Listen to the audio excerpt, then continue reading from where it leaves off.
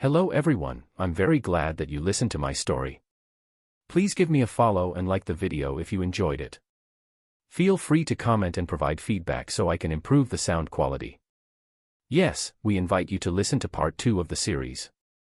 Chapter 41, Sale. As the Fusion Cup came at an end, VES and Charlotte stood at the side of the arena. Despite their exalted status as second-place winners, hardly anyone paid attention to the two. The climax of the evening was about to start, as the two most talented new mech pilots ascended the main arena. The greatest show in the Bright Republic practically hammered in that the Fusion Cup was a side event in the end. No matter how impressive their winnings, they could expect to receive only 1% of the attention placed on the finalists of the main tournament. As VES was never a mech pilot, he was indifferent to chasing personal fame. He'd rather build up the reputation of his business in a more sustainable way. I've got some business to do. Oh. Charlotte raised her eyebrow. Bailing out on me, are you? I was planning to bring you out to a sweet place that makes the best spare ribs in town. I'm kind of in a time crunch. I've started an independent mech design studio and I'm practically buried in debt as a result. I was kind of hoping to canvass the audience and find a market for my product. Oh. I see. I heard you nerdy types like to pursue a career at the big companies. It's pretty brave of you to start out on your own. We all have different dreams. VES smiled ruefully. I know it's a tough road, but I don't regret stepping on it. I'm confident I can make it to the top someday. Wow. That's really impressive. Anyway, I won't distract you any further. Let's exchange contacts before you go.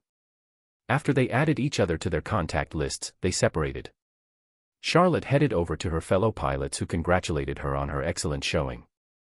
VES on the other hand made his way past the families and other regular people and headed up to the spectating area reserved for the first-class ticket holders who wanted to enjoy the exhibition without screaming children nearby. Security let him in without a fuss, a perk for being a participant. VES walked past an invisible screen that dampened most of the noise from the crowd down below. The dim lighting, luxurious upholstery, and the plentiful private viewing rooms gave the first-class area a sense of exclusivity. The people who possessed the qualifications to enter this area all emanated an air of class or martial might. Those present in the public areas all congregated into small groups of close-minded associates as they paid attention to the spectacle unfolding in the central arena. VES took a deep breath and made sure the silver medallion he just won was visible on his chest. Then, with a pleasant smile, he approached the nearest group of people who looked like they wouldn't totally shut out others. A trio of what looked like industrialists and a couple of mid-ranking mech corps officers took their eyes away from the tense and slow-paced duel to focus their attention on VES.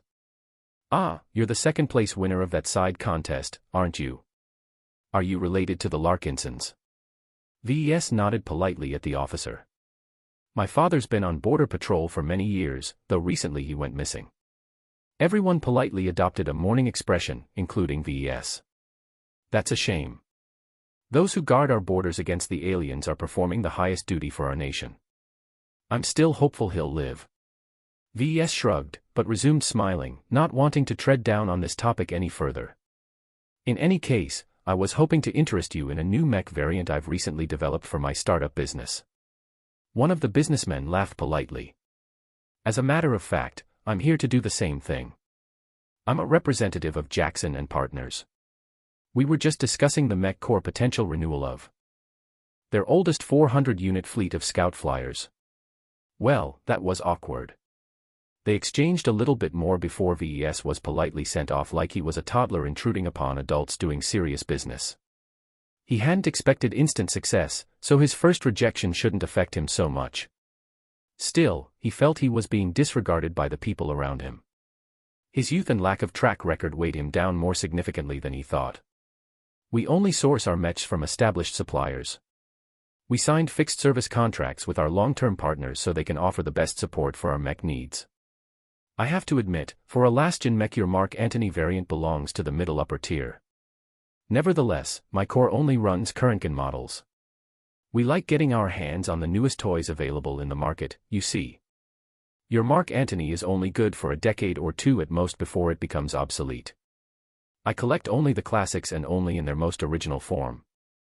I have nothing against variants, but the base models are the best. This suspicion grew stronger as VES kept approaching different groups of people. Sometimes he got a chance to introduce his product before he was rejected, but most of the time they didn't bother hearing him out. Perhaps most of these people were genuinely unable or unauthorized to purchase a new mech, but for the rest it was simply a lack of confidence in his ability to deliver. Still, he got close a couple of times.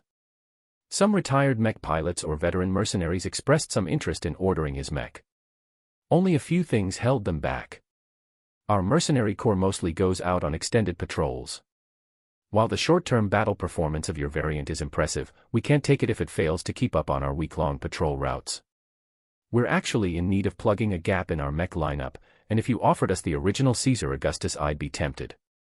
As it is, while your variant is affordable, even 2 of your mechs can't fulfill the role of a single well-armored mech. Your mech's offensive lineup is a little scattered. It inherits most of the disadvantages of the Caesar Augustus but comes without the base model's excellent armor. I'd rather buy a specialized mech that does one single job perfectly than a machine that purports to cover every area only to fail at most of them. He noticed that Carlos was off about his prediction that wealthy collectors were more likely to purchase his mechs. These collectors were highly discerning in their choice of mechs. They disdained cheap variants. Instead, they were more likely to chase after vintage base models or highly exclusive variants made with extraordinary materials. Wealthy mercenaries expressed the most interest in his product so far. They were open to purchasing a functional mech, but poked holes at the Mark Antony's weak points. The detriments outweighed the benefits even with the favorable pricing. Compared to the 65 million credit price tag of an official Augustus, the 24 million credits VES humbly asked for his product was a steal. Still, not everyone was willing to accept that bargain bin price point. A flamboyant mercenary who behaved more like a pirate than a legitimate mercenary laughed in V's face when he quoted the price. 24 million. 24 fucking million. I'd have to work my ass off for more than 5 years to earn back such an amount. How about giving me a break? Let's say, 12 million. VES was immune to awkward situations by now. He could maintain his smile even when the universe was ending. For an advance payment of 12 million credits, I can produce and deliver the mech to you within half a month. You can pay the other half once the MTA certifies my mech. Seeing that VES wasn't willing to bargain, the rowdy mercenary turned away. No thanks. I'm too short on cash. Even as the final match ended in a rousing last act, VES still hadn't achieved a single sale. He was beginning to grow a little nervous. This evening was the best and only opportunity he had to approach the rich and the strong. After this unofficial holiday ended, most of them would go back to their offices or mechs. By then, where could he find a buyer for his mech? Should he post an ad on the MTA's internal market and cross his fingers some chump picked up his offer out of the hundreds of thousands of alternative ones? He began to despair a little. He was so desperate, he'd get on his knees and beg if it increased his chances. The more he interacted with the people around him, the more he realized the mech market was more insular than he thought. The vibrant market the MTA portrayed did not apply to the situation on the ground. The MTA's market communities mostly encompassed entire star sectors. A single third-rate state such as the Bright Republic couldn't support too many producers. VES realized that by setting up his mech boutique in Cloudy Curtain, he'd inadvertently isolated himself from his clientele. A quiet environment, lack of competitors and favorable taxes meant nothing if VES was unable to earn any form of revenue in the coming weeks. He lacked too many things. Though he had a tenuous connection to the Larkinson family, they wouldn't go out on a limb to subsidize his business nor purchase his first mech. While they saved up a sizable amount of credits over the years, most of them were reserved for emergencies. Using them to save a failed business was not in the family's collective interests. Without the support of any substantial influence, VES was like a boat trapped in the middle of sea.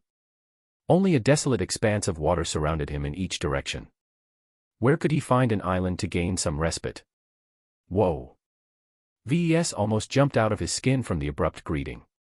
He turned around to see the test pilot who piloted his mech during the qualifications. Hans. I didn't expect to see you here. I'm an active serviceman as well. Once I finished my duties, I thought I'd drop by and catch up to the finals. Sad to say I came too late. Anyway, what got you so down? VES explained his circumstances and then elaborated on his difficulties in pushing his new design. I'm not surprised no one's ever taken you on your offer. Besides the detriments you already mentioned, the most important reason why no one dares to accept an order is due to the untested nature of your design. Pilots like us, we don't trust the spec sheet produced by the MTA. It's been wrong plenty of times before and will continue to do so until they get their asses kicked out of their monopoly in mech management. As I was saying, we pilots like to look at the actual performance in the field instead of a bunch of abstract numbers that may have been fudged. The numbers are absolutely reliable. I've achieved a small amount of success selling virtual versions of my Mark Antony in Iron Spirit. So far, not a single customer returned to complain about any deviations from their mech's official performance. I advise you not to bring up these virtual games. Hans firmly advised. At our level, no one takes Iron Spirit seriously. The inaccuracy and deviance from actual piloting is more pronounced at the higher ranks of the game. It takes a lot of effort to adjust to two different environments, so most older mech pilots don't bother maintaining an active presence in Iron Spirit. What about you, then? You did a great job piloting my Drake through the gauntlet. Are you interested in a purchase? The test pilot shook his head. I don't earn enough to afford a personal mech, and since I test out new designs as a job, I don't pilot a fixed mech when I'm at work. VES received another disappointment. If even a mech pilot as friendly as Hans refused to buy his mech, then his chances of convincing other pilots was practically nil. I might know someone who could be persuaded to take a leap at your design. Hans added as he saw the crushed response in the young man. I'll do you a favor and introduce him to you. Whether you manage to close a deal with him will depend on your own efforts. A chance is all I ask for. I'm grateful for any assistance you provide. Hans leisurely led VES through the crowd of spectators paying attention to the elaborate award ceremony. The Young Tigers exhibition was specifically organized by the Republic to glorify young heroes, so a lot of fanfare accompanied the awarding of prizes. Once they arrived at the door of a private room, Hans knocked at it with a peculiar rhythm. A beep sounded out as the lock disengaged. As they entered the box, VES saw that almost nobody occupied the chairs and couches. Only the grandest seat supported a person. The man who sat on the chair looked like an old, gray-haired veteran that emanated the same vibe as his grandfather. Even from the entrance, VES could feel the man was more than just an average veteran. Ah, Captain Rodello, nice to see you again. I see you've brought a guest. Colonel, this is VES Larkinson, the runner-up of the Fusion Cup. VES, this is Colonel Aries Huntington. The retired colonel snorted at that. So the brat won a medal and a couple of perks. That's not a big deal compared to the young warriors on stage right now. He's not a pilot and I'm not here to bring him into your club. I just thought that since you have so much free time on your hands, you might be interested in what VES is selling. Oh. The colonel took a closer look at VES, actually taking him seriously this time. So what is it that demands my attention? It better be good.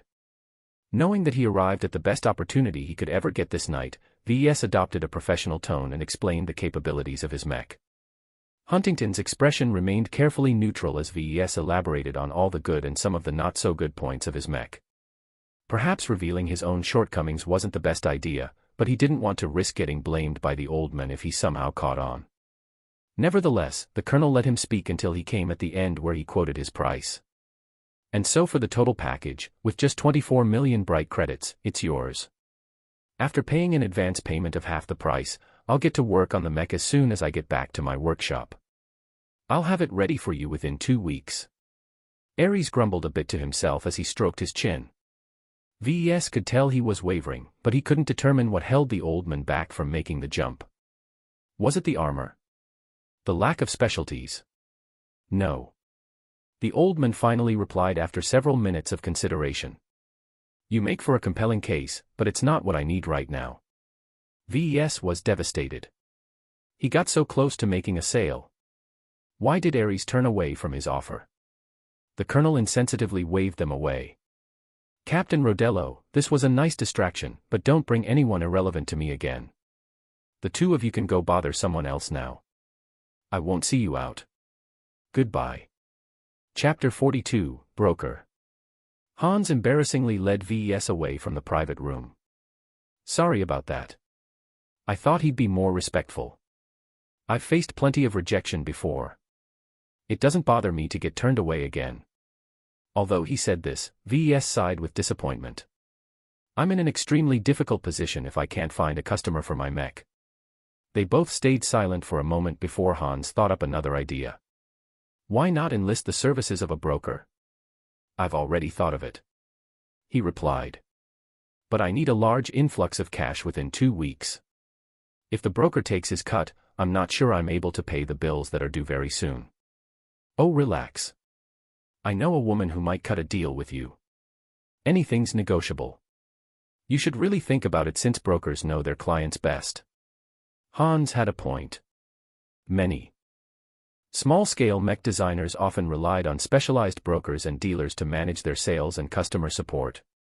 These crafty salespeople spent a lot of effort building up a network of customers and other contacts. They trained their bargaining and negotiation skills to a terrifying level. To be fair, despite the substantial cut they took with each successful sale, they were an indispensable part of the mech industry. That was why VES allowed Hans to lead him all the way to the center, where a large crowd of well-dressed men exchanged their opinions about their favorite pilots of today's event. Marcella Bollinger. Over here. Oh hey Hans. A pudgy, dark-haired woman greeted the test pilot with a hug. How's work? Same old, same old. I'm not here to talk about my work. I'd like you to introduce you to an interesting fellow I met today. The woman raised her eyebrow and took an appraising look at VES. You're the Larkinson mech designer, aren't you? My, you're quite the big young man now. How's fame treating you? Not well, since it isn't of much use in my current situation. VES shook his head. He found the woman to be more approachable than he thought. Hans told me that you're a mech broker. It happens that I have a new mech variant that I'd like to sell. Ah, so it's business this time, eh? Marcella's smile turned a little predatory. On account of Hans, I'll hear you out. Let's bring you somewhere quiet first. As they entered an empty private room, Marcella took a seat at a couch and patted her side. Take a seat, young man. Don't worry, I don't bite. Sitting so close to Marcella discomforted VES. Marcella's stocky frame underneath her prim and formal business suit hinted at a military or mercenary background. Though he couldn't detect the killer vibes from her amiable smile, he was certain that this woman had been through a lot. With his extensive knowledge and experience in mechanics, he sniffed out the presence of prosthetics in her right arm. Let's start from the beginning. What kind of business are you taking part in and why do you need my services? VES gave her the same story he told Colonel Aries. Since he couldn't hide things from a broker for long, he also mentioned his debt and interest payment situation. While giving out such sensitive information gave her a lot more negotiating power in any agreement they reached, it would prevent misunderstandings from happening in the beginning. VES was willing to give up a few percentages of profit if it meant building up a solid relationship based on trust. Any broker recommended by Hans shouldn't be too shady, he hoped. Okay, I see. Marcella tapped her manicured finger to her chin. Lay down the cost structure for me. A mech armored with HRF plating shouldn't carry an extravagant price. If I want to build the Mark Antony from the ground up, I need to use up 18 million credits worth of resources. The raw material cost of the HRF amounts to about 11 million, but I already received a stockpile of resources that's more than ample enough to armor a single unit. I can scrounge up the rest for about 7 million from the open market. That doesn't sound too bad, but you've left out your taxes, licensing costs, depreciation of your machines, and etc. Your real cost should be at least 50% higher. VES nodded to show his agreement at her remark. Those costs aren't relevant to me in the short term. I don't pay any further costs for my production licenses, and the taxes and other stuff can be taken care of at the end of the year. Right now I'm desperate for a quick infusion of cash so I can meet my impending interest payment on my massive debt. That's business for you. At least 90% of all mech designers who start their own businesses don't get to make it this far. Production licenses are ridiculously expensive to obtain if you don't have any backing. It's kind of impressive that you received 2 of them as grants. That puts you in the same starting point as designers with a fully original design in their hands. That alone makes it worthwhile for me to invest in you. VES looked hopeful at the positive remark. So you're willing to work with me? Yup. But don't get too cocky. I'm only in charge of the sales. I sell dozens of mechs each month, so I have no time to hold your hands. That's all I really need. I can take care of myself, don't worry. First, let's talk about accounting. You need to get that in order as soon as you have the time. I saw you got awarded privileged status. Make use of that today and contact your planet's tax office to get preferable rates applied to your business activities ASAP. Most tax offices tend to waver a bit and put up a couple of roadblocks if you aren't an actual veteran. Best get that out of the way first before you're handed a much larger than expected tax at the end of the year. VES nodded in understanding. Cloudy curtains in the middle of nowhere, so their taxes are already favorable to businesses. If I apply for preferable rates, my tax burden will probably not improve that much compared to doing business here in Bentheim. For a startup like you, every credit counts. You don't want to have a dispute with the planetary government this early in your career. If they want to, they can make your life hell. While VES was skeptical that such a thing would happen in Cloudy Curtain, he nevertheless took the advice seriously. Second, while it might be too early to talk about this, but you really should find a better supplier for your raw material needs. The MTA's internal market is only a bulletin board for resource providers to dump their excess and for mech designers to fill up a gap in their regular shipments of resources. The ready availability of most resources in the market is only made possible by overcharging them by as much as 20%. It's not easy for a startup to get suppliers to take you seriously. That's why I said it's something to consider later on. The open market should be fine for now, but keep in mind that you're needlessly throwing away about 2 million credits for each Mark Antony you produce. That debt problem could be history if you solve your wasteful sourcing. Marcella moved on as such a thorny problem couldn't be solved at this moment. As for your variant selling potential, I already have a handful of clients in mind. I'll warn you that without a track record, your new variant won't be able to demand much of a premium. Still, I can work some magic here. It helps that you designed your mech with some flair in mind. It looks almost as impressive as the genuine Caesar Augustus. What kind of price are you going to set? Marcella smirked at the question. It's not polite to pry too much into a broker's secret. Suffice to say, you'll earn your dues even after my commission is taken into account. I'm not going to like what I'm about to hear, am I right? She tapped her fingers on her comm and summoned a standard contract detailing a business relationship between a broker and an independent mech manufacturer. While I like you and you've got Hans to back you up, that's no reason for me to do charity. I run a business, you know. I have two little pipsqueaks back at home who I need to clothe and feed. VES turned on his comm and accepted the transfer. He opened the document and read over the details. His eyes practically popped out when he came across the sales commission Marcella demanded. 20% of gross profit. That's dash. That's a generous amount already if you consider how much work I have to put in to sell a niche last-gen mech with limited application. Is there any way you can give me a break? It's a little much. While I'm open to negotiation, I'm not budging on the remuneration. I'm also taking into account your sales volume. A small-scale mech boutique like yours won't be able to produce a lot of mechs annually.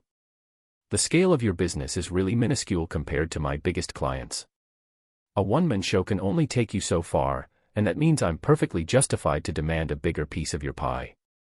The huge amount of money Marcella skimmed off the top potentially dwarfed his debt burden. If Marcella sold his variant at the bottom price of 24 million credits, then he'd earn 7 million credits in gross profit, which was the difference between the sales price and the cost of goods to manufacture the mech. 20% of 7 million credits amounted to 1.4 million credits. If Marcella sold 3 more mechs, then she'd earn more than the bank. Hans, who stood quietly against the wall, gave out his opinion. 20% is harsh, but you can expect Marcella to treat you fairly. Unlike other brokers who represent as much as over 100 different mech manufacturers, she makes sure to represent your mechs with actual effort. Nodding, Marcella explained her stance. You're looking at the costs while neglecting the benefits. Sure, you can approach a public broker who will offer 10 or even 5% of gross profits, but what incentive do they have to raise their sales volume? If you sign a contract with me for 20%, you can be damn sure that I'll work my ass off to sell as much of your mechs as I can. Right now, you need to have a visible market presence and develop a reputation for your business more than you need to maximize profits. VES had to admit that Marcella sounded reasonable. Of course, maybe Hans and Marcella were conspiring together against him and took advantage of his desperation. Also, the commission you leave me is nothing compared to what you will get in return. I might not be the biggest name around town, but I have a lot of friends in high places. You'll be paying me for my extensive network that I've invested many millions in building up.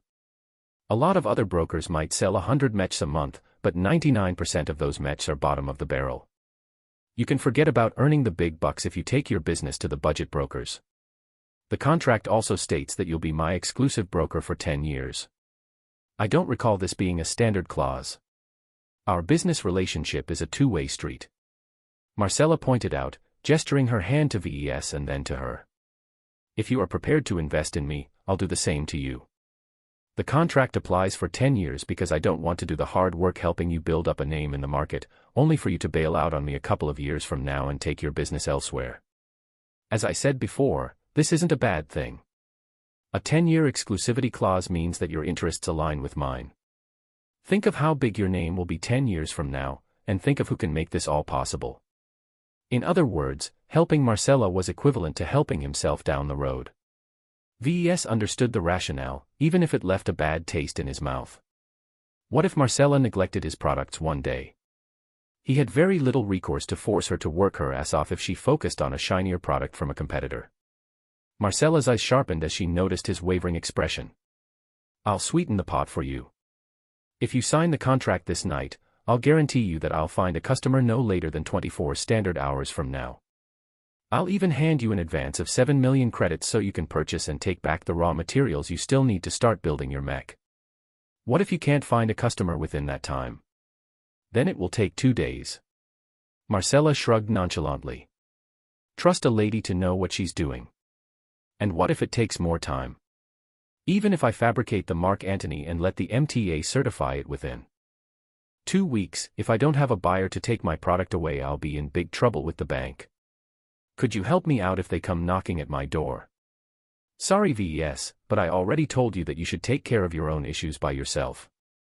I'm only responsible for sales. The advance payment is just a one-time bonus. And frankly, I don't mind seeing you sweat a bit. How else can I be assured you'll have a mech ready for me to sell within 2 weeks? VES suspected Marcella was fond of using monetary incentives to establish her business relationships. This is just the start of our partnership. If you don't trust me to keep my promises and do my job, then it's better if you look elsewhere. You have a point. VES admitted with a resigned sigh. They spent an hour hammering out a basic contract. VES even used some of his prize money to hire a legal expert on very short notice in order to make sure he wasn't being bamboozled. Sure, Marcella already screwed him up front. He only wanted to make sure she didn't screw him from behind at the same time. After VES, Marcella, and their legal representatives all agreed the contract looked okay, they signed it and sent it off to be notarized. Marcella received the full blueprint of the Mark Antony along with detailed specifications, or at least as much as the simulations could determine. She even demanded the right to manage his Iron Spirit designer account. Why would you need something like that? It helps if certain clients get to test drive your mech in the game. Don't misunderstand, they're not stupid or addicted to the game. While it's not an accurate representation, if they feel good about piloting a virtual mech that's about 90% similar to the real thing, they won't care about the 10% Iron Spirit unable to simulate. I guess you can also create some good promotional material for my mech. A visual example is very effective in generating initial interest in your product. We humans are primarily visual creatures after all. Watching a reasonable facsimile in action is a lot more visceral than extrapolating the performance of your mech from a dry spec sheet. After they exchanged a few more words, they finally called it a night. Marcella Bollinger left the exhibition center with a new cash cow under her belt, while VES still felt mixed about the contract he signed. He hardly bargained any additional benefits out of the bulldozer in action. He pretty much got run over during the entire conversation. He even felt it wasn't a bad thing getting taken advantage of. He reasoned that if Marcella wanted milked him dry, she'd have to put in an effort to squeeze a lot of value out of his work. Why am I imagining myself as a milk cow? Chapter 43, Miss Me, System. When VES returned to his hotel room, he faced two things. First, a cranky gem cat angrily yowled at him for neglecting his pet all day. Second, he received a notification from his bank account that Marcella sent him the 7 million advance for his material needs. Sleep can wait. VES said to himself as he activated a terminal and visited the Mech Trade Association's online market. He already took note of all the materials he required, so after a meticulous check he put all the items in his shopping list and confirmed his purchase. The 7 million bright credits vanished from his account like it never existed. At least I paid for express shipping. The goods should arrive by my doorstep by the time I exit from the shuttle. As he laid down on his bed, he reflected on the tumultuous events he experienced in his trip to Bentheim. In just 2 days, he put his name on the map by winning second place in a side tournament of the Young Tigers exhibition. While not as prestigious as the main event, it was nonetheless one of the best prizes a young mech designer could win in the Republic. Not only that, he enlisted the services of a well-established mech broker. With Marcella Bollinger taking care of selling his products here in Bentheim, VES could devote his full attention to fabricating his mechs and coming up with new designs. Still, the rip-off 20% commission she took out of his gross profit hurt his bottom line. Still, if she could ensure a steady volume of customers, the amount of profit he made over time could be a lot higher than if he wasted time selling the mechs in person. Maybe Marcella has a point. If I hire my own people, I can do my own thing and let my employees take care of all the annoying stuff. Naturally, that was something to consider once his business got up and going. For now, his mech boutique was so small-scale that any employee he hired now would just be sitting on his thumbs. After taking a long and deep sleep, VES woke up a little late. It barely left him time to shower and pack up his luggage. He was barely able to grab a quick sandwich before Captain Gillian hustled him together with the other contestants to the spaceport. This time, the crowd of mech pilots regarded him with a different attitude. Some looked impressed by his accomplishments. Others were puzzled why a talent like him settled down in the hinterlands of the Republic. In any case, VES knew he'd be stared at like this for quite a while. Of all the graduates who participated in the YTE, only he achieved the best results. The next best pilot only barely managed to scrape into the top 50. VES wanted to focus on his upcoming fabrication project, so he fobbed off most attempts by the mech pilots to spark up a friendship. It wasn't that he appreciated new friends, but he simply didn't have the time. Just after the shuttle flew up and escaped Bentheim's gravity, he was already pulling up his comm and making a detailed flowchart of his fabrication process. His slapdash way of fabrication might work with Iron Spirit's modern 3D printer and assembler, but his equipment in the real universe faced a lot more constraints. It might take only one wrong setting to ruin a component worth 1 million credits. So it paid to be prudent. He also applied for a production license of the Festive Cloud generator while he was at it. As one of the 2 only non-native components of the Mark Antony, VES couldn't produce it with the MTA's approval if he hadn't applied. Fortunately, as the component was more of a joke than anything else, VES only had to part with 100,000 credits to get a 10-year production license for the decorative part. His cash reserves instantly halved. The space shuttle leisurely fell behind a spacious queue towards their designated Lagrange point. The heavy traffic to and from Bentheim caused these Lagrange points to be congested, though that was only a relative term considering the vastness of space. Still, only a limited amount of ships were able to depart at the same time without disturbing the local spacetime too much, so each ship had to queue up and wait in line. When their turn finally came, everyone paused what they were doing and prepared for the FTL transition. The shuttle vibrated a little before the green light was given. No problems occurred when the passenger shuttle engaged its FTL drive. The return trip took longer to arrive back at Cloudy Curtain. Bentheim's favorable gravity currents allowed all ships traveling towards the port system to cut back on their traveling time. It provided no advantages when ships departed the system and traveled to a non-port system. Thus, it took about 1.5 very precious days off his timetable when the shuttle finally arrived at the edge of Cloudy Curtain's star system. The slow, in-system burn from the edge of the system to its interior took up some time as well. Everyone else just relaxed and ate their provided meals, visited the toilets or leaned back their seats in order to take a nap. Only VES was fidgeting while working on his planning. He went over the same scheme over and over until he forced himself to take a nap. When the shuttle finally reached the surface, VES thanked the heavens and disentangled himself from the others as fast as he could. With only a hasty goodbye to Captain Gillian, VES ordered a priority taxi and zipped back to the outskirts where his workshop beckoned him home. Home sweet home, VES said with relief. Lucky echoed his thoughts as he scurried all the way back to his favorite perch on his couch. Let's see if they delivered the goods already. VES spent a substantial amount of credits fast-tracking his material goods shipments from Bentheim directly to Cloudy Curtain. When he exited into his backyard and entered the cordoned-off area meant for aerial deliveries, he encountered 5 stacks of freshly containers. As he personally opened each container and confirmed its contents, he smiled for the first time in days. I've got everything I need now to begin fabrication. Marcella even sent him a brief message when he was still on the shuttle. She believed she found a customer for his variant, but the negotiations dragged on. The customer wanted to squeeze as much benefits he could out of his order, so Marcella wanted to slow things down in order to make it appear they weren't willing to go too low. Glad that the marketing was taken care of, VES was just about to start fabricating when he forgot about one very important detail. I haven't started up the Mech Designer system in almost a week. I wonder what it thinks about what I've experienced. At least it should give me a reward for taking second place in the Fusion Cup, right? Though not entirely sure, VES booted up the program. Resting peacefully in his calm with trepidation, he waited as the loading screen filled up and a familiar menu popped up. The system was back in action. Hey system. Did you miss me? Welcome user. You have 2 impending messages waiting for your perusal. Do you wish to display them? Yes. Gimme my rewards. VES already rubbed his hands thinking of all the goodies the system might reward him for his great performance. You have assembled an original mech design out of a selection of pre-prepared components. Design evaluation, Drake. Model name, Drake. Original manufacturer, VES Larkinson. Recommended role, Jump Trooper. Armor, B-. Carrying capacity, C.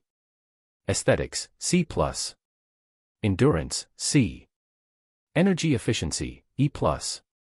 Flexibility, D. Spotting, C. Cost efficiency, A. Project involvement, 75%. Original component composition, 0%. Overall evaluation, a shoddy mech compared to genuine models, it nevertheless fulfilled its purpose. Put together out of standard pre-assembled components, the Drake is a remarkably cost-efficient if it is produced in a large scale. However, its lacking integrity and energy efficiency prevents this model from outperforming any other budget model. You have received 1,000 design points for completing an original design that has no other equivalent. 1,000 points. Besides the welcome package, it was the most generous reward the system had ever given him for a single objective. It also indicated that the system appreciated original designs more than variants. There isn't anything else. Your design does not fulfill the requirements to earn additional rewards. Please work more diligently in improving the core foundations of your next original design. In other words, the system disdained his cheap and trashy design. You know, I only had less than 1 day to whip up this mech, right? I did a decent job considering I was working with severely outdated parts. The system acted as if his words were passing clouds and continued on with the updates. You have received an event mission. Please check the missions page for the details. Event mission. Mission, Fusion Cup. Difficulty, A rank. Prerequisites, qualify for the Fusion Cup. The Fusion Cup is your first public stage where you can exhibit your talents as a mech designer. Do not cower from the challenges you face, but instead embrace them. A mech designer must be bold under pressure and fearless when performing in public. Crush your rivals and achieve a supreme result by winning first place. Reward, variable depending on your final rank. Congratulations for partially completing the event. Mission. A competent mech designer must maintain absolute confidence whilst simultaneously possess the capacity to self-reflect. Never waver in the face of defeat. Face the universe with your back held straight. VES chuckled as he realized the system gave this mission while he had just passed the qualifiers. Then he stopped his laugh when he realized the system kept tabs on him while he hadn't even executed the program in days. How was it able to observe his every movement in such an electronically well-guarded environment? The system quickly gave him the rewards for the mission he never knew he received before he completed it. VES treated it like dessert after a sumptuous dinner. For winning second place, you have received 500 design points. That's it. Please endeavor to work harder and never let yourself be overshadowed. VES almost broke out with curses. The system sure asked a lot out of him. He only used the system for 2.5 months. How much could he improve in so little time? Even with the help of the system, VES estimated he needed at least 2 or 3 years of active use of the system in order to catch up to the likes of Edwin McKinney. If he took into account that Edwin constantly improved as well, it might take 5 or 7 years. To become a star mech designer, VES had a long way to go. He not only had to shore up his fundamentals, he also had to build up his business and design market-viable mechs that not only took into account the performance of the mech, but also its cost efficiency. Designing and fabricating the Mark Antony was just the first step. The system already hinted at him that producing an original design was the road to real prosperity. Well, to design an original blueprint from the ground up requires a boatload of skills. And to improve my skills, I need DP, lots of DP. Eager to see how much DP he currently possessed, VES called up his status. Design points, 1632. Endurance, 0.7. Mechanics, apprentice, jury rigging 2, speed tuning I. Evaluation, on the cusp of breaking out of pure stupidity. The windfall of 1632 DP came as a timely surprise to VES. With such a large amount of DP, he could complete his purchase of several sub-skill upgrades that he had his eyes on that would help with his first fabrication project in the real universe. What also surprised him was that his endurance increased by 0.1 points. Well, it makes sense. I've been working my ass off for several long hours. I've learned to push my limits during the competition. With a sack of DP in his metaphorical hands, VES eagerly switched to the system's skill tree. A familiar holographic display lit up all around him, showing him thousands of all the possible skills and sub-skill he could acquire. He regarded the skill tree as his most important weapon towards overtaking the likes of Edwin McKinney and Patricia Schneider. No matter how fast they improved, they eventually had to put in the hard work to learn new theories and become proficient in new techniques. All VES had to do was earn a bunch of DP from designing and selling new mechs and invest them into the skill tree. Aside from the ever-elusive X factor, VES had access to an unprecedented variety of new and exotic skills. Some of the more notable entries even threw his entire conception of mechs upside down. Biomechanical fusion, quad-pilot connected neural interfacing, permanent consciousness imprisonment. What are those crazy scientists up to? The more he glanced at the names, the more he felt as if the space outside the Bright Republic was a scary place. His sanity might have worsened if the system hadn't blurred the more specialized skills down the skill trees. For now, VES had no interest in taking up these exotic skills. Not only wouldn't he be able to explain how he became proficient in these exotic and restricted technologies, he also plainly lacked the luxury to waste his points in needless side projects. If he wanted to close the gap to his rivals, then he had to invest in his foundation skills, no matter how boring they sounded. Since I'm getting ready to fabricate the Mark Antony, I should shore up my assembler sub-skills. He purchased both Assembler Proficiency 2 and 3D Printer Proficiency 2 for 400 DP each. After having his DP reserve, VES received an influx of new information and knowledge from the depths of his brain. He realized he already knew most of the information coming to the front, he just hadn't realized how important they were and how it connected directly to his performance when utilizing the machines. He learned so many new tricks to improve the quality of his fabrication and how to reduce the occurrence and severity of faults. The flood of surfaced knowledge fully unfolded within his mind in a way that made it very difficult for him to forget it again. He advanced his proficiencies with the 3D printer and the assembler by at least a year of dedicated practice.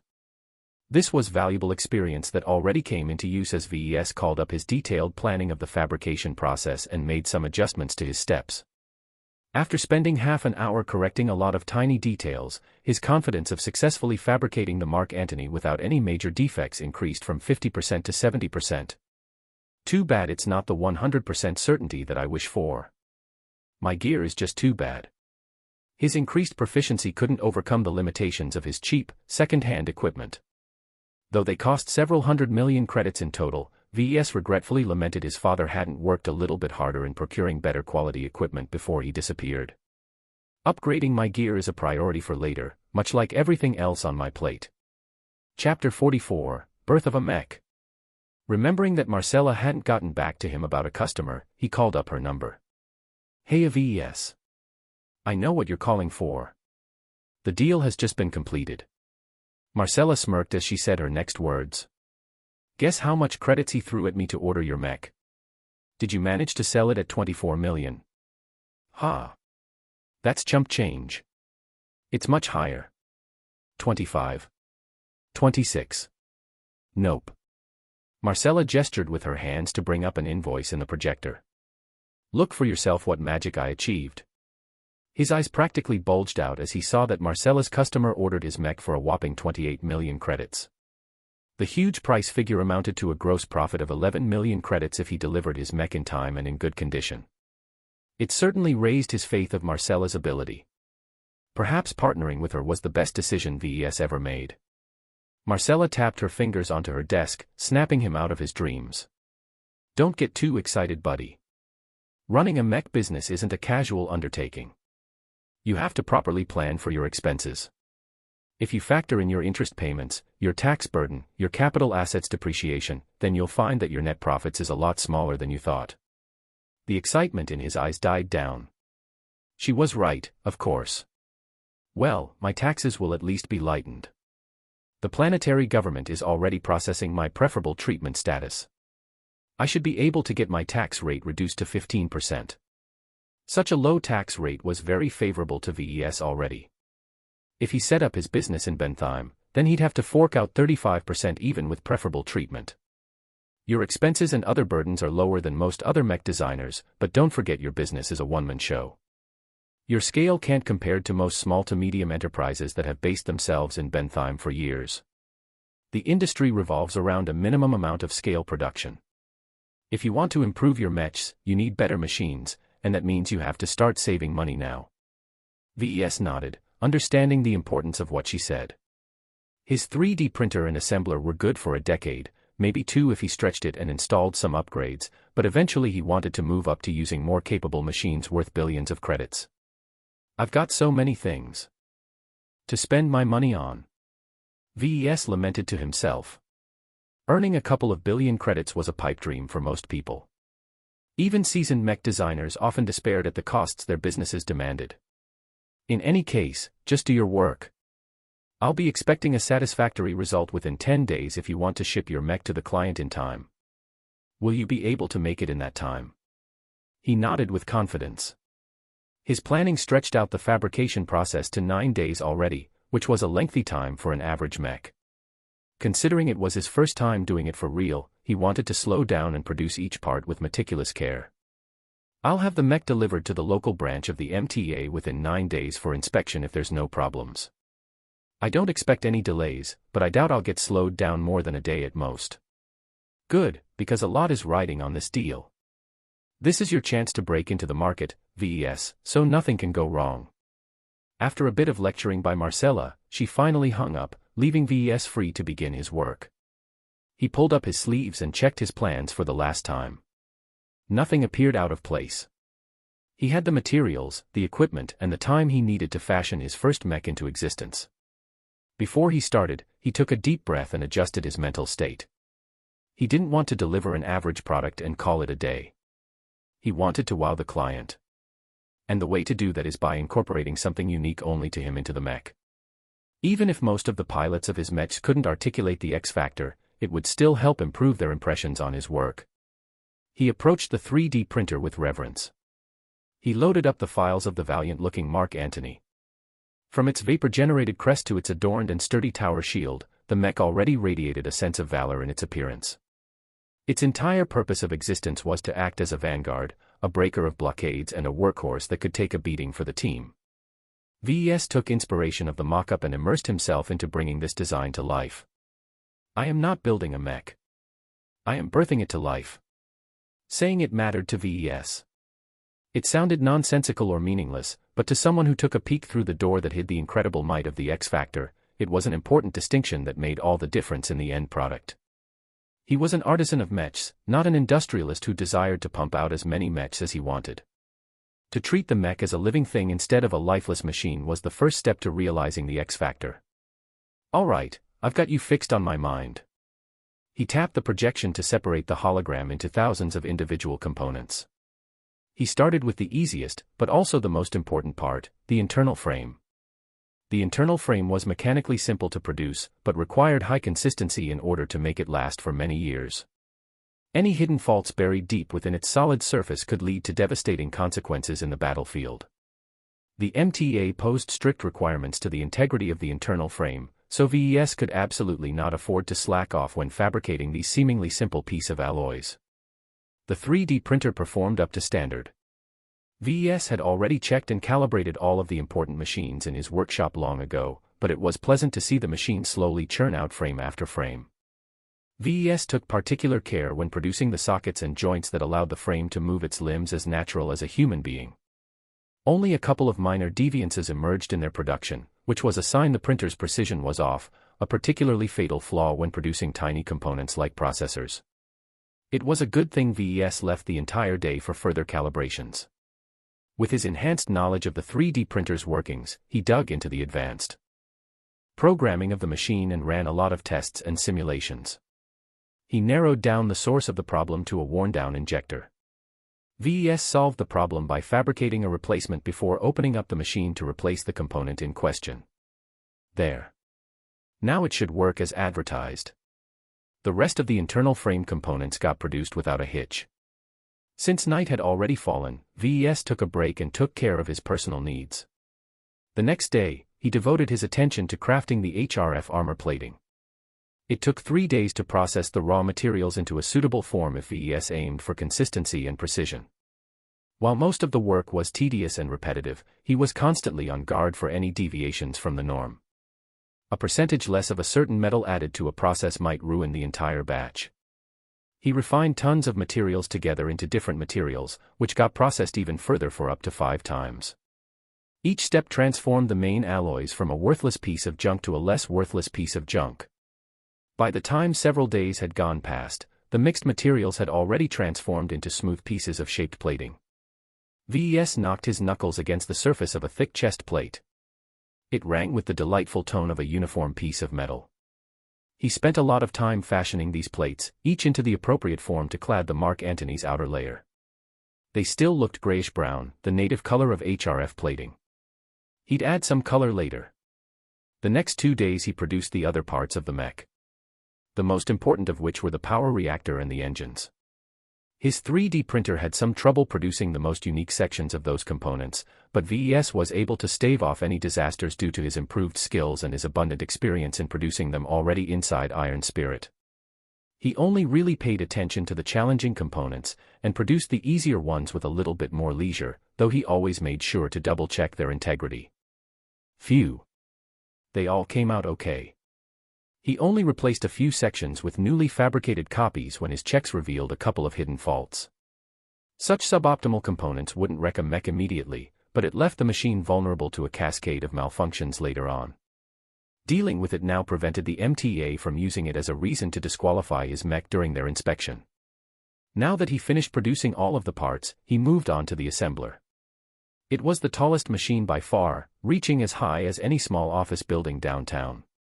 While the assembler was a single set, the system was actually composed of many different lifters and hefty arms. They allowed a single person or an AI routine to put together a mech without relying on any other manpower. Modern assemblers formed the basis of today's boutique industries, allowing individual craftsmen to compete against giant mass producers economically. Though mass production always remained as the most cost and resource-efficient mode of production, small-scale manufacturers could tailor their individual products much better to their customers. Naturally, the huge transgalactic corporations hadn't sat still and incorporated assemblers in their own factories in order to offer the same customization capability, but it never really came close. In any case, VES owned a run-of-the-mill cheap assembler that wasn't in its prime condition anymore. Like his 3D printer, the assembler showed some signs of use and past repairs. Luckily, the assembler he possessed was not too advanced, so VES wasn't worried those self-made repairs would screw up the system. His checks also made sure the assembler remained in working condition. Damn, 6 days have gone by already. I only have 2 days to put my mech together. He could produce the entire Mark Antony inside Iron Spirit with that much time. Hopefully, once he got more familiar with his equipment, he'd speed up his production process to match his capabilities in the game. For now, slow and steady was the way to go. From a haphazard pile of components, the mech slowly came to life. VES started putting together its internal frame, which formed its skeleton. This was the simplest part of the assembly process, as the internal frame components were built as puzzle pieces that snapped into place with each other with natural ease. Once the skeleton was fixed into place, VES started to add the essential organs to the frame. The engines, power reactor, energy cells, sensors, and most importantly the cockpit were put into place one by one. They fit into their assigned places like obedient soldiers falling into parade. The trickiest segment of the assembly process came when VES installed the cabling. Though not as difficult as doing it for the Caesar Augustus, he sometimes had to resort to pushing or hammering certain sections in place. This is not supposed to happen at all. I guess it was wishful thinking for my 3D printer to produce all of the parts within tolerance. It might not be a big deal if part A came out of the printer half a millimeter thicker or so. But when parts C, F, J, Y, and more all exhibited variations in their dimensions, then they could cause a chain reaction of misalignment when he assembled them all together into one machine. Fortunately for VES, the deviations were within an acceptable range. Besides some squirming, he managed to fit the components decently together. Maybe it's not a bad thing this mech is not a carbon copy of its blueprint. The variations makes it unique. Just like each and every human is different from each other. Heartless fabricators detested deviations like this, but in the perspective of life, VES thought it was not a completely bad thing to keep some eccentricities. Naturally, it was one thing to be a little strange, but if you were born full of defects then VES would never be able to sell the mech. After making sure the components still worked at peak efficiency, VES moved on to the final touches. He placed the many pieces of armor in their designated positions. Countless robotic arms picked up pieces of plating and carefully aligned them before placing them together. Special screws and adhesives kept them in place. He also put together the mech's default armament, the mace and heavy tower shield. Assembling the latter was a tiresome ordeal due to the sheer amount of plates stacked into one single hole. All the components came into place near the end of his 2-day marathon. VES sighed in relief as he hit the button to let the painter module of the assembler go to work. He was way too tired to coat and paint the mech's outer layer by himself. Screwing up the coating mattered very little to him anyway. Once a few hours passed by, the advanced coating dried out rapidly, leaving the dark, intimidating form of a mech VES had spent many hours imagining its appearance. Having spent more than 8 days pouring his heart, focus and even love into its production, VES felt an unprecedented surge of pride and satisfaction well up deep inside of him. His dreams had come true. He fabricated a mech of his own design with his own 2 hands. His eyes welled up in tears as he admired the tall and armored mech's domineering contours. He refused to believe no one would remain unaffected when they came close to this mech for the first time. Since you're my firstborn son, you deserve a name that fits with your pedigree. I will call you Phoenix Cry. Naming the mech was a spur-of-the-moment decision from the upswell of emotions. He broke a taboo by giving it a personal name as a mech designer. Usually, the pilots named their mechs after a period of getting accustomed to each other. He hoped the client wouldn't mind too much and keep the name.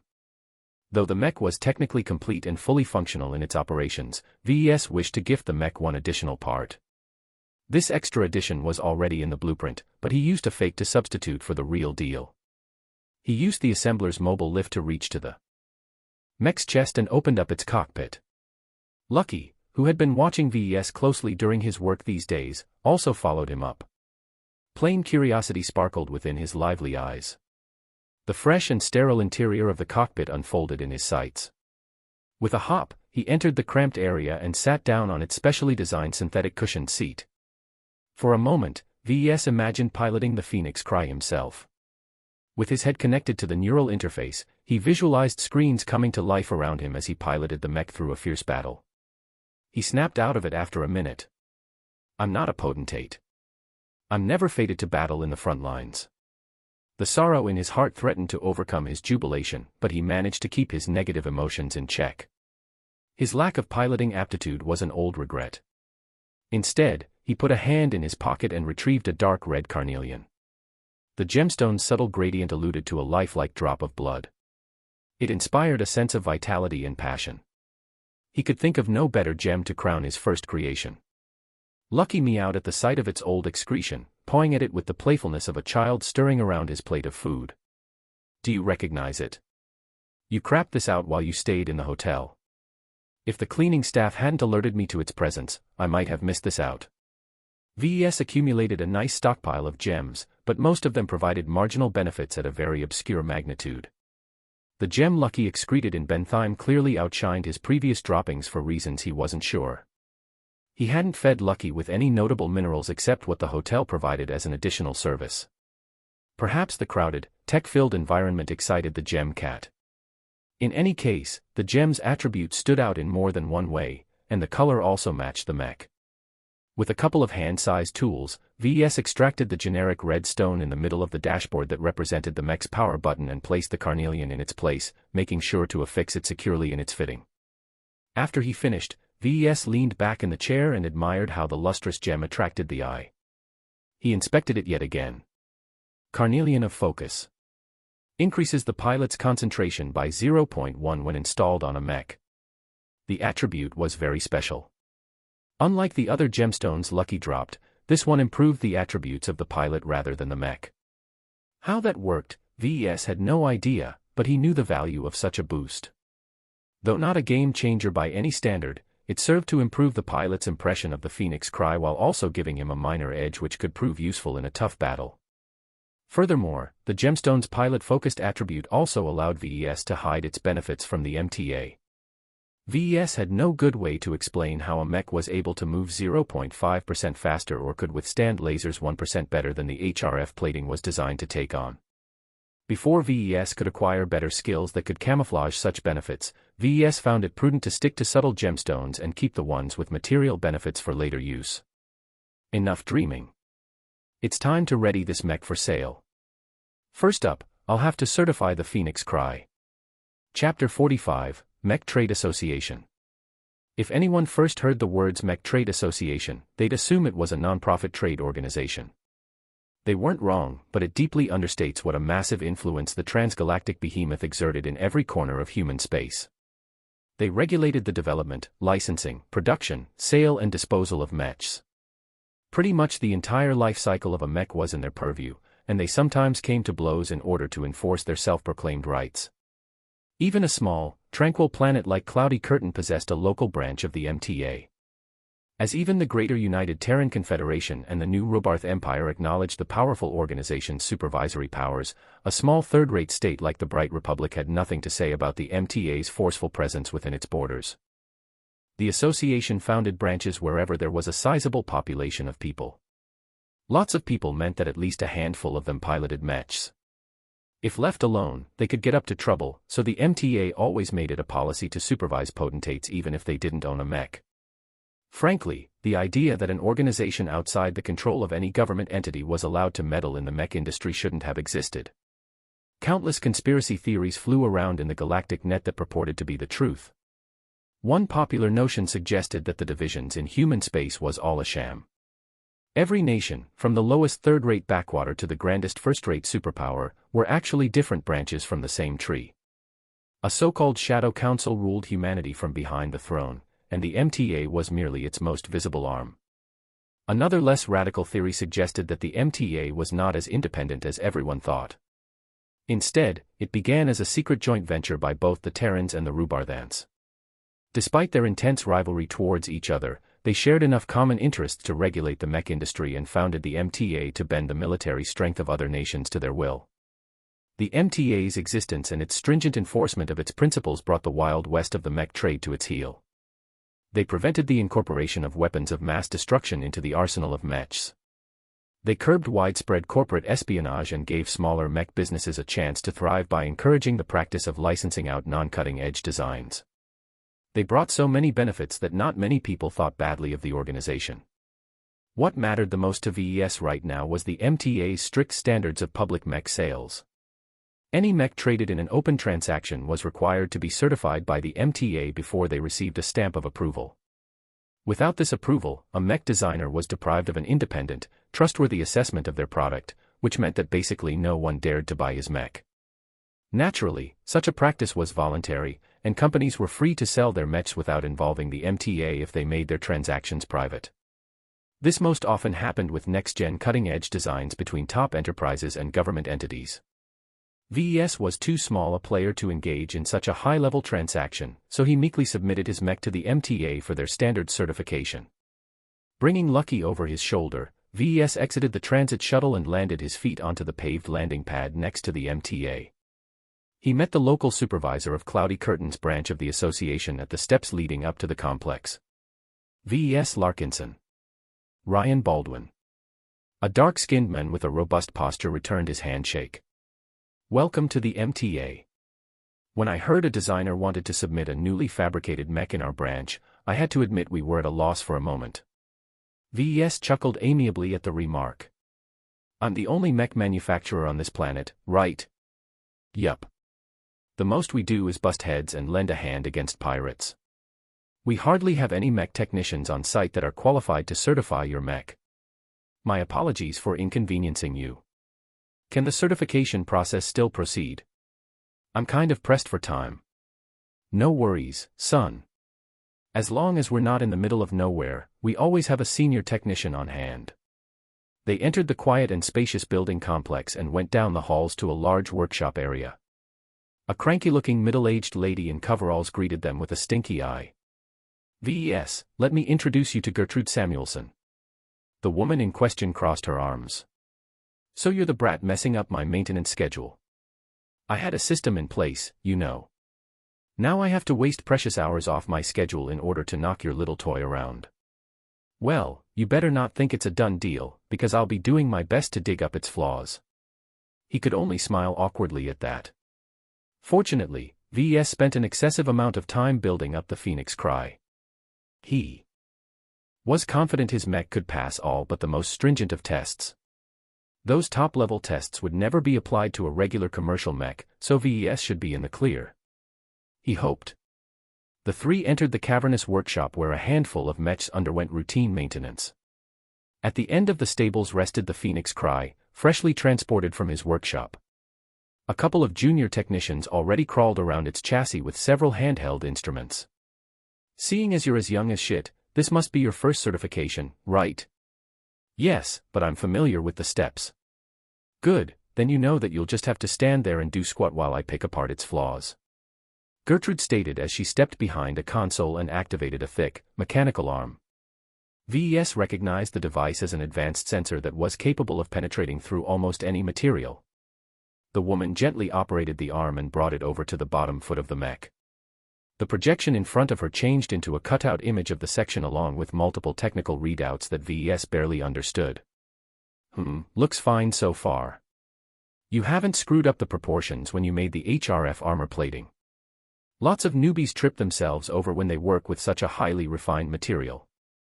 A deviance of 0.1% at the start could get amplified by as much as 10% by the time the HRF is off the fabricators. I didn't rush the process.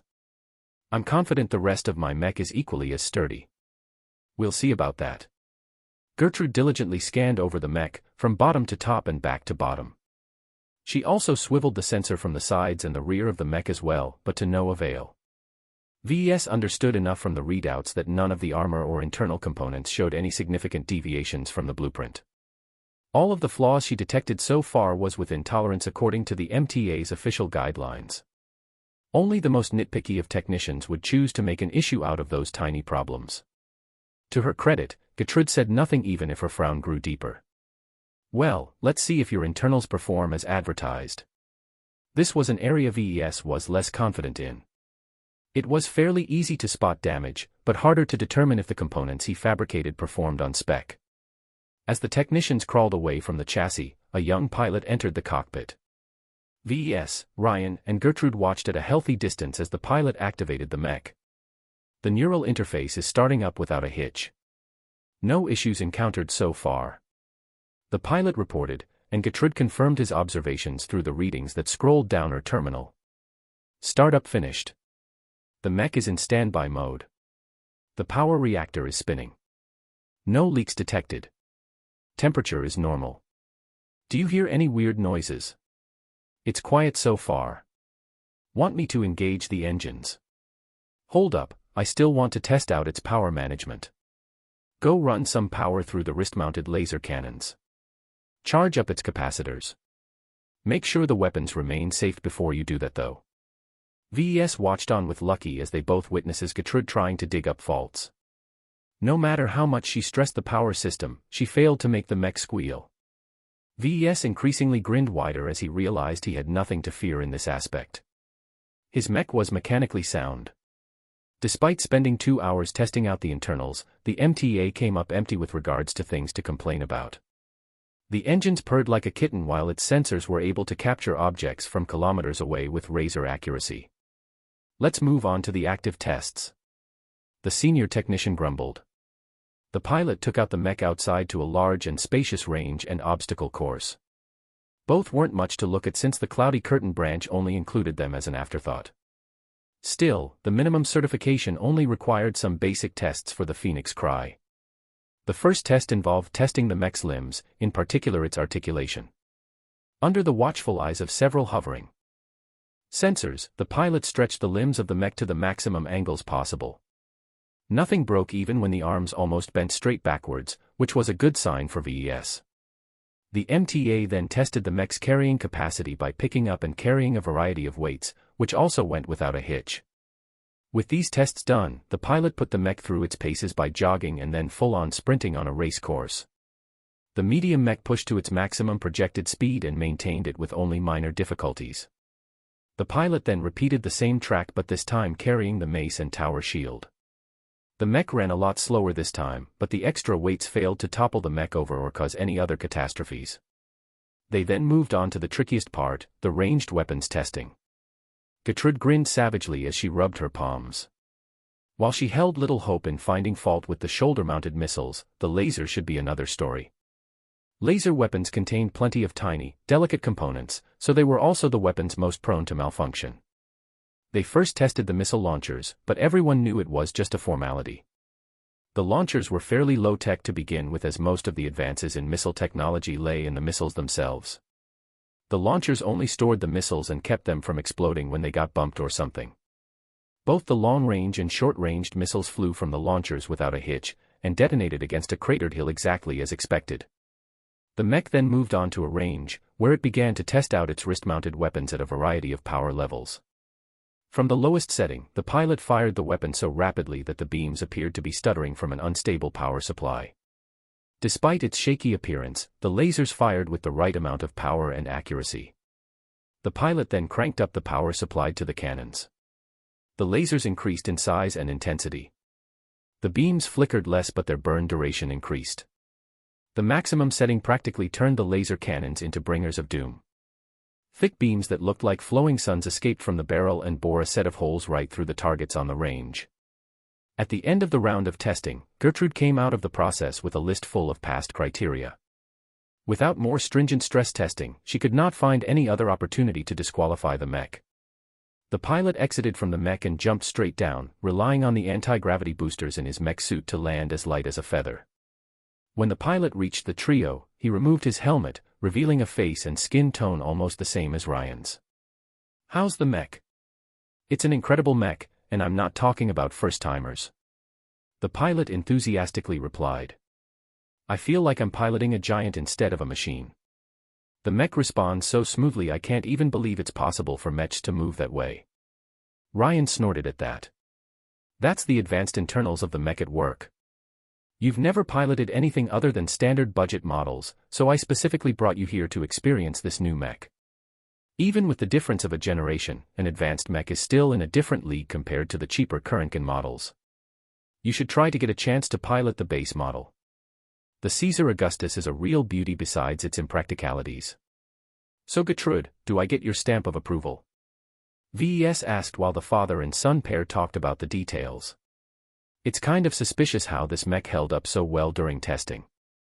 Did you even produce this mech yourself?" Gertrude asked suspiciously. As if already expecting the question, VES shook his head and activated his comm he sent over his logs. "You can look for yourself to see I worked on it with no one else around to assist." She didn't even look at the logs. If VES was confident enough to send them over without a problem, then they really had nothing of note. "Very well. It is in my professional judgment that your Mark Antony variant mech has broken no rules and met all the criteria our organization has set for all publicly traded mechs. Your mech will be stamped with our seal of approval and you should receive the certificate in your mail in the next hour while I finalize my report. The resignation in the lady's tone barely registered to VES. He only felt an incredible amount of satisfaction and relief for surviving this ordeal. Now that the MTA officially certified his mech, no obstacle remained in the long road to selling his first mech. He immediately brought up his comm and called Marcella. Good news, M. My mech has just passed the MTA's certification. I'll send you the files as soon as they arrive. That's very good news. Marcella responded with a little more surprise than VES expected. Perhaps she hadn't been very confident in his first work. I'll arrange the express shipping on my end. The mech will arrive at Bentheim in 1.5 days. That's good. Can you transfer the payment over as soon as it's there? I feel as if the bank is already looming over my shoulder, ready to repossess all my assets. The credit transfer is already pending. As soon as my client receives the mech, the transfer will be approved. A heavy weight almost lifted off his shoulders. While the bank still gave him nightmares, VES at least breathed a little easier now that the deal was essentially done. So what's next on my plate? Have you found another client for the Mark Antony yet? Marcella shook her head. I've got a lot of other things on my plate, and I like to see if your first sale goes right before I find another buyer. I'd like to keep an eye on your current client for a couple of weeks to see if he has any complaints. If he finds no defects even after weeks of regular use, then I can confidently start pushing your product to my other clients. That's good. Still, after I pay my annual interest payment, I don't have enough capital left to produce another mech. I need another advance payment in order to start producing the next batch. That's not a bad thing for you, she said with a smile. You deserve a holiday, and more importantly, you need some time to get your books in order. I've seen way too many startups get into trouble with the tax office due to improper accounting. Don't rely on a random AI routine downloaded from the galactic net to do your numbers. Do it yourself or hire an accountant to do so. All right, I'll do it myself. My business is tiny and I only have one sale, so my books are very thin. Secondly, you should shore up your skills. I've seen what you did in Iron Spirit and I'm fairly impressed by the progression of your work. You've clearly improved in the short months since you first started designing mechs. Use some of the extra money you earned to get a bunch of virtual licenses and get to work expanding your repertoire. The only way a mech designer is able to advance is by pumping out new designs. I've never seen a mech designer improve by continuing to fabricate an old design. VES nodded in agreement. I already plan to sharpen my skills in the game when I'm not busy producing a real mech. It's a shame I won't be able to afford any production licenses. The Mark Antony will remain my sole product for quite some while. That's okay. You're still in your first year. Just by owning the licenses you already have, you're way ahead to almost any other mech designer without any backing. If your product pans out, you can expect plenty of sales from my end, more than enough to pay off your debts and upgrade your assets. That's the power of a good product. And what if the market doesn't catch on? Then go back to the drawing board. Don't get too attached to your first design. It's merely your first and most primitive work. If it's not a winner, then improve your skills and design a new mech that fulfills the demands of the market. All right. I've got a good idea on my coming schedule. I'll be waiting for the money. They said goodbye to each other before terminating the comm. VES already felt liberating from his concerns. Once he received the money, he could pay off his debt and leave enough of a surplus to leave him swimming in cash.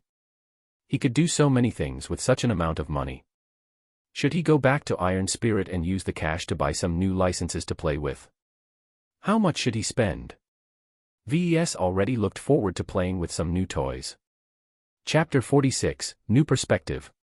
VES personally watched on as the shipping company Marcella contracted brought the Phoenix Cry away.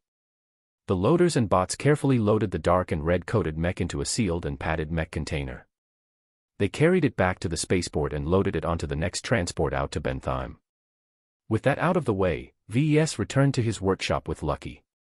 The cat enjoyed the time out, but now appeared to laze away for the rest of the day.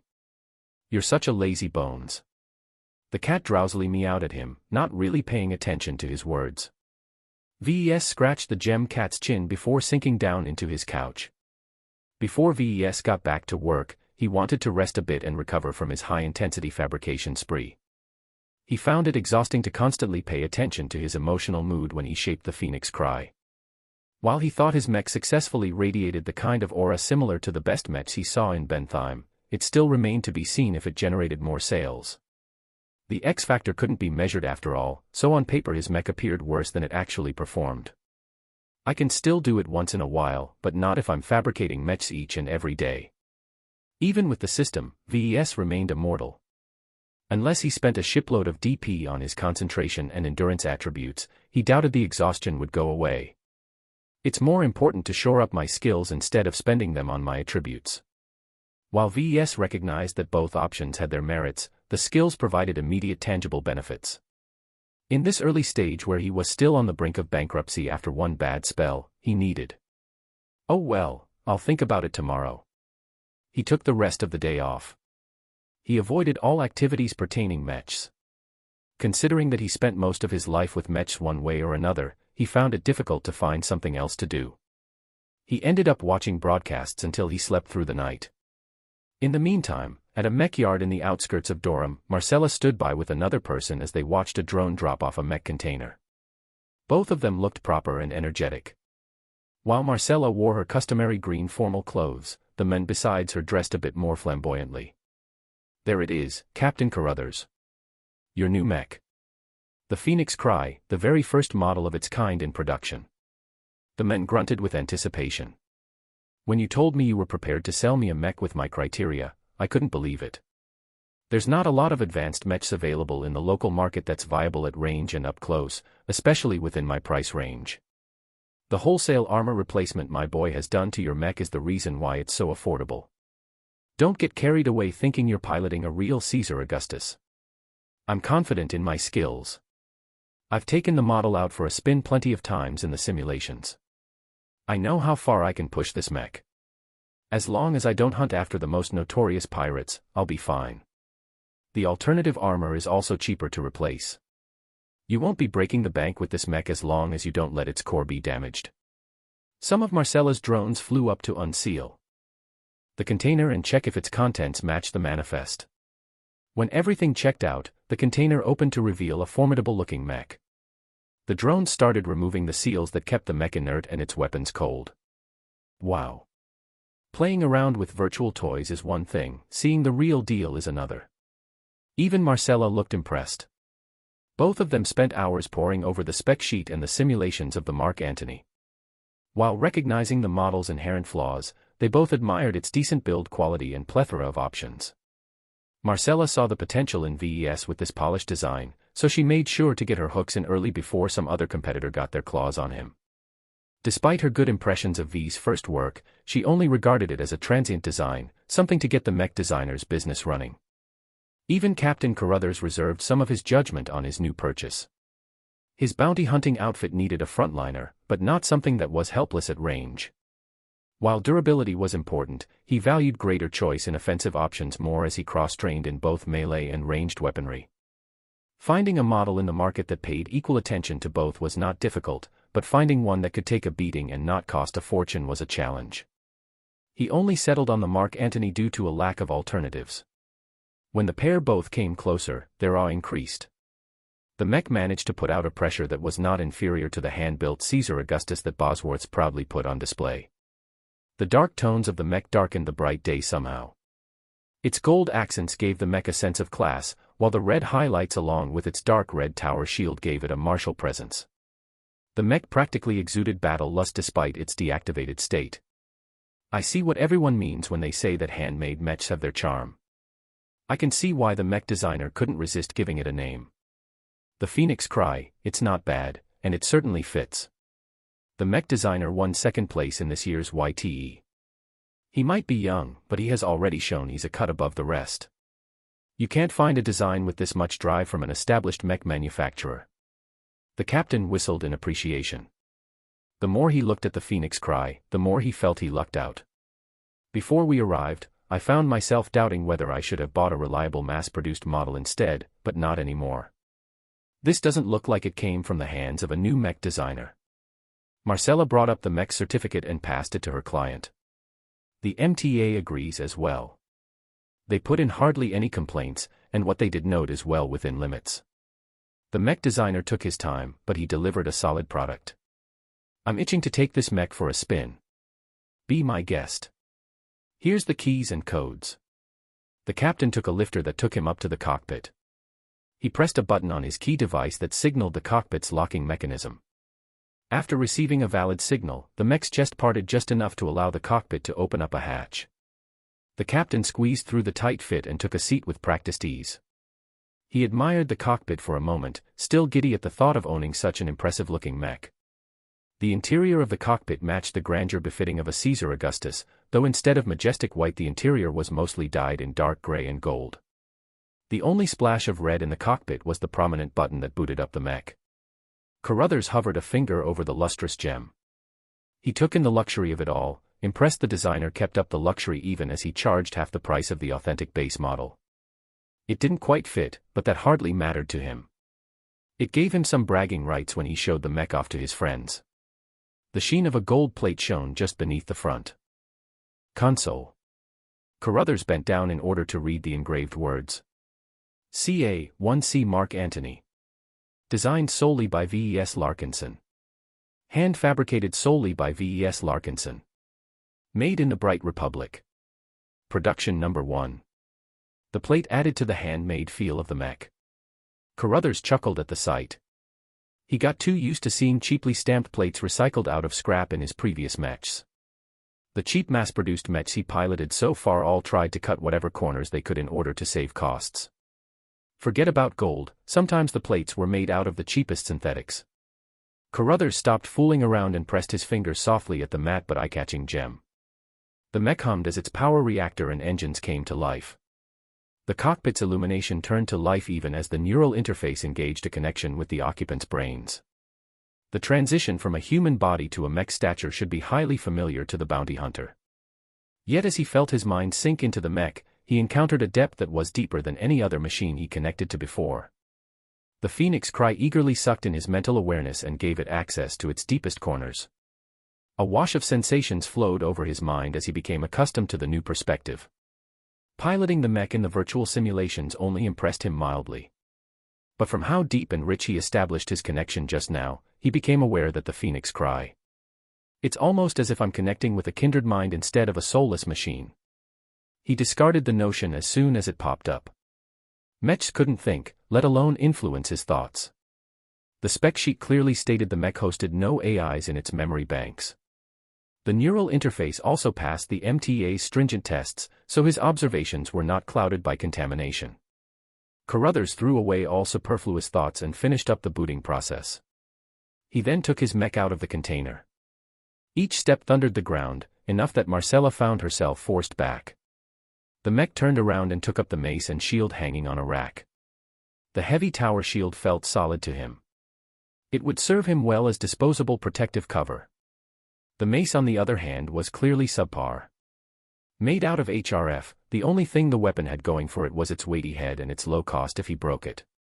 Nevertheless, he decided to replace it with one of his spare swords as soon as possible. Marcella, you don't mind me using the yard for a bit, right? He asked over his comm. Feel free to push your mech. Carruthers eagerly moved around with his mech. He tested the Phoenix Cry by running and testing out its weapons. The laser cannons worked like a charm, and though he hadn't filled his shoulder launchers with missiles, he was certain nothing could go wrong with them. As for the mace, it functioned fine as a blunt force weapon, but since he was going to discard it anyway, he spent most of his time elsewhere. What impressed him the most was the shield. Thick, heavy but incredibly solid and durable, wielding the tower shield gave him a sense of valor.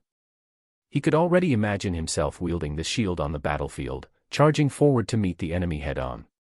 While the HRF plating that made up the shield would peel fairly easily, he could easily commission a replacement if necessary. This is a mech made with the wallet in mind. The cost-effectiveness of the Mark Antony made it into one of the cheaper advanced mechs available on the market today. Though the mech's advanced components were decades old, they still performed competitively against the models out today.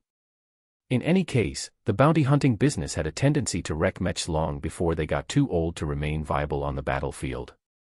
The bounty hunter exited the cockpit with a lingering desire to hang around longer. Still, he had some paperwork to go through before he could officially take up ownership of the mech. "So how is it? Does it meet your expectations?" Marcella asked him with a smile. "That, and more. The only thing it misses is my coat of arms on its chest. I'm sure you will become the envy of your social circle when you show off your new purchase. We'll see. I'm itching to test this baby out in the field." As both sides noted no problems, they went through with the formalities. After signing a bunch of documents, Captain Carruthers officially owned the first mech produced by a young talent. He certainly knew that more than a couple of people might take interest in the mech's performance. Let them peek. I'll be sure to bring out the full strength of my phoenix cry. Just as Marcella sent out her approval for the money transfer, VES sat behind his terminal going over his numbers. His comm beeped loudly, interrupting him from filling out his ledger. He looked his comm and it stated that he received a notification from his bank. He stared at the message for a solid minute. His account gained about 19 million bright credits from the latest transfer. I'm rich. VES burst out as he laughed at the sky. Marcella actually did it. My mech sold for 28 million credits. He received an advance of 7 million credits when he contracted Marcella to be his broker, which he spent on buying the raw materials to fabricate his internals. As for the armor, VES used the stockpile gifted to him by the system for completing the 4th tutorial. This allowed him to skip the 11 million credits required to buy all the goods necessary to refine the HRF armor plating. His monetary gain therefore amounted to 19 million bright credits this time. For his subsequent productions, he had to put in 18 million credits to fabricate a new mech, which cut down on his profits. No more freebies from the system this time. In any case, as VES was already working on his accounting, he inputted his latest earnings and put his balance sheet in order. The mech cost 18 million to produce but sold for 28 million, which amounted to a gross profit of 10 million credits. Marcella skimmed 2 million credits from that figure already, so that left VES with 19 million credits in cash. The first thing he did was to transfer away 5 million credits to the bank. With only little more than 2 days left for the deadline to pass, VES finally breathed easier once the enormous pressure from the bank disappeared. As soon as the bank returned a message to him that his obligations for the year had been met, he whooped again, waking Lucky from his nap. "Haha, this is good news, Lucky. We're not going to be kicked out on the streets." Lucky meowed disinterestedly. "I'll also be able to afford shinier minerals for you to snack on." That caught the gem cat's attention. Lucky immediately jumped from the couch and acted cute by rubbing its body against his legs. After a short hug, VES went back to his financial statement. Unfortunately, not all of the numbers he got resulted in good news. From the 14 million credits that remained, VES lacked the necessary funds required to produce another Mark Antony independently. He still remained dependent on Marcella's services, specifically her ability to demand a down payment from her buyers to fund the production of their new mechs. I hope she won't have too much trouble with this condition. Furthermore, if VES wanted to budget his money responsibly, he should reserve some of his cash and put it into his piggy bank for future needs. Considering his looming financial burden, paying back the 350 million credits he owed the bank was a minor priority. His perspectives already changed after his first transaction. Now that he showed off his ability to run a viable business, the bank should be easing off on him as well. The debt his father took on his behalf was not an entirely bad thing for the bank.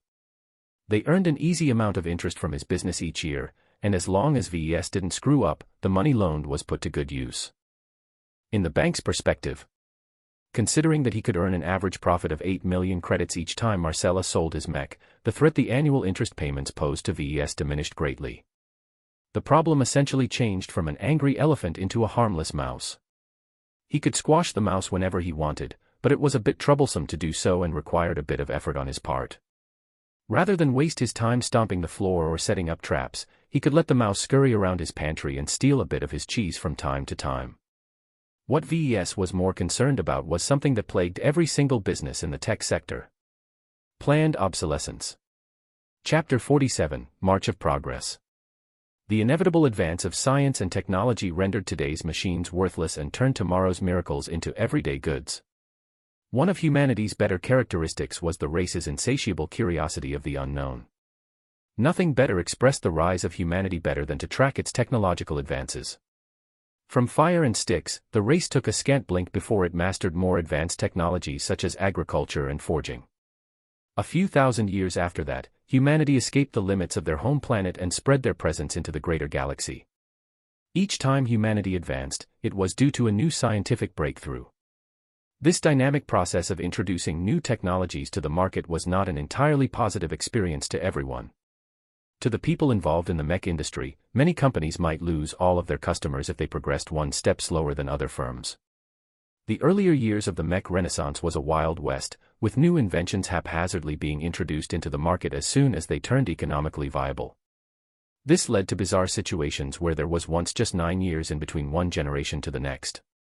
All the businesses that invested heavily in designing and fabricating the mechs of the old generation were left with a huge pile of underperforming junk. Those who hadn't yet made the jump got lucky and invested in the new technologies, thereby massively gaining an edge over the producers burdened by old ballast. The financial crash that resulted from the imbalance was the largest since humanity spread out into the stars. So much wealth had been lost that some economists calculated that it set the humans back as much as 30 years.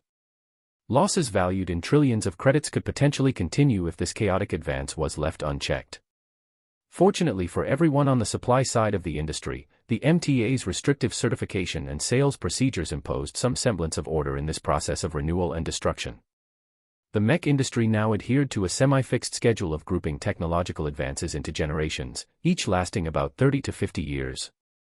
Commercial mechs that incorporated modern technologies available to be licensed in the open market were regarded as the era's so-called current generation, or current gen for short. The generation that preceded it was called the last generation, or last gen.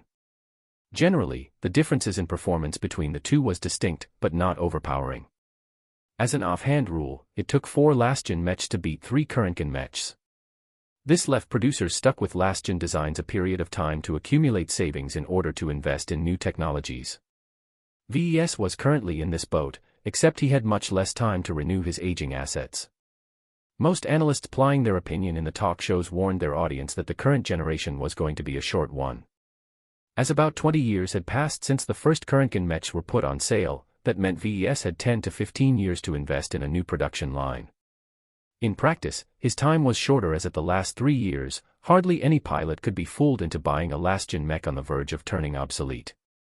From now until the generations shifted, the prices of last-gen mechs would continue to decline. First, he had to come up with a new design. If he chose to produce variants, then he'd have to license a decently good base model. And those often cost a fortune to license. At a minimum, VES expected to fork out 1 billion credits for a basic current-gen mech. If he wanted anything fancier, then the cost might rise to as much as 2 to 4 billion credits. Then he had to find replacements for his rusty 3D printer and assembler as well. If VES wanted to fully exercise his growing skills, then he'd have to acquire a more robust assembler system, which amounted to about 300 million credits. He also couldn't leave out the vital 3D printer. Without renewing his old model, it was impossible to fabricate all of the latest gadgets by himself. A small but premium model could set VES back by 700 million credits at a minimum.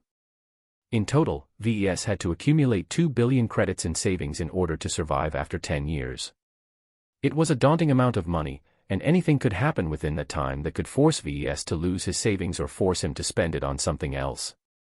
With such a colossal spending plan, VES felt the shadow over his shoulder returning with a vengeance. Though it loomed a bit further away, its shadow nonetheless dwarfed the previous worries in his mind when only his interest payment threatened his business. He'd have to churn out hundreds or even thousands of mechs to accumulate such a sum. Do I really have to save up 2 billion credits? VES asked himself as he scratched his head.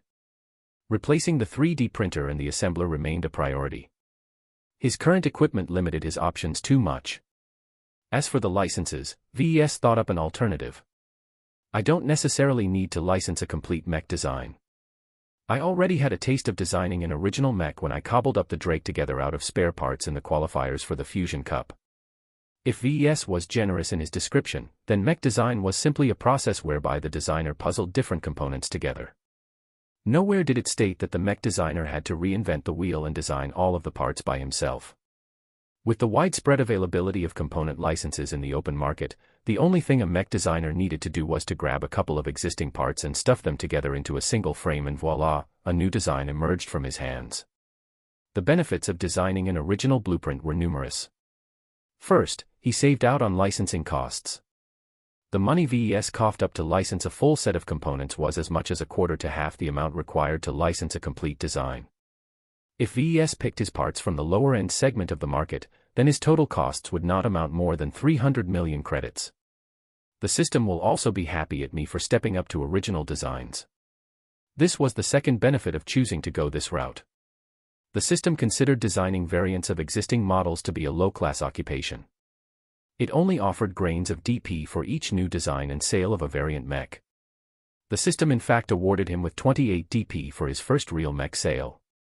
It seemed the system treated real mech sales differently, chopping off 6 digits from credit price of the sale to determine the amount of DP VES earned.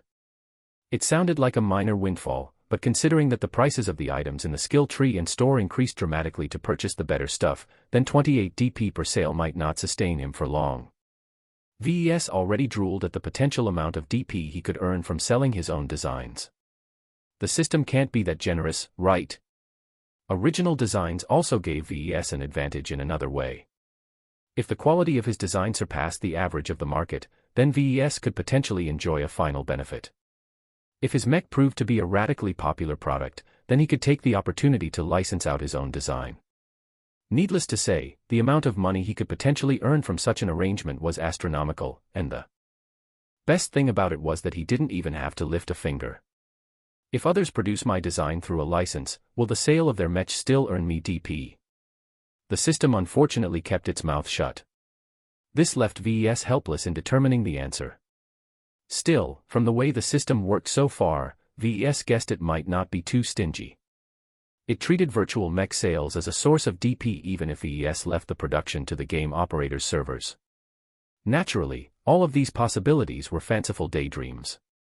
VES was nowhere close to designing and fabricating an original design, let alone come up with something that could win awards and attract licensing requests. He had to build up both his monetary reserves and his personal skills before he revisited the issue. Alright, at least I've set a long-term goal for myself. In 10 years' time, I want to replace my equipment and come up with at least one viable original design. It was a lofty goal that very few mech designers could fulfill if they stepped into his shoes. In order to create a viable or popular design, it needed to outperform the basic current gen models in the market while possessing a unique feature that VES could tout as its main selling point. Take the Caesar Augustus for example. Despite its many detriments, the mech attracted a small but devoted fanbase. The old design achieved this success by relying on its unique points, that being the merging of outstanding defense with flexible offense. Coming up with a design that performed marginally better than the mainstream models wasn't enough. If VES wanted to stand out with a design just like Jason Kozlowski had all those years ago, then he had to incorporate something unique only to him in his work. He had to specialize. His consideration in this area excluded the X factor. Not only was such an elusive concept difficult to perceive, VES also lacked the means to advance his skills in this area with his design points. Rather than throw himself against a wall trying to make something invisible as his selling point, he'd rather focus on improving something that his customer could touch and see. The question is, what will my specialization look like? VES already considered this question once before. He chose to focus on developing his ability to design light and medium mechs. But that still included too much possibilities. He risked scattering his focus if he cast too wide a net. He had to narrow down his future aspirations in order to come up with a realistic spending plan for his DP. Looking at the massive skill tree wouldn't help due to the plethora of choices it offered. No, VES had to decide from his heart. Only by pursuing a path he fully invested into could he take it to the end. Let's leave out the options that I won't be pursuing. First off, he flatly ruled out the exotic developments. He lacked the background to start messing around with building a mech from organic materials or experimenting with juggernauts. Next, he ruled out heavy mechs. While developing such a hugely expensive mech might offer great returns, the amount of investment required to master all of its systems took too long. Usually teams of mech designers pooled their respective specialties in order to develop a viable heavy mech design. Now that he was left with the basics, VES further narrowed down his scope by leaving out weapon systems. The development of lasers, cannons, missiles, and sophisticated melee weapons was a discipline in itself. As the technologies behind these weapons were already quite mature, it took an exorbitant amount of effort to squeeze out a few drops of improvement. He risked neglecting his foundational skills if he diverted too much effort in improving his weapons development. It was better to leave this area to the professionals and rely on licensing. Only an extraordinary genius like the polymath could keep up with all the developments and even advance the field with her own efforts. People almost couldn't count how many patents Claire Gramza registered.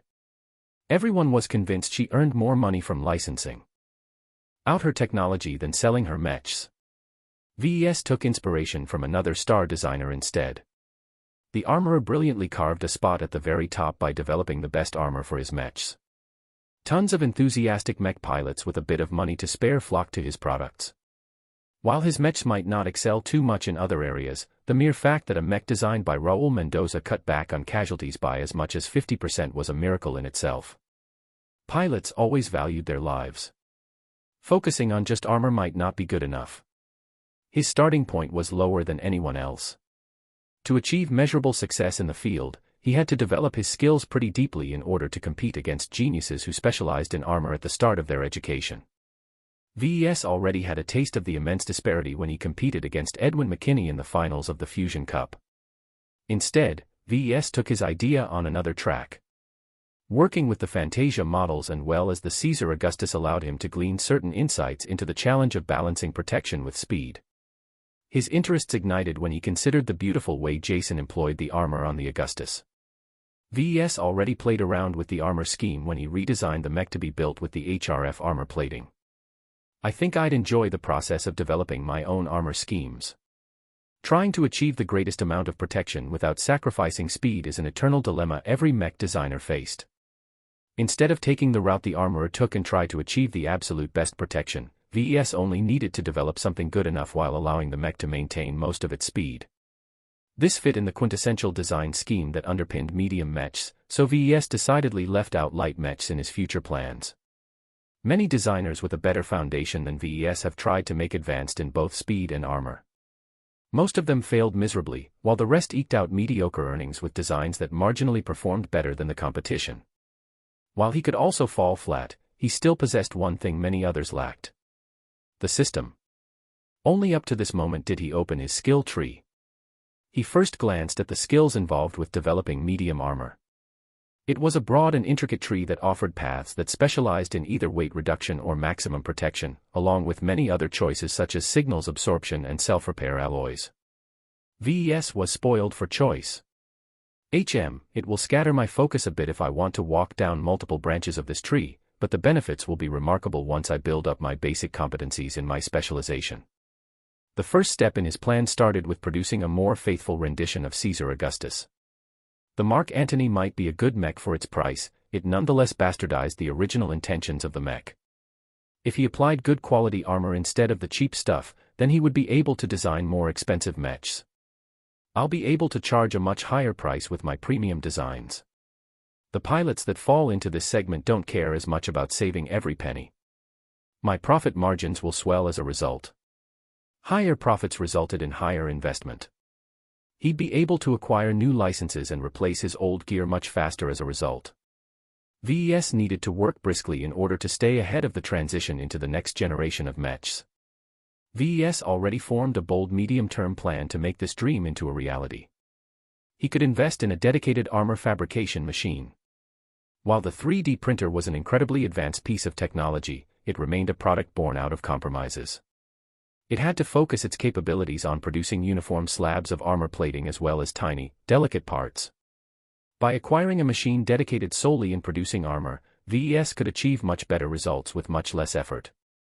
At a conservative estimate, such a machine could cost 600 million credits, but that could be halved as the next generation loomed closer. As such specialized machines were usually capable enough to produce most next-gen armor, VES did not have to worry too much about acquiring something obsolete. With a modern armor fabricator, I can modernize the Caesar Augustus and earn some time and money for my next steps.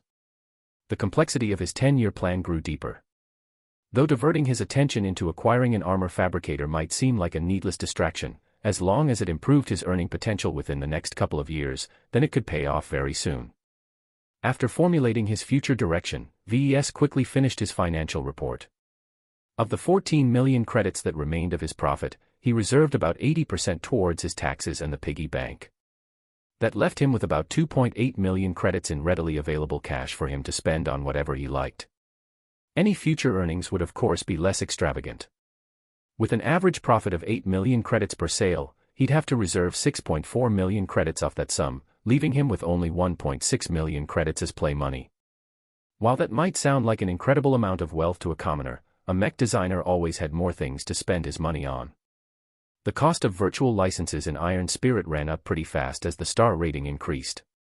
Furthermore, VES also had to keep his workshop's safety in mind. The security measures in place paled in comparison to what real manufacturers boasted. He'd cry until his eyes ran dry if some hooligan crashed his mech into his workshop one day. VES also considered doing something unimaginable to him when he was still burdened by his debt. He wanted to hire an employee. Specifically, he wanted to employ a full-time fabricator that supplied the mechs to Marcella. But if I do so, how will I hide the system from my new hire? Chapter 48, 2-Star Designs. VES considered hiring a fabricator in order to ease the pressure on his time. If he wanted to advance his skills, he had to keep pumping out designs. If he wanted to earn lots of money, then he had to fabricate lots of mechs for Marcella to sell. He lacked the time to invest in both activities if his sales volume grew to more than 3 mechs a month. The only problem with hiring someone was that keeping the system secret might be difficult. As much as the system appeared harmless, it was actually a miraculous invention that straight up defied the laws of reality as VES knew it. Such a precious treasure attracted covetous intentions, many of whom had the power to squash him like a bug. Letting the system's existence leak to anyone else was just asking for trouble. Another problem which concerned VES was that hiring someone else to do his fabrication would lead to substandard products. A full-time fabricator might be a wizard when it came to working with the 3D printer and assembler, but if he was ignorant of the X factor, then the mechs he made would be devoid of life. Selling cheap products under his name only dragged him down just when he wanted to build up his brand. As VES couldn't figure out the solution to this dilemma, he called up Marcella. "Hey VES, I'm kind of busy right now, so keep it short. I'm having a bit of an issue here," VES said, then explained his thoughts regarding his potential hire. Marcella smiled at him as if the problem was trivial. "Well, it's too early to hire a mech technician, so you have plenty of time to think it over. If you want my opinion, why not do both? You can sell the mechs produced by your personnel at the standard price and charge a premium if the client wants a mech handmade by the designer. Just set the price point high enough so you don't get too burdened." That was actually a great idea. It kept VES busy without leaving the fabricator with nothing to do. He'd essentially leave the grunt work to his employee and only come out and fabricate in person if the money was worth it. Still, it depended on whether the clients were willing to fork out the extra cash. Don't worry about generating sales for your premium variant. I'll take care to pace you with such requests so you don't spend too much time on it. There are always at least some clients who make some requests to modify the design a bit. Sometimes they want the mech to be flashier. Other times they want the mech to bear a customized emblem in its armor pattern. I think the going rate for such customizations is 2 million credits. Earning an additional 2 million credits per sale was a generous amount. Naturally, he'd charge more if the client requested more drastic changes. Marcella hung up in order to get back to her work. Before she left, she warned him to expect another prospective sale in about 4 weeks or so. That was enough time for their first client to provide feedback on the Phoenix Cry's performance in the field. VES considered the issue of hiring a fabricator later when he got a good idea of how many sales Marcella achieved. Instead, he turned to a much more interesting activity. He was ready to go back to designing virtual mechs. He recalled the experience of designing different variants of the Fantasia and the Caesar Augustus and how much experience he gained in applying his growing skills. If VES wanted to grow to the point of designing a viable original mech, then he'd have to become as good as the seasoned mech producers with a couple of successful designs under their belt. With 2.8 million credits in his spending account, his scope had widened. Though he could easily log into Iron Spirit's market and purchase a huge amount of one-star designs, what would be the point? He'd earn only scraps of DP with each successful design and sale. Hey system, can I ask you something? Since I can earn 1 DP when I design a 1-star mech and 50 DP when I design a 5-star mech, what are the rewards for designing 2, 3, and 4-star mechs? The base rewards for designing a 2-star mech is 5 design points. The rewards go up to 10 design points for 3-star mechs. The reward further increases to 25 design points for 4-star mechs. Do note that these rewards are lower when selling a mech based on your designs. Please work diligently in improving your design so that you may work proficiently with more advanced models. In other words, the system told him to get off his butt and start designing higher-starred mechs. Though he owned a pair of 5-star virtual licenses, his skills were too insufficient. The Mark Antony generated only a piddling amount of sales, and VES doubted that would ever change since he hadn't really brought anything unique to the design other than the X factor. And even that last feature got diminished when VES relied on the game server to produce new copies of his mechs. I shouldn't bite off more than I can chew. Obsessing over the Caesar Augustus will just warp me into Kozlowski's design philosophy. I should keep an open mind and develop my own principles. Considering his generous budget, he felt it was a good idea to start upgrading to 2-star designs. To be honest, he could skip a grade and purchase a few ultra-discounted budget 3-star virtual licenses, but he still had plenty of time to reach this grade with a proper reserve of cash. For now, he preferred to make a gradual progression through the generations of mechs. By experiencing each major generational group, VES could increase his insights into the history of mechs and their major developments. As soon as he made up his mind, VES eagerly logged into the game for the first time in weeks. He happily sauntered over to the location in the virtual city where they sold the virtual licenses. As he stepped inside a shop featuring endless 2-star licenses of any kind, VES felt as if he stepped into a candy store. The 2-star mechs represented the age where the most viable ideas from the previous generations got refined. The simple division of light, medium and heavy mechs solidified, and the designers of the time started to incorporate components that only worked in their weight class. For example, a laser rifle meant to be wielded by a heavy mech would burden a light mech excessively as both its weight and power draw were too much to handle. Since I'm only going to work on medium mechs from now on, I can filter out all the outer crap. The projection of mechs and components on sale lost much of its clutter. That's better. The crowded view thinned out again when he removed the variants. He wasn't going to produce a variant of a variant, that was just stupid. VES started to browse the mech designs first. If he wanted to design a new variant, then the choice of the base model was of utmost importance. The previous times, he got handed out a model from the system. This was the first time he actually had a choice in determining his future direction. He considered getting his hands on an animal-shaped mechs. The bird and mammal-shaped mechs that started to feature in the 2-star generations incorporated design philosophies that largely extended to today. If he wanted to branch out his mech range to something other than bipedal mechs, then right now was the perfect opportunity to do so. Animal mechs are much less popular than their humanoid counterparts. While I don't face as much competition, my clientele also won't be as diverse. Going by the potential sales he could generate, then VES was not optimistic in excelling at designing animal mechs. The mech designers who worked with such abnormal mechs usually put their whole careers into optimizing such designs. As someone who only intended to dabble with the unusual designs, he could never make a living out of it by half-assing his efforts. Thus, VES filtered out anything other than humanoid mechs, leaving him with plenty of choices but without any distractions. What would be the best mech to work on first? If he wanted to work on balancing armor and speed, it was best to start with an extreme. Mechs that already featured a pretty good compromise between the two were hard to improve and easy to screw up. He'd rather get his hands on a medium mech that was fast but lightly armored or a mech that was well armored but slow. Since I already worked on the Caesar Augustus, I already have some experience working with heavier mechs. VES removed the mechs above a certain tonnage from his display. This finally produced a much more general overview of available designs. He guessed that he had a couple of hundred mechs to choose from, which was daunting but not too overwhelming. The choice of mechs didn't matter except for price. Most 1-star mech licenses cost about 100,000 credits to acquire. The virtual licenses for 2-star mechs jumped up to an average of 1 million credits already. And the 3-star mech licenses could only be acquired if you were prepared to cough up at least 5 million credits. The prices the game demanded for its virtual licenses reflected the actual value of acquiring them. If a mech designer possessed some talent, he could earn back the money from his designs. The low amount of upfront investment was ideal for impoverished mech designers to earn a decent living with their skills. As someone who already owned his own workshop and sold an actual mech, VES wasn't in it for the money. While the extra income might be nice, he was more interested in earning DP. By pricing his designs low, he could ensure a higher volume of sales compared to those who relied on their designs to earn a living. Why bother trying to milk some credits in-game when I can earn a couple of millions with each mech I sell? Discounting mechs worked best when the base price of the model was high. VES cut out the economy and mainstream models and was left with only the premium mech designs.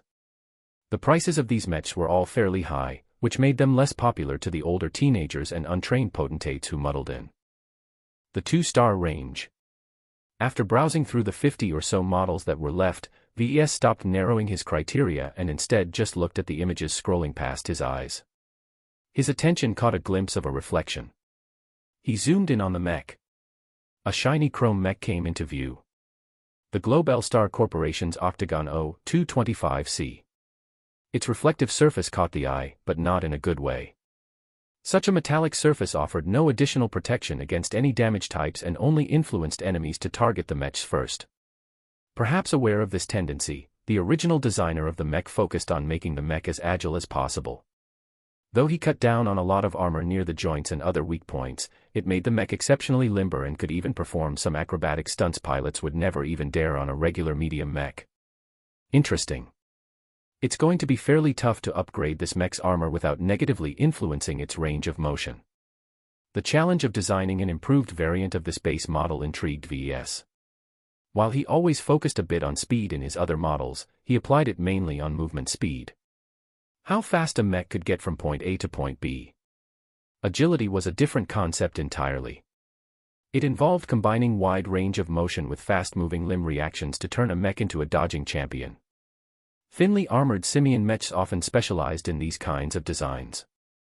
The hunched-over posture and their strengthened arms afforded these ape-like mechs exceptional stability even when they jumped and crawled around forests and complex urban environments. As for agility-focused humanoid mechs, they relied on sophisticated internals instead of mechanical design in order to stay upright. The Octagon featured the most advanced gyroscope of its generation to maintain its balance even as it dodged left and right. That was the main reason the mech got such a high price tag. As for its other specs, the mech performed fairly average. Its speed was respectable, but not as good as dedicated sprinters. The armor was nothing to get excited for, but it did the job except when it came to the joints. The Octagon came with a standard loadout of 2 heated knives and a spear that could also be thrown in an emergency. Most pilots who bought this mech also added in a pistol or a submachine gun in order to turn the mech into a good close-ranged skirmisher. All in all, the Octagon possessed plenty of character.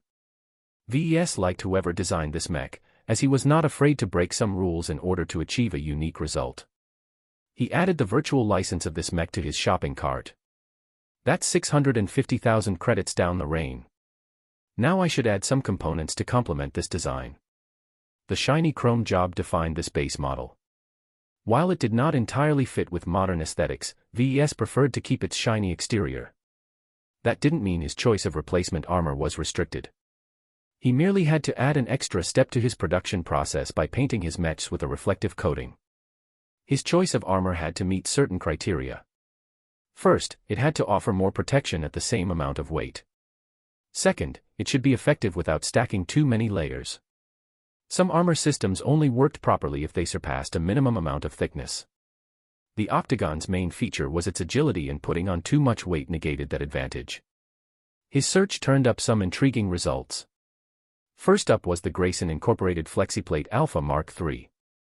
He found one experimental armor composite that featured a certain amount of flexibility in its plating. It was as bendable as a thick piece of rubber and excelled in absorbing shocks from kinetic impacts. It sounded perfect for developing better armor around vulnerable joints, and was in fact often employed in such a manner. To complement the other portions of armor, He looked up the Grayson Incorporated Squareplate Mark I, a modular armor system of the same company. These types of armors were often employed on lighter mechs, but the system he looked at was specifically designed for medium mechs. It was a pain to mold such an armor system on a mech due to the demands it imposed on the positioning of its plating. However, it gave a significant advantage to a mech if well designed. Conventional armor plating used form-fitting plates to cover up a mech's internal frame. If implemented well, they offered close to the maximum theoretical amount of protection to that section for its weight and thickness. However, if a piece of plating suffered damage, it may still be adhered to the mech while turning out to be functionally useless. If a mech suffered moderate damage throughout its entire frame, such deadweight only slowed the mech down while leaving its internals vulnerable. Modular armor systems aim to counteract this situation by designing their plating around uniform shapes of squares or hexagons. It made the mech look a little angular or bumpy, but offered a great amount of freedom in shedding its damaged layers. The more damage a mech sustained, the more plates it shed, thus the less weight it had to haul everywhere. This provided mechs with modular armor a distinct advantage in the later stages of a battle. Naturally, such a system came with its own trade-offs, or else it would have been much more popular today. The fixed shapes of its plating were only partially variable in size. The square plate only featured 3 different sizes. One big plate for chest armor and the like, one medium plate for arms and limbs, and one smaller plate for tricky angles and fingers. Working with these 3 shapes made any mech variant lose their most optimal armor scheme. That and other factors caused modular armor systems to be able to absorb less damage than their conventional equivalent. It has a pretty good performance anyway despite that point.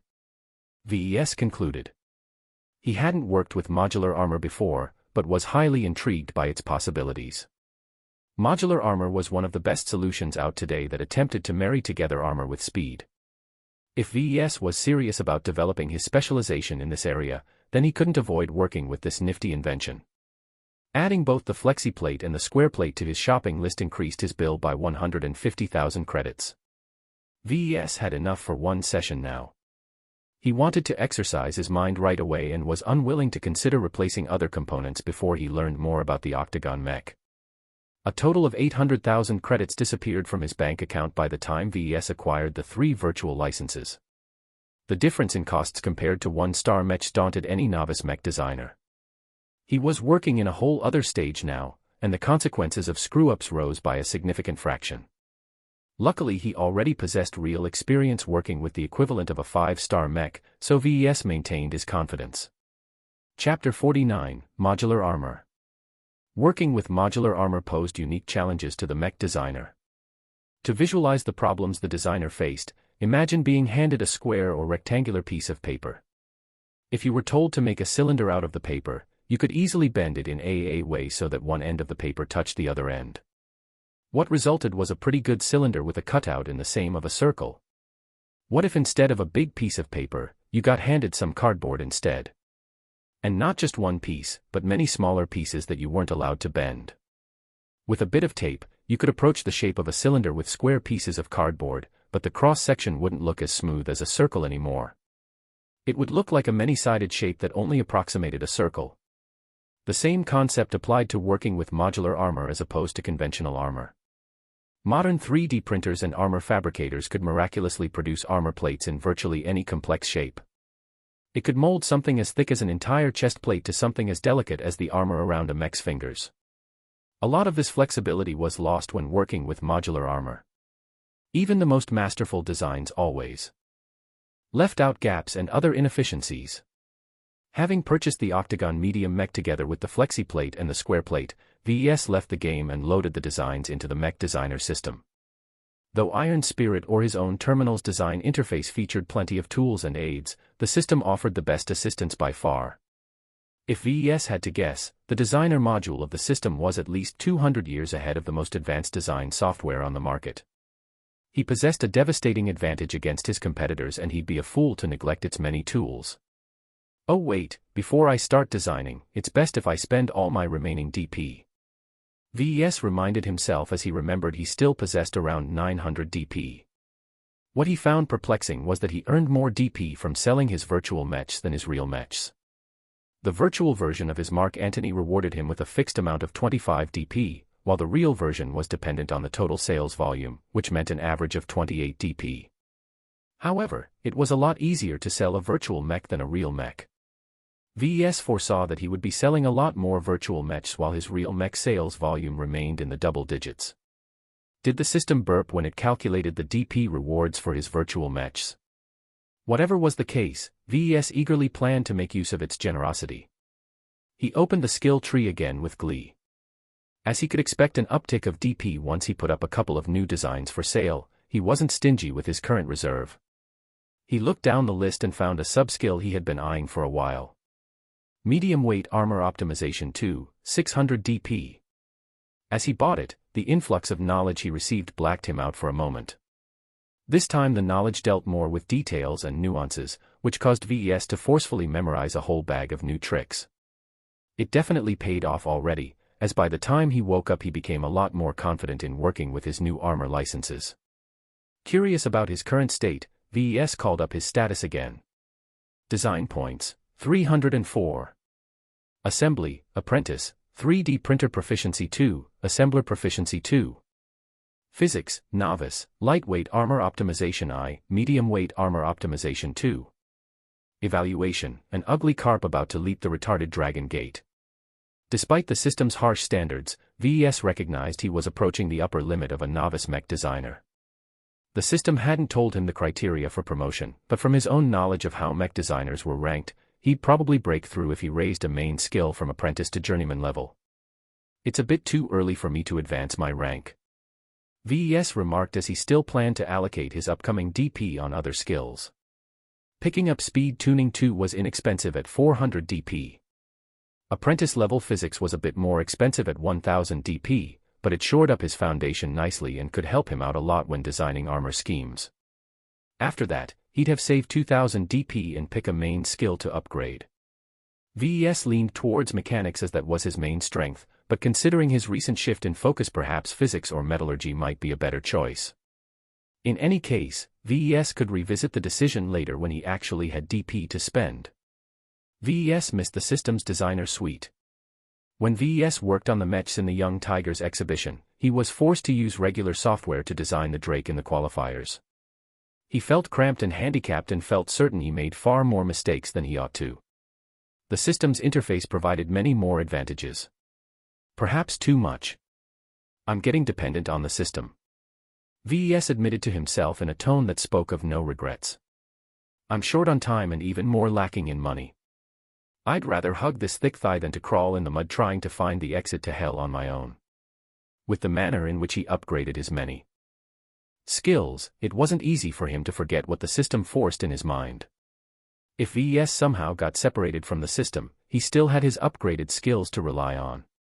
He'd get the hang of designing mechs without the extra aids. In any case, VES shoved away all distractions and focused on his upcoming design. He loaded the quirky mech designed by the Globe L-Star Corporation and sat back to view its intricate design before doing anything else. He wanted to get into the head of the original designer and figure out why he designed this risky model. This mech excels in urban combat. The denser the streets, the better it's able to run circles around its opponent. VES looked up the history of the Globe L-Star Corporation and guessed right. When the company was still in operation, its headquarters was based in one of the Greater United Terran Confederation's major port systems. Designing a mech suited for urban combat was an acute priority at the time. Though the historical files was short on details regarding the developers of the Octagon, VES nonetheless inferred that the mech was a job commissioned directly by the Terrans as part of a broad push to develop new specialized mechs. The Octagon enjoyed limited success but never really caught on. The concept was too radical and few mech pilots accepted the innovation. Agility-focused mechs started to really gain their stride in later generations, in part because the Octagon and a few other models paved the way beforehand. VES then looked at the mech's combat footage in both historical recordings and replays from the game. The pilots in the historical recordings piloted the mech conservatively, making calculated risks only after they meticulously positioned themselves. As for the players who chose this particular 2-star mech to enter the arena, they behaved much more aggressively, leveraging their superior mobility to actively seek out enemies to hunt as long as the map featured complex environmental obstacles. The Octagon is a hunter, he concluded after several hours of spectating. The mech fared better when being jumped on than others, but it excelled when it took the initiative. Pilots who cared about their lives behaved like ambush predators, while pilots who had nothing to lose acted as pursuit predators. The pilots could switch between the two whenever the situation called for a change. As a pioneering urban combat mech, the Octagon distinguished itself in several ways. Besides its amazing agility and flexibility, it possessed outstanding endurance. Urban combat was grueling, and could drag on for weeks if the commanders in the field avoided collateral damage. The mech cleverly incorporated a bevy of fuel-type energy cells on its back that fed the mech's robust power reactor that in turn spun the over-engineered engines. These engines provided plenty of power to the Octagon's limbs with minimal latency. That meant that the usual sluggishness and delays inherent in any other mech movements were minimized to the point of being non-existent. At the time, that was fairly impressive and not that easy to achieve. However, the experimental engine was also sensitive to shock damage, which made the mech easy to disable if it endured excessive force in its waist area. That should be the main reason why this mech hadn't caught on. It kind of negates the point of making a mech for urban combat if it can't last the whole campaign. The other major downside to the Octagon was that its carrying capacity was light and limited. Balance and weight issues limited the mech from wielding most two-handed weapons. Even a shield affected the mech in a dramatic fashion. This forced the mech to choose from one-handed weapons like knives, pistols, and submachine guns. Laser rifles might provide a viable alternative if it wasn't for one thing. Though certain laser rifle models kept down their weight, the energy these rifles guzzled in a short amount of time surpassed the Octagon's power reactor's output. This highlighted the disadvantage of incorporating fuel-injected power reactors. They provided a lot more energy over a longer period, but were incapable of generating high amounts of power at a snapshot. The Octagon's weapon loadout is already pretty thin. I have to be careful not to pile on too much weight. With the information at hand, VES developed a pretty good picture of the Octagon. Now was the point where he came up with his own vision of the mech. VES pictured a ruined city. Smoke rose from the tallest wrecks while fires burned from the hulks of fallen mechs. With streets chock full of debris from vehicles and nearby buildings, the darkened silhouette of the Octagon straggled between two molten piles of slag that used to be a pair of mechs. It scrambled behind a pile of garbage and waited for its pursuers to arrive. A light skirmisher passed by the Octagon's hiding spot, oblivious of the dangers nearby in its haste. The Octagon jumped forward and thrust its spear at the unprotected back of the skirmisher. The incredible momentum behind the blow shattered through the thin armor and pierced the cockpit. After brutally pulling out the blooded spear, the Octagon swept sideways as it dodged a couple of rapid ballistic rifle shots. The Octagon spun like a top and used the terrain to its advantage. Though it received plenty of hits, only a couple of square armor plating fell of its frame. Even though the exhausted Octagon's armor looked half-empty with lots of square holes in it, the speed in which it burst through the bullet barrage allowed the nimble mech to stab its spear against the rifle, destroying it with one firm blow. The rifleman mech didn't panic and let go, drawing a short sword from its hips with its other hand. The Octagon, having put most of its forward momentum in that spear thrust, let go of its weapon as well and entered the rifleman's reach without even withdrawing its own backup weapons. Instead, in a feat of amazing piloting, it ducked when the sword swiped at it and reached the rifleman's side. With the flank wide open, the rifleman could only allow the Octagon to kick to the side, dealing critical damage to its knee joint.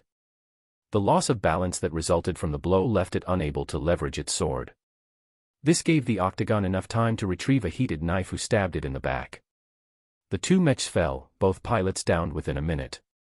The Octagon left the battlefield without a word and dived deeper into the fallen city, hunting and seeking more prey to devour. VES emerged from the vision with a bright light in his eyes. With the information he gathered so far, he envisioned an idea how to shape his own variant. His first spin on the Octagon would be an overall enhancement of the base model. He wanted to retain the savage nature of the Octagon and preserve its hunting instincts. While the mech excellent in energy efficiency, its armor could not keep up. Therefore VES needed to redesign the Octagon's armor scheme and somehow make a comprehensive improvement while not impacting the mech's speed and agility too much. VES stripped the Octagon's standard armor and started from scratch. The mech's internals looked skinny and lighter than a normal medium mech. It bordered the weight class of a light mech. With his upgraded medium armor optimization too, VES developed several prospective armor schemes in which to clad the naked Octagon frame. If he maximized the number of larger plates, VES was able to offer a great amount of protection. However, use of too many oversized plates also increased the gaps in the armor as he was forced to make it less form-fitting. Using smaller plates allowed VES to conform the armor closer to the internal frame.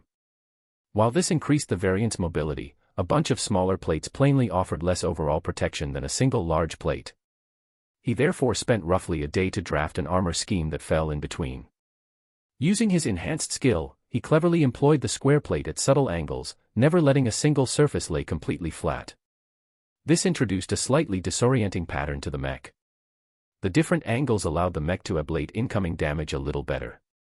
However, it risked pooling damage towards the troughs of the armor surface.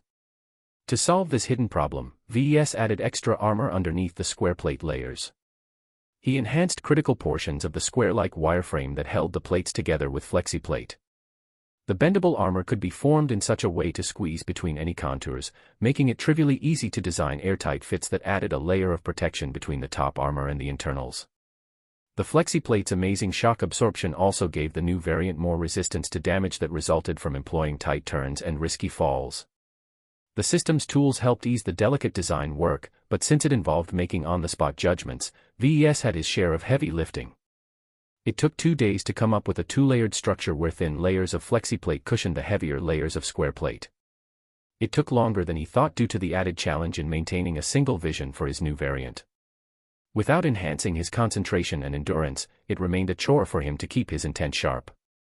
As the X-Factor was his only real specialty so far, VES could not skip such a small but useful advantage. He wanted to improve his ability to impart the X-Factor in his mechs. What would a mech look like if it achieved an A+ rating for the X-Factor? The galaxy will shift when that happens. VES jokingly thought. It would be the birth of a god. Still, VES thought it was unlikely for such a fantasy to come to life. Despite being half convinced that mechs do possess the capability to exhibit signs of life, he doubted it reached the extent imagined in apocalyptic scenarios. His best result achieved a C score. The budding designer hoped he could break past his record with his new octagon variant. After affirming his motivation, VES dove into his work once more and refined the armor scheme again. The armor he produced so far was a little on the heavy side and he hadn't even designed the fittings for the joints. Step by step, the shape of a prowler came into existence. Chapter 50, Hunter. VES looked at the 5th iteration of the octagon's radically redesigned armor scheme. He spent a week to come this far. The main changes he made involved setting plates in certain oblique angles that made it easier to deflect damage instead of taking it head-on. The use of subtle angles and a ribbed pattern made the mech appear as if it wore a crocodile's skin. Incorporating such an unusual armor scheme came with a major disadvantage. By stacking the armor plates at an angle, VES needed to incorporate more armor in the same surface area than if he stacked the plates at a flat angle. It was like using a pack of cards to make a house of cards instead of just placing them side by side. One method maximized the surface area, while the other method increased the density. In order to keep down the octagon's weight, VES was required to shave off the amount of square plate armor layers and skimp down on the flexi plate. After all this work, I don't think the mech's armor has improved very much. VES sighed. The dramatic improvements he anticipated hadn't come true. Physical limitations simply couldn't be bypassed no matter how many tricks he employed. Still, it's impressive enough that its ability to absorb damage is improved by 5% or so without impacting its agility. It came at a significant cost. The square plate armor that he liberally used was more expensive than the octagon's stock armor while actually providing a slightly lesser amount of protection. If VES wasn't insistent on using a modular armor system, he could have made much higher gains with alternative armoring. Through his work, VES felt he was missing an ingredient to make his ideas work. An invisible wall stopped his efforts in completely harmonizing the armor with improved protection while avoiding too many speed reductions. This is a more complex problem than I thought. He concluded, and admitted that he underestimated the difficulties in conjuring up a magical solution that no one had ever thought about. I'm too burned out to work any further on this. Design.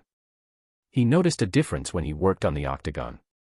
When he worked on his 2 best products, the Fantasia II Seraphim and the C1 Mark Anthony, he worked on them with a great amount of passion to the point of ignoring difficult-to-solve defects in their design. That was especially the case concerning the Seraphim, which he whipped up in record time very early in his career. If VES revisited the Seraphim, he might just die from embarrassment from all the faults he left in the design. Yet VES felt none of his pride for the design diminishing. The Seraphim was a successful product, and a handful of young Bronze League players enjoyed their time with it. The design possessed a spark of life. Could he say the same for his latest project? VES estimated if he forcefully grinded out a new variant off the Octagon, he'd end up with a pile of junk. He learned something new today. No matter how much you focus your mind on a single intent, it didn't replace real capability. His skills needed to keep up with the image in his mind. He revisited the image he kept in his mind. He wanted to design a hunter, a predator of the streets, one that could match the range of motion of apes while being able to fight like a human. He eluded all pursuit and instead chose to pursue his enemies. None could survive a blow they couldn't see coming. It's missing a stealth option. VES realized, then scratched his head. The 2-star generation of mechs offered more mature options for stealth, but they still had their flaws. It cost a lot of credits to purchase a license that was only effective in a very small range. He couldn't justify the expenditure in a pure cost-to-benefit judgment. But my feelings say it needs this option. The original Octagon made do without stealth. In highly urbanized environments, metal was everywhere, from the structures to the vehicles and even the pipes running underneath the streets. All these obstacles severely hindered certain sensors but not all of them. If an Octagon managed its heat and footsteps well, it could sneak up behind its prey or let them pass its hiding spot without detection. It's too slow though. VES noticed the hole in such a tactic. There's no way the Octagon can jump on an alert opponent. In real-life situations, mech pilots never knew how many opponents were on the battlefield. That wasn't the case with arena-style matches, as the game always gave a team an equal amount of opponents. With such information in hand, the pilots would never let their guard down if they haven't killed the expected number of adversaries. There's no way I am getting out of this without buying a stealth module. VES let out a resigned sigh and followed his instincts. It kept nagging at him to plug this hole. He exited the designer and turned to his desk terminal. He booted up Iron Spirit and visited the 2-star section of the market.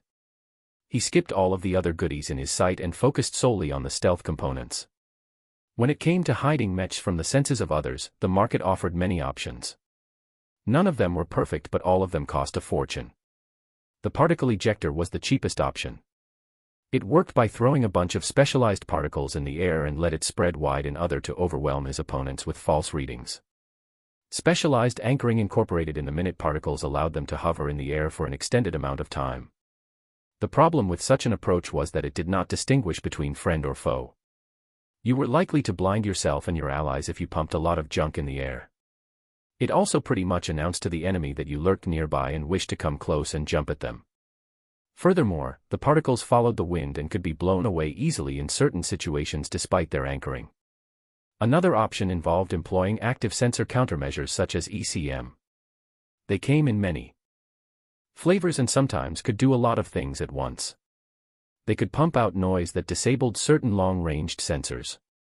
They could project a fake mech a distance away, or they could produce many identical mechs in a small area to make it seem a single mech came in a big group. VES wasn't entirely unfamiliar with ECM systems. He used such a thing before in the Seraphim and the Phantasm, and it supplemented the evasion of those mechs. It could benefit the Octagon as well, as this model relied heavily on evasion when under fire. ECM came with its own downsides though. The more powerful module slurped plenty of energy, could not fool all types of sensors, and the act of turning it on full blast already radiated signals that could alert an unsuspecting opponent. It also couldn't fool exotic sensors such as those that measured ground vibration. Lastly, the enemy pilot could simply cease relying on his machine and used his human senses to observe the battlefield. The last type of stealth measure was the use of specialized coating or armor. By cladding the mech with an outer layer that suppressed signals from bouncing back to the opponent's sensors, it could quietly sneak around without getting detected by the enemy. However, same as the other options, such a trick was unable to suppress other signals such as sound and vibration. Opting for stealth coating or armor also meant missing out on more damage-resistant options. For example, a popular add-on mech pilots like to buy was a special reflective coating that slightly negated incoming damage from lasers. The three options of chaff, ECM, and stealth coding represented the limited progress of stealth technology at the time. More sophisticated solutions started to pop up in the following decades, but VES had no access to them due to their higher star ratings. The octagon isn't a saboteur, even though it can work as one. There was an important distinction in role. Saboteurs generally avoided seeking out conflicts and operated mainly behind enemy lines to attack critical infrastructure nodes. The octagon, on the other hand, specialized in pure combat in dense, complex environments.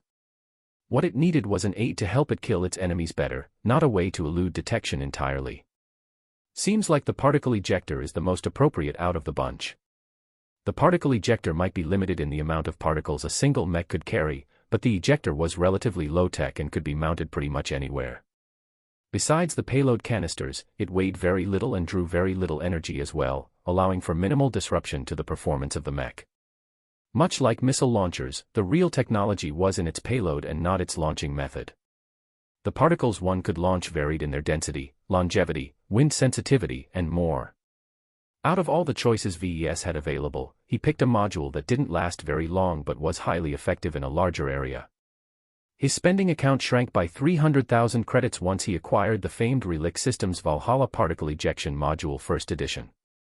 Many other virtual mechs who sought out battlefield disruption methods chose the same particle ejectors. Its features were tailor-made for short-duration but high-intensity arena matches.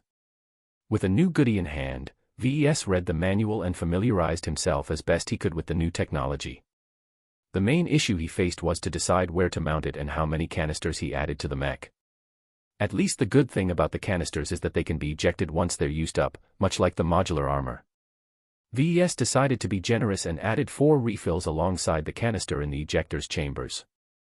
While such an amount was excessive for 1v1s, the pilot could always change his loadout beforehand in the lobby or discard the canisters at the start of the match.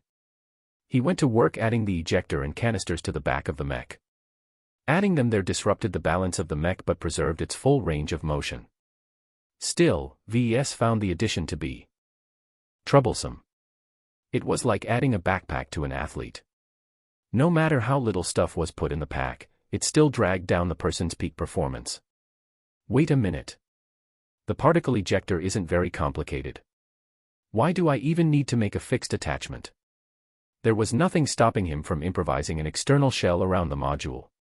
The component drew little power and only required a single data cable to communicate with the mech's processors. Using the designer, VES rapidly constructed a cage that held the projector and 4 additional canisters. He then added a couple of fixtures that attached the cage to the back of the mech who carried the contraption. He then turned back to his unfinished mech and modified the back to accommodate these fixtures. It was a little tricky designing slots that allowed mechs to attach and detach something from behind, but the octagon's impressive range of motion for its arm helped make it viable. It actually took a day of tweaking to refine the design. After accomplishing all that work, VES smiled at his work. The variant's capabilities had increased without negatively impacting its mobility. If the mech was on the hunt, it could engage its particle ejector beforehand and detach it from its back once it did its job. After stowing it in a corner, the mech could fight to its heart's content. It could return to reattach the particle ejector if it successfully survived the battle. The only problem emerges if the mech is attacked from behind. In order to accommodate the attaching system, VES was forced to poke some holes in the rear armor. While not very large, these gaps provided enemy sharpshooters a small chance to disable the modified octagon in one shot depending on its damage type and caliber. Everything had its trade-offs. VES chose to go down this path because it fit his variant's hunter mentality. Let's add to the flair. As VES had incorporated the festive cloud generator in pretty much all his mechs, the new octagon was no exception.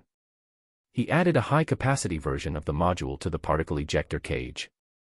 VES set its color profile to be a psychedelic mishmash of bright colors, though he also added in the usual white, gray or black presets to its settings so that pilots could pick whatever they preferred. VES programmed the cloud generator to go off just as the particle ejector launched its own payload. The colorful mist and the disruptive particles would then mix together and drown the local area with both sensor-dampening particles and disorienting rainbow mist. Naturally, mechs possessed alternative sensor modes to make the latter useless, but it was a nice psychological trick to force enemies to switch anyway. He even tweaked the Octagon's viewing mode to switch automatically once it activated the particle ejector. The Octagon's sensors aren't very exceptional either. The main problem with throwing crap in the air was that it affected everyone indiscriminately, including the Octagon. With the level of technology back then, VES had no good solutions to mitigate this problem. Incorporating high-powered sensors not only drew more energy than he was comfortable with, they also acted as a lighthouse in the middle of the dark, practically exposing the mech's location. It's up to the pilot to make the best out of the equipment. I can't do anything else to help. VES refined the mech's armor scheme once again in order to properly accommodate the cage on its back. With its spear and knives, the mech looked more menacing than the base model. He spent 2 more days on refining its angles and perfecting its balance so that the mech wouldn't lean too forward or backwards whether it carried the cage or not. After a final polishment, the variant came near to its final form. The last step involved adding the coating. VES chose to mimic the base model and gave the mech in a highly reflective chrome exterior. Such a choice made the mech difficult to hide from optical sensors, but it might provide an interesting appearance when it fought in the middle of its particle cloud. Once he fully completed his design, VES gave the mech a name. Let's call you the Mist Prowler. Well, system, how did I do? Design evaluation, Mist Prowler. Variant name, 225cm Mist Prowler. Base model, Octagon 225C. Original manufacturer, Globe L-Star Corporation. Recommended role, Guerrilla Fighter. Carrying capacity, E-. Endurance, B+. Energy efficiency, A. Flexibility, A. Firepower, F+. Spotting, D+. X-Factor, E.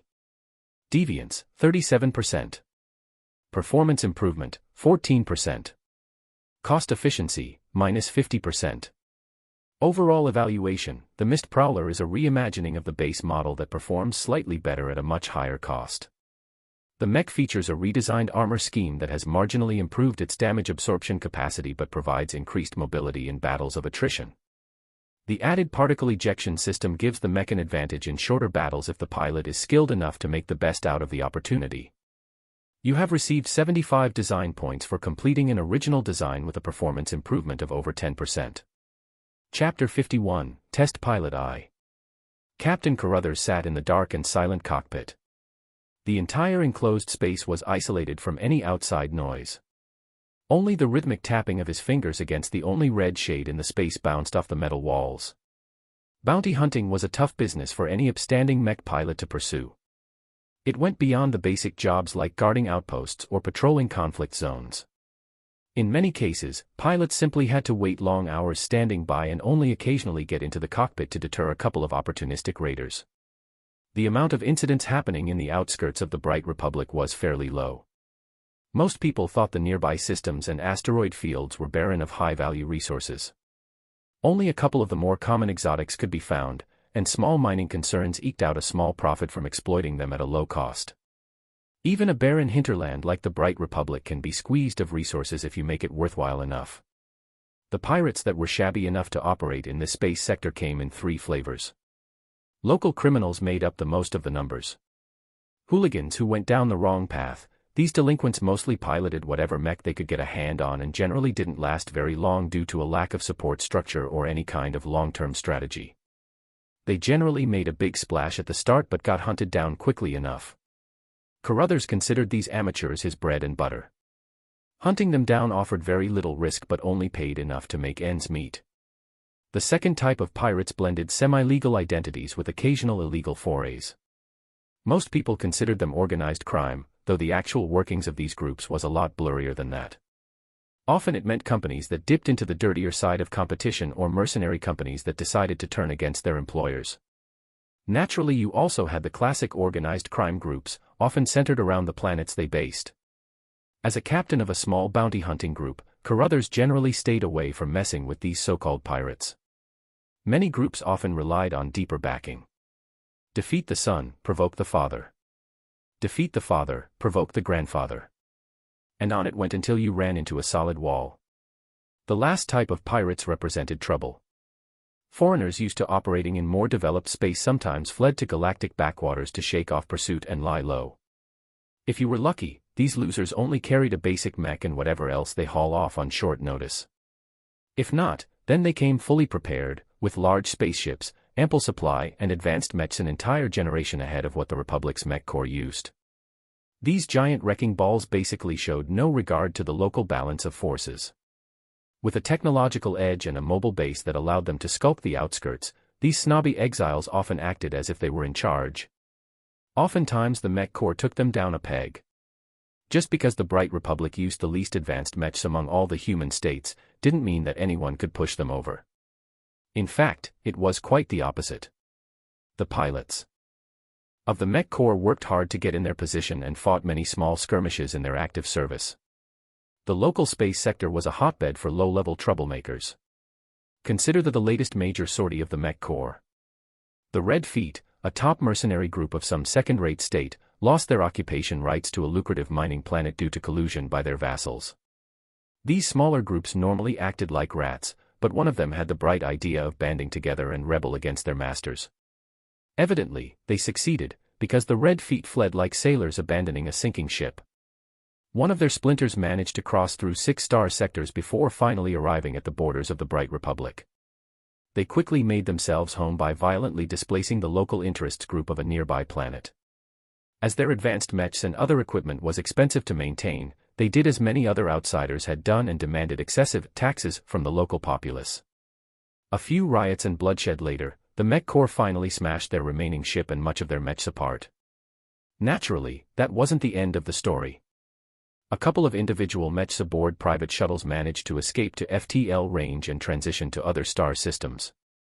It didn't matter which one, they only cared if it had no presence. If the mech corps had to split up and hunt them all down, they had to waste a massive amount of time. Better to employ bounty hunters like Carruthers to do the dirty work for them. Though the risk of facing a superior mech was substantial, Carruthers trusted his team to beat this foreigner the same way the mech corps smashed their whole group. With teamwork and superior numbers. The cockpit rumbled a little. Sounds from the outside made it clear the shuttle Carruthers boarded with his mech had finished landing. Let's get this show on the road. He pressed the red gem in the middle of his console and made his mech come to light. Bright red colors unfolded in his projectors like a flower coming to bloom. The entire cockpit lighted up as Carruthers breathed deeply and let his brain sink into the neural interface. The warm, familiar presence of his personal mech embraced his return. Despite owning the Phoenix Cry for a few weeks, Carruthers already considered it to be his home. You're also likely to be my last mech. Carruthers endearingly spoke to his mech as he caressed the console's surface. I'm too old to go out and hunt the scum of the galaxy. Let's have a blast and make it to the end. The Mark Antony model progressed through its startup with rapid efficiency. As Carruthers finished booting up his mech, he connected to the audio channel where his 6 teammates were already present. Miley, how's your big one? I'm still hearing creaking from my left knee. I swear the grease monkeys have been slacking off again. The other pilots in the channel exchanged their own usual banter. Carruthers paid little attention to them as he reviewed the information his sources had gathered once again. Pipe down, boys and girls. Let's go over the job. We've got a tip that there's a Red Feet squirreling away in an abandoned mine in whatever fucked up place this is called. Don't you think you should call him a Redfoot? Ah, whatever. Carruthers waved his hand. Despite being cornered, the Redfoot that's in the mine has enough knowledge to use the abandoned gear inside to build himself a makeshift fortress. Any attempts by the local militia to oust this foot came back with a bloody nose and millions worth of damage. Don't be too complacent. This guy's a tough cookie. What's his loadout? That's the troubling thing. This guy's mech is all set for extended engagements. His machine is a medium rifleman with a souped-up laser rifle. And before you hope he's run low, he took away the husks of the mechs he downed and scavenged all their energy cells. And that's not taking into account whatever energy he could scrounge up from all of the mining equipment available. All in all, it sounded like a bad situation. With a powerful laser rifle pointed in the only entry point of the mine, no casual group of mercenaries could take on such an opponent and come out ahead. Too bad Carruthers encountered plenty of bastards in his career, many of whom pulled much worse out of their horrid bag of tricks. Holing up in an abandoned mine in the middle of nowhere was nothing special. "Miley, how's your digger?" "It's all set. You know I'm always harping out replacing this dinky old model, right?" "Hey, if it works, it works. I'll think about replacing it once the one we got breaks down completely. It's not as if it's the end of the universe if our digger hits the dust." Yeah, whatever you say, boss." Miley rolled her eyes as she guided the wheeled drill-like machine out to a low hill. "The topography doesn't quite match the data we got. I can already tell you there's been a few shifts or landslides. It doesn't matter. The mine is largely the same, so our entry point should still work." Miley fudged a bit with her placement before choosing a random spot that looked somewhat promising. She set the digger machine at a shallow angle. It was just enough to allow Mech to walk without tipping over while still be able to dig downwards to hit the underground tunnels. When she finished setting the machine, everyone took up their positions with some looking out in each direction. Others gathered at the entrance of the tunnel. Though none of the intel gathered so far suggested that the rogue pilot had a partner, nothing was certain. Carruthers took up the front position with his mech facing the digger. He readied his mech and did some last-minute checks. Everyone ready. The digger engaged once the team finished all their checks. The cylindrical digger machine rotated its screw blades and dug right into the soil. With the speed and noise it emanated, everyone in the area could guess what was going on from the rumbling alone. This was never about stealth. It was all about shock and awe. 7 minutes until we hit the tunnels. Keep an eye on the entrance, report if you see anything suspicious, and I do mean anything. The foreigner must have known what was going on, but he prudently stayed in the depths. If he unwisely chose to expose himself, he'd be easily mobbed by Carruthers and his crew. 5 minutes remaining. No response detected so far. 3 minutes left on the clock. Hardly a peep. The digger machine eventually breached the mining tunnels with a thump. The team went into action. One shield-bearing mech kept close to the entrance of the mine to keep an eye on it while Carruthers led the way into the newly excavated tunnel. The digger dug a tunnel barely wider than the top of their mechs, so the team that went in only consisted of 2 shield-bearers. Carruthers led the way, with Miley close behind. What's he going to do? Will he face us or escape the tunnel? Carruthers felt sweat pour down his neck. No one ever liked to be on the receiving end of an advanced laser rifle. Though he tested his newly purchased mech extensively and even had his own technicians comb over it for any defects, he still felt he was taking a huge gamble. The dark and narrow tunnel lit up like a firework as a white-hot beam splashed against his Mark Antony's shield. Carruthers cried out even though the deadly beam carried no force. Instead, he imagined his mech's arm growing warm as the heat of the energy weapon spread out onto its entire surface. Contact. I'm hit. Shit, that beam's measuring 50% higher than my own. Follow Plan A, enter the tunnel from both sides and pincer that bastard from 2 directions. Another laser beam hit his shield, scorching several layers of HRF armor into slag. The overall temperature of the shield also increased, though its thickness afforded it plenty of time. The rifleman was not in an ideal position to shoot. Miley had cleverly programmed the digging module to increase its slope as it dug further downwards. This meant the tunnel looked more like a crooked banana than a straight cucumber. This forced the rifleman to enter the tunnel and come close if he wanted to get an unobstructed firing line. Carruthers tried shooting back with his free wrist cannon, only for his laser beams to go wide. His wrist-mounted lasers simply couldn't compete with regards to accuracy. The mere act of moving forward spoiled his aim at this range. The rifleman, on the other hand, not only enjoyed a superior weapon, he also boasted real marksmanship. Almost each and every single beam shot landed against the same spot on the Mark Antony's red shield. This bastard's a really good shot. My shield is halfway from getting its bottom half melted off. Hang on, Carruthers. We're 2/3 of the way. Perhaps the rifleman regretted choosing to fire down the new tunnel. Carruthers resolutely made his way forward as he put his complete trust in his mech. He showed no hesitation in enduring the brutal barrage of laser fire. His shield might be cheap, but it was also fairly thick and possessed plenty of mass to absorb the heat. By the time they came into spotting distance of the end of the tunnel, the enemy pilot abandoned his initial aggression. Looks like he got onto what we've planned. Carruthers cursed as he failed to trace his target. It's going to be a pain hunting him down these side tunnels. Ha, at least your shield served its purpose. We got in without another scratch. If the only thing we need to replace is a shield, then this job paid off in spades. As they almost came upon the entrance, Carruthers felt something amiss. He normally felt as comfortable as a baby when piloting the Phoenix Cry, but suddenly he felt a nudge of some sorts that warned of danger. Following his instincts, he readied his old mech sword that he used to replace the crappy mace and braced his mech for a surprise. The tunnel exploded into flame as some kind of explosive set off just in front of him. The shockwaves bounced off the narrow walls and buffered the shield and the mech that was holding it with pressure and flame. Carruthers held onto his shield with dear life, hoping that it would hold against the violent boom in front of him. By the time the lower end of his shield started to bend dangerously inward, the danger passed. We've encountered an improvised explosive. Careful at the main tunnel. Don't get fooled and step on something you shouldn't. We've heard the explosion from our end too. We're slowing down and scanning ahead. Just as Carruthers set his mech upright, a blur approached his front and smashed against his shield, almost toppling the Phoenix Cry over. Shit. He's here. Unusual among mechs, the advanced model in front of him wielded a blunt but heavy staff.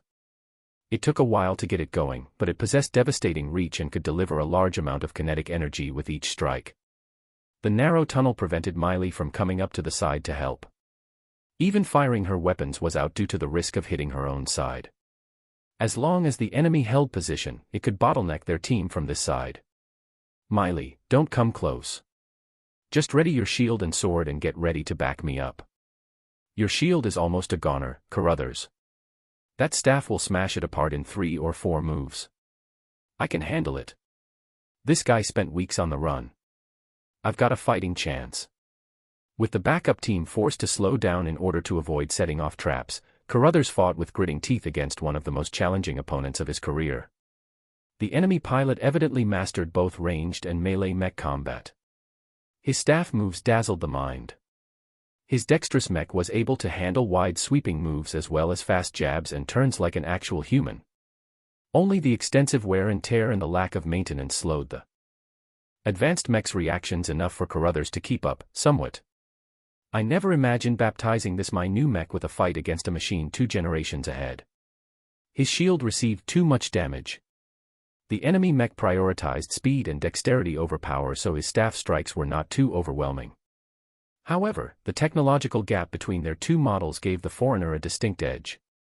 The shield eventually broke into 2 halves. Fine. Let's play it your way. Carruthers growled and recklessly charged closer while throwing the remaining half of his shield against his opponent. To his credit, the foreigner anticipated the move and deftly redirected the spinning slab to the side. The mech then continued on with its rotation, borrowing the force of the impact to spin the other end of the staff straight down the Phoenix Cry's crested head. If that staff hit his mech's head, he'd be crippled for a couple of seconds, enough time for the foreigner to launch another critical strike. Carruthers felt his heart pump faster as his mind threw away all other distractions. There was only him, his mech and the staff in his eyes. A spark of red seemed to flash and he took advantage of his lightened load to rapidly lean backwards. At the same time, he emptied his shoulder launchers in one go, disgorging a haphazard payload of long-ranged missiles. Such weapons usually required a hard lock onto the enemy mech in order to be effective. Despite the close range, the missiles pretty much flew blindly. Some of them impacted the walls of the tunnels, causing a couple of explosions to spread out all over the narrow environment. Some of the missiles impacted the foreigner's mech but failed to detonate due to the minimum safe distance set in their programming. Only a handful finally managed to explode the enemy mech, causing minor damage that hardly amounted to any loss of function. What the missiles did achieve was to blow the enemy a little back, delaying his incoming strike. Still, the momentum behind the attack was so strong that it kept swooping down. The time those missiles bought allowed Carruthers to come up with another measure.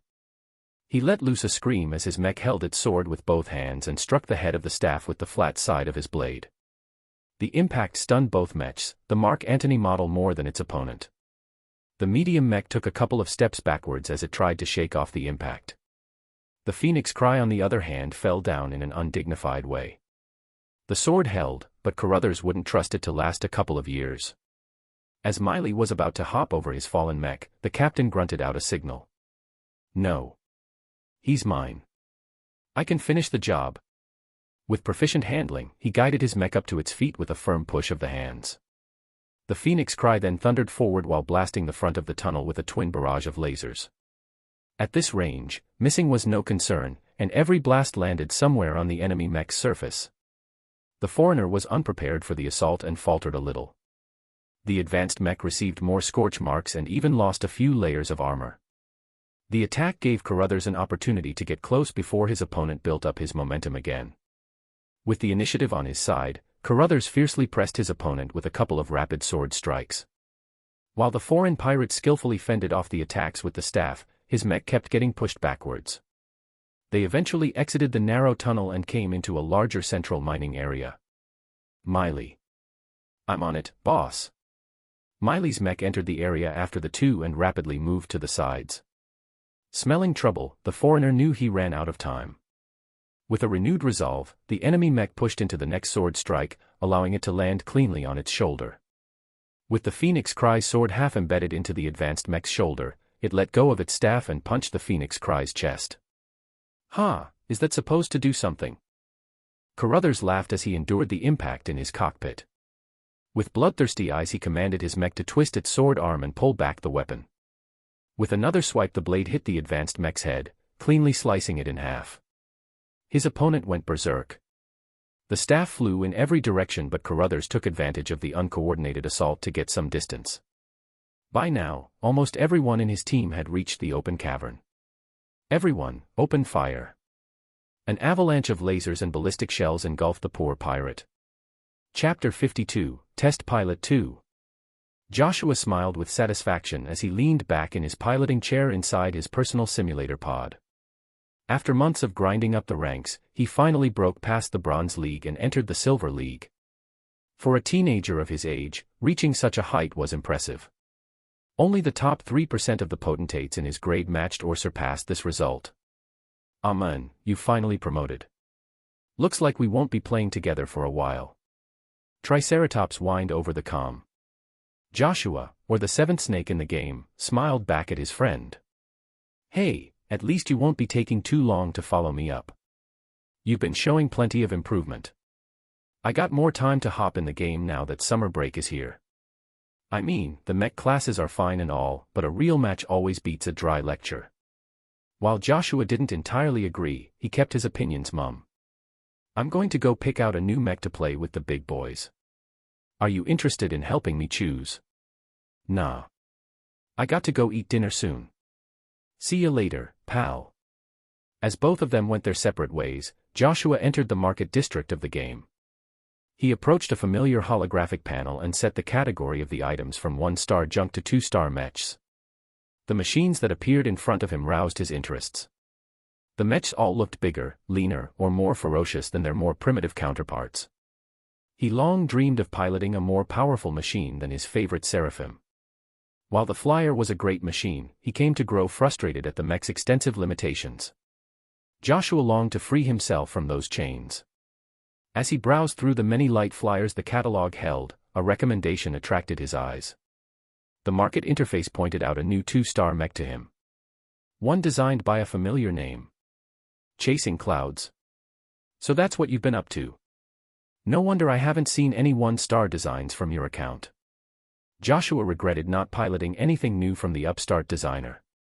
Though his products were never the best performers in their categories, they all possessed plenty of character. It also helped they both came from the same planet. He looked at the latest product the fellow Cloudsman released. When his view was filled with the shiny chrome exterior of the variant called Mist Prowler, Joshua was blown aback. It's just like the Seraphim. He did not refer to technical aspects when he compared their designs. The Seraphim was a light flyer that mainly relied on a marksman rifle to harass enemies from afar. He only got in close to melee range if he needed to change his strategy. This Mist Prowler on the other hand lacked any flight capabilities. Not only was it a weight class heavier, it also packed more power in its limbs, allowing it to run fairly fast for a medium and dodge about with almost unprecedented response time. It largely mimicked the nimbleness of light mechs while possessing the power of a medium mech. This helps with adding strength to its melee attacks, which this urban combat mech primarily relied upon. No, despite their differences, they emanate a similar presence despite their different playstyles. Joshua was probably the most intimate seraphim in the game, so he had a nose for these kinds of things. The Mist Prowler was just as aggressive as the Seraphim, only in a different flavor. Whereas the Seraphim sought to seek and destroy the enemy in the most direct fashion possible, the Mist Prowler was content to drag out the hunt and slowly envelop their opponents. That's strange. What's with the stealth option? Adding a particle ejector to a hunter or ambush-type mech wasn't unusual. But Joshua couldn't figure out why the designer added it to a mech with such a bright and shiny chrome finish. Then he noted the designer incorporated his practically trademark cloud festive generator right next to the ejector. Ah, so that's why. Joshua had a lot of fun playing around with the cloud generator. It made him the envy of his friends whenever they teamed up. Though it served no practical purpose and often attracted the enemy to him, he liked to arrive on the battlefield in a bombastic fashion. He loved using it to play games with his opponents' minds. The mech was different from anything he played before, so he considered whether it was useful to purchase this mech. As his first 2-star mech, he wanted to pilot something familiar so he could leverage his best skills immediately. If he picked the wrong mech to start his career in the Silver League, he might lose too many matches, causing his hard-earned rank to demote. That would be a disaster. It's from Chasing Clouds. I don't think he'd release something crappy. He trusted the designer. He sometimes felt there was a connection between them, an intimacy many pilots had for their favorite designers. Sometimes they became so enthusiastic they resembled fanboys and fangirls. Joshua liked to think he wasn't so blind, so he took the time to scour over the specs and look over the simulations of the variant before making his purchase. What the heck, who am I kidding? I'm totally going to buy this mech anyway. Though the hefty credit price was a step up from the dirt cheap 1-star mechs, Joshua never paid attention to even eye-popping prices. With a quick credit transfer, Joshua now owned the first handmade Mist Prowler. As Joshua returned to his private area and entered the mech stables, he could feel the presence of the Mist Prowler. It demanded attention even as it wanted to stay unnoticed. The dichotomy easily caused confusion, but Joshua only felt more intimate towards his new mech. He understood the designer's philosophy, having mastered the Seraphim. No matter how much the designer tried to make a subtle mech, he just couldn't resist showing off. Why else did he include cloud generators and bright colors? After a brief time of familiarizing himself with the new mech's controls, he threw himself into matchmaking. As he wanted to put his mech to its paces, he chose to enter the gigantic war-torn instances mode. Even the smallest 50v50 map possessed plenty of space for him to work his magic without bumping into too many people. The game finished matching enough players together, causing them all to enter their team's lobby. Joshua took a look around. This was his first match in Silver and he knew that he wasn't playing with people from Cloudy Curtain anymore.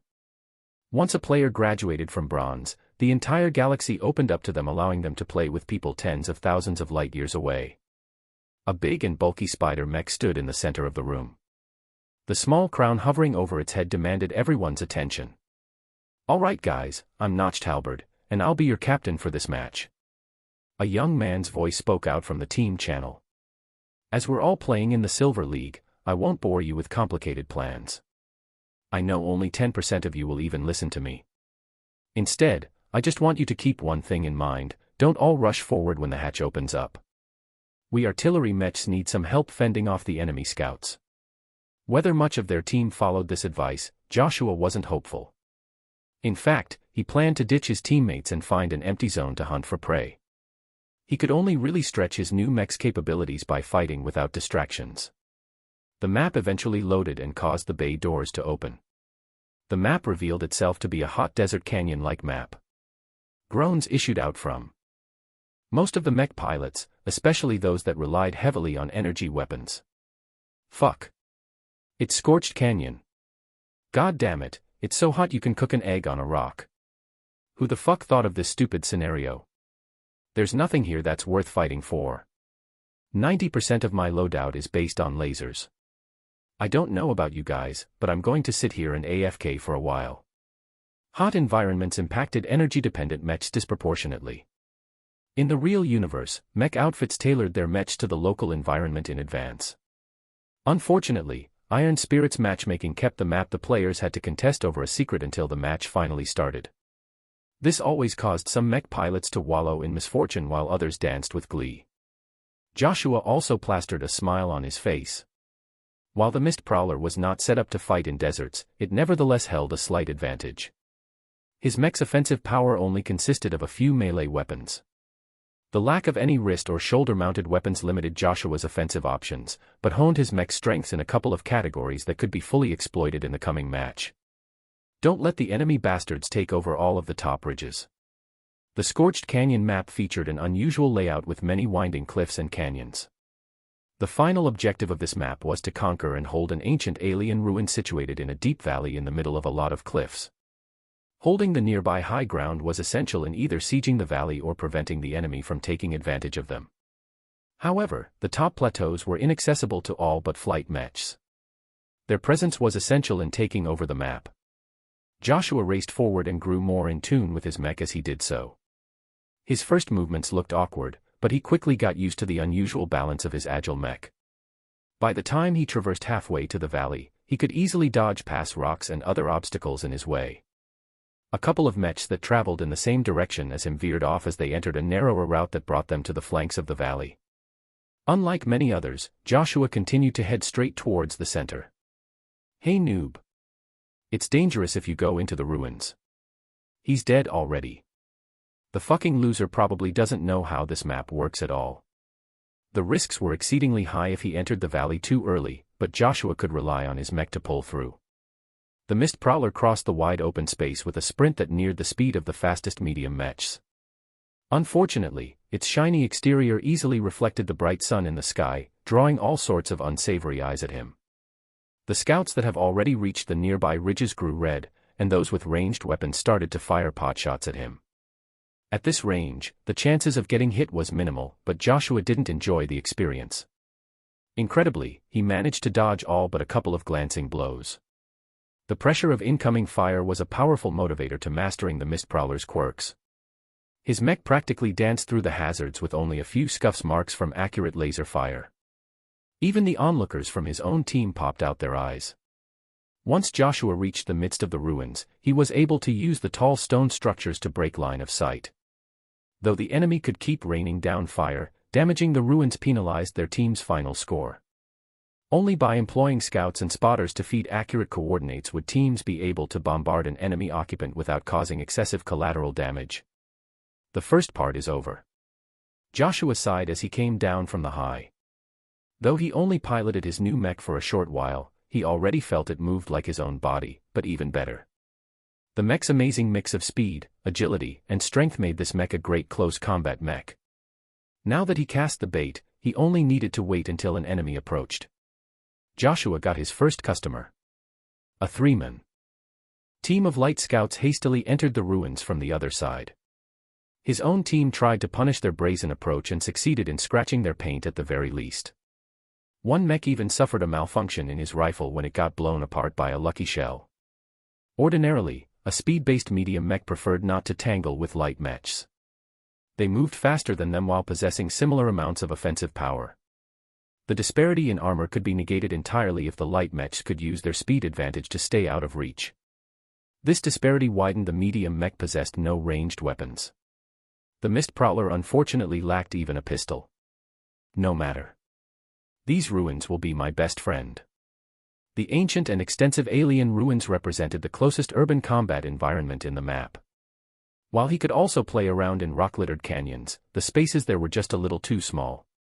While the Mist Prowler excelled in complex environments, they needed a certain amount of room to maneuver, which most narrow canyons lacked. As the three scuffed light mechs crossed over to the other side of the ruins, Joshua prepared for their arrival. He held no hope in hiding his mech from their superior sensors. Instead, he walked his mech around and chose a suitable area to make his stand. The Mist Prowler was not a mech that enjoyed letting his enemies come to him. By choosing to set up at busy street, he could use the plentiful structures to block the enemy's field of view and force them to come closer. Like a spider sitting in the middle of his web, Joshua waited for the mechs to fall into his range. When the first of the light mechs stepped into the narrower street, Joshua initiated his plan. He activated his particle ejector, which instantly blasted an entire canister's worth of sensor-blocking junk in the air. The cloud generator also did its work by pumping out a generous amount of psychedelic vapor. The modules expended their payloads rapidly, causing a couple of blocks of streets to be obscured from optical as well as many other types of sensors. This not only blinded the light mechs, it also prevented onlookers from above or below to interfere with Joshua's hunt. He grinned as he felt his anticipation grow. Having mapped the surrounding streets before, Joshua slowly piloted his mech forward. The mech's footsteps weren't exactly subtle, but the panicking light mechs allowed him to get in close. The mech with the damaged laser rifle showed up in front of Joshua first. The mist prowler came out far too sudden for the enemy mech to respond in time. Its shiny exterior reflected all kinds of bright and crazy colors due to the rays passing through the colorful vapor. In fact, the effect worked even better than traditional camouflage. Death! Joshua yelled as he urged his nimble mech to thrust forward with its spear. The force behind his approach was incredible, but the light mech was no slouch either. The enemy pilot bent his mech to the side, causing the spearhead to penetrate the edge of its waist but no deeper. That's not all I got. Usually, a mech that put most of its forward momentum in a weapon thrust left itself open to retaliation. Joshua merely pushed his mist prowler to jump sideways with the enemy and allow the spear to slash the light mech again.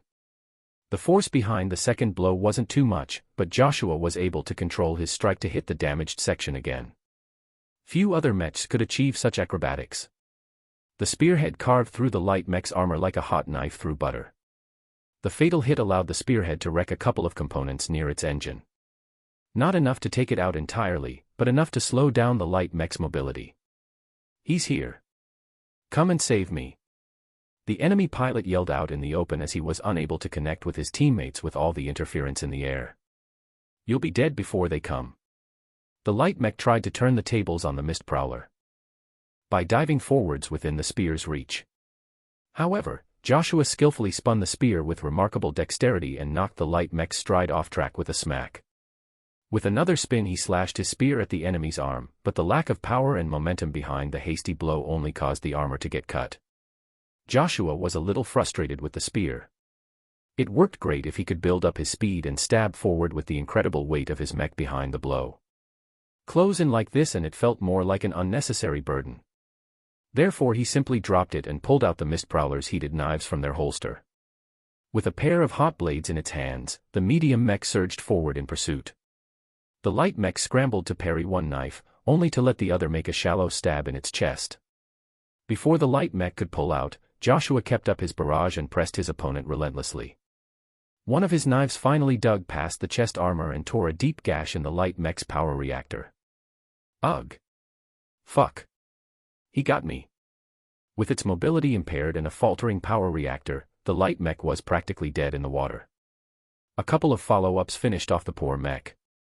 First kill. Joshua licked his lips. He started to like this new playstyle. Though the thick mist of particles and colors made it difficult for him to seek out his opponents, they also had a hard time bumping into him. He realized that using the particle generator on an unsuspecting group negated their numerical advantage.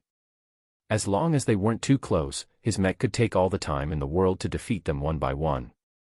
With only instincts and luck guiding him to his next prey, Joshua led his mist prowler deeper into the hazy fog. He had 2 more mechs to hunt down before the particles sank down onto the earth. Heh. What Silver League? He mocked. Within my mist, they're dead men walking. Chapter 53, Test Pilot 3. The long match reached its end stage. Most of the flyers were already shot down, while many other mechs were down to their last reserves. The canyon's ruins were mostly blown apart. The frequent close-quarters combat and the occasional artillery barrage flattened so many ancient structures that the city was unrecognizable. While many other mechs started to run slower, the mist prowler came alive. Though the scorch marks and many holes caused the mech to lose its shine, the mech navigated the rubble-strewn streets with remarkable alacrity. Its movement at the start of the match might as well be as slow as a slug compared to its current form. This modular armor sure is something. Joshua commented as he moved his mech with his functionality mostly intact. The more square plates he shed, the faster his mech moved. Shedding so much weight in one single match was a new experience for him. It felt as if the mist prowler turned from a medium mech into a light mech. If the internal damage wasn't so bad, he'd actually be able to keep up with fast mechs in a race. Too bad the damage is just too extensive. The many holes in his mech's armor exposed the internal sections to the elements. Though Joshua's dodging improved, he could not prevent flying rocks and other types of wide-area damage from degrading the more delicate electronics. The erosion already turned his mech's left arm into an inert limb. A heavy knight approached the mist prowler's side. Compared to the half-wrecked medium mech, the knight looked fairly pristine with its intact sword and shield. The mech survived the grueling match so far by being too sluggish to reach most skirmishes in time. The seventh snake, how's your reserves? I'm down to about 25%. I still have 40% left in the tank. The knight boasted. We've reached the final 10 minutes of the match. We have to dislodge whoever's left alive from the central temple.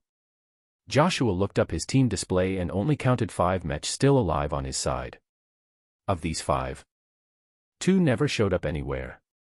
Only the mist prowler, the heavy knight and a light sniper mech stuck together within the ruins. How many enemies are in the temple? I last counted 5 of them, but that might have changed. That meant they were effectively outnumbered. Joshua did not like his chances. He worked hard to take down 4 enemy mechs and drive away many more. Each of his opponents provided him with a hefty challenge. He now fully appreciated the proficiency of Silver League players. While not all of them possessed balanced skills, they almost always had a trick up their sleeve. How much of that smoke do you have left? I'm down to my last canister. It won't last long enough to kill off all 5 of them. They also know my tricks now, so I doubt it will be effective in separating them from each other. We won't need to separate them in order to win. In fact, I want you to force them to stick closer together. The heavy knight's pilot surprisingly stated.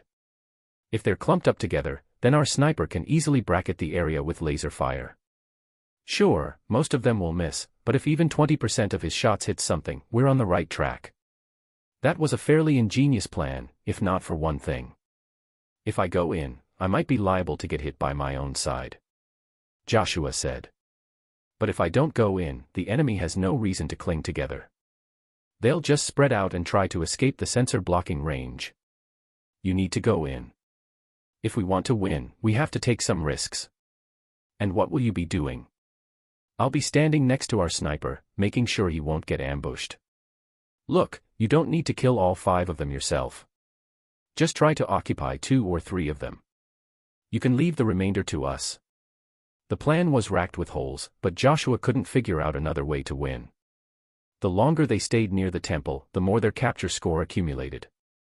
Once it reached the limit, they'd win the match. Joshua parted from the pair with a heavy heart. He was essentially tasked with acting as distraction and bait. Victory and defeat rode upon his shoulders. He didn't want his first match with the mist prowler to end so ignominiously. Come on, fellow, I know you have it in you. Please stay together for a couple more minutes. His back cage holding the cloud generator and projector lost a lot of weight as the match went on. Almost all of the canisters were missing as Joshua already used them up. Only the last canister remained unused. Joshua programmed the particle ejector, and then initiated a delay. He controlled his mech to quickly detach the back module and throw it in the direction of the central temple. The particles instantly engulfed the surrounding area. A great fog of shiny particles and rainbow colors blocked everyone's view. If the sniper had not prepared a position and zeroed in on the temple, he would be as blind as the rest. I'm going in. Hey sniper, I'll be alternating from the left to the right side of the temple area each minute starting from now. Roger that. With that out of the way, Joshua entered the mist yet again, rendering himself blind. By now, Joshua got used to the sheer amount of visual noise around him. Having prepared his entry with a rudimentary map, he eased his mech forward. Its steps landed softly in the soil, much gentler now that it only wore a fraction of its armor. Joshua felt more in tune in this blind environment. The mist prowler was made for hunting in the heavy fog. Like an extra-dimensional specter, the sorry-looking and creaky mech approached the temple. As a minute passed, he switched a little to the right. He decided to increase his pace and probe the enemy's disposition. Once the main temple came into view, a laser shot out at him from a corner. Contact! Joshua yelled as he dodged further to the right. Then, He realized the particles in the air blocked all communication signals as well. Shit. His mech spurred ahead with a scavenged sword in hand. The spear and heated knives weren't able to survive Joshua's rough handling. More shots to ping in his direction, but luckily they were just exploratory in nature. Another set of laser shots started to fire from the outskirts. The sniper in Joshua's team finally went into action and focused most of his shots to the left. The Grand Temple came into view. Unlike the other stone ruins in the map, the main structure of the alien city was carved out of an exotic stone that shone bright black in the sun. Its appearance was incongruent with the local architecture. Joshua cared little for these fictional curiosities and instead focused on getting into sword range with what looked like a banged-up heavy centaur. It lost most of its weapon emplacements from previous attacks. Most notably, one of its legs appeared to be lame. It's a sitting duck. He grinned at the sight. The heavy mech did not use any weapon other than what looked like a salvaged laser rifle. The mech's fixed weapon emplacements were either destroyed or expended all of their ammunition. The heavy mech released a trumpet-like sound in the air as it called for help. Knowing that he didn't have much time, Joshua squeezed out all of the mist prowler's potential and dodged the heavy mech's plentiful shots with clumsy grace. Knowing that its end was near, the heavy mech dropped its rifle and instead lifted off a ridiculous-looking maul from the ground.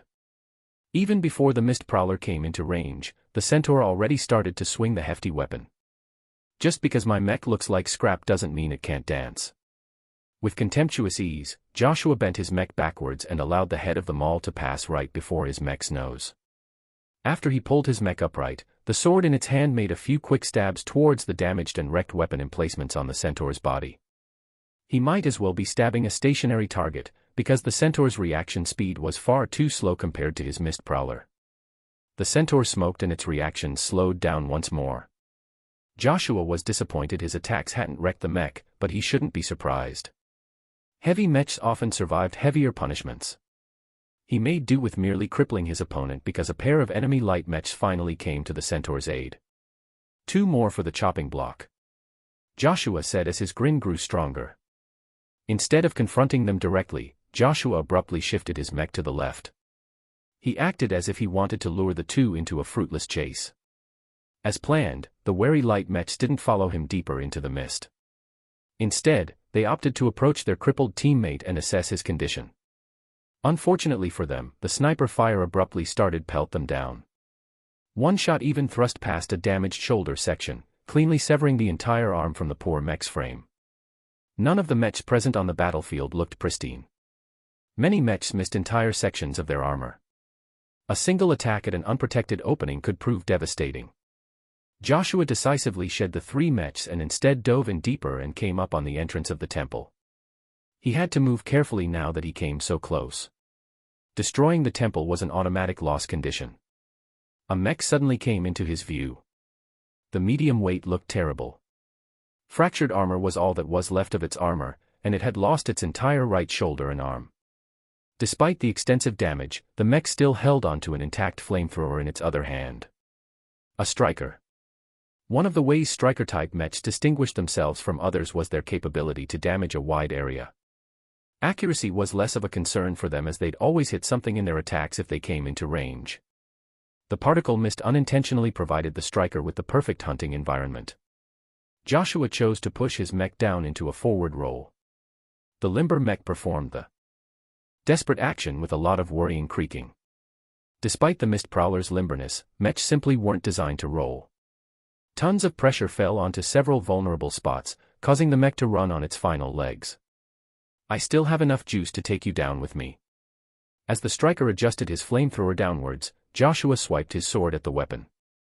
The strike sliced the weapon apart, causing its hot and unstable internals to explode in a splash of flame that engulfed the both of them. The striker was clearly worse off from the attack, having lost its remaining arm to fire. Unfortunately, Joshua wasn't feeling all that good. Plenty of flames had gone right past his non-existent armor and savaged his beaten-up internals. He instantly lost 80% of his engine power. Come on. Get up. With his mech's final strength, Joshua poured all of his will into pushing the mist prowler to get on its knees, hold up the sword, and push its battered feet just enough to slash at the opposing mech for one last time. The attack landed solidly in the enemy's waist. It tore apart the striker's engines, immobilizing it on the ground right next to the mist prowler which just breathed its last. Within the simulation pod, Joshua breathed out as he pulled himself out the intensity of combat. He paid little attention to the remainder of the match. He recalled his previous encounters and relished the stunts he pulled off with the mist prowler. His mouth never lost its grin. The mist prowler is a worthy mech. I wasn't wrong in trusting that designer. Joshua eventually found out that his team lost the match. In the end, they stayed back too long and let the enemy team run out the clock. It left a bad taste in his mouth, but he quickly regained his composure. There's plenty of other opportunities to make up for my loss. Meanwhile, somewhere else on the planet, VES looked down at Lucky in concern. What's the matter, buddy? The cat tugged at his pants and yowled at him to follow him outside. The mechanical cat usually lounged about on his sofa. Something must have stirred him up really good for him to act so panicked. VES ran after the cat when it bolted out the doors. He stopped when his feet encountered a metal box. Ouch! After soothing his stubbed foot, he looked down to see Lucky frantically scratching the exterior of the metal box. Hey now, be careful with that, he said as he picked up the head-sized box. Let's head inside. After sinking back down the couch, VES studied the strange box that appeared at his doorstep. He hadn't expected any deliveries to arrive today, and certainly not something that warranted a small but heavy metal box. After knocking his hands over the matte surface, VES realized the box was not as simple as it looked. His knowledge in metallurgy suggested that the box was a piece of reformed mech armor plating. He turned it around and touched all over its cold surface, only to come up with no way of opening the box. He knew there was something inside because he could feel something clank when he gently shook the container.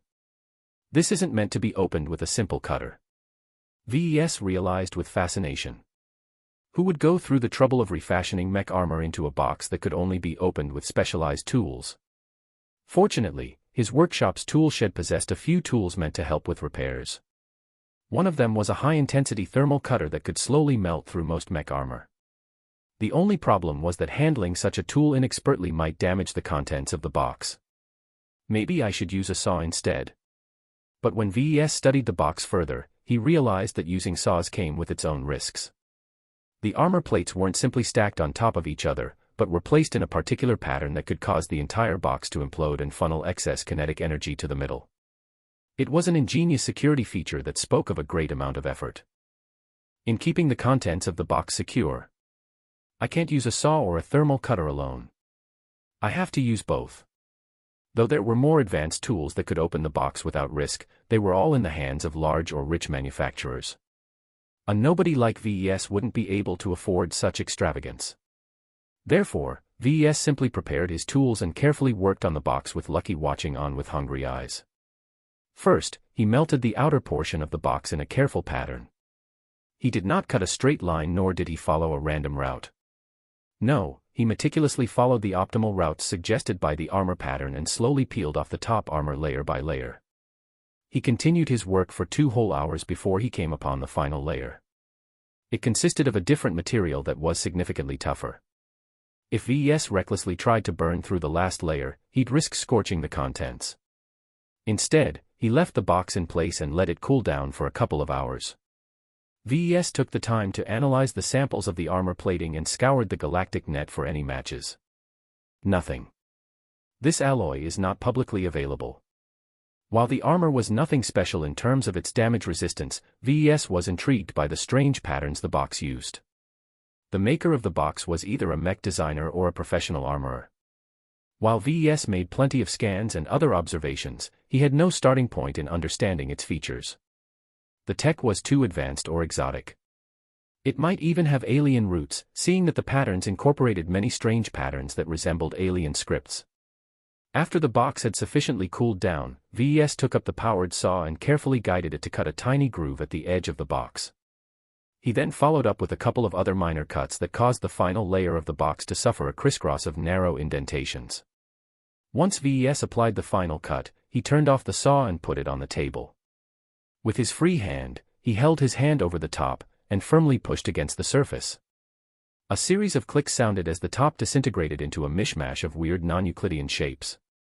It strained his mind when he looked at the many shapes. Somehow, the remnants of the last layer didn't fall down, but instead fell into a series of grooves that turned out to be a sophisticated lock. When the metal pieces all fell into place, the strange lock turned transparent and changed into a fluid. What the? VES suddenly got knocked aside when Lucky climbed on top of the box. The cat quickly craned down his neck and lapped at the transparent liquid. What are you doing, Lucky? It might be dangerous. It took a lot of effort for VES to use his meager strength to pull his deranged cat from the box. The cat yelled excruciatingly and used all of the power packed in its slim body to slip out of his owner's grip and dive right back into the box. When VES tried to pry off his disobedient cat from the box, he failed to make any progress. The cat practically dug in its claws. Lucky, don't make me upgrade my strength. Apparently, the gem cat didn't care. By the time VES managed to pull his cat off, it already closed its eyes in lazy contentment. VES looked speechlessly at the empty interior of the box before turning his gaze at his selfish cat. Lucky looked so full of himself right now. He even had the audacity to nap in his irate owner's grasp. VES sighed. With the strange liquid alloy slurped away, he could find no other clue to the providence of the box. While he still had the rest of the open box to play with, it paled in comparison to the strange and magical alloy. It almost seemed as if the alloy moved by itself. I hope you're happy with your latest meal, because I'm not going to feed you anything until you completely emptied your bowels. Lucky graced the admonishment with a lazy meow before finally falling asleep. VES sighed, not having the heart to scold his cat any longer. Instead, he put the cat down onto the couch and turned his attention back to the open box. Does it have any other secrets? Chapter 54, Going Out. VES lacked the advanced equipment necessary to make sense of the open box. The materials incorporated in its construction were intricately exotic in nature, which meant their attributes weren't in any public databases. With only limited measurements to go on, VES was no closer into figuring out the origin of the box. Even studying the strange patterns the creator of the box had used presented no results. My starting point is too far behind. I can't make sense of anything even if I have better equipment. From what limited data he could gather, the box came from an extraordinary source. Nothing in the Bright Republic or elsewhere in this star sector could produce something so magical. This is actually an application of modular armor. The realization stunned him. Not for its magical properties, but for the motives the sender of the package held. There was someone out there that kept an eye on VES. He or she knew about Lucky and came up with a highly unusual material to feed the cat. The unknown observer also knew about the Mist Prowler, for why else would he receive a box made out of modular armor? Who is it? VES asked himself, worried that his secrets were bared open all this time. He obsessively took out a scanning tool and scoured every corner of his workshop for cameras and other spying tools. Nothing. But that left out only one way of spying. His equipment such as his 3D printer and his assembler were second-hand. If someone messed with the intricate machines, VES had no way of finding out as he wasn't a specialist in designing industrial equipment. Perhaps some spying methods had even infiltrated the software he used. This incident reminded him that there were forces out there that could stomp on VES like a bug. Despite his recent accomplishments, he was still vulnerable to outside manipulation. From what he could gather, the box could only come from two possible sources. It's either the creators of the Mech design system or my father. Thinking about his missing dad choked VES up. He missed Rykal's steady influence. His father was the bedrock in which VES pulled himself back together and switched his aspirations from piloting a mech to designing them. He couldn't imagine what sort of deeds his father committed in order to get his hands on the priceless system. There's too many secrets involved with the system. VES reaffirmed, having gotten over the unpleasant implications of receiving this gift. I can't be too complacent. Whoever let the system fall into my hands can easily take it back. He put aside the box and left it in a secure storage area. It wasn't as if he wanted to spend more time, but he could not get any better results in a short time. With a possible order for his Mark Antony arriving soon, VES wanted to make some quick gains in his skills in order to improve his products. Having just released the Mist Prowler variant in the virtual market, VES was flush with fresh DP. He quickly acquired the speed tuning 2 sub skill that he had his eye on for a while. The unlocking of knowledge hidden deep within his mind went smoothly as he had experienced the sensation several times before. His mind had definitely adapted to high-density information transfers. His ability to squeeze out more speed from a mech had improved. Speed tuning mostly look at optimizing the layout of artificial muscles. With this new perspective, VES already thought of a couple of ways he could tweak the Mistprowler's performance. It's not a good idea to go back to my old design. I'm better off designing another variant. While his Mistprowler was on the market for only a few days, the sales figures looked dismal. The variant's performance was decent, but it cost significantly more than the base model. Most Silver League players settled for something that was good enough instead of throwing their money for the very best machine. What also didn't help was that VES lacked a firm brand. Not many people opted to put their trust in an unknown designer. A couple of one-star designs under his belt didn't make him stand out at all in the crowded mech market. As Iron Spirit offered many poor designers a viable way of earning money with just a modest amount of investment, the lower end of the virtual market was flooded with cheap mechs of questionable quality. I can only slowly build up my brand. None of my mechs are crappy if you leave out my first one. All of my designs are mechanically sound and feature unique strengths. Just having a sound design wasn't enough to stand out. He needed to show off real strength. The Mistprowler was just the first step in his plan. Its exceptional agility and speed as well as its remarkable performance in the later stages of a lengthy match should impress anyone who fought against it. Perhaps the sales of his latest mech might pick up in the coming days. In any case, VES could not afford to hang back and wait for the market's reactions. With his improved ability to design faster mechs, he already envisioned a new project for him to tackle. Still, after having finished a fairly complicated project, VES wanted to take a day off to relax. He took a last look at his sleeping cat before he locked the workshop and left the premises. His summoned aircab arrived at his doorstep within a minute. After entering the vehicle, VES activated his comm and looked up his available funds. So far, VES was left with about 2 million credits in spending money. A much larger portion of money was safely stashed in his bank account, waiting to be spent on major investments in a couple of years. I shouldn't splurge all of my money too quickly. I still need to keep a reserve for any virtual licenses that catches my fancy. He decided to go on a shopping trip. His aircar sped past stately homes and winding parks. Cloudy Curtain might not feature the best weather, but the local residents made up for it by beautifying their neighborhoods. Bright flowers and lively trees dotted the streets as the residents leisurely gossiped with each other or brought their kids out to play. VES smiled as he looked down at the sights. This was his home. Rittersburg possessed a much greater heritage, and Bentheim was the economic center of the Republic. Nonetheless, Cloudy Curtain possessed its own unique charm. Peace was everywhere and one could escape from the wider struggles of the galaxy by settling at one of the planet's many plots of land. Cloudy Curtain was neither too poor nor too rich. If one could name one vice, it was that most residents were rather lazy and unambitious. As a second-generation resident of Cloudy Curtain, VES was keenly aware of this difference. No other local mech designer would have the guts to start a mech business by themselves. They were too content to go with the flow. "Father, where the hell are you?" VES sighed again. Rykal Larkinson always behaved as if he was driven, just like the rest of his notable family.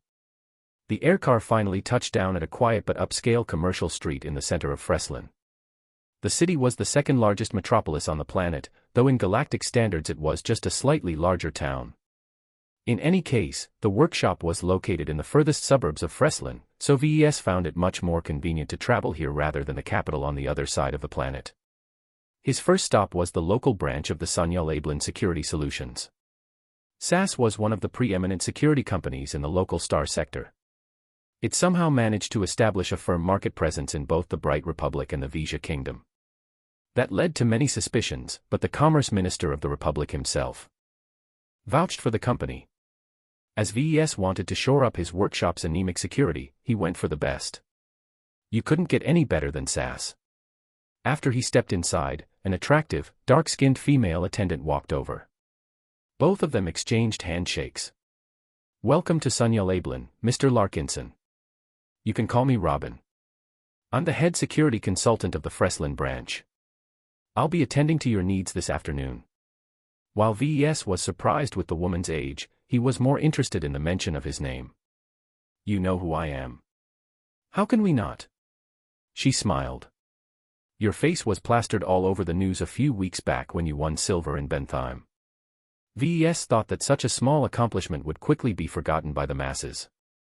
Did he underestimate the fame he earned when he achieved second place in the Fusion Cup? "Well, Robin, as you can probably guess, I'm here to invest in security for my business. Can we talk?" "Certainly." After exchanging greetings, the woman led him to a small and richly furnished conference room. VES took a random seat while Robin set down a cup of coffee on the table in front of him. The security consultant pressed down the table, allowing a projector to beam a bunch of marketing material in front of him. It listed all the standard services the company provided. "As a small business owner, we can offer you a limited selection of services. I doubt your annual revenue surpasses 1 billion bright credits, so we can leave the enterprise solutions off the table." VES nodded at the sensible selection. "I don't intend to scale up my production. My earnings will not be growing dramatically, though I hope it will stay steady. For now, I only hope to make my workshop more secure from spies and burglars. Let alone rogue mechs. Right now, any drunkard can climb over my fence." "Ah, so you wish to make a major investment into your cybersecurity and a minor investment in perimeter security." Robin lifted a couple of fingers to push away most of the options in the projection. Most of the solutions that remained differed substantially in price. "What is your budget?" "I'd like to start with about 500,000, but with the option of upgrading my choice later on when my business starts to pick up in perhaps a half year or a year." One of the lower-end options dominated the screen. Robin pointed her finger at the most notable features of this package. "The Cyber Robo service that we offer can protect your premises both digitally and in reality. We offer a standard suite of hardware and software security solutions to protect your intellectual property from opportunistic virtual attacks. You can always upgrade or downgrade this ongoing service at your leisure." That sounds great. What about protection from outside my doorstep?" "We can offer you a team of 4 mechanical patrol bots to establish a basic perimeter guard. We cannot offer you direct control over their programming, but we do allow you to designate priorities. You can designate an area that they must guard at all costs, for example. What kind of armament will they carry?" "The bots are licensed to carry anti-personnel and light anti-vehicle weapons. It won't stop even a light mech, but they can and will shoot down any aircars crashing in your direction. If you happen to upgrade your contract with a couple of million credits, we can augment your guard with a pair of our proprietary arc bots. They possess enough firepower to fend off a light mech long enough for the planetary guard to respond." The options on the table weren't to his satisfaction. VES wanted a more substantial guard to have some peace of mind. Sadly, he wasn't made of gold, so he had to do with what his budget could withstand. "I'll take the basic Cyber Robo option." The two hammered out the details within an hour. Within a week, a couple of technicians and security consultants would visit his workshop and start to implement his chosen security plan. Besides designating a couple of sections of his workshop that he wanted to protect the most, the people of SAS could take care of the rest. VES left the branch office with a lighter step. Though he spent 500,000 credits in one go, the extra safety he got in return allowed him to ease one worry off his mind. "Once my business rises in value, I have to increase my security spending. I can't end up as a fat lamb ready for slaughter." As VES only recently started his company, he wasn't worth gobbling up. With the system's help, that could change fast. Once his skills improved and his mech designs incorporated a couple of unique strengths, VES might be inundated with offers. Some of them may not come with kind intentions. Chief among them was Walter's Whalers. As the local bullies of Cloudy Curtain, they took a modest cut out of every company's earnings. They were rather mild as far as gangs went. Cloudy Curtain was just too small for them to squeeze with any force. If they acted too heavy-handedly, then no business would be willing to operate in their territory. Therefore, the next destination of his trip brought him to one of their outposts near Freslin. The dilapidated-looking mech base only serviced a single squad of mechs, but VES didn't underestimate the local organization one bit. A board guard sat right next to the gates, staring at the colorful clouds in the sky. "Who's there?" "I'm a new business owner. I'd like to meet with the boss of this place." That perked up the sleepy men. "Oh, so it's money business, eh? You can go straight ahead. I'll call in the little boss. Little boss. Confused, VES stepped inside and walked straight towards the barracks up ahead. Much like the rest of the base, the structure looked as if it had seen better days. VES thought it likely that the base used to be occupied by the Mech Corps. The lack of any value extracted from the local star system prompted the Bright Republic to scale down its local presence and allocate their resources to richer planets. After Walter's Whalers took over planetary security, they clearly didn't value proper maintenance as much as the Republic's armed forces. VES even saw a pile of wrecks stuffed in a corner. He lamented the enormous waste. If they hadn't been so exposed to the elements, a designer like himself could salvage much of the parts and cobble up a couple of cheap but functional mechs. He already had experience doing so in the Fusion Cup. "Hey, what's up, man?" A hand clapped his back from behind, giving the frail mech designer a fright. He turned around and met his gaze with a handsome blonde that matched his age.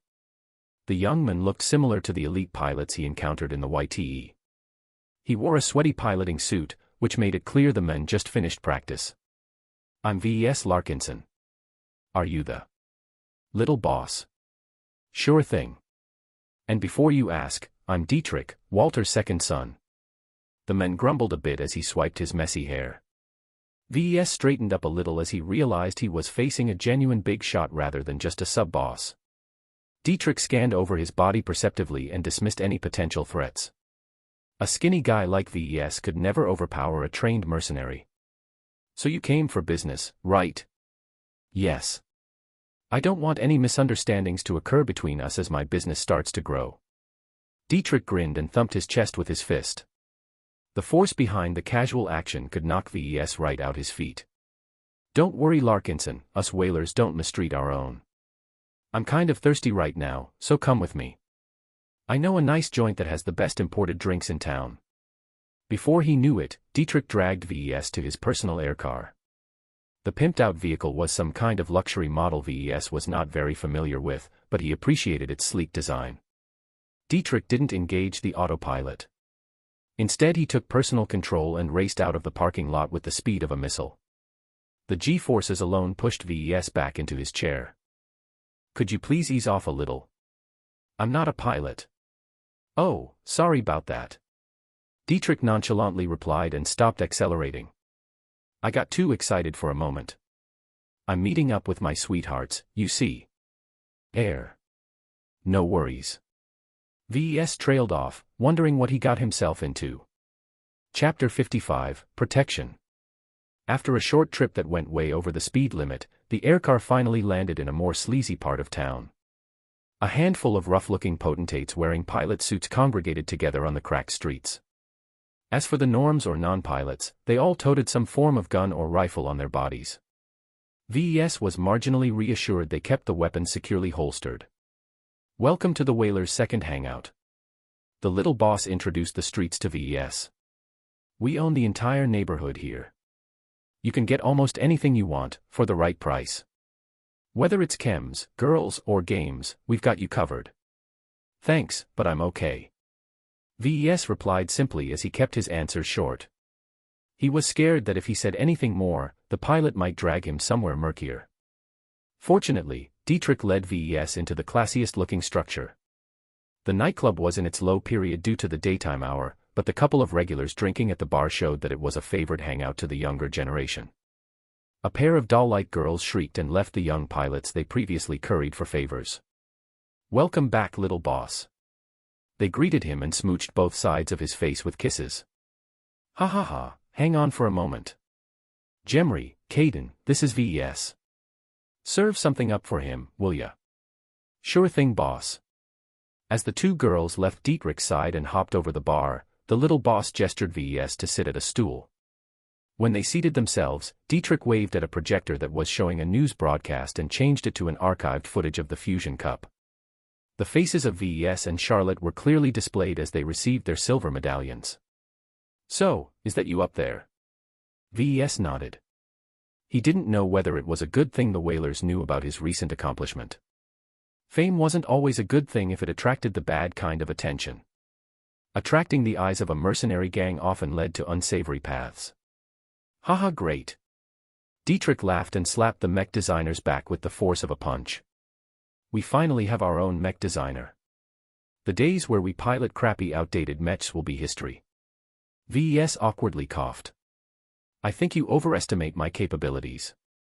I've only started my business a few months ago. My mech boutique's production volume will remain small as I'm focused on producing high-end mechs. That dampened Dietrich's enthusiasm. So you're not setting up a large manufacturing plant on Cloudy Curtain. The cost of doing such a thing is prohibitive. And even if I have the money, without a rep my mechs won't sell very well. VES could see the gears turning in Dietrich's head. Despite his playboy appearance, the little boss was not a wastrel. All right. Understood. It's too much to hope that a major industry will start up in this quiet backwater. Bentheim is near enough for most of this planet's needs. Yeah, but anything we buy from there means we have to pay a big cut to the gangs in control of that place. Dietrich took a deep breath. All right, let's change gears. Let's talk about what you can do right now. Are you producing any mechs?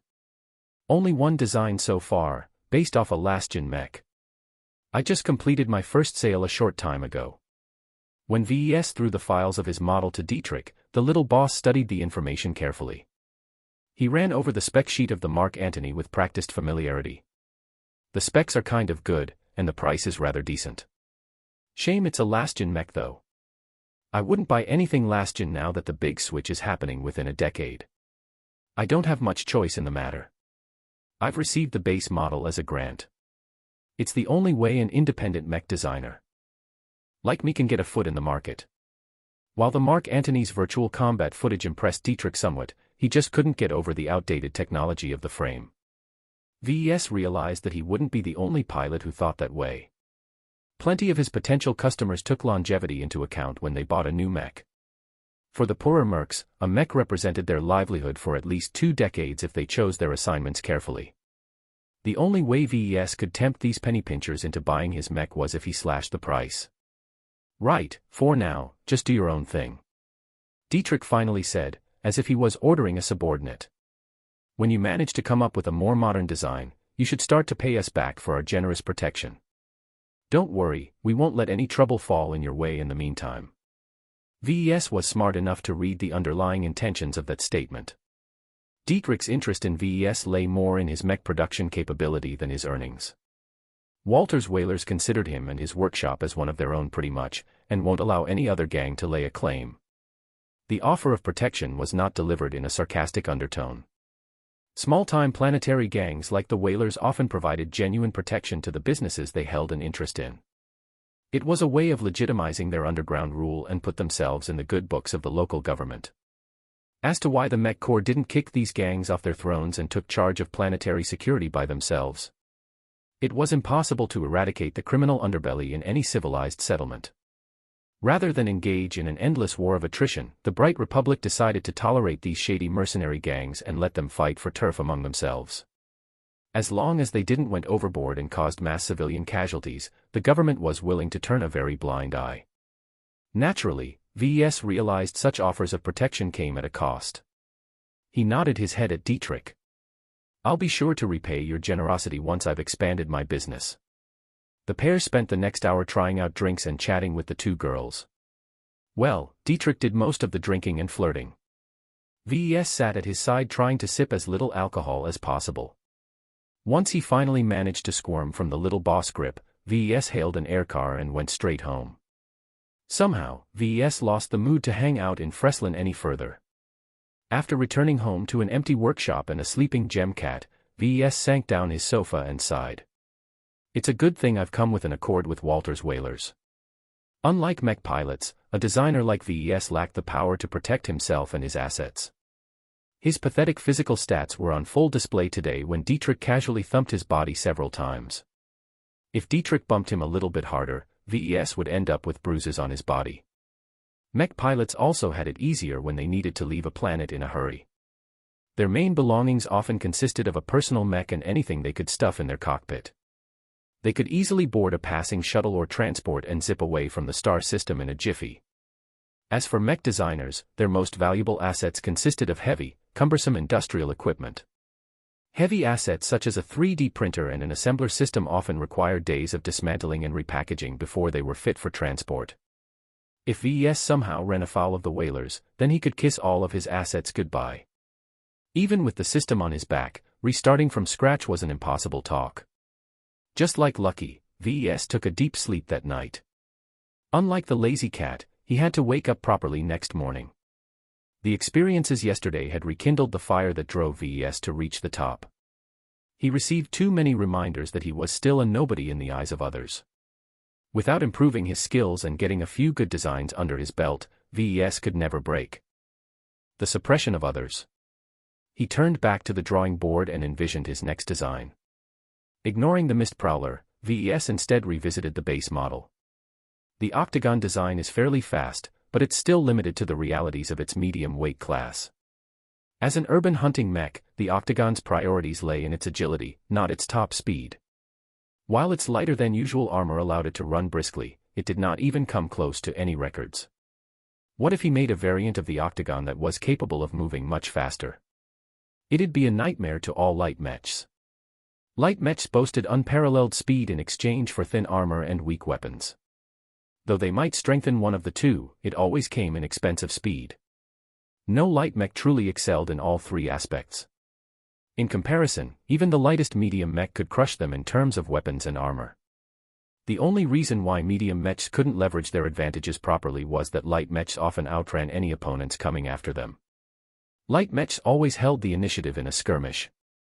If a medium mech was able to catch up to a light mech, the tables would turn. However, not everyone could make such a miracle possible. A medium mech possessed a baseline amount of weight. If the mech's internal frame, engines, and power reactor got any weaker, then they couldn't even be called medium mechs anymore. At best, their performance resembled light mechs so much that they'd effectively be one. What VES had in mind was to design a mech with enough speed to close the distance with light mechs while still maintaining some of the advantages of a heavier weight class. Thus, VES opted not only for weight reduction, he also wanted to look into short-term burst acceleration methods. The only way a medium mech can catch up to a light one is if it has an auxiliary mobility module. Flying was the easiest and also laziest solutions. Designing a medium flying mech came with so many considerations that VES might get overwhelmed. Besides, the octagon's advantages worked best on the ground. Looks like I can only turn to boosters, VES concluded, and visited the booster section in the virtual market. Iron Spirit offered a decent variety of boosters in the 2-star range. Plenty of wild-eyed inventors came up with booster systems. Not all of them worked as well as their makers had thought. VES could choose from a lot of cheap but crappy systems, or fork out some serious dough for something that actually worked out decently in the battlefield. Boosters generally came in two variants. The slow burners used up energy in a more efficient way. While they were unable to provide a high amount of thrust, any mech that incorporated these boosters enjoyed a substantial reduction in travel time. The fast burners, on the other hand, worked in the opposite way. They provided a substantial amount of thrust, but placed very high demands on the kind of fuels they consumed. They were much more expensive to start, but sometimes a sufficient amount of speed trumped all other considerations. VES thought the same. He settled for a run-of-the-mill fast-burning booster system for 150,000 credits. While the Subomi Accelatron A2W got stuck with one of the worst names for a booster system, but delivered a respectable amount of speed. The only downside to the system was that it guzzled up a lot of high-energy fuels and lasted only for a short time before the system engaged its forced cooling cycle. Nonetheless, a smart pilot who engaged his boosters at the right moment could easily overtake an overconfident light mech. Now that I've bought the boosters, let's see how I need to accommodate the frame. The boosters were only responsible for closing the distance after spotting an enemy light mech. What could give the octagon a more durable way of moving fast was to pull the oldest trick in the book. I'll have to shed some weight off the frame. A clever choice of reducing weight could make the octagon retain most of its effectiveness while making it substantially faster. However, such a thing was not that easy to do. The designers of the base model already worked hard in offloading excess weight. For VES to do it again meant he'd have to make some trade-offs. First, the armor could use some trimming. If I want to save weight and maximize the utility of my variant's armor, then I should stick with the stock armor instead of opting for the more exotic modular armor. The default armor the Octagon sported served its purposes well enough. VES only needed to do some tweaking to its armor design in order to emphasize the speed aspect. While it was nice to increase the mech speed once it accumulates more damage, if the armor had already shrunk a bit, a modular system somewhat lost its purpose. I can also do something about the energy cells. I can exchange the mech's high endurance for something else. He sketched a new energy storage scheme where he cut off a couple of cells in order to make space for the boosters. Some energy cells provided the specialized fuels for the new system. Now I'll have to place the boosters in a couple of good locations. You couldn't just slap a few boosters in a few random spots and call it a day. A badly placed booster could easily unbalance or even topple over a mech. VES chose to employ 6 of the acceletrons and place them somewhat evenly onto his new design's back. He could figure out the precise placements later with the help of the system's tools. What should I do with the mech's agility? Does the Octagon need to keep its limbs nimble and flexible? It was not necessary for a light mech hunter to possess exceptional agility. Merely speed and power was enough for such mechs to smash light mechs into pieces. Nevertheless, the number one strength of the Octagon was its enormous range of motion. If VES eliminated this aspect entirely, he'd end up with a variant that lost its roots to the base model. The decisions involved with this aspect paralyzed him for a time. Chapter 56, Streak of Red. Speed changed a lot of things when applied differently to mechs.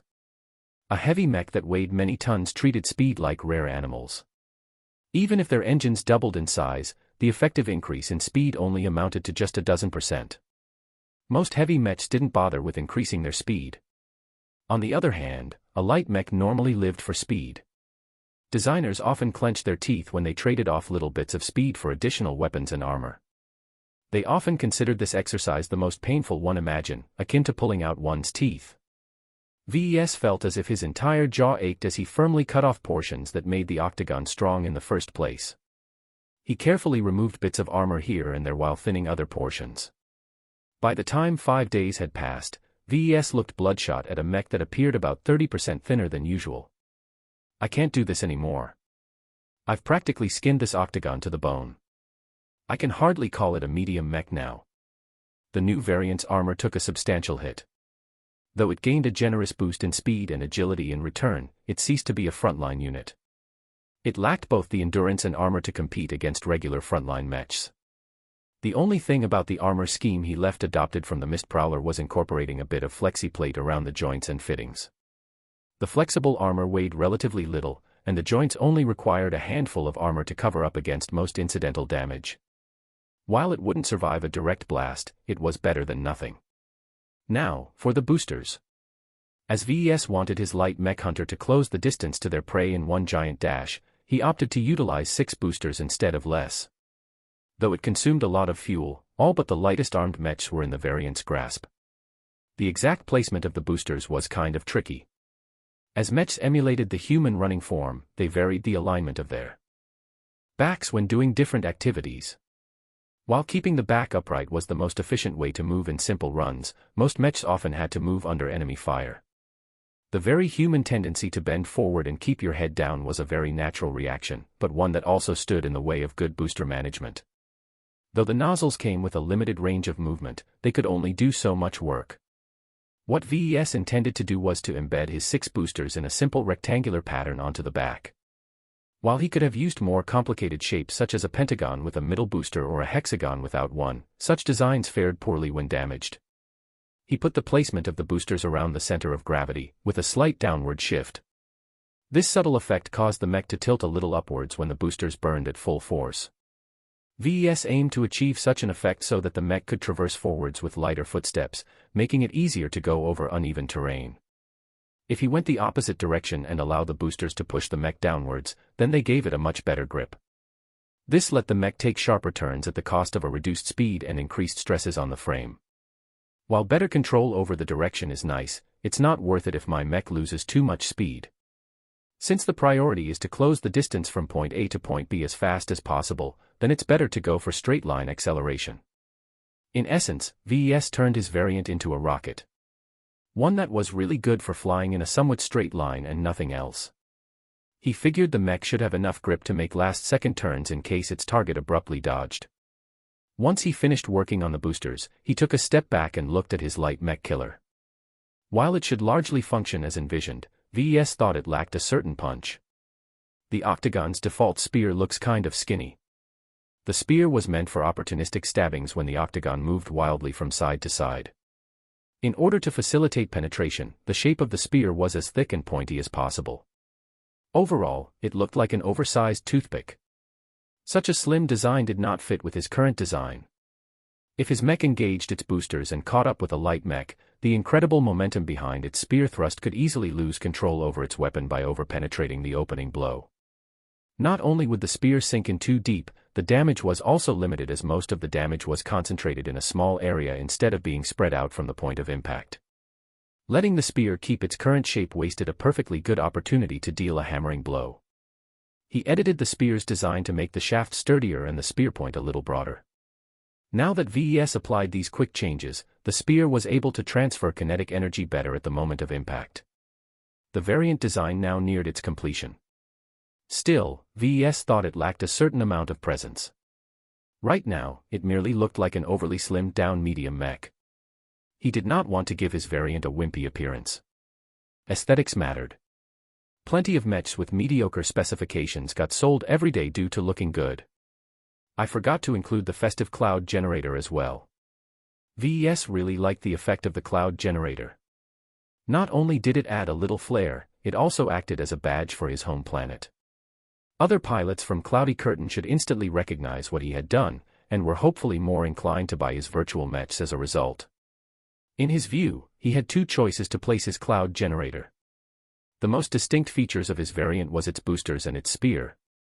If I place the cloud generator on the back, it'd be kind of boring. It also draws needless attention to the rear. The last thing I want to do is place a psychological suggestion that enemies should focus on attacking its back. Instead, he turned to the rather interesting challenge of incorporating the cloud generator in a spear. VES made some estimates and found that it was possible if he chose the slimmest cloud generator. He could incorporate the main generator in the handle of the spear without affecting the spear's front integrity. However, the spear wouldn't look very cool if the butt end of the spear released vapor. So VES edited the spear's design again and led a small and narrow line from the back of the spear all the way to the front. The integrity of the spear wasn't affected too much if the tunnel was carved in the middle of the shaft. He added a number of small exhausts right behind the spearhead. Inspired by the unique look of a certain style of ancient spears, VES dyed the vapor in a bright red color. Backdropped by the black spear and silver chrome mech, the red should make for a powerful contrast when the machine charged forward. Kind of like a knight, though a poorly armored one at that. When VES inputted his mech in a couple of simulation, he found himself impressed. The mere addition of that streak of red dramatically enhanced the presence of the mech. When the machine charged forward with its boosters employed to their maximum, the mech resembled an unstoppable meteor. It was a much more flattering look than the unstable rocket-like appearance the action previously resembled. In order to enhance this illusion, VES coated the mech's frame with a couple of colorful red streaks. The additional touch also distinguished his new variant from the base model, so people wouldn't confuse it with a regular octagon. I think that's it. Well, system, what do you think? Design evaluation, Speed Demon. Variant name, 225CS Speed Demon. Weight classification, Extreme Medium Light. Recommended role, Anti-Light Mech. Armor, D+. Endurance, C-. Flexibility, A-. Firepower, E-. Integrity, C-. Deviance, 30%. Performance improvement, 7%. Cost efficiency, -14%. Overall evaluation, the Speed Demon provides an alternative piloting style that does not fully live up to its concept. Too much performance has been sacrificed in order to achieve the desired speed and impact damage. You have received 5 design points for completing an original design. Shit. The Speed Demon, as he named it, did not perform as well as he envisioned. While it differed drastically from the base model, it did not offer a superior performance if comparing their respective performances in the battlefield. In other words, the Speed Demon was different, not better.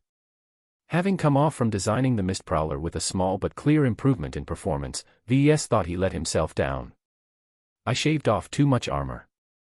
In hindsight, I should have picked a more appropriate armor system that performs better when applied thinly. VES wanted to avoid spending more of his dwindling credits than he already had, so he declined to purchase yet another system. The boosters were bad enough. If he kept spending his credits like a garden hose, he'd quickly end up broke to the point where he needed to draw some cash from his piggy bank to make up for the shortfall. Even the X factor is a little weaker than in my last mech. He already felt as if this aspect wasn't as good as his last one. VES clearly enjoyed designing the formidable and unique-looking Mist Prowler. The challenges he faced in forming and optimizing its modular armor scheme were fulfilling. In comparison, the Speed Demon was more of an exercise in frustration. He gnawed his teeth many times trying to find a way to shed weight without paying too much for the loss. The negative emotions must have influenced the intent he put into his design. All in all, VES learned a lesson with his latest design. He shouldn't bite off more than he could chew if he wanted to earn lots of DP. Still, I learned quite a bit from this experience. I've gained a much better appreciation of the difficulties involved in forcibly increasing the speed of a mech. Despite the disappointing performance of the mech, it worked well enough to be put on the virtual market. Like all his designs, VES priced the Speed Demon as low as possible without making a loss. As he wanted to maximize his DP gains, he gave up on making any credits from the sales of his mechs in Iron Spirit. My second commission should be coming soon. I wonder how long Marcella plans to wait before passing me another order. He could only be patient and trust his broker to pull through with her search for clients. So far, from what he heard, the Phoenix Cry acquitted itself well in its first real combat operation. At the very least, Captain Carruthers hadn't called back and hollered his ears off. The mech was technically sound. A week had passed during the time VES designed the Speed Demon. That was enough time for VES to receive his scheduled security upgrades. A number of heavily armed shuttles bearing the markings of Sanyal Ablin Security Services arrived from Freslin to his workshop. Technicians, security experts, and many loading bots debarked from the vehicles and started unloading their gear. Robin greeted VES at his doorstep. "Your Cyber Robo package has arrived. We'll be taking around a day to set it all up. Do we have permission to scan your workshop and dive into your software? If you wish to keep some files confidential, I can give you time to make backups. I've already done so. Feel free to take apart my computers. Just put them back together when you're done." In truth, VES kept pretty much all of his sensitive design files in his Mech Designer system. While he was pretty much putting all of his eggs in one basket, at least he had full control over it at all times. Under the watchful eye of VES, the experts of the SAS went to work with care. While the loader bots started to place sensors, electric fencing, and other nifty gadgets, the human personnel scoured the workshop for any nefarious devices. "Our team reports nothing untoward has been detected so far, Mr. Larkinson." That lifted a weight off his back. That's reassuring. He was not in the clear yet. When the experts finished scanning the rooms and hallways, they started to inspect his gear. His computer terminal where he did most of his virtual work was taken apart. The computer expert carefully scanned each and every chip, cable, and even the screws. Then he put it back together and started the terminal up. Using his own specialized software, He carefully dug deep within the terminal's data. "I've detected a couple of dormant vulnerabilities," the expert said. "I've taken care of them all." VES wasn't too worried about that. He only used his terminal to perform research and access Iron Spirit's market interface. Any hacker who got into his computer system could only read his browsing history. As for using his account to log into Iron Spirit, the game didn't allow anyone to log in without a second process of verification, such as a neural pattern scan. VES left the computer nerd to his work and instead visited the main work hall. Most of the security experts were present here. With the help of their own disassembly bots, they took the 3D printer and assembler apart. They tediously went over each part and noted any abnormalities. So far, the only deviations from the standard that they found could be chalked to wear and tear. A pair of other computer experts scoured the software of the systems for any irregularities. Fortunately, they found nothing serious. The only problems they found were non-standard repairs for broken parts and a few odd software tweaks that raised performance at the risk of more malfunctions. These modifications were left from the previous owner of the machines. As they didn't intentionally sabotage the complex machines, VES opted to keep them as they were. He only planned to keep them for a decade at most. Chapter 57, Ominous Warnings. As Miss Robin from the SAS supervised the work, she also approached VES for a talk. As a mech designer, when do you think we will switch to the next generation? Taken aback by the question, VES needed a moment to think through his answer. It won't happen too soon. We can milk our current generation for at least 10 years. We mech designers don't like to see the value of our work plummet before we extracted as much value out of it as possible. I'm sure the big manufacturers are colluding to keep this generation alive as long as possible. The security consultant nodded. That fits with our internal assessment. However, the new technologies employed by the advanced states have already leaked out a little bit. We do not believe the mech industry can stand in the way to progress very long. Why are you asking about this? Are you planning to upgrade your security hardware? For sure, and more besides that. You may not have heard about this seeing as you're young, but the mech and security markets are at their busiest just before the generational switch. That sounded strange to VES. Why is that so? The new mechs aren't out yet. Why waste their money on goodies that will just turn last gen a few years later? A smirk appeared on Robin's narrow face. Oh, they aren't investing in new equipment, they are draining their existing stock as they wage wars and engage in high-risk ventures. Consider this. When was the last time the Vija Kingdom and the Bright Republic went to war? That was about 30 years ago. Right when? Oh. 30 years ago was roughly a decade before the switch to the current generation. The war between both nations were by all accounts brutal, though both sides tried to minimize battles near large population centers. Mech pilots, support troops and logistical personnel suffered the most casualties in that war. The worst thing about the war was that it ended inconclusively, just like all the previous wars between the two local rivals. A few planets changed hands and a couple of small cities got wiped off the map. The Bright Republic got a little worse off than the Vija Kingdom, but that didn't prevent the Republic from touting that they held the line against the foreign aggressors. As a friend in the industry, I advise you to keep your eyes peeled.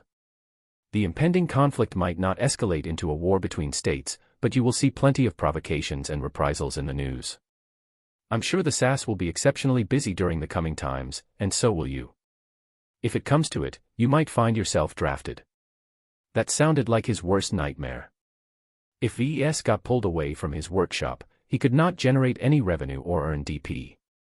While there were several provisions built into his contracts that allowed him to pause some aspects if the draft came for him, it still didn't leave him with much choice. If he came back years later with no money to invest in new equipment, he'd be stuck with obsolete assets that generated almost no value. Luckily, I've been awarded with a privileged status. The government shouldn't treat me too poorly. Robin looked at him with a skeptical eye. Don't think you can get a free pass with your award. On the contrary, the bureaucrats value privileged citizens even more. They get assigned to the highest priority missions, which can be good or bad for you. The pay and conditions you receive are generous, but the risks of getting caught under fire is very likely. VES already gulped at those words. He wasn't cut out to fight. He had given up his dream of becoming a mech pilot long ago and had fully adjusted to a civilian mentality. Give him a gun and he'd be liable to shoot off his foot. He also realized he was out of touch with the core Larkinson family. He'd bet Melinda and the other serving pilots in the family already knew about this. Perhaps Melinda assumed he knew as well. The people of Sunyalablin packed up their gear when they finished beefing up the security. VES eagerly said goodbye to Robin and her people as they boarded their much emptier shuttles and flew back to Freslin. Though the people hadn't found anything egregiously wrong, it might happen anytime in the future once he built up a name. Speaking of which, when will Marcella deliver the next order? In the weeks since he sold his first Mark Antony, he came to enjoy spending money. He wished the ex-pilot turned saleswoman would work a little faster in managing his sales. He didn't agree to give her a 20% commission for nothing. Does she even want the money? He declined to pick up his comm and call her personally. It indicated a lack of trust and an abundance of insecurity on his part. He'd wait another week. What should I do now? His disappointing result from his last design put him in a bad mood. As VES realized the importance of maintaining a positive outlook when designing a mech, he needed to spend some time doing something else in order to regain his cheer. A mech designer is much like an artist in that aspect. He figured as he looked over Lucky as the cat still slept like a log. If we're not in the mood, we'll always be creating a work that misses the mark. Everyone considered mech design to be an intricate craft. Though the big transgalactic corporations turned the industry into a mass market, small independent designers still had a chance to compete with the help of the Mech Trade Association. Speaking of the MTA, I never really looked into them when I started my business. Perhaps they have some advice for me and my situation. As VES had an abundance of free time, he skipped the terminal and instead hailed a air cab to Orinoco, the capital of Cloudy Curtain. The trip lasted a couple of hours due to the time it took to travel from one side of the planet to the other side. If VES was in a hurry, he could pay for a trip on an entry shuttle, but the expense wasn't worth it if it only shaved off an hour of travel time. Having visited the MTA before during his first certification, a receptionist greeted him without fanfare. "Mr. Larkinson, how may I help you? I've been in the business a few months but I'm not entirely familiar with the norms and regulations surrounding mech design and production. Could you have someone guide me with the information that would be most useful to a beginner like me?" The receptionist pursed her lips. "That is a highly unusual request for our branch. The advisors in Bentheim are much more equipped to address your needs. Hang on for a moment, I'll check with my manager." After a short wait, the receptionist came back. "The administrative director would like to meet you in his office. He expressed some interest in Cloudy Curtain's first mech producer." VES agreed to the request. He figured talking with someone who could call himself a director knew a thing or two about the traditions of the mech industry. "Am I meeting with Ryan Baldwin again?" "Ah, no. Mr. Baldwin is the officer in charge of combat operations. He's the military leader of our branch." "Got it." Led by the receptionist, he entered the lift and rode it to the top of the office building. He exited to a clean and elegant-looking hall. The enormous room took up the entire top floor, and was replete with windows and artwork. Every single nuance of design spoke of privilege and superiority. "Don't mind the decor." An elderly voice came from the luxurious chair at the other end of the giant office. "It sometimes pays to impress the locals, but I'm sure I don't need to awe you with our association's prestige." As VES was not entirely a country bumpkin, he quickly shrugged off the oppressive atmosphere. He had seen much worse when he studied in Rittersburg. The capital planet of the Republic reeked of elitism. Compared to his experiences there, the MTA director's office clearly appeared sober and tasteful. VES took a seat in the only available chair. He felt like a little schoolboy summoned in front of the principal for a lecturing. "So you are the young man who bravely started a mech business in Cloudy Curtain. Curious. Can I ask you why? You founded your business here rather than in a more developed planet." He took deep breath and spoke evenly. "The tax incentives are very attractive here. This is my home, and I'm familiar with the planet. Bentheim is a strange place that I've only stepped foot in once, so I was not inclined to join their crowded mech market. Besides, shipping between the two planets is fast and doesn't cost too much. I'm rather surprised more businesses haven't taken advantage of the friendly business climate here. It is because Cloudy Curtain is naked and vulnerable." The administrator spoke as he finally turned around to face VES. His white-bearded visage gave the distinguished man an authoritative air. From his accent and appearance, he clearly came from a more advanced human state. "The best security this dirtball of a planet can offer is a bunch of criminal mercenaries who are more proficient in drinking themselves to stupor than fending off a serious pirate attack." The director had a point. As the public port of the Republic, the Mech Corps regarded its security very highly. His cousin Melinda was just one in many thousands in the Planetary Guard. No troublemaker could kick up a storm and get away with it for long. As for Cloudy Curtain, perhaps a rogue mercenary gang could easily wipe out Freslin and have plenty of time to escape before the authorities got their asses in gear. "I haven't thought about that, sir," VES plainly admitted, though he sounded a touch defiant. "I'm not moving my business, though. My mech boutique is tiny. It's not worth robbing." The older man smiled at him. "You have a backbone at least. That is good. Those who bend too easily in adversity do not make good entrepreneurs. Since you are worth my time, you can call me Justin Chandler. Leave out director or sir." "Yes, Mr. Chandler." VES replied politely. He relished the chance to question a senior official of the MTA. I have a couple of questions. Do you mind if I can ask them? Ask away. First, do you know any way of obtaining a production license cheaper than what's available on the open market? Chandler shook his head. There are ways, but none that apply to you. Through shortcuts, connections, and improper methods, many mech designers have gotten their hands on these licenses. I believe that you yourself have received a couple of old production licenses as grants. Once or twice is okay. But don't base your business model around these easy licenses. A successful designer must stand on their own feet and create a completely original design to achieve a lasting presence in the market. The old man made sense, VES thought. But what about component production licenses? They still cost hundreds of millions of credits. Is that much? I don't think so. I don't have insight in your accounting, but I am rather sure that this sum won't be a problem for you to acquire. You need to put in the hard work and keep up at it diligently. If you are a good designer, your earnings will reflect that. If you are at a point where you are constantly worrying about being able to pay for licenses and upgrades, then you are just not good enough. The advice sounded harsh, but true. If VES was any random mech designer, he might have been cowed. With the assurance of the system, VES knew he'd outgrow his novice mech designer status any day. He was very confident of his future. You're right. I shouldn't worry too much about it.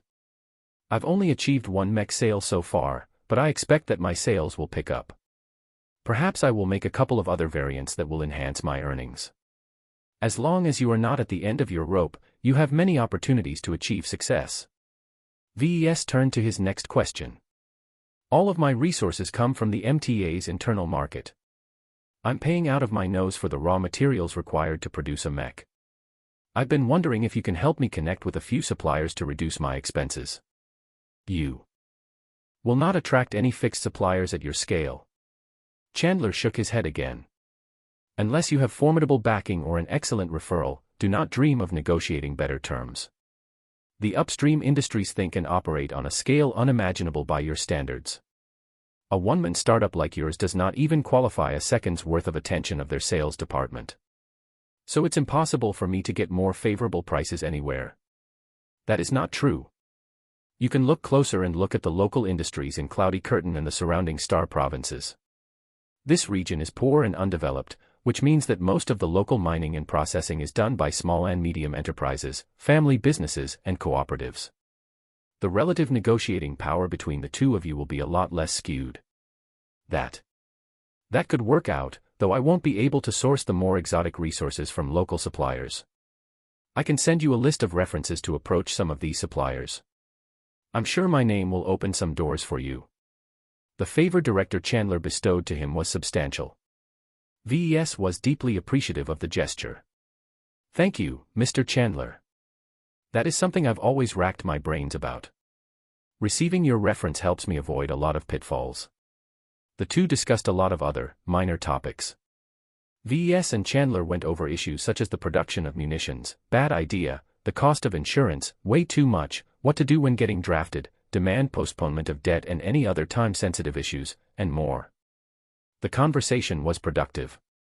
While Chandler rarely gave out an answer that satisfied VES, the fog in front of his mech designer career had parted a little. He no longer became mystified when faced with certain questions. At the end of the meeting, Chandler sent a couple of useful books to his mail. It pays to read up on the relevant laws. Always remember that mech designers invent killing machines, not glamorous toys. Although it does not look like it, we of the MTA take a very dim view to any mishandling of dangerous weapons. VES gulped at that last warning.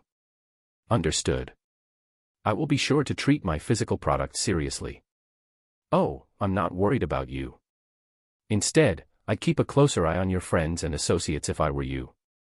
Whether the advice was of any use in the future or not, VES didn't know. He said goodbye to the insightful director and slowly left the opulent office. The director kept his sagely eyes on the young designer as he entered the lift and rode it back to the ground floor. Chapter 58, Profligate. Profligate. Lucky finally woke up the day after VES visited the MTA. The cat appeared to slink in a satisfying manner, as if he ate the biggest fish in the universe. VES gave his pet the stink eye. "So, you got anything to say?" Meow. The cat acted cute and brushed its smooth body against his legs. VES let go of his irritation and just picked up the cat and hugged him in his arms. It was easy to forgive the loss as he never really owned the strange material in the box to start with. He suspected the advanced alloy may have been meant for Lucky in the first place. "Do you feel the need to go to the litter box?" Strangely enough, even after a couple of hours the cat never visited the toilet or his backyard. VES picked up his cat again and inspected his body closely. Lucky still looked and weighed the same. He started to doubt whether anything really changed. Did the cat just eat a bunch of priceless alloys because it tasted good? He fed Lucky his usual meal of minerals and let it go out and play. VES still had work to do. His harvest from the MTA mainly consisted of directions.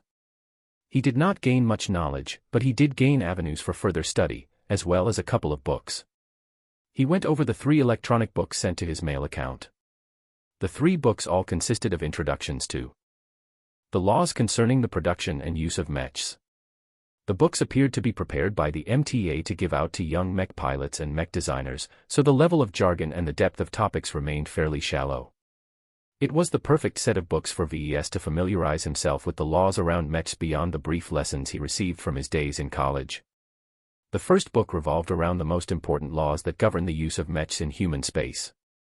It detailed the history just after the invention of mechs about 400 years ago, and explained how human space grew more chaotic with this advancement in warfare. The main point this chapter conveyed was that mechs made war easier. The ability of all human states to wage war increased substantially because mechs packed more firepower and mobility while requiring relatively less maintenance than other unit types such as planes, tanks, and infantry.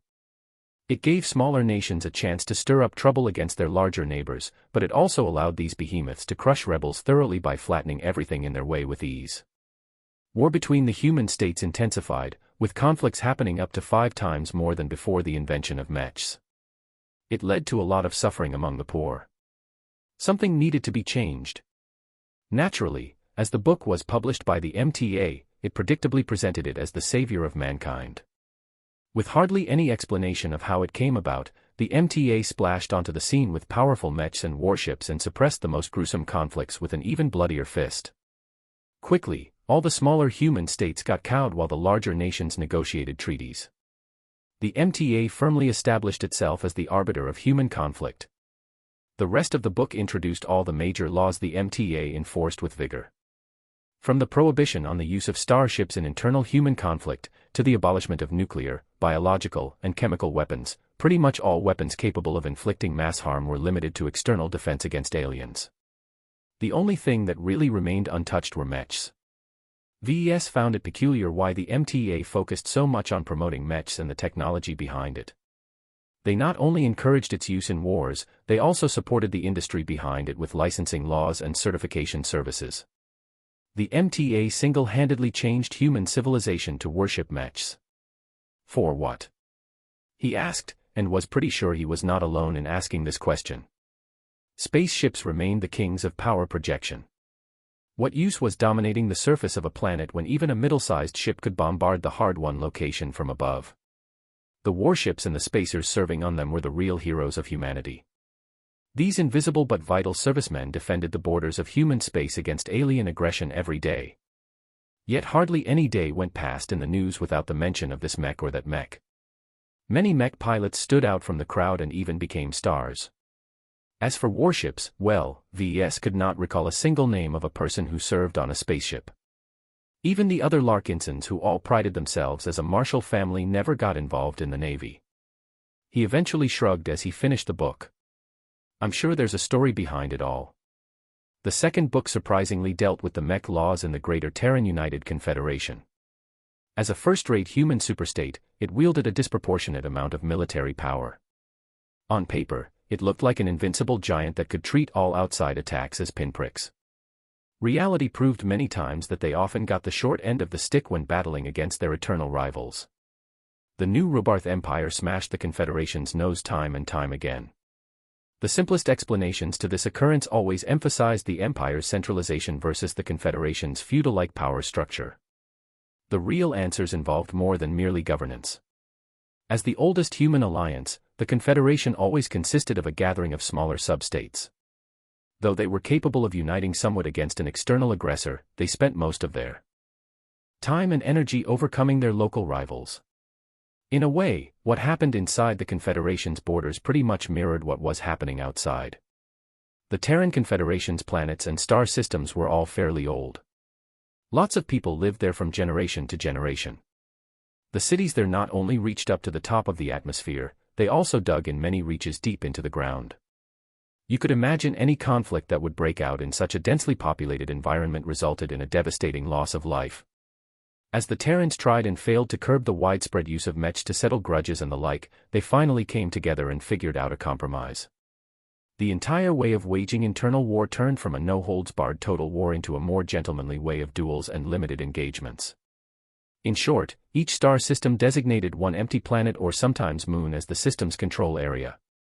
The entity that controlled the entire planet had legitimate authority over the entire star system.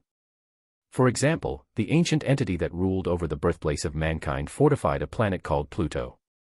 They made an agreement with the entire Confederation that so long as they held this tiny planet, they were entitled to rule over Earth, Mars, Venus, Mercury, and the other ancestral planets without any contention. They managed to do so since the founding of the treaty that set these rules. Naturally, not all of these so-called system rulers managed to withstand the test of time. Many weaker parties got kicked off from their designated defense planet, leading to a change in administration for those respective star systems. In practice, almost nothing changed for the commoners. Warfare got gentrified, and most of the damage and suffering got limited to the military and aristocratic classes. At the end of the read, VES found the structure to be enlightening. Though the Terrans warped war beyond all recognition, the damage that resulted from any conflict was fairly minimal. It allowed the Terrans to preserve the majority of its strength while leaving some outlets for local rulers to vent their expansionist urges. It's good for the commoners, but I can't say it has done any good for their national culture. The image the people of other states had of the Terrans was that they were rich, lazy, and decadent. They wasted so much wealth on senseless pastimes such as playing golf with asteroids or racing in flimsy shuttles and spitting distance to a sun. VES closed the second book and turned to the final one. It did not discuss the major laws of the new Robarth Empire or the Bright Republic, but instead was a more practical summary of what mech designers had to watch out for. He already knew most of the contents inside, such as not incorporating someone else's technology without procuring a license and such. Still, the book also explained some things VES was not aware of its existence. For example, the laws concerning the hiring of personnel. Mech designers were entitled to certain privileges that made them kings in their own workshops. They could impose all kinds of restrictions to their personnel, especially their mech technicians. Strict rules existed against leaking proprietary know-how that formed the basis of a mech designer's competitive advantage. It came to the point where mech technicians and junior mech designers had to choose their employer carefully. A rotten boss could use all kinds of means to pin an employee with a crime. VES realized he potentially avoided a calamity when he declined to work from the lower rungs of a larger mech corporation. If he got lucky, he could learn all kinds of tricks under a more experienced designer. But if his luck was lousy, his boss could treat him like a slave and get away with it. Even in the Bright Republic, which prided itself as a bastion of civilization in this barren star sector, the circumstances mech technicians had to face were very tough. Only the technicians from the Mech Corps and from the more generous Mercenary Corps enjoyed substantial rights. It's all about squeezing the maximum amount of value out of their employees. Only the most talented and the most connected get promoted. The rest have to toil for their entire lives in the same position. That was reality in a universe where automated production with bots and AIs took care of most of the heavy lifting. The MTA already did its best to encourage smaller artisan mech manufacturers to find their footing in this cutthroat industry. VES finished the final book at the end of the day. Though his ability to design and fabricate a mech hadn't improved, his comprehension of the workings of the universe deepened. He learned more about the rationale behind some rules and was able to adjust his future direction in light of new information. He went to sleep and digested the knowledge. The next day, VES received some good news. The second order for his Mark Antony finally arrived. Marcella contacted VES directly for a talk. Your newest client is someone special. Special in what way? Marcella looked as if she was constipated. He's the grandson of the majority shareholder of the Ricklin Corporation. While he has more than enough money to spend around, he has posed quite a few demands. You will need to be flexible and do your best to accommodate his requests if you wish to keep him as a client. That sounded completely opposite to his first client, who had a practical use for his mech. The Ricklin Corporation was the Bright Republic's main manufacturer of low-end processor chips. Practically every cheap bought and household machine featured a chip from Ricklin. While the profit margins of these chips were minuscule, the sales volume was gigantic. The shareholders of the Ricklin Corporation practically sat on a gold mine that churned out billions of credits in dividend each year. As a descendant of such a rich family, this new client should have very peculiar requests. Fabricating a customized mech for a rich second-generation brat was not what VES had in mind when he got into the mech business. Still, money was money, and the customer was king. I understand. I suppose he wants to meet me. Right. You'll have to take a trip to Bentheim. I've taken care of all the scheduling and reservations. If you aren't occupied with anything, I'd like you to embark on the next intersystem shuttle. I can leave for Bentheim immediately. VES quickly packed up a bunch of clothes and some other knickknacks. He called out Lucky and together they boarded a priority shuttle that swiftly brought them to the spaceport. As Marcella already booked him on a priority flight, VES had no trouble getting on board a small, luxury transit shuttle. It was a medium-sized passenger vehicle that regularly shipped businessmen and well-off tourists from Cloudy Curtain to Bentheim and back.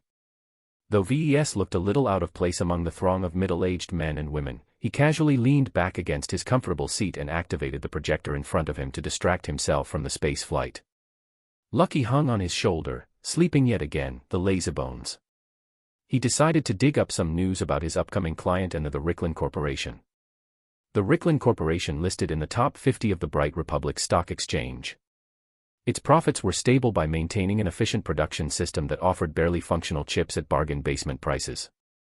Though other competitors offered much higher quality in their lineups, the Ricklin Corporation practically ruled the bottom segment of the market, which was also the biggest slice of the pie. With huge sales volume and an immense revenue, who cared if the profit margins were thin? Even the occasional stories of bad quality control and catastrophic failures in certain devices that used a Ricklin chip failed to stop the company's dominant market position in the Republic. The founders and largest shareholders of this company was the Ricklin family. Though they lent their name to the company they founded, they lost control of the board of directors when an incompetent family head squandered away a big portion of his family's shares. It happened during the last war between the Bright Republic and the Vija Kingdom, so there was definitely a murky story behind it all. In the end, the Ricklin family diminished and pulled back. Despite this dark incident, the Ricklin family maintained its wealth through cunning investments. They poured most of their energy into improving their financial expertise. Now they maintained their position in Bentheim's high society by relying on their profitable investment portfolio. That's rich people for you. It takes money to make money, and they have that in spades. Average people like me have to scrape for clients to earn a living. VES looked into the family tree of the Ricklins and focused on the direct descendants. The oldest son stood out immediately. The gossip rags that plied the galactic net featured plenty of articles about the young men in question. Vincent Ricklin claims he has bedded 10 girls at a time. Is he a stud or a menace? Vinny's drug-fueled binge led to a 15 shuttle pile-up, no word yet on casualties. The Ricklin crown prince chickened out of a mech duel. Disgraceful. Scammed. Vincent Ricklin misplaced 300 million credits after con artists convinced him to order a non-existent yacht. Certainly, the only person from the Ricklin family that took Marcella aback was Vincent Ricklin. No other scion of this rich and powerful family could be so extravagant in his spending. From the wild incidents the gossip mongers have publicized, VES got the idea that working with his latest client might not be a cakewalk. I sure have my work cut out for me.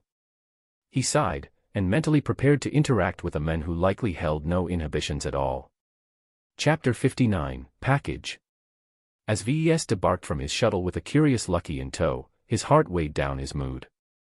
The articles he read about Vincent Ricklin all painted an ugly image of an irresponsible wastrel. As a serious mech designer, VES preferred his mechs be used in the purpose they had been built. He was okay with them collecting dust in a warehouse or put on display in some kind of private garage, but to play around with them and take them too lightly was pushing it. No mech designer liked to earn a reputation for making flashy mechs that lacked substance. Though it's not as if I have a choice. That someone like Vincent considered buying a mech from a newbie was miraculous.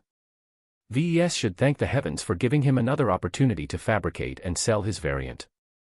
VES took a smaller shuttle to Marcella's brokerage. She owned a nice office in downtown Durham amid many other offices of major mech manufacturers and salesmen. Bollinger's Mechs. The giant name plastered on the small 5-story office made it clear that Marcella staked her claim on the entire building. Entering it, VES was impressed by the interior. It managed to look upscale without trying too hard at it. Subtle touches such as abstract paintings and authentic leather seats gave the place a swanky casino-like look. Simply put, the decor encouraged spending. A receptionist at the lobby directed VES to take a private lift. It seems like all bosses took the top floor, as VES shot straight up to the 5th story. After exiting the lift, he navigated a small hall and had security bots scan his possessions. As VES recently learned of the importance of security, he took the precautions in stride. He finally met Marcella in person again after entering past the double doors. VES, good to see you again. She smiled at him from behind her desk. A pile of secure data slates sat in front of her messy desk. Take a seat. We need to talk. After VES took his seat, he let out the thoughts bottling up in his mind. I thought you'd work hard to get a customer. I did not expect you to deliver me a human form bomb. There are many kinds of customers in this business. As long as they have the ability to pay, you'd better get used to serving their whims. The broker had a point, of course. VES needed money and couldn't afford to be picky. So tell me about the client. I take it he's the playboy that's on the news all the time. She nodded at that. Vincent is a character. You shouldn't take everything that's on the news for granted. There's a lot going on in the Rickland family, but they've done a good job suppressing leaks. In any case, you just need to know that while his allowance has been curbed, he won't have any problems paying for your mech. Naturally, that should be the case. VES wasn't about to trade his mechs for favors instead of money. Do I need to pay attention to politics while I'm meeting with Vincent? That goes without saying. Now, don't get scared. I've been in this business for over 20 years and I'm still in one hide.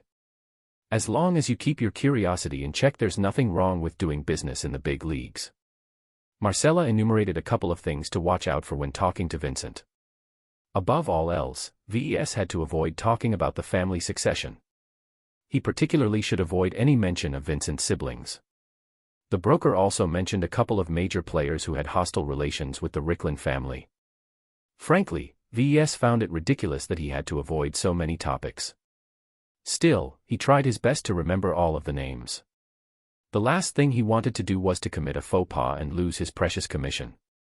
I've scheduled a meeting for you tomorrow morning. While it's not too late right now in Durham, I don't advise you to meet with Vincent at this hour. Nightclubs can have an unpredictable influence in your client's mood. That makes sense. I'm not in a hurry, so I can wait. Do you have a place to sleep? While Marcella offered him a hotel, VES was fine with using her spare bedroom in the rear of her office floor to crash in. He played around with Lucky for an hour while thinking about the information he gathered so far. This commission reeked of trouble. This is probably like interacting with the little boss, only 10 times worse. In the perspective of some people, large rich families like the Ricklands were just thugs in a waistcoats. They usually relied on wealth and legitimate power to get their way, but weren't afraid to get their hands dirty if necessary. The next day, VES took the shuttle alone to a private mansion where Vincent currently lived. He evidently trashed the previous 4 mansions he lived in after he got kicked out from the home of his parents. Fortunately, the structure was intact. The gates and fences looked menacing and high-tech, but once security cleared his entry, he encountered a majestic Terran-style mansion. White-painted walls, imported tiles and brilliant glassworks dominated the decor. Everything about it spoke of sophistication. There was no way Vincent had any hand in its design. An old gentleman who served as Vincent's personal assistant led him to an indoor sports arena where Vincent was boxing against a bot. The artificial boxing bot fought back with brutal intensity. Even if its entire body was padded, the force of its steady strikes were so punishing that if VES faced its punch, all of his teeth would be knocked out. Ha! Vincent took a glancing blow in exchange for delivering a solid smack against the bot's face. The robot's head shined yellow as it indicated the amount of damage it received. Again. As the man and the bot exchanged punches with each other, VES already encountered his first unexpected surprise. The media often labeled Vincent as a lazy coward, but the effort he put up in his boxing was anything but cowardly. Still, VES chalked up Vincent's fitness to his family's rich resources. Anyone could develop his body to peak performance with genetic therapy and lots of drugs. After Vincent finally called it quits, he threw away his boxing gear and disrobed right in front of VES and the PA. Embarrassed, VES turned around while a bot appeared from somewhere and blasted Vincent with cleaning gel. After a dozen seconds passed, the cleaning bot disappeared and a clothing bot took its place. Luxurious fabrics made out of highly resilient fibers spun themselves together under the highly advanced bot's direction until Vincent's clothes materialized in full.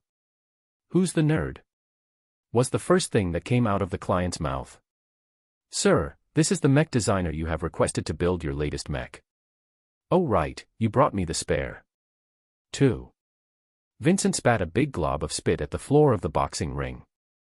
"That asshole Edwin thinks he's too hot to sell me his products, and that fucking bitch Patricia won't even pick up my calls.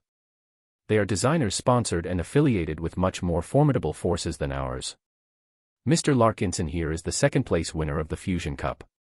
His abilities may not be on par to theirs, but he should be sufficient for your wishes. Most importantly, he is an individual entrepreneur as is not beholden to any faction."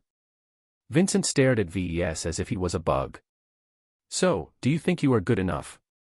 That is your choice. The spec sheet of my product is available on the net. I'm sure you can see it's a mech that can keep up with others at its price point.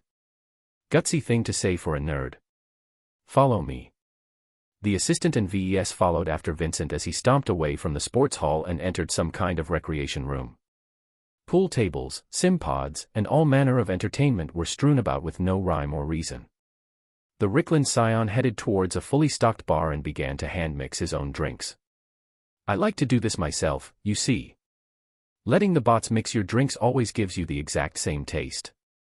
Consistency is too boring. I like to seek out new thrills every day." VES wondered if this had anything to do with the mech he was making for his client. "Now, I didn't ask to be born a potentate. It sure raised a lot of voices when I tested positive for the aptitude to pilot mechs. I've been puzzling about it for a while, and I recently decided to accept it and roll with it. Do you understand what I'm saying?" Not really, but VES wasn't about to admit that. Instead, he ventured out a guess. "You seek something unconventional in a mech?" "Exactly. Heh, the mainstream mechs are so boring. As far as I'm concerned, the pilots who buy standard military mechs aren't cut out to be aces. You have to shed your fears and embrace your risks. That's also exactly why I went off the beaten path and found your mech. It's a Caesar Augustus but with crappy armor, that's so unique." VES gently coughed in his hand. "Mr. Ricklin, while I'm sure my product is a satisfactory mech, shouldn't someone as eminent as you afford a better variant?" The playboy's face immediately lost its excitement and took an awkward expression. VES realized he asked a question he shouldn't have. Fortunately, his personal assistant came to the rescue. "We strictly controlling our expenses. Our allocated budget for a new mech does not allow for the procurement of a top-of-the-line mech. Your product satisfies my client's demands while remaining within his acceptable price range."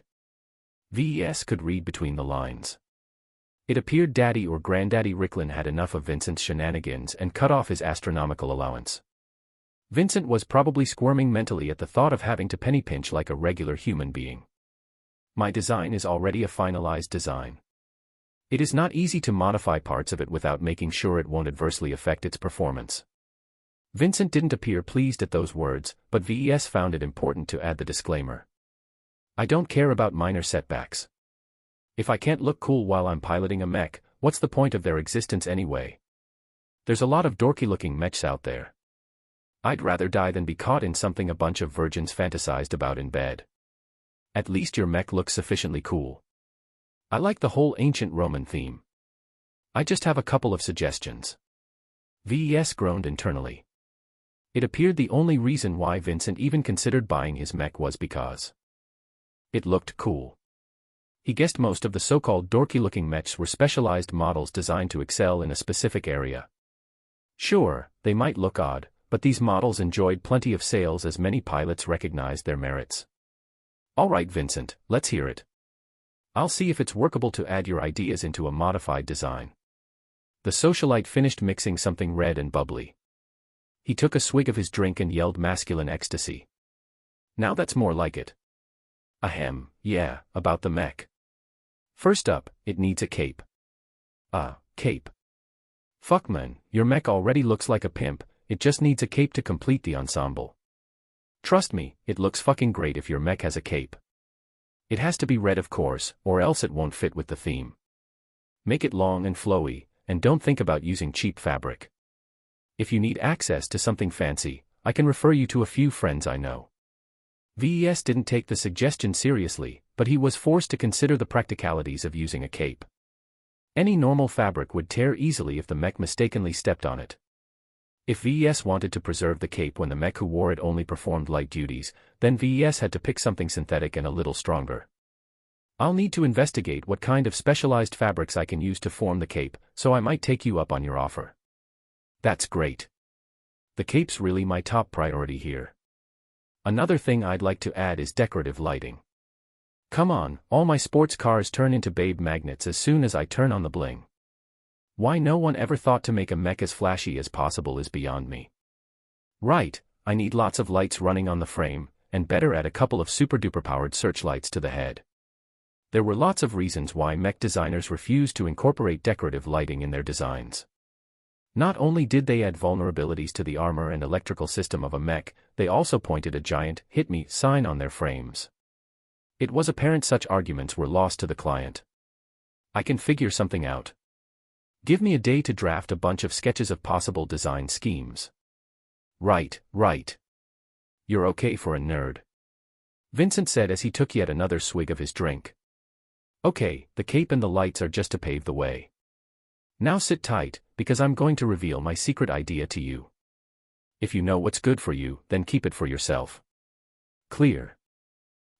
Clear. Vincent grinned slyly at VES. Since you're a mech designer, you must have heard how smart people say that mechs are built to resemble humans, right? Well, ever since I got roped into learning how to pilot one, I can see what these old people are saying. There's just one thing that's nagging me every time I step behind the cockpit. And that is.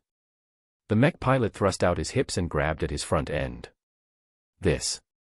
My package. For once, VES was speechless. He literally couldn't form any response to this insane idea. Now, I don't mean to get arrested for streaking with my mech. You should design some mech pants or whatever to keep it kid-friendly and all. Just make sure that when I'm out and about with my new mech, girls will be able to judge the goods, if you know what I mean. There was so many things wrong with this completely impractical demand. While Vincent kept espousing the benefits of boasting an enhanced mech, VES turned his gaze towards the Playboy's silent personal assistant. VES managed to convey an expression that went along the lines of, "Are you kidding me?" To his credit, the old man was unflappable and never hinted at any disrespect for his young master. His eyes were sharp as a hawk and he seemed to suggest that VES better take his master's request seriously. What VES would rather do was to take the strongest drinks of Vincent's bar and gulp it all down. He could already foresee his reputation going down the drain if he continued to cooperate with Vincent. Chapter 60, Capricious. Vincent Ricklin unbelievably went on for about 10 minutes on the importance of manhood in mechs. He really believed almost all mechs were gender neutral. As a bona fide man, Vincent hated the thought of mentally castrating himself whenever he piloted a mech. Naturally, someone immersed in mechs such as VES had no problem with the lack of gender indications. Mechs were only designed to emulate the human form in order to perform better as a war machine. Adding unnecessary extensions such as hair, skin, or gender expressions did not add anything to a mech's battle performance. Frankly, only an extremely vain pilot who cared more for his looks than his battle record could demand something like this. VES had the misfortune of making a mech for this kind of person. This is an extremely complicated addition. Let me think about it for a day or two. It's not easy to add mass in the front part of the waist. Actually, VES wanted to ditch Vincent and go back to Marcella and demand they drop him as a client. Vinny was only up to his third request and already the envisioned mech turned impractical. His comm beeped with a priority message. VES halted Vincent's rant with a raised palm. Sorry Vincent, I set my comm to notify me if there's something extremely urgent going on. Can I take this call? Sure. I'll just mix another drink. Vinny said casually as he turned his back and grabbed a couple of random bottles on the shelves. His mail did not receive a message from Marcella, Melinda, or any other acquaintance. Instead, he received a plain text message from an account named The System. Mission, Gender Change Operation. Difficulty, C rank. Prerequisites, none. A mech designer never cowers before a challenge. To be a successful designer is to be adventurous in testing new concepts. To complete this mission, you must satisfy your client's wishes and deliver a mech he can cherish as his personal war steed. Reward, random attribute candy worth 0.5 attribute points, 3,000 design points. The mech designer's eyes bulged when he read through the message. The capricious system proactively gave him another mission. While that might not always be bad due to the generous rewards it always offered, but this time it meant continuing to work with the Ricklin boy. He really needed the rewards. He'd regret it for the rest of his life if he passed them by in his haste to avoid a troublesome client. That 3,000 DP looked very tasty considering VES would need to spend months just to accumulate that much. VES slowly relaxed his body. He couldn't always run away from his customers no matter how unseemly they behaved. It was better to take on the challenge as best he could and treat it as another training exercise. He took a deep breath and faced Vincent again. Did you suggest this idea to any other mech designer? PFFF. Vincent spat out disgruntledly, spilling out a few drops of alcohol in the process. I got a hold of Patricia Schneider. When I tried to impress her of my genius plan, she straight up shut her comm. Now, she won't even answer me back after a million calls. No wonder she rejected Vincent to the point of ignoring him. Besides the obvious, the mere suggestion that a mech designer add some mass to a mech's front waist was an idiotic idea with no possible merit. Yet VES started to consider it seriously. In fact, he changed his entire mindset and suppressed his skeptical viewpoint. He had to throw away pretty much all rational thoughts in order to entertain Vincent's outlandish ideas. While it's difficult to, enhance a mech's endowment, it would be easier if it's made of flexible material. Are you amenable to using fluids or a sponge-like material? It will be much easier to realize, and you will have the flexibility to vary the size while you're piloting your mech. Fuck yes. That's a fantastic suggestion. Just don't make it too soft or fragile. The last thing I want to happen is letting my manhood deflate like a balloon. Alright, let's settle for these points. VES hastily said, trying to push this little session to a close before Vincent mentioned something even more outlandish. After all, you don't want your customized mech to be too burdened with bling.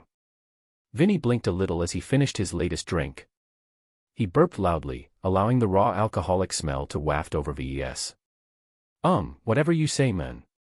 Adding all of what I've mentioned so far is pretty good enough. It'll surely pump up my personal mech up there at the top of the cool chart. The increasingly drunk playboy started to drift off as he grew increasingly drunk. VES tried to disengage himself from the conversation several times, only to be pulled back as Vinny vented his frustrations about what he thought were uncool mechs. It took well over an hour before VES hurriedly stepped out of Vincent's mansion. He heard more than enough opinions about how mechs should really look like according to the Ricklin scion.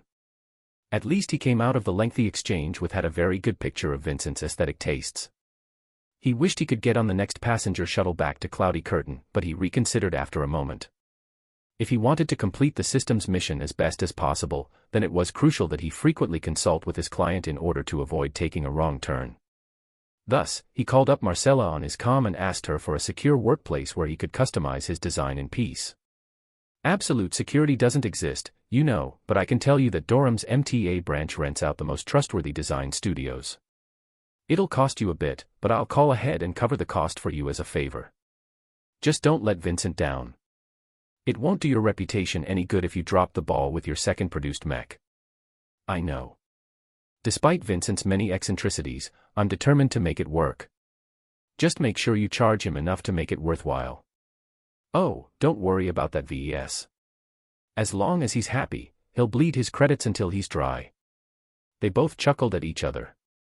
VES and Marcella were of one mind when it concerned earning as much credits as possible. VES rerouted his shuttle to go on a straight path towards the MTA.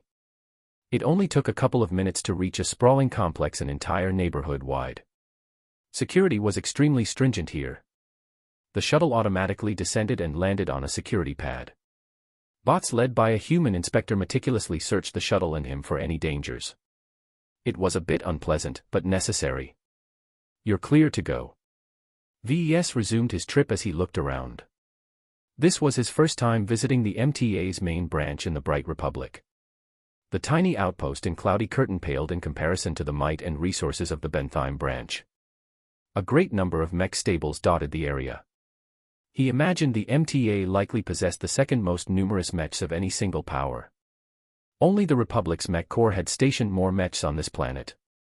When he finally reached the reception hall, he hopped out the shuttle and took a constantly curious Lucky with him into the structure. The entire building was built to impress. Built in a refracting glass and crystal style, it seemingly emanated that the MTA was an open place where knowledge was shared freely. However, some might interpret it more nefariously and suggest that no one could hide anything from their watchful eyes. In any case, besides the system, VES had nothing to hide. Though the system still nested deep inside his comm, he wasn't too worried about keeping it a security.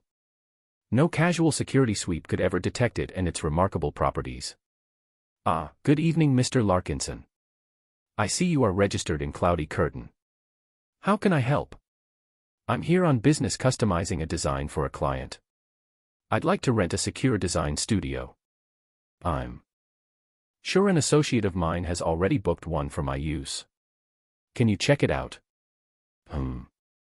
Ah, I see. Mrs. Bollinger has just registered a secure suite for you. The secretary swiped her hand, allowing a small green projection to emerge from the reception desk. Please follow the virtual guide to reach your assigned destination. Have a good evening. The ball slowly hovered away from the desk and out the hall. VES followed leisurely after the green ball as it led deeper into the MTA's periphery. The core areas were all closed to outsiders, but the outer areas of the complex was already sufficiently large that it took 15 minutes of walking before he reached his destination. He clearly reached a section specialized in providing services to mech designers. He saw plenty of interesting structures such as a library, a financial services consultancy, a junkyard filled with spare parts and more. The structure that held the design studios on the other hand looked fairly plain in comparison.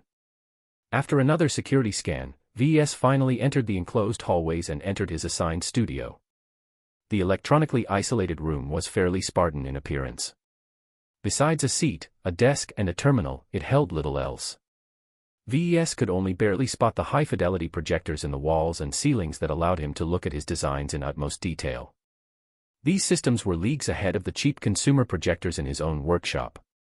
He turned on the terminal and swiped the design of the Mark Antony into its temporary storage. The professional projectors turned alive. A grand mech came into existence in the middle of the room. The resolution and fidelity of the projection astounded VES. He even touched it experimentally, and could feel a soft resistance from his fingers. The degree of this simulation exceeded his expectations. A small smirk appeared on his lips. The MTA sure is extravagant in everything they do. Witnessing this small wonder helped VES adjust his mood.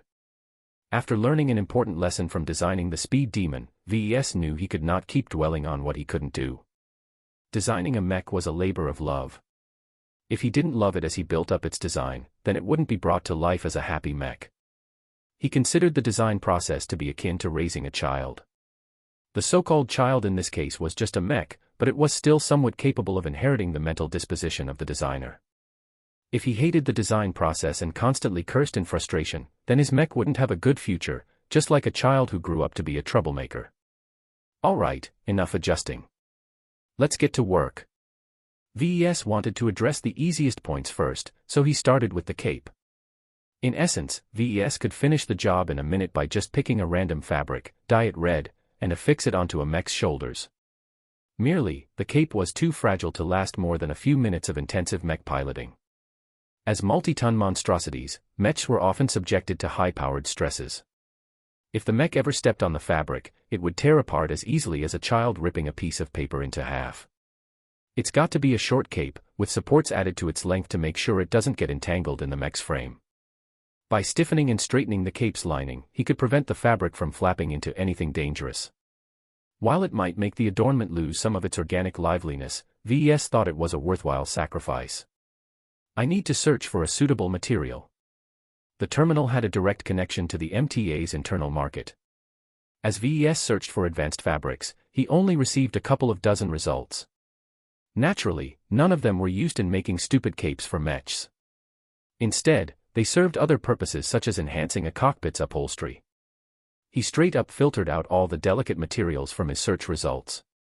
The list was left with more robust materials, all of which different from each other in many ways. VES went over the products one by one but found very little that satisfied his needs. Though some fabrics were designed to withstand rough use, that only applied to human use. Scale the forces applied to the materials up to a mech and they'd part as easy as a spider web. This is a fruitless search. No matter how strong these advanced fabrics are, they were never designed to handle the stresses from mechs. His search for a suitable material required a different approach. Instead of getting hooked on the traditional meaning of capes, he should instead consider whether Vincent even cared if his cape was made out of real fabric. A technically illiterate meathead like him won't even be able to tell the difference. With that in mind, he searched for a different kind of material.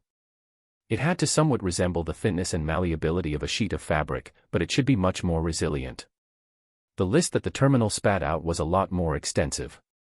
From thin sheets of flexible armor to reinforced padding for delicate cabling, VES found the selection to be a lot more extensive. He carefully refined his results and combed out the unacceptable choices. Thicker materials such as flexible armor did not flap at all when a wind blew through them. On the other hand, the thinnest materials could withstand some damage but not too much. It took VES a bit of time to whittle down the extremes and end up with a small selection of products that possessed the right characteristics. Instead of making the choice on my own, I can send it to Vincent and have him take care of the procurement. After all, the products left on his screen all shared many similarities. Their toughness was derived out of a clever weaving of specialized synthetics and thinly threaded metals. A tough matrix support kept the fabric from getting torn too easily, though they did cut back on the material's fluidity. Nevertheless, they met almost all other requirements, so VES hoped Vincent would find them acceptable. He composed a short message to Vincent and added the links to the materials for him to see. After sending off that mail, VES turned to his next task. His face already took on an exasperated expression. Somehow, he had to turn his mech into a light show. Chapter 61, Design Studio. VES was not immersed in the whole shuttle racing scene. As someone focused on mechs his entire life, the sleek personal transport shuttles that were capable of both atmospheric and space flight held little appeal to him. That did not mean others found them unworthy of their time. In fact, lots of norms worshipped shuttles. They paid fanatical attention to each newly released shuttles and liked to customize and tinker their own vehicles in their free time. Adding some decorative lighting was just one of the ways a fanatic distinguished himself among his peers. He looked over some footage on the galactic net and found it to be a basic concept.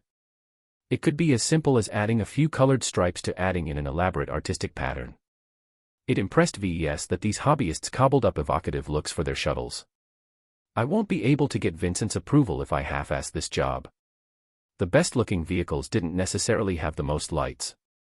Instead, the artists who customized them used patterns and other artistic tricks to maximize the impact of each streak of light. If VES wanted to keep up, he had to be a little inventive. What would fit my Mark Antony? He left the galactic net and opened the mech design program. As a software developed by the MTA itself, it possessed elaborate features. Still, they were not on par with the mech designer system's own suite except for the projectors. The MTA's design studio incorporated high-quality projection systems that could bring any image to life. When the imposing image of the Mark Antony appeared in the middle of the room, VES circled the projection and slowly considered his ideas. The mech looked like an armored soldier. With its vapor-generated helmet crest and heavy rectangular shield, it looked purpose-built for war. VES also chuckled to himself that it looked quite dashing. What he had to do now was to figure out a way to enhance the mech's cool factor without being too overboard. Luckily, most lighting systems are cheap and don't require a license. After all, they were mainly made to customize shuttles. Getting my hands on a suitable lighting system isn't hard. What's a little harder is that their toughness sucks. He faced the same problem as with the cape. These kinds of accoutrements just weren't designed to accommodate a fighting machine. While there were a few systems designed for traffic control or rescue mechs that possessed a little more reinforcement, they fell short when put into active combat situations. Maybe I've been influenced too much by the way these lighting systems are applied to shuttles. I don't have to follow the exact same scheme for my mech. He considered designing a standard scheme as well as add something extra. As a mech accumulated damage, it generally looked worse. In order to placate Vincent in the event he ended up in a real battle, VES decided to use that property to add internal lighting that wouldn't be visible unless the armor got torn open. As VES knew his design best, he already had an idea how to structure the internal lighting. He had no trouble marking out many small areas where a small but powerful light source could be placed.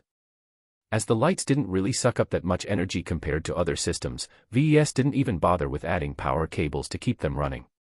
Instead, he added wireless power transmitters nestled deeper in the mech to provide power without relying on delicate and easily damaged cabling. To be certain it matched Vincent's standard of coolness, VES tested out his change. When VES used the design program's simulation module to simulate accumulating damage, he found the mech to be glowing increasingly red from the cracks in its armor. Against the backdrop of the mech's predominantly black coating, the ominous red glow enhanced the menacing aura. Inspired by this savage look, VES took up a sketching program and drafted a couple of lines on the mech's wireframe model.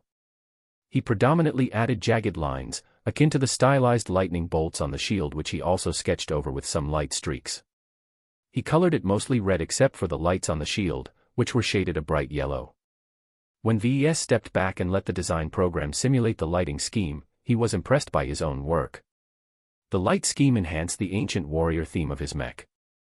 The sharpness of the jagged, diagonal lines gave the mech the impression that it was a war god descended from the heavens. Though it looks good, I'm not sure if Vincent will like it. He has a very discerning taste. To be safe, VES spent an entire day racking his brain for alternate design patterns. He slept, ate, and showered at the room's basic living facilities but spent the rest of his time crunching his brain. Lucky got so bored that VES activated the guide program to release a projected ball that flew around erratically for his cat to chase around. His hard work allowed him to come up with a few viable-looking designs. He made a white lightning bolt pattern to evoke a lightning god feel and a green curving pattern to contrast nicely with the red accents. He finished his design session by forming a yellow pattern that evoked speed. As he projected the different lighting schemes side by side, he had to admit that while they did the job, they fell short of greatness. VES simply lacked the practice and proficiency to go beyond the basic one-color lighting schemes. Mixing 2 or 3 colors together in a harmonious whole was a lot more difficult than he thought. If Vincent is really dissatisfied by my attempts, he should just hire his own artist. He concluded. As someone who looked familiar with the shuttle racing scene, Vincent must have his own contacts. He sent the sketches to Vincent and called it a day. He'd been staying in the design studio for more than a day now. Thinking of all the trouble he went through so far, he hoped Vincent was good for the money when VES finally delivered his product. After stepping out of the design studio, he called up an automatic guide that led him to the MTA's visitor cafeteria. Just because he ate some instant rations didn't mean he appreciated them. He looked forward to grabbing a more proper bite. As thousands of pilots, designers and technicians visited the MTA each day in Durham, its dining facilities were top-notch. Those with more discerning tastes could enter the nearby restaurant while those who were fine with cheaper food prepared by the best bots visited the cafeteria. As VES picked a couple of his favorite meats, he took a random seat and started to dig in. Just as he finished chewing, a firm hand clapped his back. VES. What a surprise to see you here. VES turned around and saw a young woman he hadn't seen since his last visit to Bentheim. Charlotte. Charlotte Hofmeister grinned as she bumped the seat next to him and hopped on it. She dropped her plate of food with a small clatter, causing bits and pieces of food to spill to the side. We haven't been in touch for a while. So what are you up to? He shrugged. I'm in the process of customizing my first commercial variant mech for a client. I recently completed a sale a few weeks ago and now I'm here to meet the needs of my second client. Charlotte raised her eyebrow in appreciation as she gnawed at her chicken drumstick. Looks like your business is already up and running. That's nice. There's way too many dumbass who think they're all that but flounder when they finally start on their own. I was luckier than most. VES said reservedly, not wanting to disparage his fellow designers. After all, before the system came he was one of them. I'm not doing great, but I'm sure I can overcome my troubles if I work hard enough. That's the spirit. Charlotte pounded the table with her palm. Look at me. Despite coming up second to a side tournament, I'm one of only 3 new recruits for the MTA's enforcement division from this year's graduating class. Oh, congratulations. No wonder you look so great in your new piloting suit. VES was genuinely impressed at Charlotte's accomplishment. The MTA's enforcement division might have a reviled reputation among outsiders, but mech designers in particular appreciated them for keeping the peace and deter shady manufacturers from stealing their designs. Their prestige was a step up from the Republic's own mech corps as their recruitment standards were incredibly stringent. I'm still a trainee for now, but you can bet I'm going to places you can't even imagine. Too bad I had to give the Kirby back to the academy. I miss that big old lug, even if it took a nasty beating in the tournament. The two shared a few words on more inconsequential subjects before Charlotte had to go back to her training. I'll see you around, VES. Keep up the good work. I'll be sure to spread the word. Thanks a lot. I appreciate any help I can get. Having met Charlotte reminded him he hadn't gotten in touch with any of his friends in a while. Of course, everyone drifted off to pursue their own career, but he should at least get in touch with Carlos now that he had the time. VES dug up his name from his comm and called him up to see if he was available. Evening, VES. Man, I thought you dropped off the edge of the universe. Look who's back. Haha, I've been occupied with my own work, but I happen to be here on Bentheim for business. Do you want to meet up? Sure. I know just the place to take you if you're visiting Bentheim for the first time. It's a must-visit attraction of our planet. Carlos sent a standardized set of coordinates to him that he could feed into a aircar service. I'll be waiting for you. At that place. Shrugging, VES finished his food and left the cafeteria. He boarded a small hovering platform to reach the exit of the complex faster. As he looked back at the imposing base, he sighed at the power of the MTA. They possessed military might far beyond even the best mercenary corps in the Republic. After he hailed an aircar, he fed the piloting system the coordinates and let the car take him to where Carlos waited. He looked outside the window and admired the sprawling urban forest outside. Not even the dignified Rittersburg could ever compare to the liveliness of Bentheim. The shuttle finally descended on the outskirts of Durham. It turned out the coordinates Carlos fed was a large open-air mech coliseum, with several smaller arenas placed around the main attraction. It somewhat resembled the stadium and convention center where the YTE was held, but this one was obviously privately owned. The mood here was much more dynamic. The abundant visitors all wore branded clothing that featured their favorite mechs or celebrities. Even from this distance VES could feel the savage thrum and collisions of real mechs battling it out in front of an audience. The cost of operating this enterprise must run up to the billions, but from the amount of fans that visited the matches, it evidently ran very smoothly. His friend waited just inside the gate. After paying the admission fee, VES met up with Carlos and hugged him loosely. Good to see you again. How's it going at work? SOSO. I'm still learning the ropes. It takes time for me to move up in such a large organization. But look at you. You're a successful mech designer now, having at least one sale under your belt. Most of the other people from our class are really jealous at you, you know. VES wasn't bothered by the thoughts of others. If they think they can do better, then let them start their own businesses. Naturally, that was nearly impossible. Both of them smiled at each other as they knew that. Carlos shook his head. Well, enough about that. Let's head inside. I've been saving up these promotional tickets for the amateur ring for a year. Might as well use them up now. They talked about what they had been doing since the last time they met. VES talked about some of the challenges he faced. When he talked about the excitement of building a mech with your own hands, Carlos looked envious. Man, you're much further ahead in your career than me. I'm still stuck in the same old drudgery of checking mechs for faults. It's been a few months. Hang in there. With your skill set, you should expect a promotion soon enough. VES and Carlos had reached the entrance of the smallest and shabbiest-looking arena. As cleaning bots were cheap nowadays, VES figured the organizers intentionally kept its walls weathered. The scanners at the gates allowed them entry once Carlos showed his tickets. They climbed the stairs and entered the interior of a wide arena that could host up to 100,000 people if a major event was going on. As it was just a normal day, the arena was only filled up to a third of its capacity. Frankly speaking, the promotional tickets Carlos won from who knows where were not all that valuable.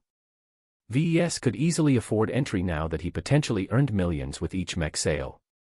Still, he wasn't used to being wealthy, so he still appreciated Carlos' gesture. They found a pair of seats that brought them close to the middle of the arena.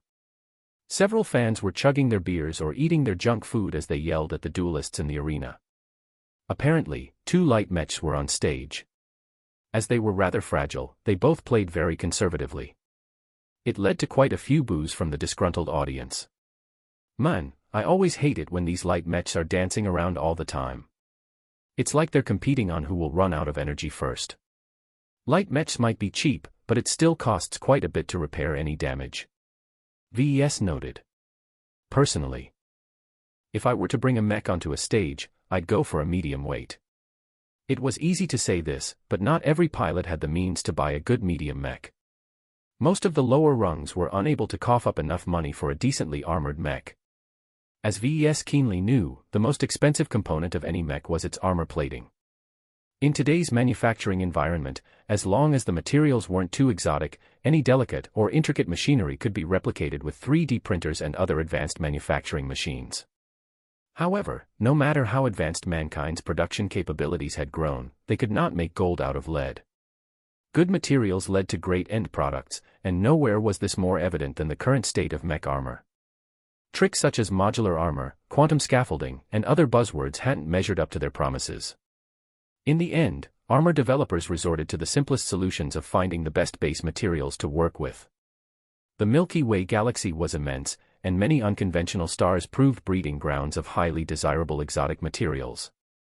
Natural, due to the special circumstances in which they were formed, they were also notoriously scarce. That meant that the mining companies that exploited these valuable mining areas made a killing. VES heard a rumor in which a top-of-the-line mech from a first-rate superstate could cost up 1 trillion bright credits. That was an unimaginable sum of money in the perspective of the Bright Republic, but it would only cause a citizen of a superstate to blink their eyes.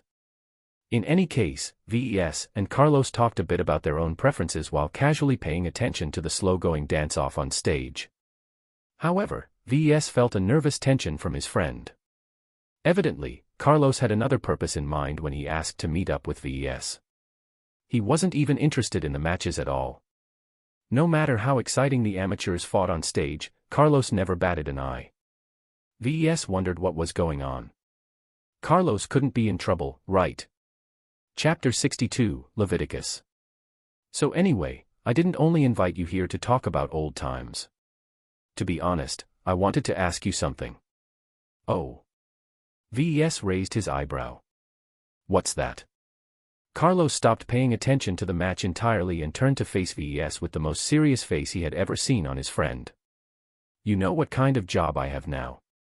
Even if you say I'm likely to move out of my current position, it will take many years, perhaps even decades before I go anywhere near the development process of a new design, and that's only if I resign and switch companies, as the current one I work for is just a wholesaler which buys completed mechs from other manufacturers. You can't rush a career, Carlos. I've seen you studying for nights on end back in college. You've got a good head on your shoulder. Any employer will be bound to appreciate your talents. But I can't wait that long. Carlos shook his head. A successful mech designer always starts his career when he's young, we both know that. So what if I wait until I'm in my 80s or 90s until a company sees fit to include me in their research and development department? I'll be playing second fiddle to a 30 or 40-year-old who is either a genius or who had the right connections for the job. I don't want to be an expendable cog in the machine. VES had an idea what Carlos was going for with his little rant.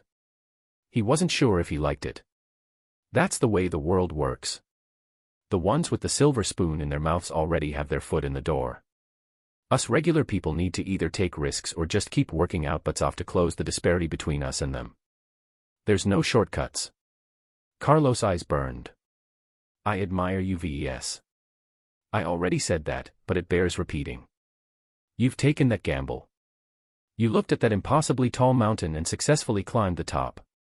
From getting the equipment together to receiving a couple of production licenses as grants, you got through every obstacle in the way of starting your wholly owned mech business.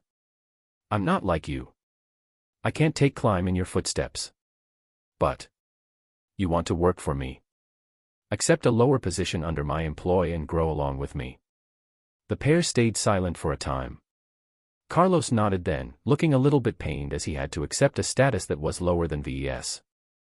I can't climb the mountain myself, but if you drop down some rope, I can pull myself up. I've been doing fine on my own so far. What makes you think I need an extra hand? VES asked with a bit of reservation in his tone.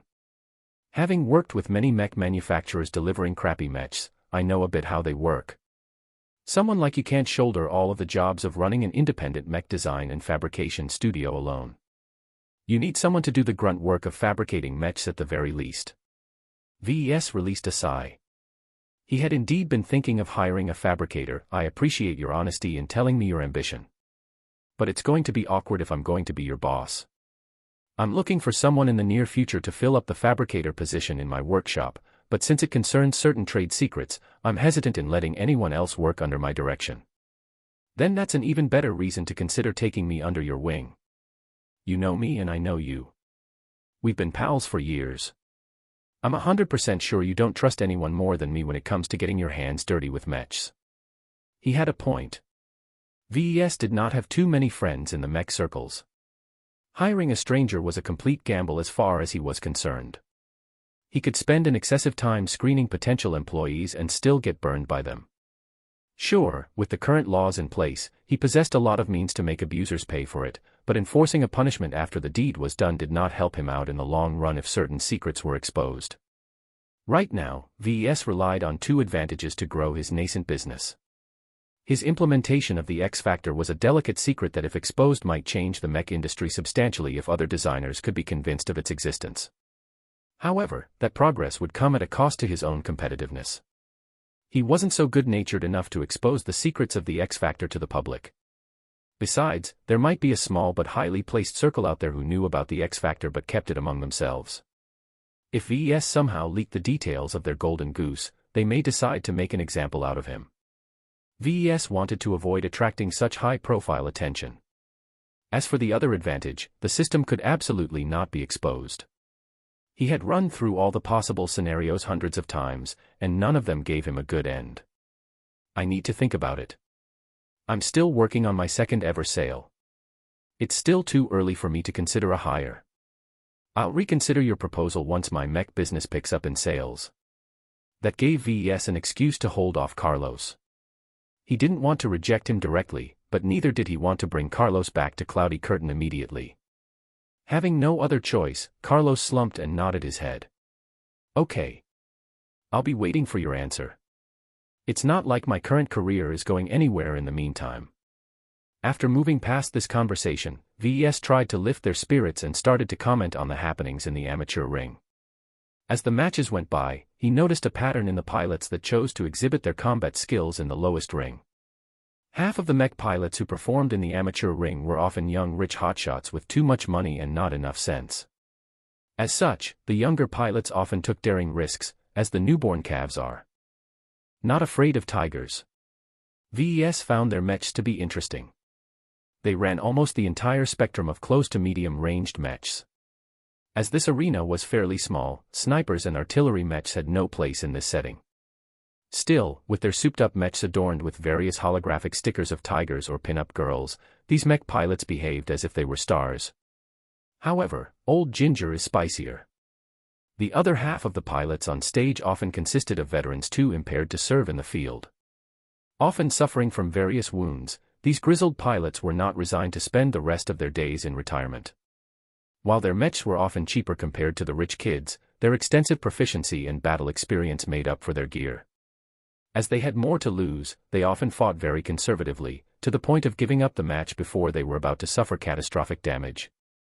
The contrast between the two types of pilots often led to the most exciting matches. The ultra-aggression of the younger generation often pressured the more cautious older generation into defending against an onslaught. Both the attacker and defender relied on different skills to capitalize on any mistake their opponents made. "That's Leviticus coming up on stage," Carlos yelled as he rose up from his seat. "He's my favorite pilot in the amateur ring." VES beheld the pilot and mech that caught the eye of his friend. Even without his expertise in mechs, he could tell the old machine was on its last legs. The armor was such a crazy patchwork of plates that it was hard to tell if there were any original plates left. The stride of the mech also looked uneven, as if the left leg held a fraction less power than the right one. As for its weapons, it obviously used to hold shoulder mounts, but only crude holes remained where they sat. It wielded a crudely shaped staff that might have been a reshaped construction beam as its only weapon. "That's a really terrible mech. Why are you rooting for this guy? Man, you don't know about Leviticus." Carlos looked at VES as if he was an alien. "Man, you've been living off the grid for too long. Is that backwater planet so remote you can't even keep up with the arena anymore?" "Hey, I've been busy with work. I quit following the scene a half-year ago." Carlos shrugged and explained his fascination for Leviticus. "Anyway, this guy's special. Unlike all the other active pilots, he's a borderline potentate. He's really unlucky in that regard." That surprised VES, causing him to look at Leviticus and his mech a second time. Now that he looked closer, the movements weren't as fluid as a regular mech. The minute stutters and jerky shifts were the typical symptoms of either a malfunctioning neural interface or a pilot that possessed bad aptitude. They say that lacking the aptitude to pilot a mech isn't the worst thing in the world. Carlos continued, completely forgetting for the moment that VES used to aspire to be a pilot as well. "There's a fate worse than being a norm, and that is being a potentate that barely passes the threshold." "I see. Leviticus shouldn't be able to pilot a mech this good if he's a borderline case." "That's because he's putting in twice as much work into piloting than any other potentate.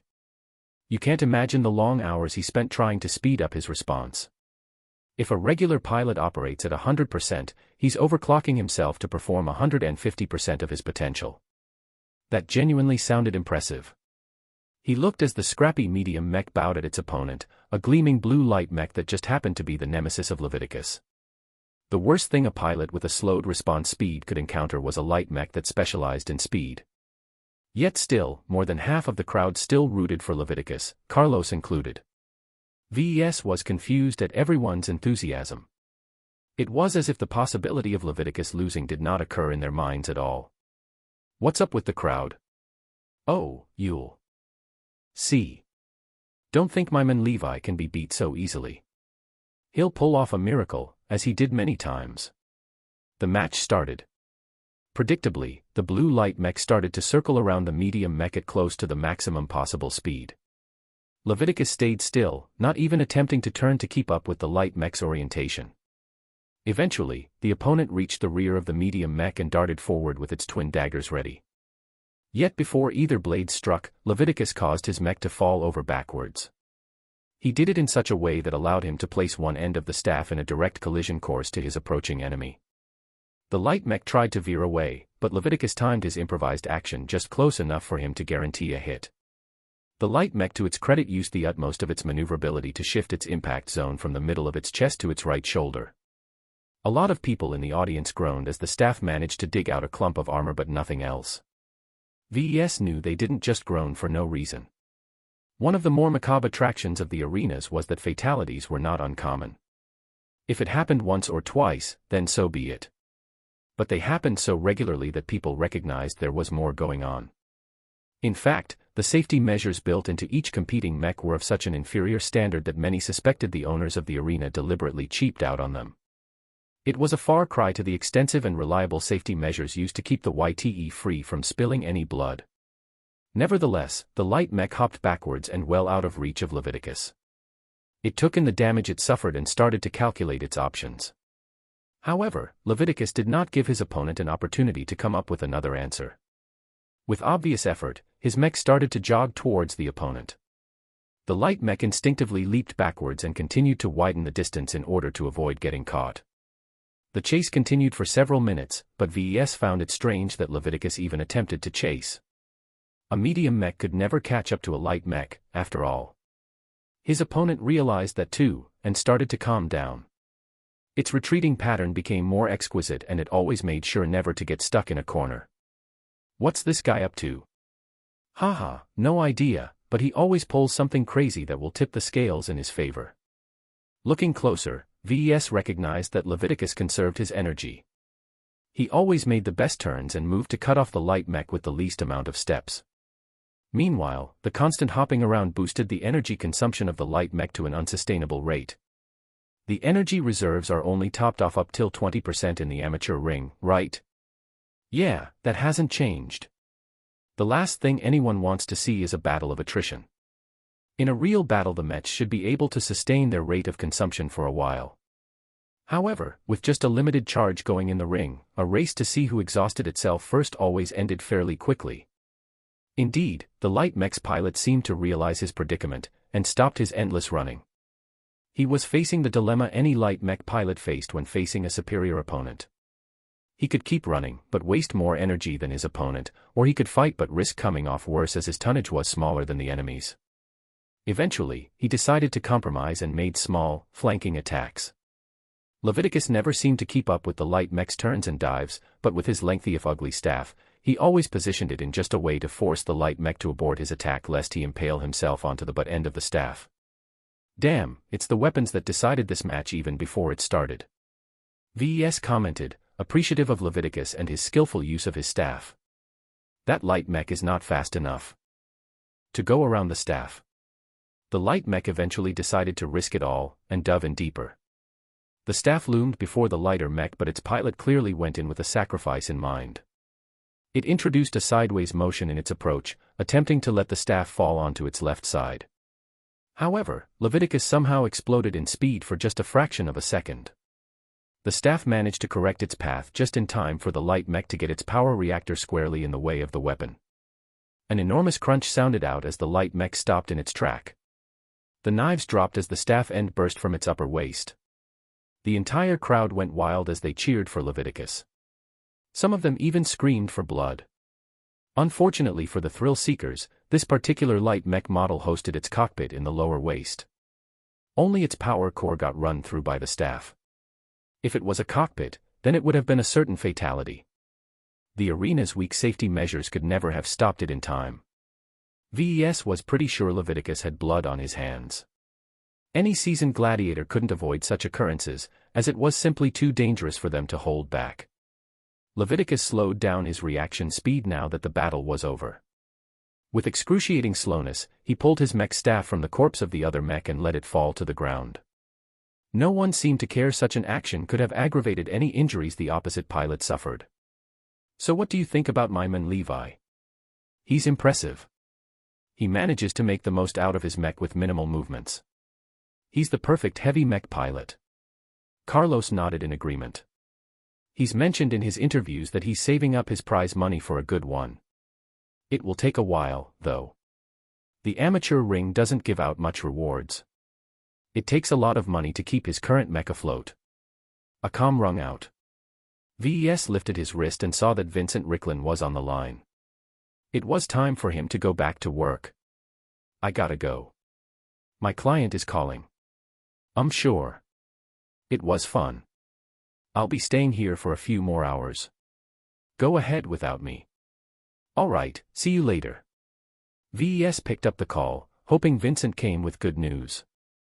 Chapter 63, Nether Regions. My man VES, I received your files. I can't say I'm entirely satisfied with your work. The cape doesn't have any frills and the surface lighting schemes don't seem impressive at all. The only thing I found cool is the red lights installed underneath the armor. VES was afraid of that. Not satisfying his client meant his rewards for the mission could be reduced.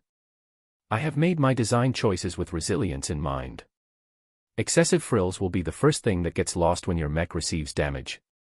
It's better to keep a clean appearance that looks great both when it's pristine and when it has survived a battle. The excuse was enough to cause Vincent to pause in his tirade. He frowned and thought over his words. All right, but I'm consulting a pro shuttle customizer artist for the lighting scheme. I still feel your designs are too basic.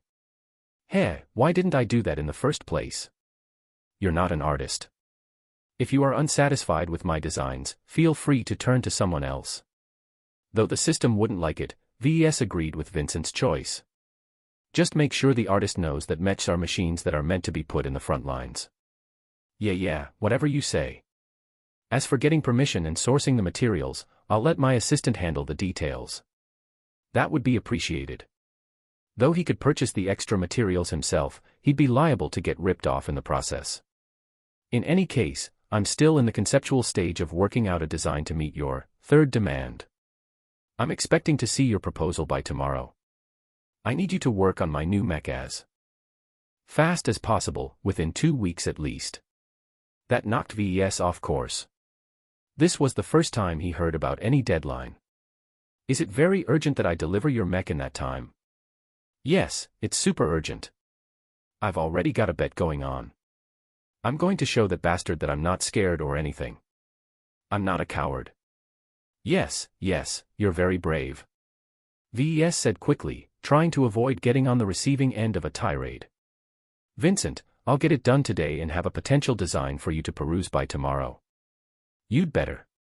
The signal cut off abruptly, causing VES to sigh with relief. He had been a little negligent in his duties. He thought he had plenty of time to consider all of his options and refine Vincent's dream mech step by step. The sudden hard deadline of 2 weeks put a sudden stop to his leisurely vacation on Bentheim. He took Lucky with him and left the arena and its cheering fans behind. He hailed an aircar straight back to the MTA. After going through several security scans, he finally ended up at a design studio similar to the last one. He was ready to get back to work. A bulge, huh? VES considered as he summoned the image of his mech, now with a cape and some rudimentary light system. In his eyes, the mech already looked pretty masculine, in a knight in shiny armor kind of way. Adding an obvious bulge to the front waist would ruin the entire feel of the mech. Men who wore armor in those days never exposed their private parts to any danger. It's one of the most vulnerable weak points in a human body. Mechs were pretty much the same way. Its central position just on top of the mechanically hungry legs made it a prime position to place the engines. As such, the waist and lower torso portion of a mech possessed plenty of armor already. It would be highly challenging to elongate the front section without impacting a mech's maneuverability in some strange fashion. Unless he stuck something on it at a right angle. But then he'd ruin his reputation and get Vincent arrested for indecency. I shouldn't be the only person who is dealing with this problem. The mech is an imitation of the human form.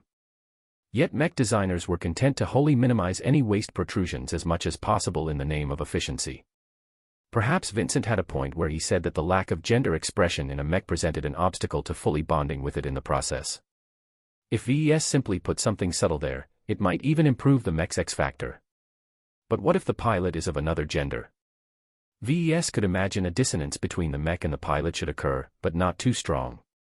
Plenty of female and other gendered pilots pulled off fantastic performances in very masculine mechs. And while they are less common, his own feminine-looking Fantasia variant also showed that no male pilots ever performed much worse than the female pilots. Still, he couldn't help but feel that gender did matter. Maybe this was the Great Wall that held him back from scoring higher than an E in terms of X factor. The instance that he earned a C rating from the system must have been attributed to other factors.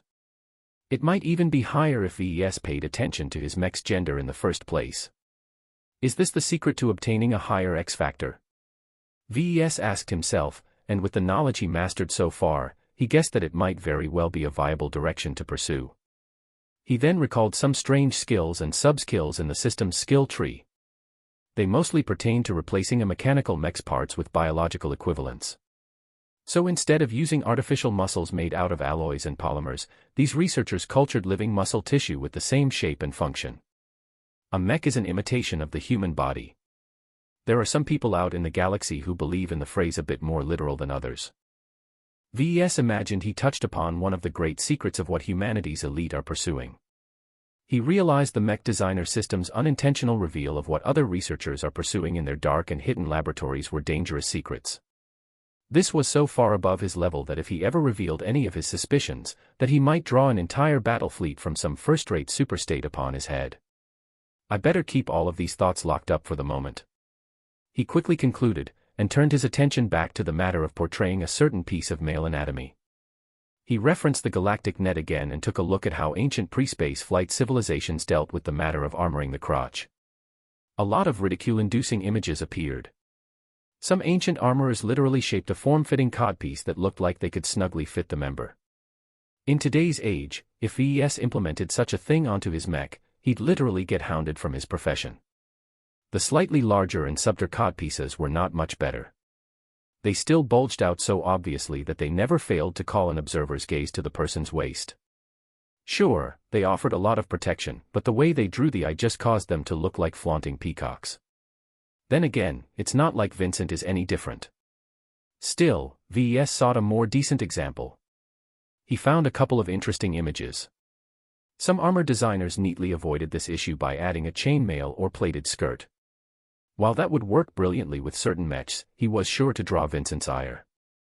A man never wore skirts, after all, and his client wanted to flaunt his masculinity, not negate it entirely. He eventually spotted some codpieces that looked a bit more fitting for modern times. These codpieces skewed rounded shapes and instead used sharp angles in a combination of triangular and rectangular forms. These examples evoked the suggestion that they were there to do their job of protecting the crotch without attracting undue attention. It looked sharp, modern, and most importantly did not cross the line into indecency.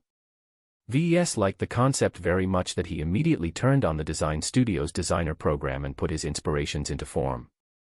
He hit some snags along the way. The Mark Antony was a frame based on the heavily armored Caesar Augustus. Both mechs weighed at the top end of the medium weight class. As the legs and the waist were some of the most heavily armored portions of any mechs, this meant that it was highly unusual to add additional layers on top. VES had to consider the range of motion of the legs. Extreme contortions could very well bump into the mech and crush any rigid obstacle in its way.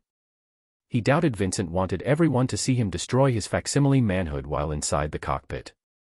Shaping the codpiece in a triangular shape so that its bottom portion was minimized could only go so far. If I can't avoid any collisions, then it needs to have some give. He thought back to yesterday and recalled his conversation with Vincent. He casually mentioned using a sponge-like material to build this part with. Such a method could allow VES to avoid the problem of leaving his mech open to destroying its own gender. He took an hour to design this simple part. He first took a resilient sponge-like composite from the market and shaped it in a roughly triangular form that protruded sufficiently from the lower waist. He undersized it in order to leave enough room for armored plates to cover up the soft and flexible composite. He didn't want to resort to a different material, so he chose to stick to the same HRF armor plating. After stepping back, he took in the entire projection of the mech.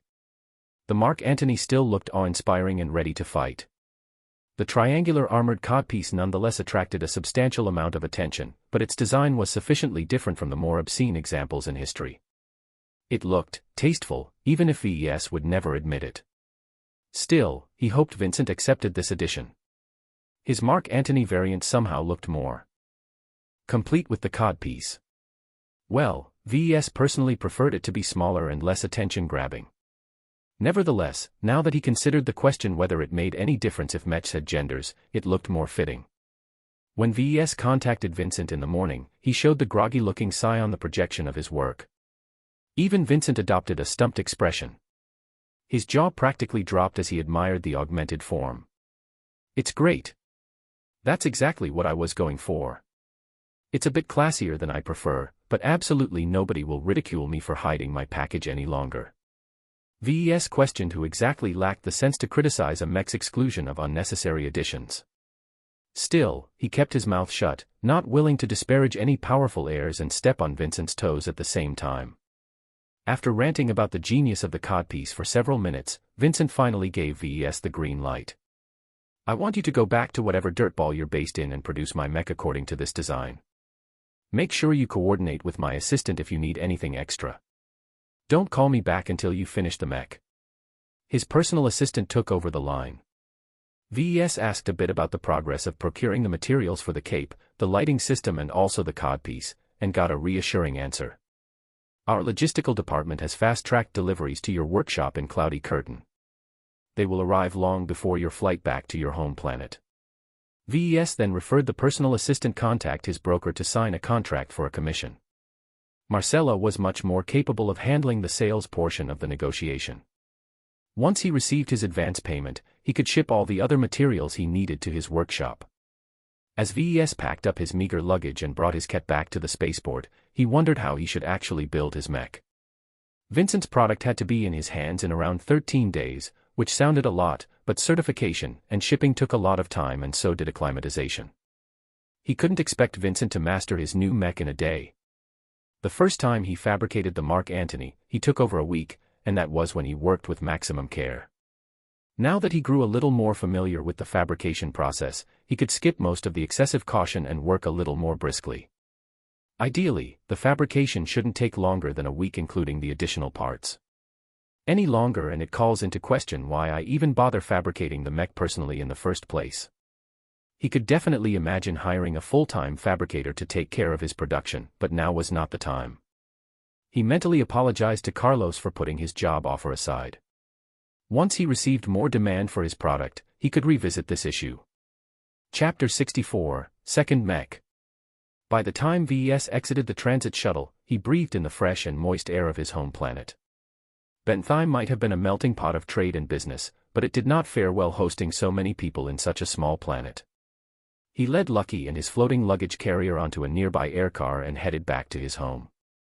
His workshop already received its first deliveries of materials by the time he returned.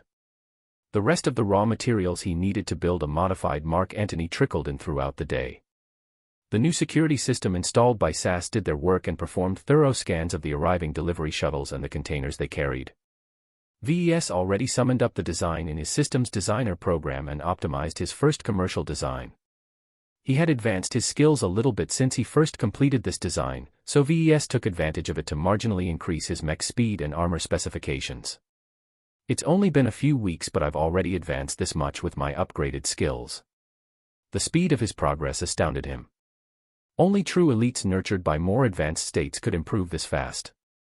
With 3000 DP on the line, VES treated this fabrication task with utmost importance. He could not fail his second production. Not only would it screw up the mission, it could also leave a bad track record on his thin record. A 50% chance of failing a delivery was not a good way to build his reputation. As his optimizations to the design was complete, VES began the tedious task of starting his fabrication. First, he unpacked his raw materials and sorted them out. He checked each lot for their integrity and completeness. Fortunately, despite having bought these materials as surplus from the open market, they had all been delivered as promised.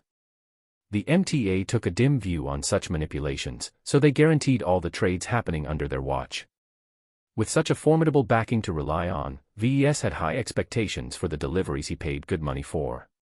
He spent up to 18 million credits to get them to his workshop. Everything is prepared.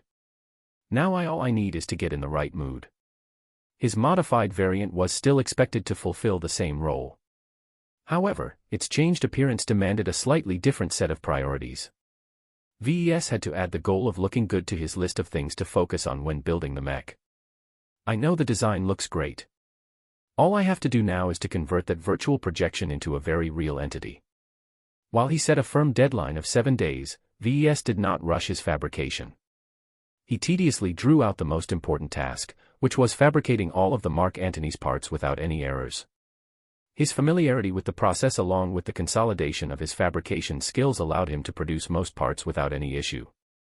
The HRF armor plating took the most time to come into being, though once he knew all the knacks VES encountered no risks in its formation. It had been designed with crude mass production in mind as the armor was supposed to be a cheap and highly processed armor variant. To VES, this was both an advantage and a disadvantage. The best part was that now that he knew how to form the trickier shapes, even brain-dead VES could manage to produce a decent batch. However, Marlin Solutions, who originally developed this formula, had steered it towards making it as foolproof as possible, meaning that a lot of tedious steps in between had to be followed before the armor came into being. In essence, its production still took a whopping 2 days out of his schedule. The mace and shield were relatively simple designs, yet their large mass and volume meant that it took a pretty long time for his aged 3D printer to produce all of their bulk. As it took 2.5 days of fairly brisk production before he fabricated the rest of the components, VES only had 3 days left for assembly. Luckily, the process of assembling a mech from its component parts was not a delicate process. Doing it right the first time laid a solid foundation for subsequent assembling runs, and as VES only made minor changes to the design, he encountered very little issues. The only real problem he faced at this stage was that he always had too little room for cabling and other delicate components. The Mark Antony partially inherited the crowded interior from its base model, and VES could not do much about it even as he already made some attempts at alleviating the issue. This portion is the riskiest step of the fabrication cycle. I can't rush it at all. If I stuff in the cables with too much force, I'm liable to break something. Thus, out of his expectation, VES eventually completed the basic frame of the mech after 7.5 days. While the mech looked awfully complete, VES still had to add in Vincent's bling. Luckily, all of the extras were nothing complicated.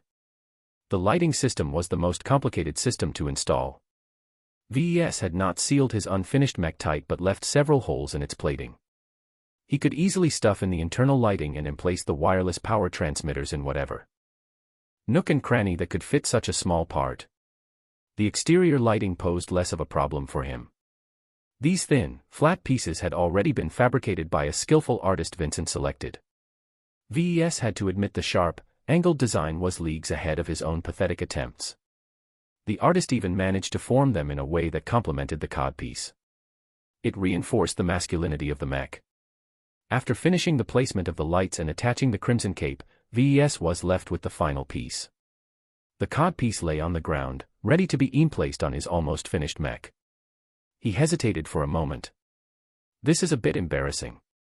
Looking at it, it feels like I'm transplanting someone else's private part. Still, in order to cap off his second ever fabrication, he had to complete this step. With a sigh, he ordered a robotic arm to grab hold of the codpiece and lift it up. The triangular decoration was not made out of exceptional materials, so the arm had no trouble lifting it up. When VES made sure the alignment fit the design specifications, he pressed the final button and let the arm firmly attach the codpiece to its rightful place. VES let out a deep breath. The mech was almost completely done. He let his scanner bot scour the mech for any hidden faults while he stepped on a hoverbot and lifted himself up to the cockpit. He did not forget to finish the last step. He entered the cockpit and examined the small hole where VES was about to place his next gem. What shall I choose? Though VES had gathered a small collection of gems, none of them were noteworthy. Lucky still hadn't crapped out the exotic alloy he gulped out of the anonymous box that someone delivered to his address a while ago. VES hoped that his gem cat would finish digesting the extraordinary materials and perhaps use it for this mech, but apparently he was too optimistic. He opened the pouch, he placed all of the gems he picked up so far and randomly sought out the most sparkling piece. It turned out to be an exceptionally sparkling zircon gemstone. Zircon of minor resonance. Increases the tonal quality of a mech's weapon by 20% when installed. At first sight, VES thought he hit jackpot. After gathering so many gems that only boosted an attribute by 1% or less, he suddenly dug out a gem that improved something by as much as a fifth. Then he read the description closer and got disappointed. Tonal quality. Are you kidding? What the gem basically did was make a mech's weapon impact sound more pleasing. Ask any mech pilot or designer if they cared how they sounded like. Pretty much none of them ever cared about it. VES found the gem to be utterly useless other than looking pretty. Frankly, he was glad to get rid of it. Its appearance matched Vincent's vanity. After installing the gem in its slot, VES stroked the console of the mech for a moment. Sometimes, he still dreamed of piloting a mech. Then he looked at the darkened cockpit and thought to himself that he built every part of it by himself. Naturally, he used a lot of machines to get it done, but in these days that practically meant handmade. I'm going to miss you.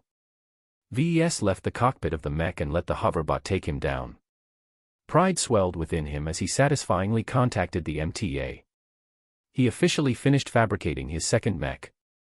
Now he just had to certify the mech and let Marcella ship it back to Bentheim on a priority cargo shuttle. He opted to let the MTA's personnel pick up the finished mech without him this time.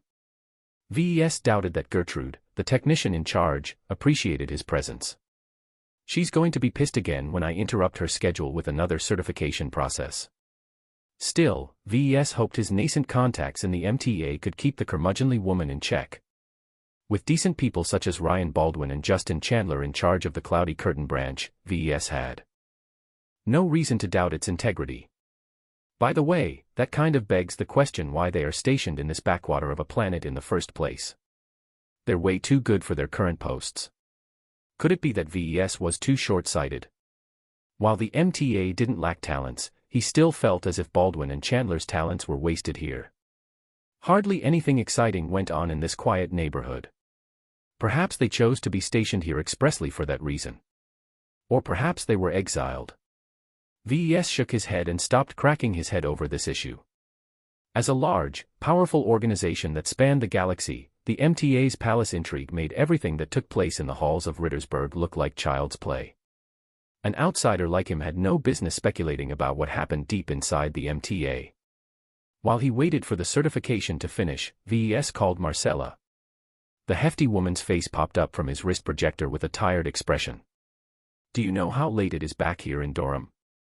"Ah, sorry. I forgot to check the local time." "No worries, I was about to wake up soon anyway." "I take it you've completed your second mech?" "Yup, and it looks pretty good. The mech came off my assembler without a hitch, even with the extra parts. I've seen the designs. You didn't disappoint. I'll take care of the shipping and delivery on my end. You just make sure to get ready for your next job. You've already got another order lined up for me." Marcella shook his head. "The deal is still in its early stages. I won't expect any progress on that end for a week. All I can tell you that it's an order for multiple mechs, up to 5 at most possibly." That was a very surprising piece of news. VES still expected to meet single mech orders. Having someone buy 5 complete mechs was a very serious commitment to a newly introduced design.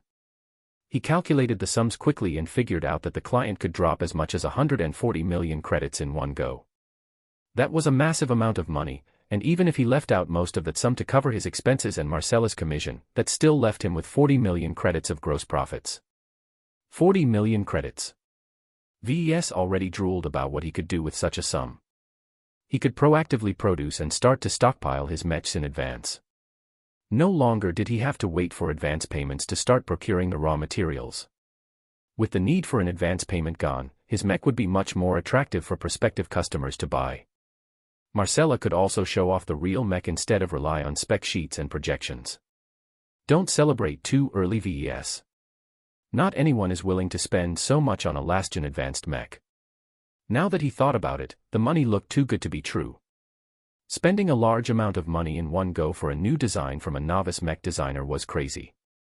Either the buyer was swimming in credits, or he added some extra demands. What's the catch, then? The buyer is an intermediary for another party.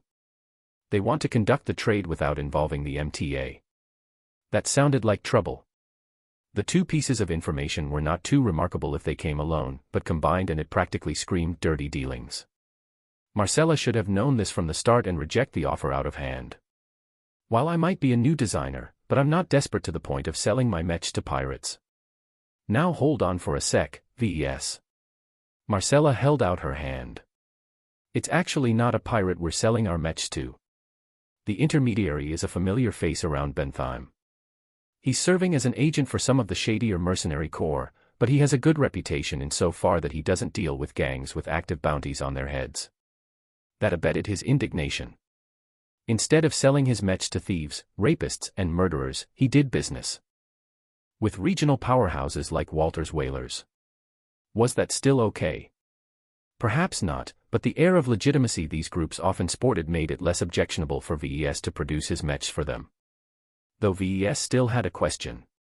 If these groups aren't so bad, why don't they approach you directly? Intermediaries still serve their purposes. I have been talking to the representative on and off for the last week or so and he still hasn't leaked any details about his clients. The only thing you can do is to take a leap of faith. VES imagined standing atop a tall skyscraper while spreading out his arms. He ran across the roof and jumped off the lip of the roof. Would he be able to land safely, or go all splat at the end of his fall? He resorted to his usual tactic when faced with a difficult issue. Let me think about it. Since the deal is nowhere near being closed, let me consider it for a while longer. Just make sure they aren't doing anything too shady. I do not want to get into trouble with the authorities. Me too. I can assure you that I do not relish in attracting the attention of the Mech Corps. I'll be sure to vet their conditions in detail. After talking about a few other minor issues, VES hung up the call. Now all he needed to do was wait for his mech to be delivered to the Ricklin boy. He wondered whether his mech would see battle soon. VES was quite worried at Vincent's potential performance. Someone who thought it was more important to look cool than to pilot the most effective mech was not a normal pilot. Who knew how diligently he learned how to fight with a mech? Chapter 65, Vincent. How integral were chips in the daily life of a modern-day human? Even as they slept, these silent workers played their role. They observed the time, measured the surrounding temperature and were on the lookout for any toxicants in the air. When a person woke up, he interacted with dozens of different processors in a short succession.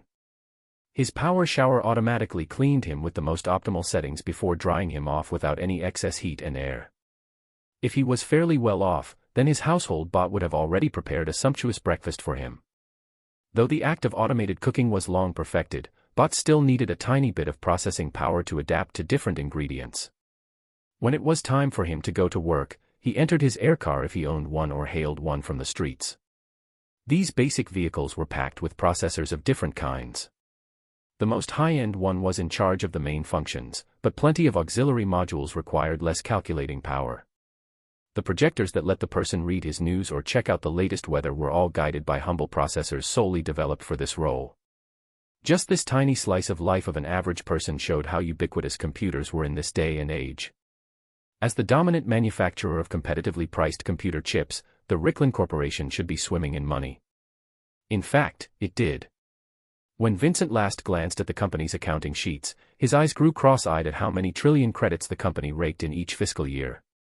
Unfortunately, no one in the Ricklin family was glad with the company's current trend. Revenue was high, but so were the expenses. To produce that many chips at the lowest possible price, the Ricklin Corporation constantly invested in its mass production capabilities. But that wasn't enough. The company had to constantly look forward and develop faster processors. Its highly substantial R&amp winking and laughing department always licensed newer technologies from more advanced states at practically extortionary prices and spent years trying to adapt them in a cheaper form. By the time these chips finally entered the market, the Ricklin Corporation incurred tens of billions of credits in debt. The company is like a hamster stuck in a wheel. No matter how far it tries to go, it always ends up at the same spot. Vincent muttered as he lounged in his recreation room. The day of the delivery was soon upon him. The new mech that he custom-ordered from some no-name kid had passed the MTA's certification process with flying colors. Vincent never thought he'd get his new mech so smoothly. He underestimated VES. Tell me again why I have to resort to this older model. He absently asked as he twirled his unruly blonde hair. Despite its messy appearance, a real human stylist had personally worked on it this morning. While bots delivered consistent performance, real human workers always possessed a spark of creativity that artificial computers lacked. Johnson, his personal assistant and butler, as Vincent preferred to say, calmly stated his own opinions. Young master, choosing to purchase a more modern mech will alarm your siblings and cause them to raise their vigilance against you. By purchasing a mech based off technology from the last generation, you've successfully caused everyone keeping an eye on you to disregard your intentions. I take it no one inside and out is aware of my real intentions. As soon as they heard that you added a codpiece to your mech, they all stopped paying attention. Vincent smirked as his eyes sparked with indolent patience. While the rich scion still looked like a playboy, there was an edge to his personality which he did not display before around anyone else. Even VES was successfully convinced his client had no redeeming features. My granddad and those old coots in the board of management will soon rue the day they pushed me out of my inheritance. For the oldest son of a large, traditional family to be pushed aside, Vincent was humiliated beyond words. A family that passed down its leadership position from eldest to eldest since the start of Bentheim's colonization suddenly changed all rules to suit the third and youngest direct descendant. Vincent gritted his teeth and squeezed his fist. That hateful Caitlin. Why was she born with all those gifts? From the very moment of conception, things started to change. Vincent was afforded any and every luxury, so long as he listened diligently to his instructors. The amount of schoolwork he needed to memorize each day could astound any other person, but to Vincent, who had crammed entire literary works since young, it was like drinking water. The Ricklin family hid a dark secret. They engaged in extensive genetic modification to design the perfect descendant. Though it was an open secret that every affluent family engaged in the practice, the Ricklin family went a step further. By chance, one of the ancestors of the family came across a large wreck when she accompanied a priority trade shipment. The already old woman at that time only ordered the convoy to stop and inspect the wreckage for survivors. She never intended to stay and dig up what had happened because the shipment was time-sensitive. Nevertheless, the ruined ship's origins turned out to be extremely remarkable. Through some freak accident involving extensive battle damage and an overstressed FTL drive, the ship suffered catastrophic damage during FTL and ended up well inside a star system's gravity well. There was no surviving such a process. All life in the ship perished without even having enough time to scream, and most of the interior of the mech got crushed. However, some smaller and more protected systems survived, enough for the ancestor to learn what a bounty the ship represented. It turned out the ship was piloted by an exiled family line from the new Rubarth Empire. At its height, this Rubarthan lineage ruled over 3 ports and 39 lesser star systems. Unfortunately, they somehow crossed the Emperor and lost all of their territory in one go when the Rubarthans caught them off guard with a mass invasion. The disarrayed family barely had time to pack up their essentials and escape with their fastest starships. The wreck the ancient Ricklin elder found was one of them, and like many other escape vessels from a first-rate superstate, it possessed many redundancies. While the botched FTL transition killed off all of the occupants, its data core was still intact, though its encryption was not a trivial matter. When the elder sneakily ordered the data core to be brought back, she redirected the floating wreck and sent it directly towards the system's sun. She wanted no trace of its existence left. Years and eventually decades passed by while the family slowly worked on the data core's encryption. An entire generation of family heads retired their places to allow the younger generation to take the helm. The Ricklins eventually decoded the data core, but not through any exceptional effort on their part. They simply waited for the most appropriate cracking technology to advance. No encryption could ever last the test of time. When the Ricklins finally accessed the data core, they found out it possessed data on only one topic: genetic manipulation. And not the regular kind. No, it turned out the Rubarthans were not content with the human genome alone. They very subtly incorporated DNA adapted from alien samples. As one could imagine, this was not a simple process. The genetic code that originated from alien lifeforms always came in different formats. It took an immense amount of effort to read, analyze, and adapt an alien's best attribute to a form compatible to human life. It sounded crazy and heretical, but the Rubarthan family who funded these studies actually succeeded in incorporating such alien genes in their own test subjects. Just as they were about to extend their experiments to their own crop of descendants, the Rubarthan Emperor came in to destroy them at hand. Perhaps the research was the principal reason why the family's fortunes turned so suddenly. In any case, long story short, the Ricklins were barely able to interpret the research results, much less replicate them even in the most advanced biolabs. Only in recent years did they achieve a limited result. Just when Vincent started his schooling, in fact. Caitlin was the most successful clone out of thousands. Through some confluence of random factors, her gene expression sat in the sweet spot where it activated all of the good things about the alien genes while the side effects were minimized. Whereas most of her sibling clones were stillborn or grew deformed, Caitlin quietly grew up to be a model baby. Vincent's parents practically ignored their 2 naturally born sons and latched onto this aberrant new sister. Though the Ricklins never understood precisely what the alien genes did, Caitlin always distinguished herself in many remarkable ways since young. No matter if it was intelligence, ingenuity, or deductive capability, Caitlin beat every record imaginable. The family's orientation changed directions. After the devastating losses the Ricklin Corporation incurred during the last war between the Vija Kingdom and the Bright Republic, the family desperately needed hope. Caitlin represented their best chance at revival. No one cared about Vincent or his average second brother Gilbert anymore. Gilbert could get away from any entangling conflicts by taking the opportunity to study at a prestigious institution in a second-rate state. Though he promised he'd be back once he graduated, he never really sent any word back all these years, and no one in the family cared. As the eldest son, Vincent was stuck in a more awkward position. He could never find any justification to flee the confines of his family's influence. Even leaving the surface of Bentheim was out of the question. He had to give ground in a different way. His personal assistant, loyal only to him, came up with an elegant solution. With Johnson's assistance, he slowly cultivated a playboy lifestyle to the point he could not really distinguish between his roles anymore. So good was his acting that the family heads were all convinced he grew up to be a piece of trash. With all the myriad scandals popping up in the news, they had the perfect excuse to dispossess him from his inheritance and pass it over to their talented wonder girl. Naturally, Vincent was no fool, and some of the more acute elders weren't either. As he took the initiative to retreat from his cherished position, the older generation didn't make it too difficult for him. Naturally, everyone except for him saved their faces. Well, it won't be long before I can get back at Caitlin and the rest. Vincent smirked as he was at the cusp of enacting the plan he brewed for years.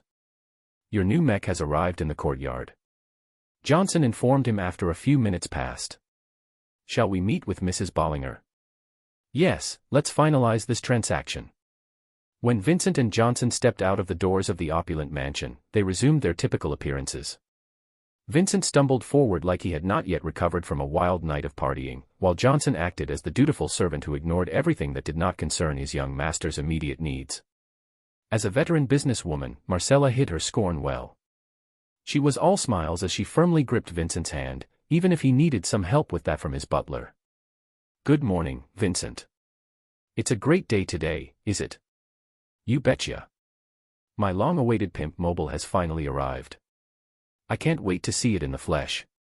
Before they could approach the sealed container, the mansion's security personnel went to work. They inspected the container and its contents very thoroughly. After finding nothing amiss, they opened the shell and revealed the imposing form of a newly built medium mech. He's beautiful. Such a grand mech deserves to be worshipped. Vincent muttered as he truly grew in love with his latest purchase. That Larkinson kid deserves a medal. I doubt anyone could have built any cooler mech. Not everyone present admired the mech. The added frills were senseless and distracted the mech from its core purpose. The unavoidable codpiece jarred everyone's sense of how mechs ought to look like. Its presence was like a shining elephant in the room. No one had ever seen such a thing before in a modern mech. It led to many questioning gazes. Vincent ignored all of the stares and beelined his way to the mech. An advanced hoverbot with zillions of safety features already waited for him near the feet of the mech. As he climbed in the air, he passed by the codpiece. The thick, stubby triangular piece of decoration was larger than his body. Proportionally, it looked hefty on the modified Mark Antony's frame, but it did not exaggerate its prowess too much. It sure is big enough. Vincent nodded in satisfaction as he finally reached the open cockpit. He scampered inside, and with familiar motions he strapped himself in. As he stared ahead, he spotted a shining blue crystal-like gem. As he caressed his finger over its surface, he pressed it in, causing the cockpit to close and the mech come to life. Though it was safer to let a trained pilot under his employ test out the mech, Vincent wanted to do it personally. This was going to be his personal mech, and only he should have the right to pilot it. Using a mech after someone else had piloted it first felt too much like using a second-hand good. As a veritable spendthrift elite, he disdained such matters. The neural interface connected to his brains.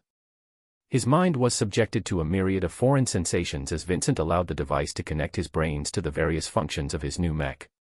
The connection settled down after a minute as all the first-time testing was complete. I have control over the mech. Stepping out. The Mark Antony model stepped out of the container and into the open air. Vincent admired the heightened perspective of his new body. Despite his acting, he did not hate piloting mechs. In fact, he adored it. Ordering a custom-built mech that looked good merely provided him a convenient excuse for any future circumstances. He could simply say that all the other mechs were too ugly. As everyone else stepped back in case Vincent lost control, which they thought was likely, the Mark Antony began to exercise its range of motion. The mech performed its actions with smooth motions. After the mech picked up its accompanying mace and shield, it made some rudimentary attack patterns. Nothing malfunctioned. After half an hour of running around and testing each weapons at the practice range for the guards, Vincent finally hopped out of the cockpit with a satisfied expression. He met Marcella and signed the final contracts. And that's all of it, Marcella said with a smile as she instructed her employees to process the newly signed contracts back in her office. If I may say, it was a wise choice to buy from Mr. Larkinson. The man is young, but he possesses integrity most other Bentheimers have in short supply. If you wish to purchase another mech to fill up your stables, feel free to call me up. Vincent laughed awkwardly. I've scratched my itch for a good-looking mech.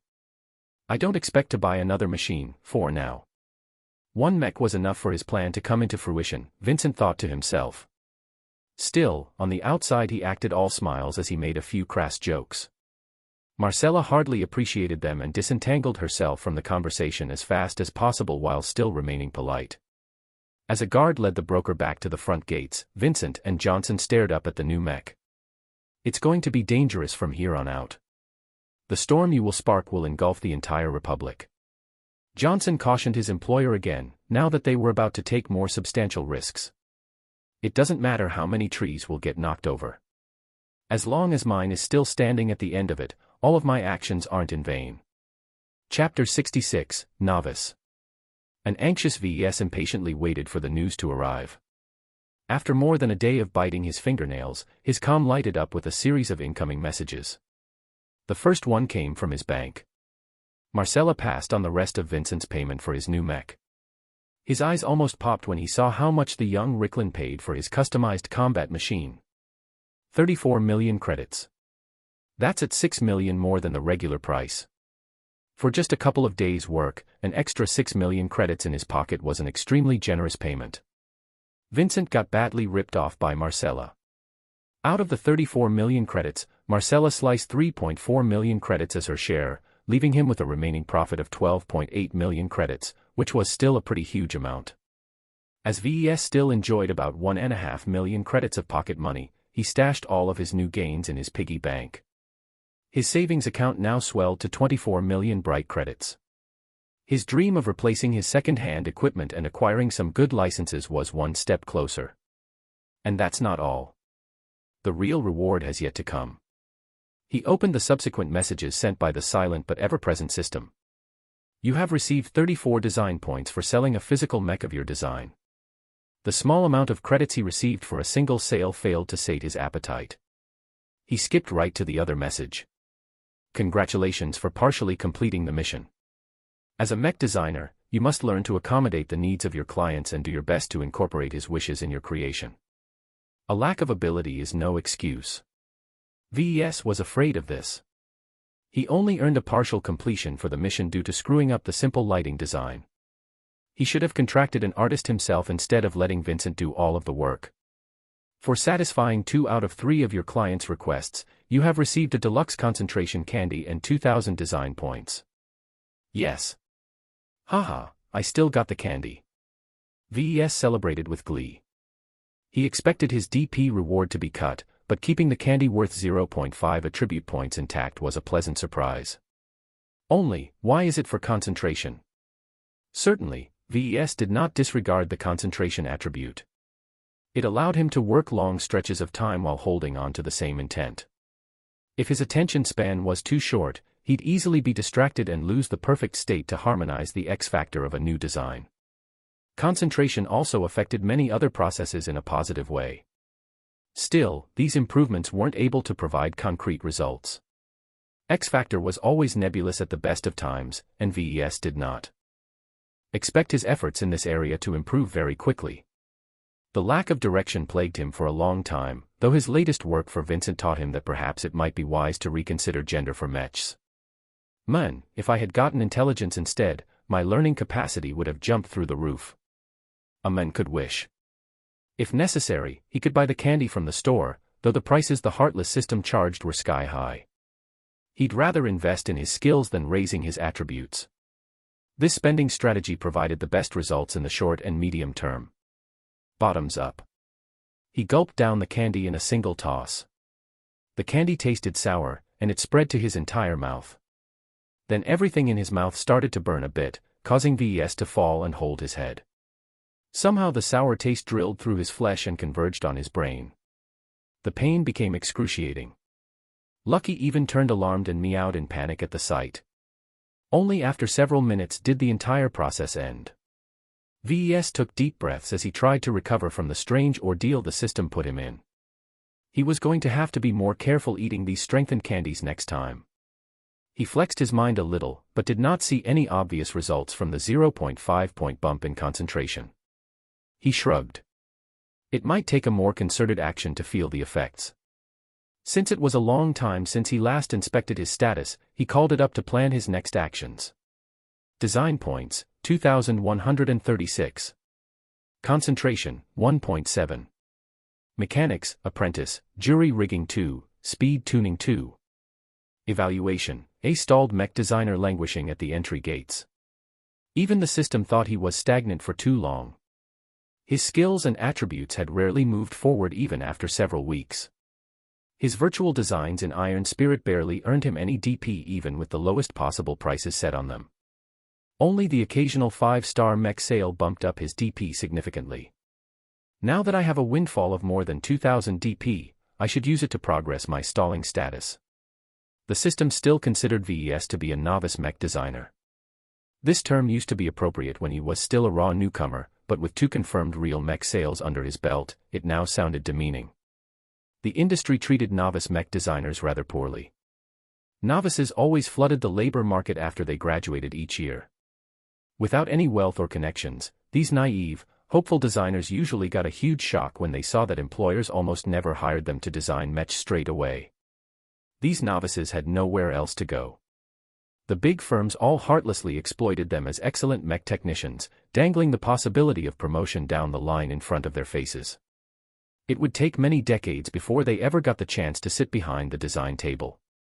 Only after designing a commercial variant off an existing base model and selling it a couple of times did he graduate from that lowly status.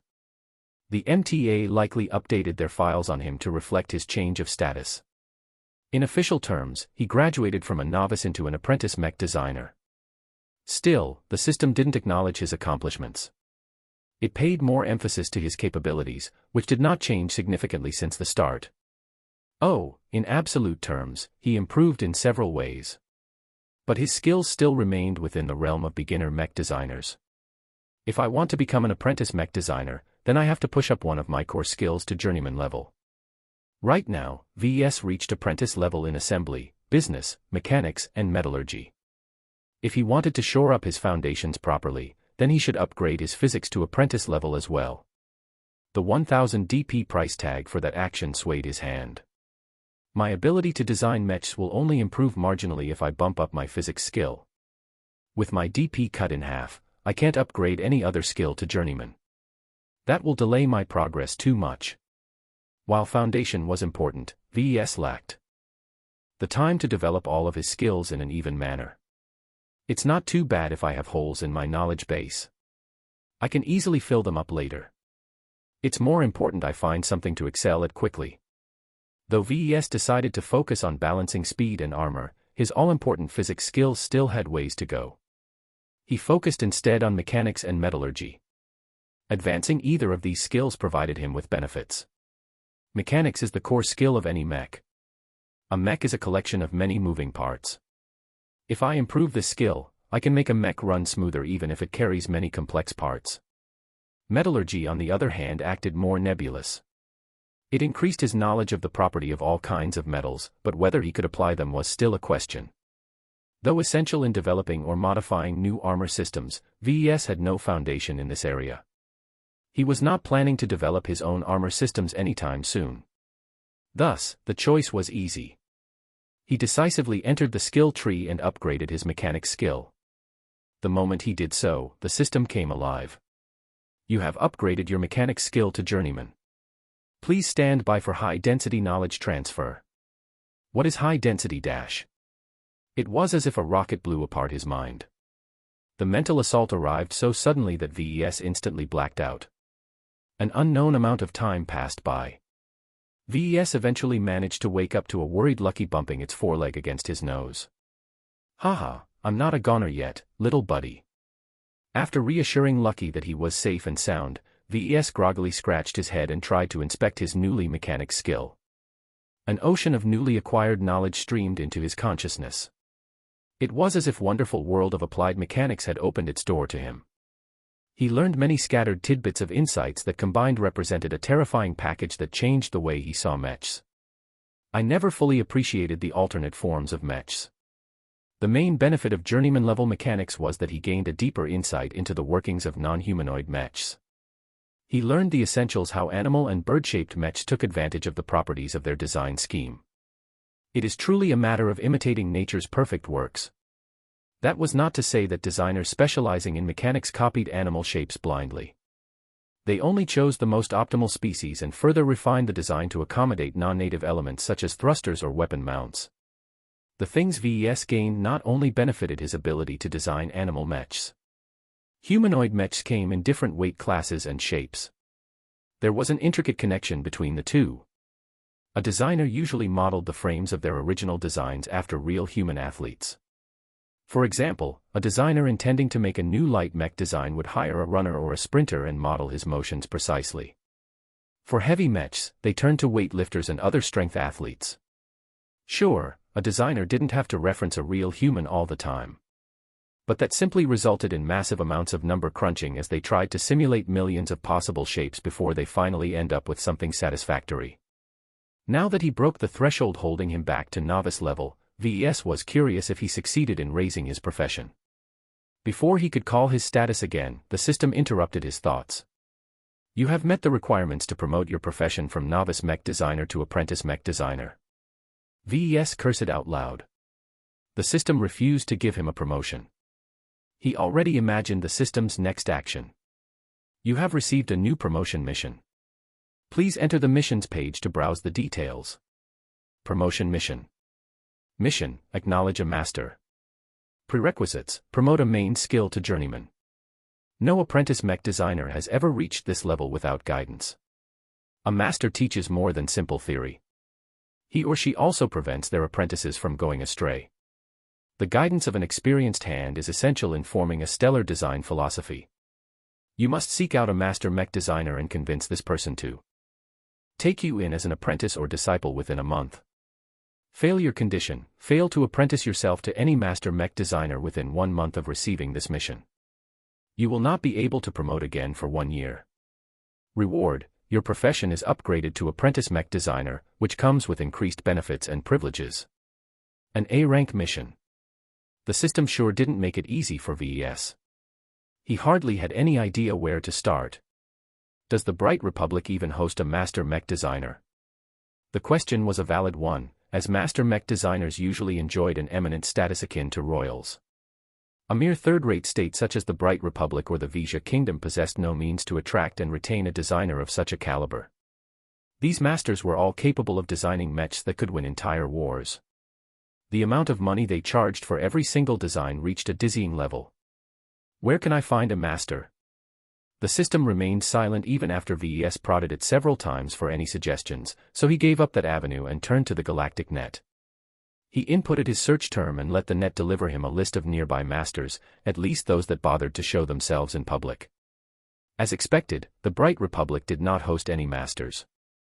60 years ago was the last time a master mech designer visited the Republic, and that was only to pick up an exceptional genius. None of the other backwater states in the barren Komodo star sector hosted any masters, at least in public. There might be 1 or 2 masters hiding in some corner of the sector, but I have no way of tracking them down. The mission deserved its A-rank rating. The scarcity of master mech designers forced him to cast a wider net. He set his sights on the pair of second-rate states situated in the core of the star sector. They monopolized the region filled with the most vitality. They maintained their power by exploiting the abundant life-giving stars and resources in their borders. Of the 2 local second-rate states, the Hexadric hegemony favored the Vija Kingdom. Ruled by a council of 6, they rarely took action, but if they did it was bound to be big. The autocracy was a sleeping giant that no one wanted to wake up prematurely. The much plainer-sounding Friday Coalition was much friendlier in comparison. Their culture was rich and varied, as they used to be a collection of rare ethnic groups chased out from more settled parts of the galaxy.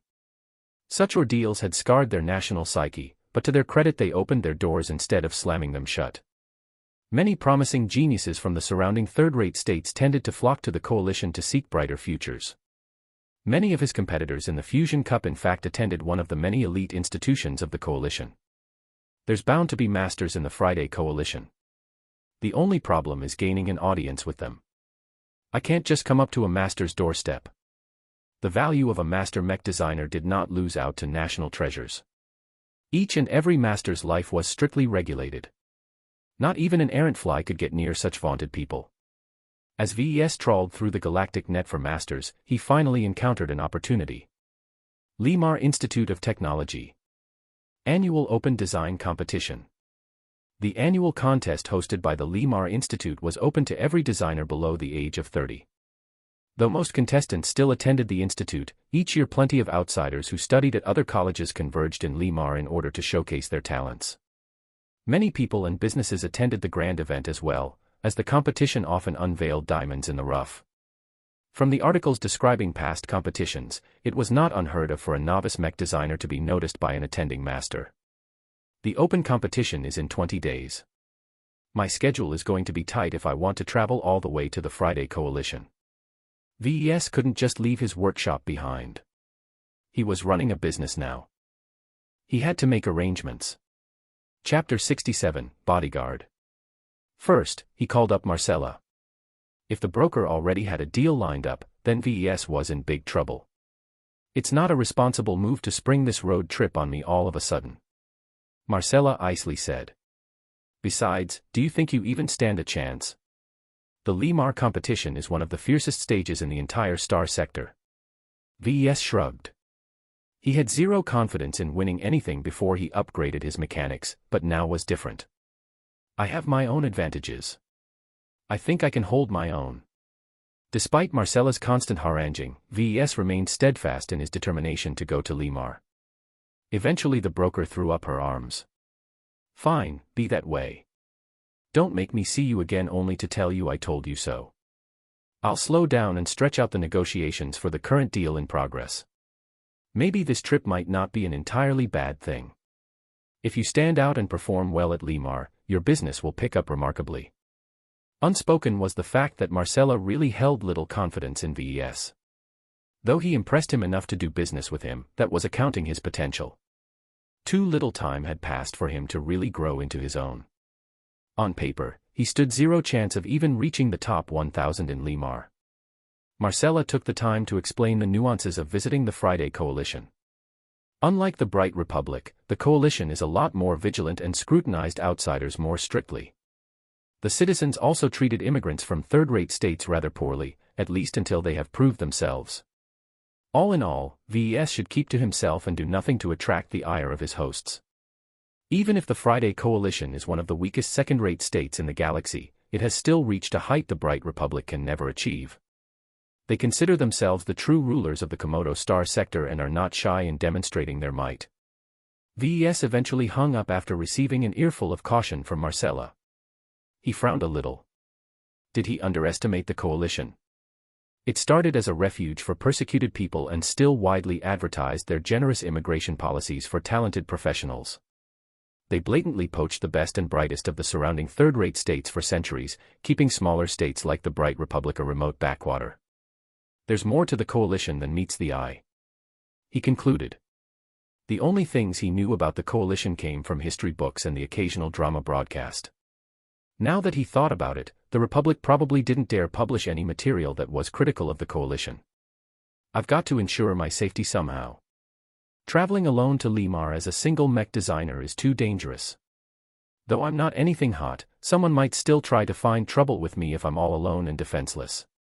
It wasn't unheard of for vulnerable mech designers to get poached through one way or another. Simple physical intimidation was enough to make most of them sign a restrictive contract. After all, they spent their entire lives designing war machines instead of improving their personal combat skills. I should bring a bodyguard. As VES expected his trip to take up to 2 months, the price of hiring a bodyguard shouldn't be too exorbitant. Luckily, I completed the sale of my second mech. I'm not short on credits. The only question was who to hire. Should he go to Bentheim and contract a mercenary? Well, maybe I don't need to travel that far. If I recall, SAS should be a security company that originates from a second-rate state. Perhaps they extend the reach of their services to the Friday Coalition as well. It's worth a try. He activated his comm and contacted the representative of Sunyal Ablin. Miss Robin's pretty face emerged from the projector with a smile. Ah, Mr. Larkinson, a pleasure to see you again. How can I help you? I'm planning a short trip to Limar in order to take part in the mech design competition there. I'd like to ask if you can provide a bodyguard to accompany me there. Robin maintained her smile, though some tension appeared in her eyes. We do offer short-term contracts for guards, but if you wish to extend this service to the Coalition, then it will cost you quite a bit. Your guard has to meet very high standards in order to cope with the caliber of opponents he or she may face. Give me a number. She paused a little while she consulted some numbers. Around 9.5 million credits for a 2-month contract. He almost spurted blood at that exorbitant price. That was half a mech's worth of money. Do you have any more affordable options? None that our company allows. This is already one of the cheapest quotes from our Coalition branch. I don't know if you are aware, but the Bright credit is a very weak currency compared to the Coalition credit. The exchange rates are unfavorable because it just costs more to do business in the Coalition. Miss Robin had a point. VES knew that SAS wasn't out to screw him. The Coalition had access to abundant exotic resources. They used their massive population base to exploit these riches and build up their military and economy. Merely the disparity in mech army sent home how the Coalition trumped almost every other state. While the Bright Republic mainly used the cheapest current-gen mechs as their frontline models, the Coalition featured the very best current-gen mechs as their basic units. It was rumored that many elite commanders had already transitioned to next-gen models. Even the best mercenaries had access to mechs that could easily trounce the best of the Republic's mech corps. Let me consider my options for a moment. I'll contact you later in order to tell you what I've decided. Very well, but I should warn you that you won't get a better price anywhere else. Even if someone were to offer you a bargain, you will find that whoever gets sent will not be able to keep up in Coalition territory. As the two closed the call, VES thought back about her words. She sounded very certain that VES would not be able to contract a capable guard. He considered calling Melinda or someone else in the Larkinson family, but halted in his steps. Most of the capable Larkinson pilots served in the mech corps. It wasn't possible to ask them to leave their stations and accompany him on his trip. A casual search on the galactic net revealed prices that VES found hard to stomach. Robin's words echoed in his head as he found that many security escorts came with a correspondingly high price tag. Expressed in Coalition credits, it didn't sound too bad, but when converted to Bright credits it was enough to drain all of his savings. One of the biggest reasons why the price was so high was because short-term contracts came with a lot of upfront costs. It was more economical to contract a bodyguard over a longer period of time, though VES would never do such a thing. He simply didn't have the money. It all comes down to money. Without enough credits, I can't gain any meaningful power. He hadn't even traveled to the Friday Coalition and already he had a first-hand taste of its superiority. If VES translated the relative strengths of its economic might to military strength, then the result painted a bleak picture. VES faced perhaps the most significant choice concerning this trip. Personally, he thought the risk of encountering a pirate raid or some other unpleasant business was not that big. Spending an excessive amount of credits allocated for future purchases might turn out to be a wasted effort. It's not like I'm going off the beaten path. Limar is one of the core planets of the Coalition and the space routes are well patrolled. What VES simply couldn't stomach was spending 10 million credits for a bodyguard that only accompanied him for a whopping 2 months.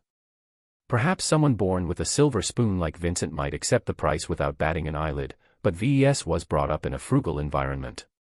Despite his father's generous salary, Wrinkle never spent any of it. In fact, VES still had no clue where his father stashed his savings. In the end, while he didn't doubt the integrity of SAS, he simply wasn't willing to throw away his hard-earned money. He considered his alternatives. Pretty much all of the reputable security companies offered the same baseline prices. Some of the shadier firms offered cheaper rates, but VES read enough horror stories on the net to realize that they posed the greatest threat to him if he enlisted their services. Several scams existed where a person and his guards that happened to encounter a gang of pirates that overpowered them. While the two sides acted like they were enemies, they were actually in cahoots with each other. Though this sort of thing didn't happen often, it was enough of a possibility for VES to rule out this option. He wanted a guard that was cheap, loyal, and strong enough to deter the most casual riffraff from starting any trouble. With my budget and circumstances, I'll be lucky if I get 2 out of 3. Now where can I find such a chump? His list of contacts was woefully small. Out of the names in his list, one group had potential, if barely. Walter's Whalers might be a small-time gang that ruled over a single rural planet, but they were not antagonistic to his mech business.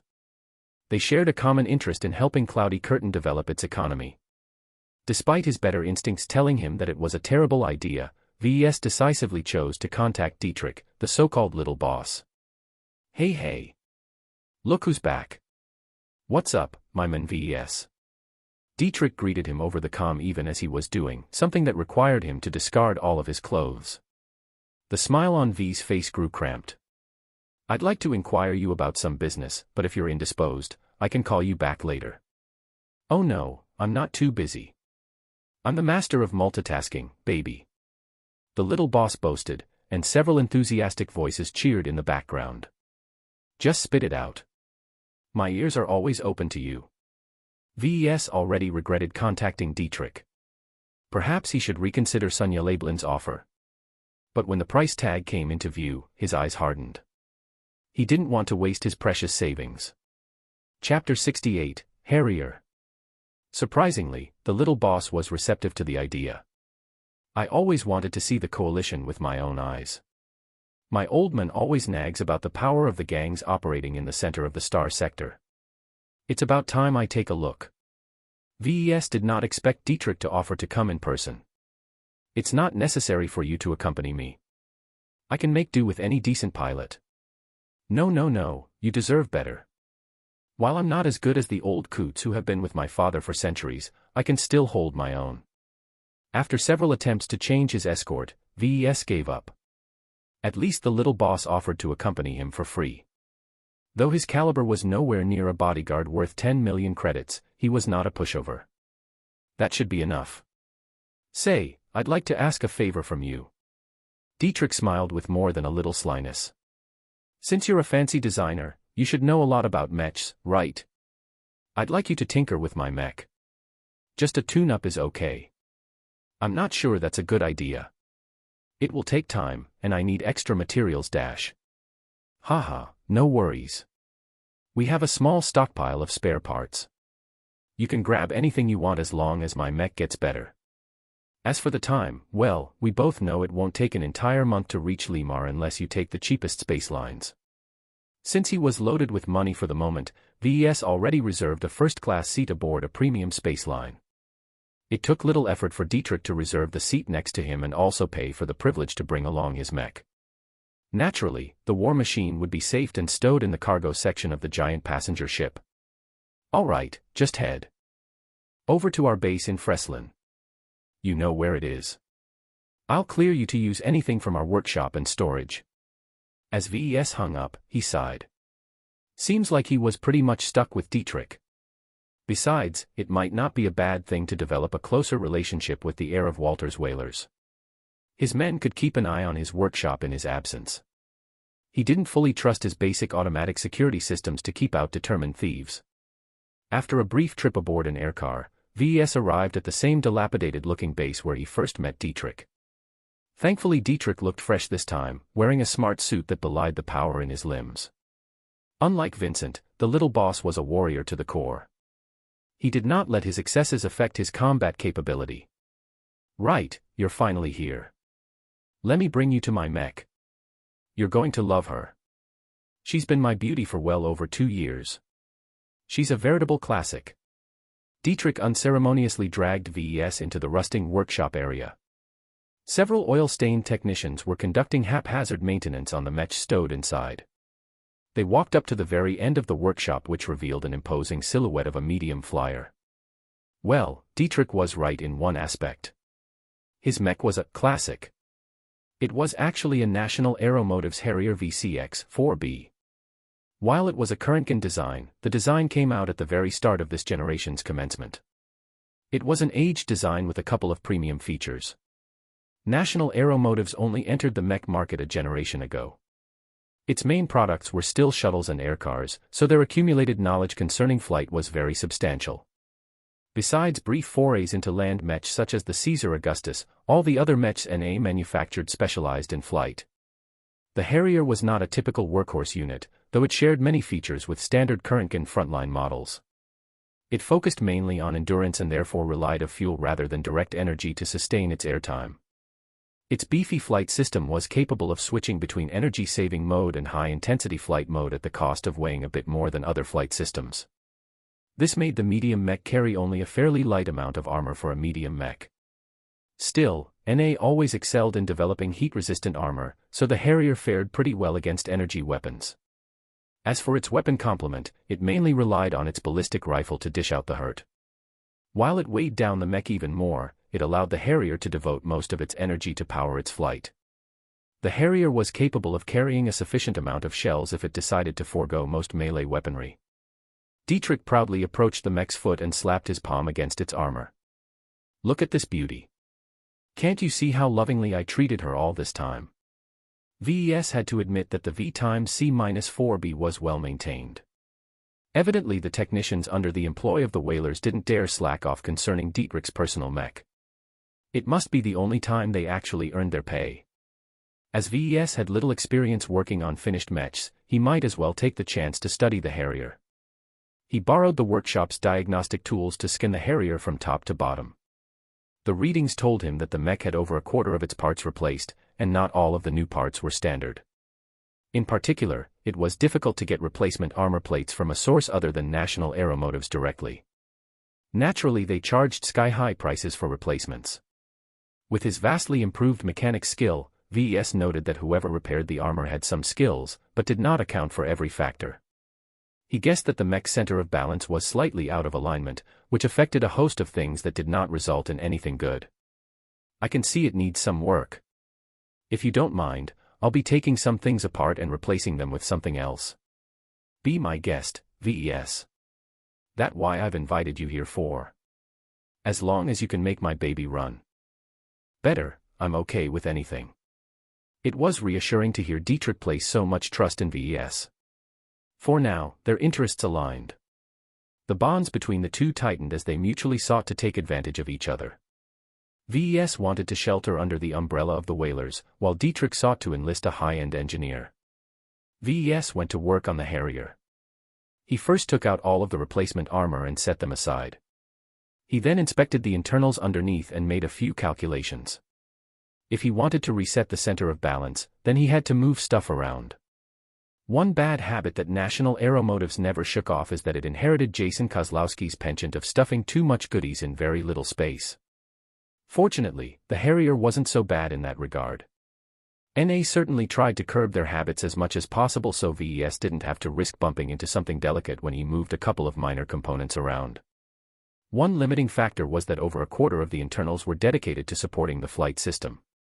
VES lacked the expertise to play around with these components without screwing up the mech's flight capabilities. His background in ballistic weaponry was also too shallow for him to tweak the ballistic rifle, let alone understand it completely.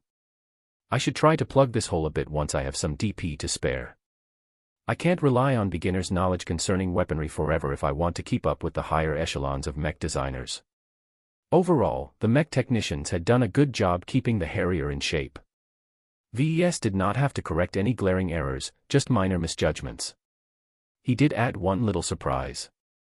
His hand sneaked into the pouch carrying all of Lucky's gems and withdrew a dusky jasper. The round gem's appearance evoked a layered landscape, though VES paid little attention to that. The unassuming gem had a property of improving the mech's agility by 1%. He sneakily installed the gem inside a well-protected alcove where technicians were least likely to inspect. "Hopefully it will do its job," VES muttered and turned his attention to putting the mech back together. He took the replacement armor plates to a hammering tool and lightly worked them over so they conformed a little better to the Harrier. The mistake the technicians made was to think it was sufficient picking any random armor plating that weighed about the same and shape it in the exact way as the old one. In reality, each armor exhibited different properties and should always be treated from a fresh perspective.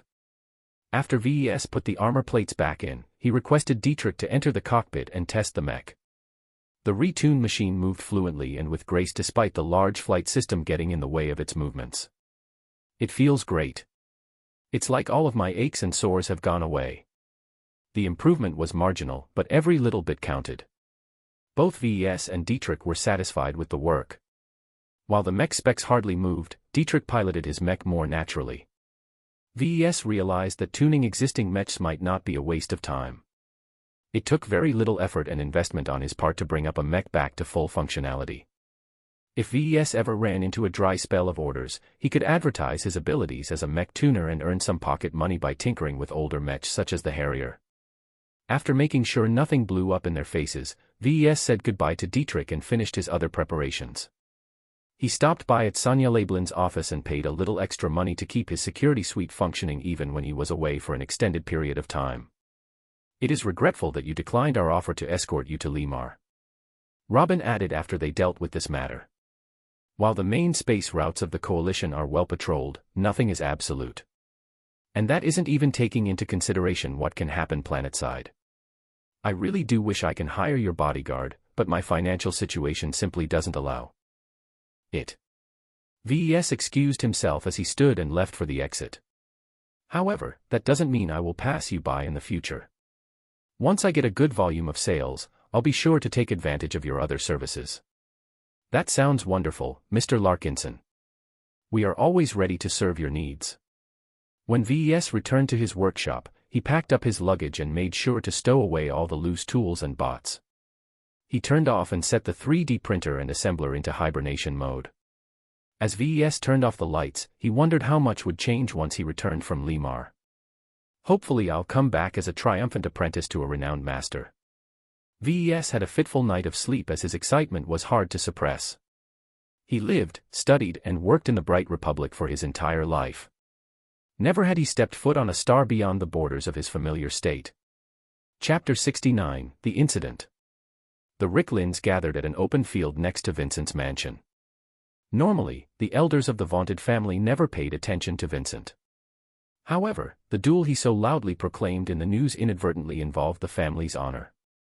Some bystanders might become surprised to see someone cared about Vincent's reputation for once. The difference from previous situations was that Vincent only disgraced himself with dubious lifestyle choices so far.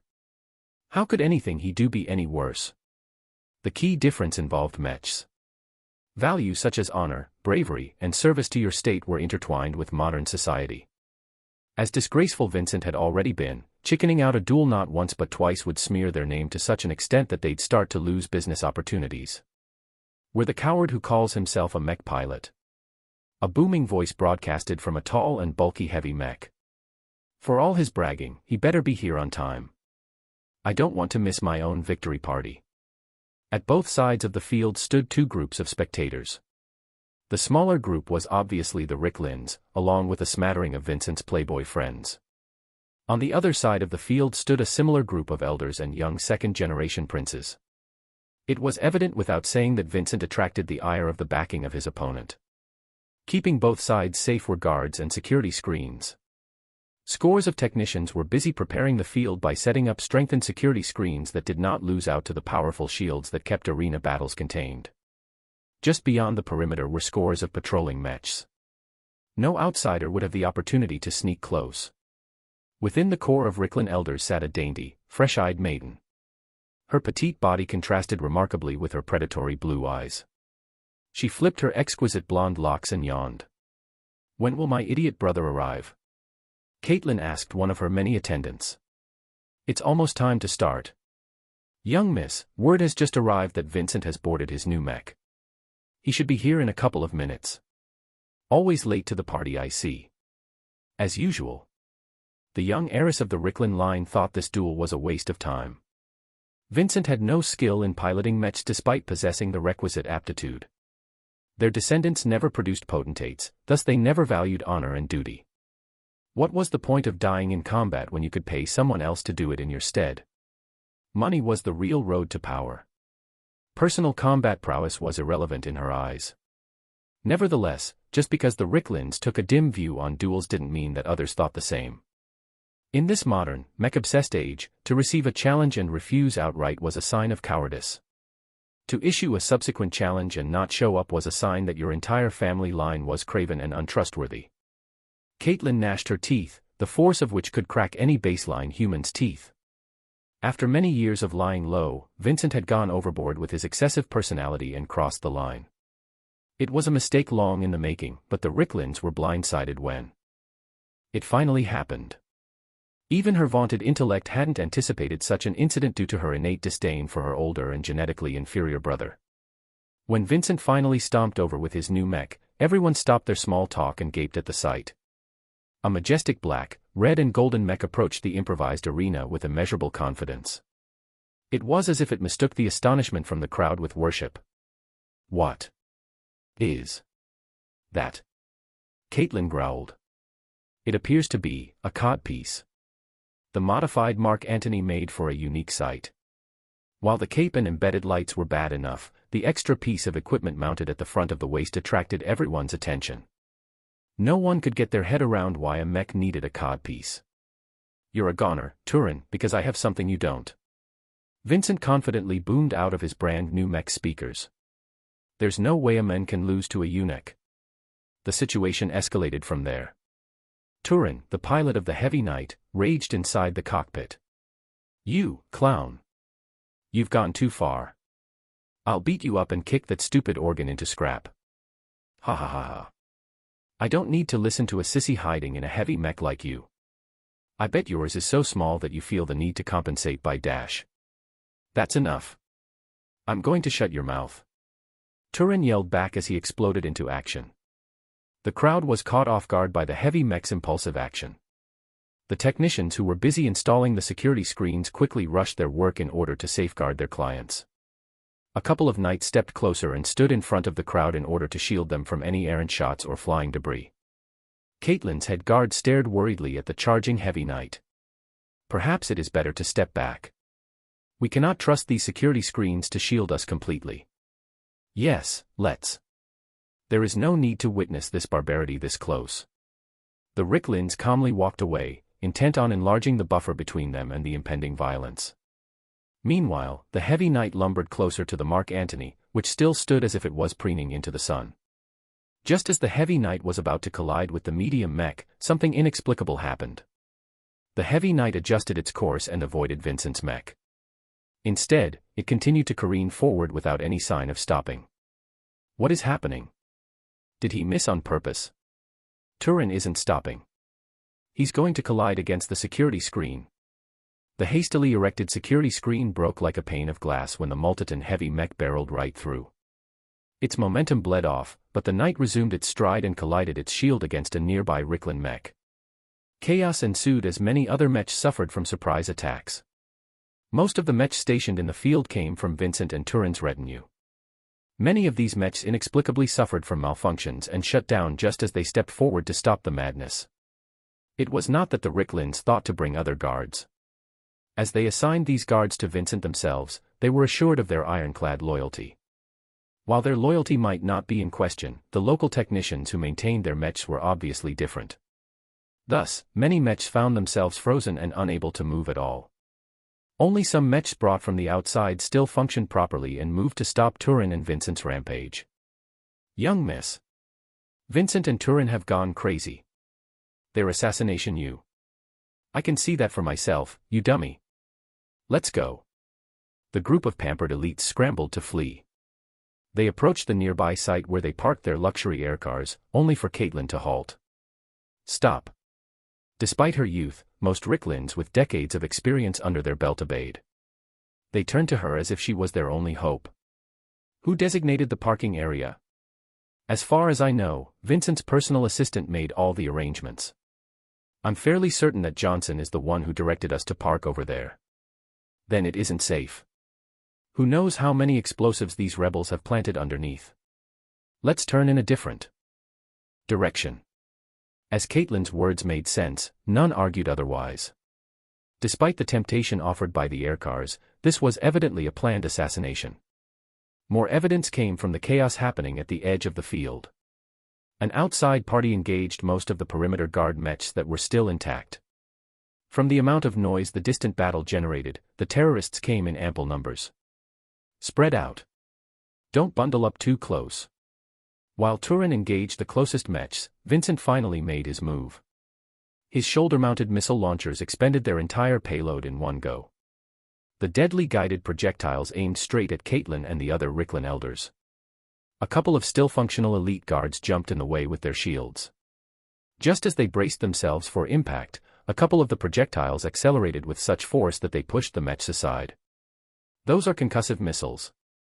The rest of the missiles also displayed unusual traits by smoothly going around any mechs in the way. Only anti-missile fire was effective in stopping them.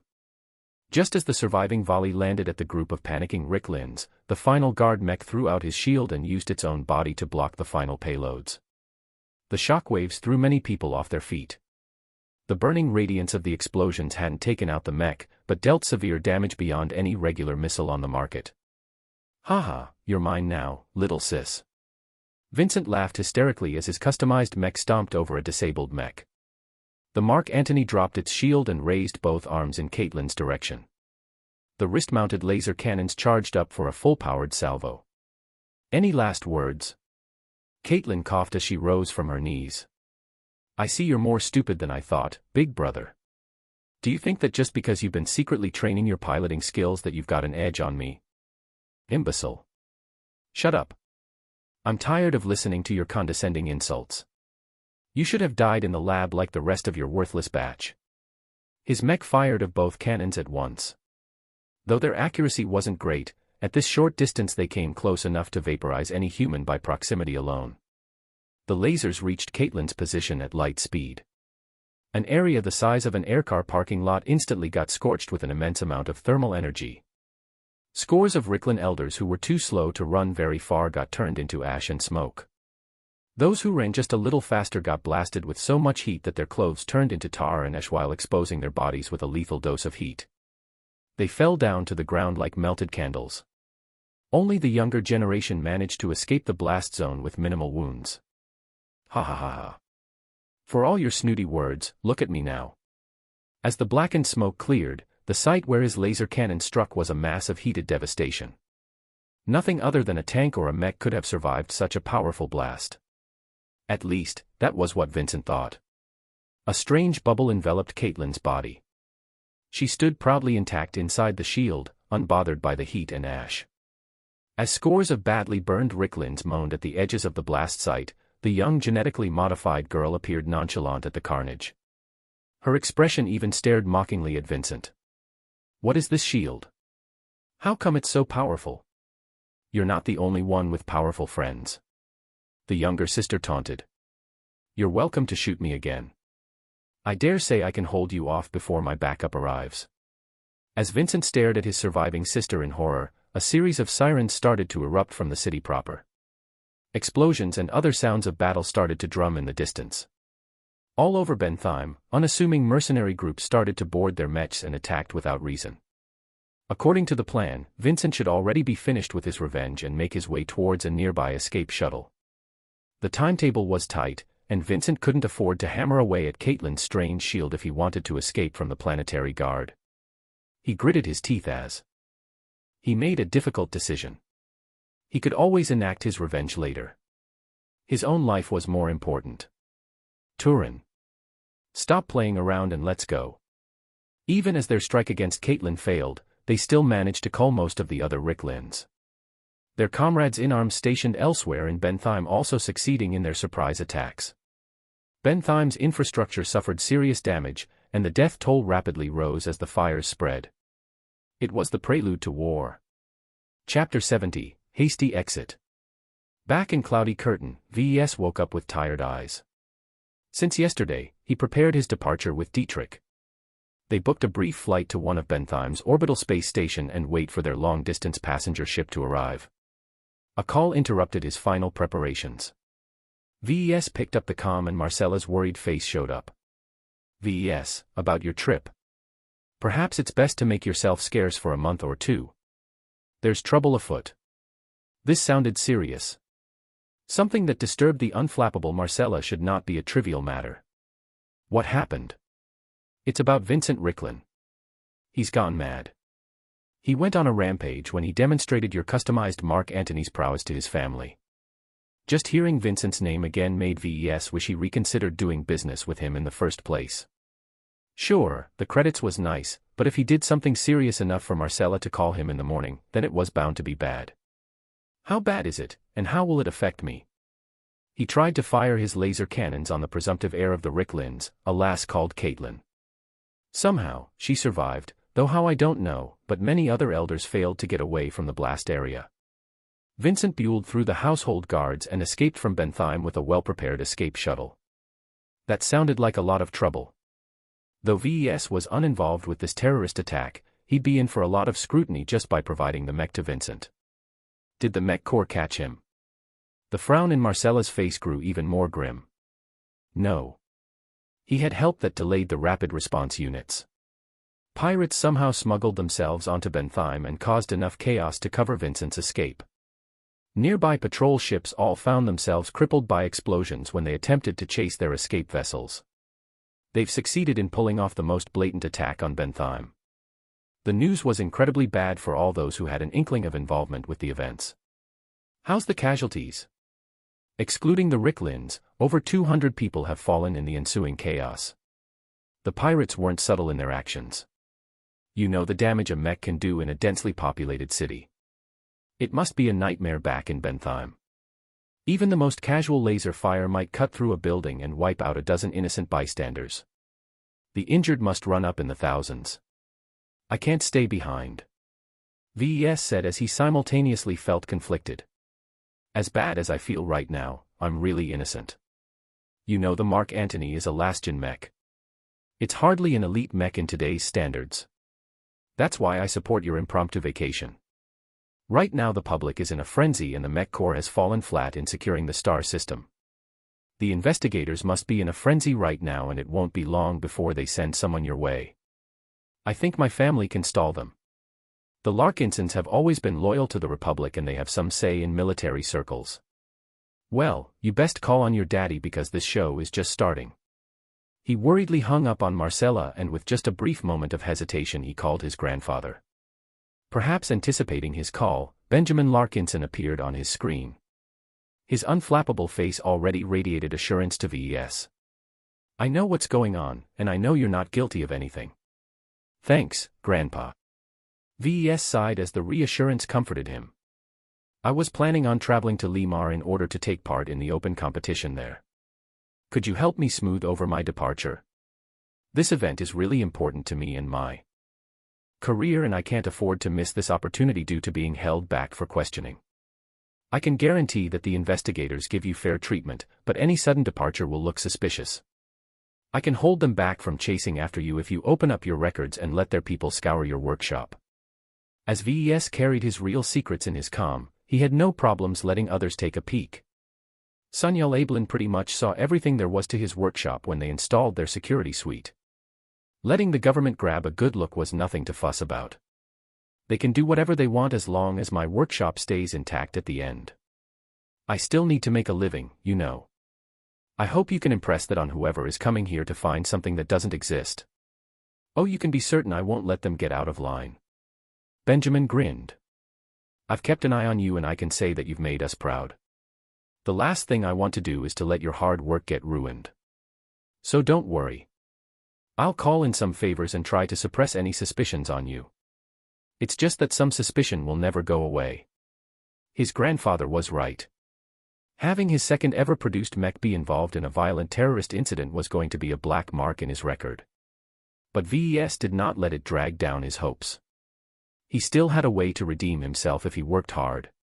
What do you think the investigators will do if I return a couple months later as an apprentice to a master mech designer? The old man's eyes widened. Even a senior military official like him was nothing but an ant compared to a venerated master. You will find that many obstacles will melt away like snow in a warm spring day. The prestige of a master mech designer is not to be trifled with. Even a casual apprenticeship to such an eminent person will deter all gossip. In the end, it came to power and backing. If VES had studied at an elite institution from the Friday Coalition, he'd never had to worry about being detained for days. I'll hopefully return triumphant, Grandpa. Go then. Spread your wings and see the worlds beyond the Republic. It's a tumultuous place in the center of the star sector. You will see many riches and wonders. Just remember that all of that wealth and power is built upon a foundation of strength. After Benjamin terminated the call, VES made some additional preparations. He sent a message to Robin that SAS should let any official investigators enter his workshop without challenge. He then sent another message to the little boss with a summary of the situation and telling him to meet at the spaceport immediately. Well, guess I'm out of here. Let's go, Lucky. Men and Gemcat turned to look at the workshop for the last time before entering the aircar. VES browsed the news as his taxi zipped towards the spaceport. The footage the news broadcasters streamed to the rest of the Republic showed that Bentham had descended into chaos. Its openness as a port system worked against securing the planet. Too many mercenaries with shady affiliations entered the planet. Some of them turned out to be disguised pirates that somehow fooled Bentham's stringent security checks. Worse yet, in the hunt for pirates, the overzealous planetary guard sometimes struck mercenaries who were not involved in today's premeditated assault. The battles threatened to spill out and cause even further casualties. What hurt VES the most was the occasional footage of what sparked this ambush. The highly modified Mark Antony with its codpiece and all raised its laser cannons and shot straight at a group of defenseless bystanders. The news stations immortalized the brief recording with how hard they tried to send it out to the rest of the star sector. Damn it. Forget about the codpiece, Vincent's mere involvement will be an unerasable black mark in my record. As he hastily suggested to his grandfather, his only way to redeem himself was to achieve his goals in Limar. Only by attaining some kind of formidable backing would he be able to endure the scrutiny. The commentators and pundits already speculated on the influence that attacked the Republic. Nobody really believed a bunch of no-name pirates planned, funded, manned, and executed the intricate raid all by themselves.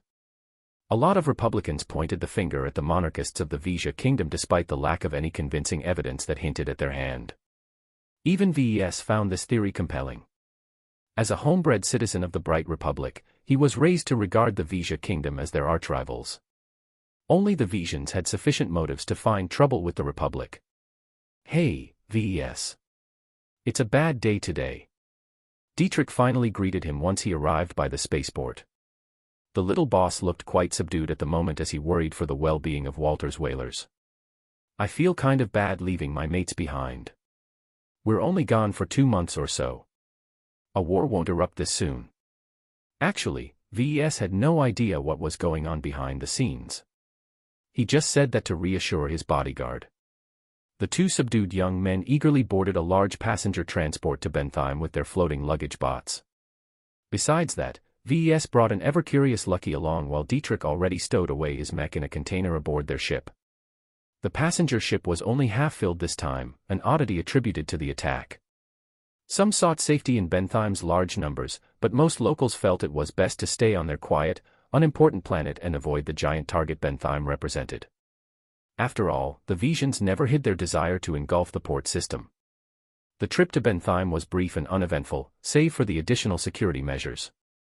The transport had to stop in space and allow inspectors to scan each passenger and piece of cargo in person. One of the inspectors paused briefly when he scanned VES, but whatever instructions he received forced him to move on. The people who went over Dietrich's mech added extra seals to his machine. This didn't stop him from using his mech in an emergency, but it took an experienced mech technician at least half an hour to make it battle-ready. As they arrived at the Bentham spaceport, they encountered a deluge of humanity. Scores of soldiers kept the peace as they tried to corral the emigrating people in a semblance of order. VES could only rely on Dietrich's strength to squeeze through the mobs. This is insane. VES yelled at Dietrich as they waited behind a line. His words could barely be heard over the panic din of conversation. There's so many people seeking safer refuge. It's better if these cowards get out. They're nothing but useless sacks of meat. Eventually, they made use of their priority boarding access and entered a much more orderly area. Only the affluent could afford business-class tickets that allowed them passage on a premium space line. Both VES and Dietrich looked out the window to behold the giant monstrosity that carried them out of the Republic. Torch of the Vanguard. Townsend Space Lines. The patriotic name referred to some kind of event or myth that happened early in the Bright Republic's history.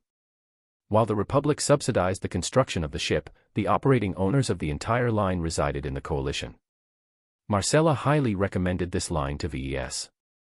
The enormous passenger ship plied the spaceways from the Republic to all of the other third-rate states in between until she finally reached the edge of coalition space. Then she traveled the same way back, escorted by a small contingent of space-capable mechs. Naturally, all of this safety, luxury, and speed came at a cost. VES and Dietrich parted with a whopping 150,000 bright credits each, and that was just for business class. The passenger ship offered even more extravagant tiers that came with private swimming pools and state-of-the-art sparring arenas. Here's to a new adventure. VES whispered to himself as he held Lucky tight and followed the excited Dietrich aboard the magnificent vessel. Chapter 71, Departure. Dietrich and VES entered a modestly luxurious compartment where they stayed for the duration of the trip. It featured as much space as half a house. Besides offering 2 separate bedrooms, it featured an opulent living room decorated with generous amounts of gold and blue, the spaceline's oft-used colors. What VES particularly liked was that a door led to a small, private workspace with a secured terminal. With the promised privacy offered by Townsend Airlines, VES could work on his designs in peace. He planned to do a lot of catching up now that he had time to spare. Man, these beds are great. Don't mind if I bring some company over, if you know what I mean. Dietrich suggestively said as he jumped right onto the bouncy mattress of his chosen bed. VES studiously ignored the implications of those words as he calmly packed his luggage away. Lucky roamed around the room with adventurous mirth, pawing his forearm against a shiny vase. Whoa! Look at the prices of this dinner menu. They're charging 47,000 credits for the top 18-course meal. Don't even think about it, Dietrich. I don't think either of us can afford to squander so much money. Besides, we already paid for complimentary meals. In actuality, the Torch of the Vanguard greatly resembled cruise ships whose sole purpose was to tour the most interesting sights in space. The main boulevards inside the ship was lined with shops featuring handcrafted luxuries. Those interested in culture could visit the museums and various theaters. As for those more immersed in the world of mechs, a small arena was nested at the bowels of the vessels. The Torch was like a city unto itself, one that traveled constantly from system to system. The amount of credits it took to keep it running was astronomical. The frugal VES disliked wasting so much credits on a simple passage, but that was the price to ensure his safety. The cheaper space lines all had dubious records when it came to protecting their passengers from errant pirate raids. As VES was just about to join Dietrich outside to witness the ship's departure, he received a priority call. He picked it up and met Marcella's ambivalent face. Looks like you've got some news, Marcella. Somewhat. You know you gave access of your Iron Spirit Designer account to me, right? Well, I set some triggers in case anything unusual happened, and one of them tripped this morning. You should head to a terminal and see for yourself what has happened. Hopefully his account wasn't banned for terrorism or something. VES told Dietrich to wait and quickly sat before a terminal. Luckily, Iron Spirit's lobby already came installed on the terminal, though full immersion wasn't possible without simulation pods. As he entered the game, he checked his statistics. What the? 31 C1 Mark Antonies got sold. Just as VES sat back with amazement, he saw the ticker of his sales count increase by 1, meaning another of his virtual mechs got sold. For better or worse, the infamy of today's incident drew a spotlight to your mechs. I've even received some offers for you to replicate your customized mech. Really? Including the codpiece. Especially the codpiece. You don't seem to realize how much of a trendsetter you've unwittingly become. There are already some other mechs who's sporting the same kind of codpiece. That sounded like he was getting ripped off. That's my design. They shouldn't be able to copy it without my permission. That's why I'm calling you. First, you should raise the prices of your virtual mechs, at least the ones based on the Caesar Augustus. Second, register your customized design at the MTA so that anyone that wants to copy your codpiece design will have to cough up some money. Third, While it's your personal choice, I really suggest you put up your customized design for sale in-game. I can guarantee you it will sell like hotcakes. VES nodded and agreed with some of the proposals. He talked a bit more about how to take advantage of his design's current infamy and the trade-off between achieving a lot of sales versus keeping his reputation clean. While VES greatly valued his reputation, he was willing to put it aside when it came to earning DP. The precious design points were notoriously different to earn, but right now the unintentional publicity concerning his second-ever Mark Antony changed the equation. He quickly called up his status and grinned uncontrollably at the amount of DP he earned from the virtual sales. With every 5-star virtual mech sold, I get 50 DP from the system. Combined with other incidental sales along with my previous savings, I'm already looking at 1800 DP. The magnetic pull of earning shiploads of DP had overridden any other practical concerns. His eyes turned into shining gems of DP as he tried to envision what he could buy with the system's most valuable currency. Even purchasing one of the expensive attribute boosts from the item store was not out of the question. Considering my next destination, I can use all the DP I can get. The system gave him the daunting task of apprenticing himself to a master. These eminent personalities were spoiled for choice. They could pick from tens of thousands of hopeful mech designers at any time. The only way VES could stand out and receive an opportunity to beg them for an apprenticeship was to perform well in the upcoming open competition. Coming from a third-rate state, VES was quite aware of his backwardness. His knowledge base paled in comparison to what even the worst novice learned in any of the Friday Coalition's colleges. I'm too far behind, he concluded. The inferiority gnawed at him. He already had a taste of how formidable the exclusive knowledge could be manifested when he faced all of those elite graduates in the Young Tigers exhibition. VES practically lucked out in reaching the finals, but he hit a solid wall in the form of Edwin McKinney. Despite their similar ages, the mere difference in where they studied proved to be a decisive factor in how far they could go. A diploma from the Rittersberg University of Technology was worth less than the toilet paper of any of the Friday Coalition's vaunted universities. If I can't catch up to my rivals in terms of skills, I can forget about participating in Limar. With that thought, VES decisively tweaked his online sales page. He left the prices the same, but he did load his customized design into the game and put it on sale. CA 1 CD Mark Antony, male variant. Purchase price, 900,000 gold. Premium price, 27,500 bright credits. The prices VES charges were very generous and did not lose out to any other 5-star mechs. He elegantly attached the moniker of male variant to the design, as if he simply meant to distinguish it from his genderless model. It sure sounded classier than the alternatives he came up with, such as Bling Edition or Bigasticus. Well, let's get you to work. I expect a lot of sales from you while the hype still lasts, he said to his latest product on sale, feeling a bit like a pimp pushing his whore to the streets. He closed the terminal and left the cabin along with an impatient Dietrich. They navigated the gently illuminated halls with their carpets and artwork until they finally reached one of the observatory areas at the top of the ship. A handful of other passengers stood around or sat at the many benches. They all gazed at the orbital space station spinning above Benthime's chaotic surface. Their smug faces and low conversations made it clear that they did not hold much sympathy. They were like gods sneering over the trials and tribulations of the mortals suffering beneath their feet. Though VES disliked such attitudes, there was no point coming into conflict with them. From their fancy suits and dresses, he gathered that they could easily crush him by their net worths alone. A lot of people are running away. Dietrich huffed as he scratched his stubble. Can't say I blame them. If you have the money, why not move to somewhere better?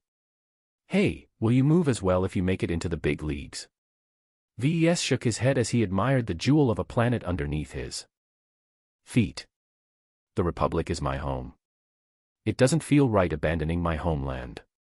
Frankly, the system was a cheat. Any ordinary mech designer had to seek apprenticeships from masters living in more developed states.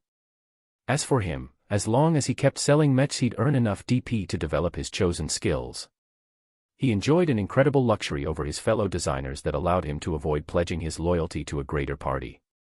Every passenger and all their cargo finished boarding the passenger ship. The mighty torch slowly lumbered into life as a fraction of its powerful engines started to detach the ship from the space station. Escorted and helped along by a couple of tugs, the spaceship headed straight towards a Lagrange point, skipping past many smaller vessels along the way. All that money sure is well spent. Evidently our ship is important enough to skip the queue. Faster than VES had thought, the torch reached the approximate area where gravity allowed the ship to jump into FTL. With a disembodying zip, the vessel emerged into the swirling confusion of physics referred to simply as FTL space. The scientists had a proper name for it, but no one cared. Right, the show's over. This is going to take a while. Let's go grab some drinks. VES didn't decline Dietrich's invitation.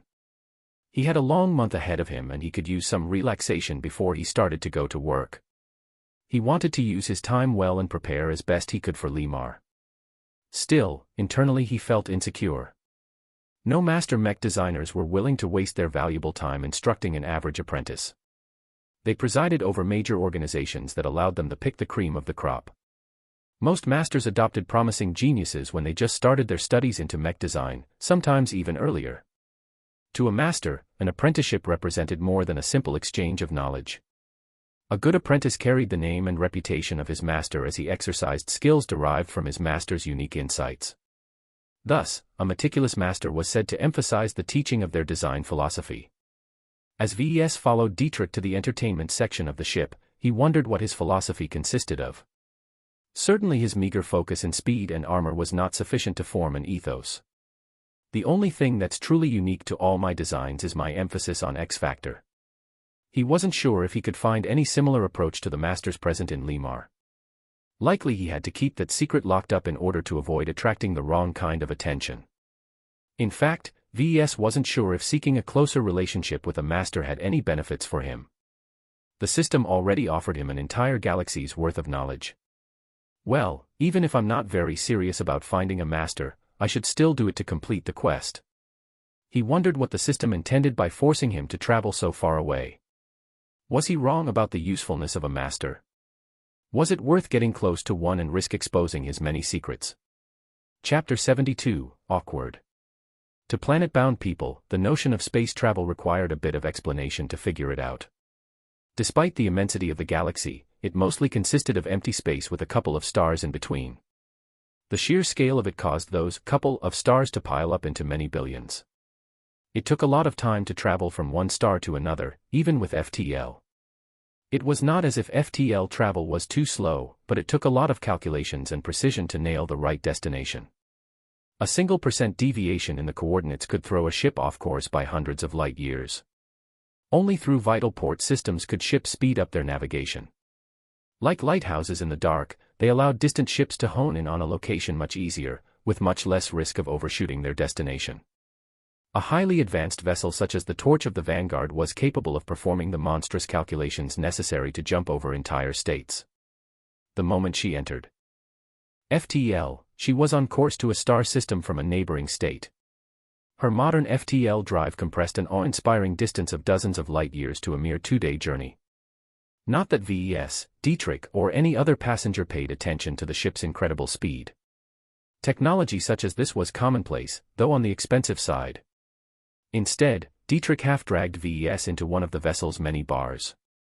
As it was still universal daytime, the rather plain-looking drinking hole looked rather sparse. Most of the patrons wore the uniform of Townsend Space Lines, their tight collars unzipped and faces relaxed as they enjoyed an off-shift moment. "Hey there. 2 Crinchos please." The human bartender poured a couple of beers from the tap and slid it over the counter. Dietrich grabbed one mug and gulped down a generous amount. "Ah, this Crincho is a lot better than the swill in our local joint. Our supplier is ripping us off.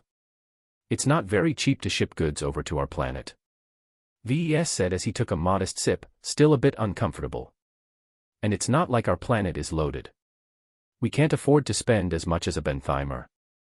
Both of them commiserate for a moment over Cloudy Curtain's pathetic economy. The backwater system lacked a robust industrial base that transformed cheap raw materials into expensive end products. In terms of resources, its asteroid fields only held common junk such as iron ores and ice. The planets also failed to distinguish themselves. In a universe with billions of stars, humanity did not lack basic resources. Any random corporation could hire a bunch of miners and drop them at a random unclaimed star system. No, what most people paid attention to nowadays were exotic resources, something that became scarce as one left the center of the galaxy.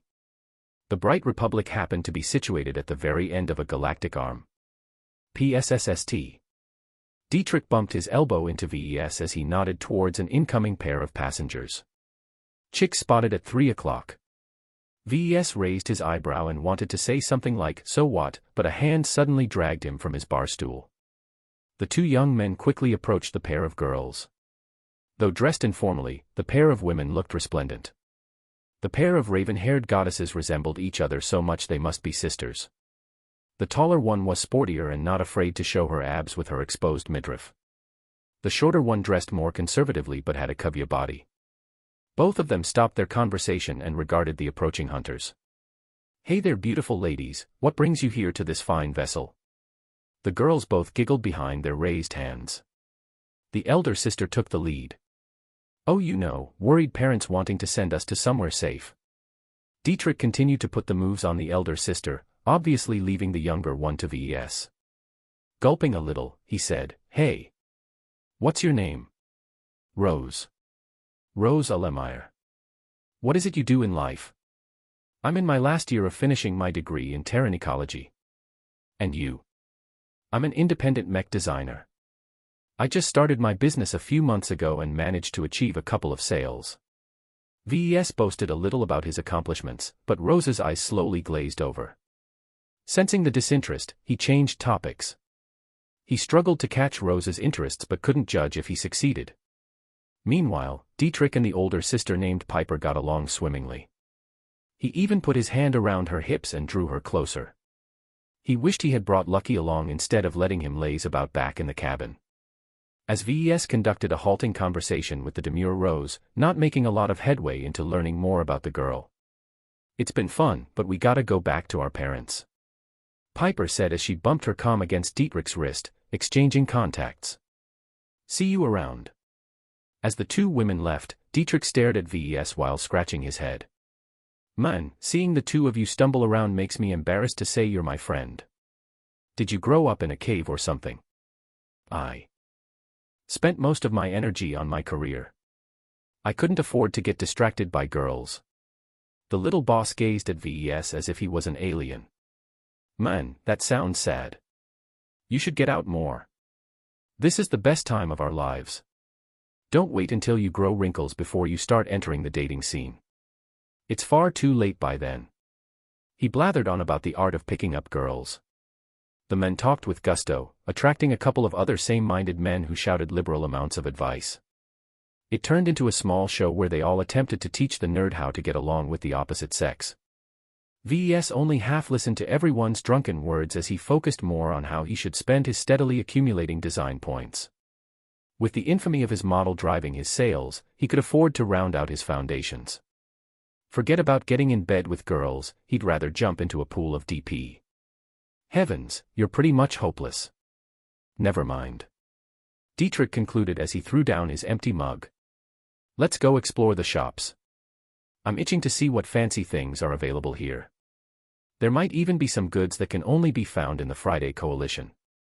The boulevards lining the main passageways offered high-end products at even higher prices.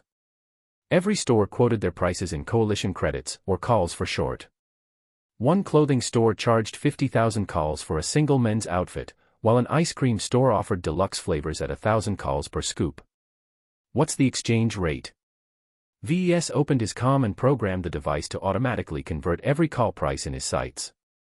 An overlay inside his eyes unobtrusively added the prices in bright credits. He swore a bit at the ridiculous rate. "It's almost 100 to 1. Just add 2 zeros to every call price you see." That meant that men's outfit cost 5 million bright credits. To put it into perspective, VES could build a quarter of a mech with that much money. These guys are fucking extravagant. It puts the money we paid for passage to shame. I have a feeling the space line never intended to earn a profit from ticket prices in the first place. This is practically a floating city in space. The passengers here are paying to experience life in the Coalition. If the torch of the Vanguard was a microcosm of the Coalition, then that meant their total wealth placed them in the lower middle class in terms of affluence. In other words, they were nobodies. With this much money being spent on luxuries, it's a wonder why those second-rate states haven't cleaned up all the third-rate states in the vicinity. It's not worth it. The money needed to maintain their standard of living is unsustainable when compared to the amount of wealth they are able to generate from our poorer territories. That was the simple explanation. VES had no doubt other concerns held back these second-rate behemoths. Still, the words he said still rang true. Without sufficient exotic resources, the second-rate states had no reason to expand their territories. It was like annexing a trash heap. It stank and ruined their views. The high prices ruined their mood for window shopping. They separated from each other as VES wanted to return to his cabin. With his safety guaranteed to an extent, Dietrich was free to explore the underbelly of the ship where various kinds of blood sports and duels were held. Have fun down there, and don't get pulled into any bets. I still need you to accompany to Limar and back, you know. Sure, I'll be fine, Mom. Dietrich rolled his eyes. You've got my comm, so holler at me if you need some muscle. I'm sure the ship's security can handle most incidents.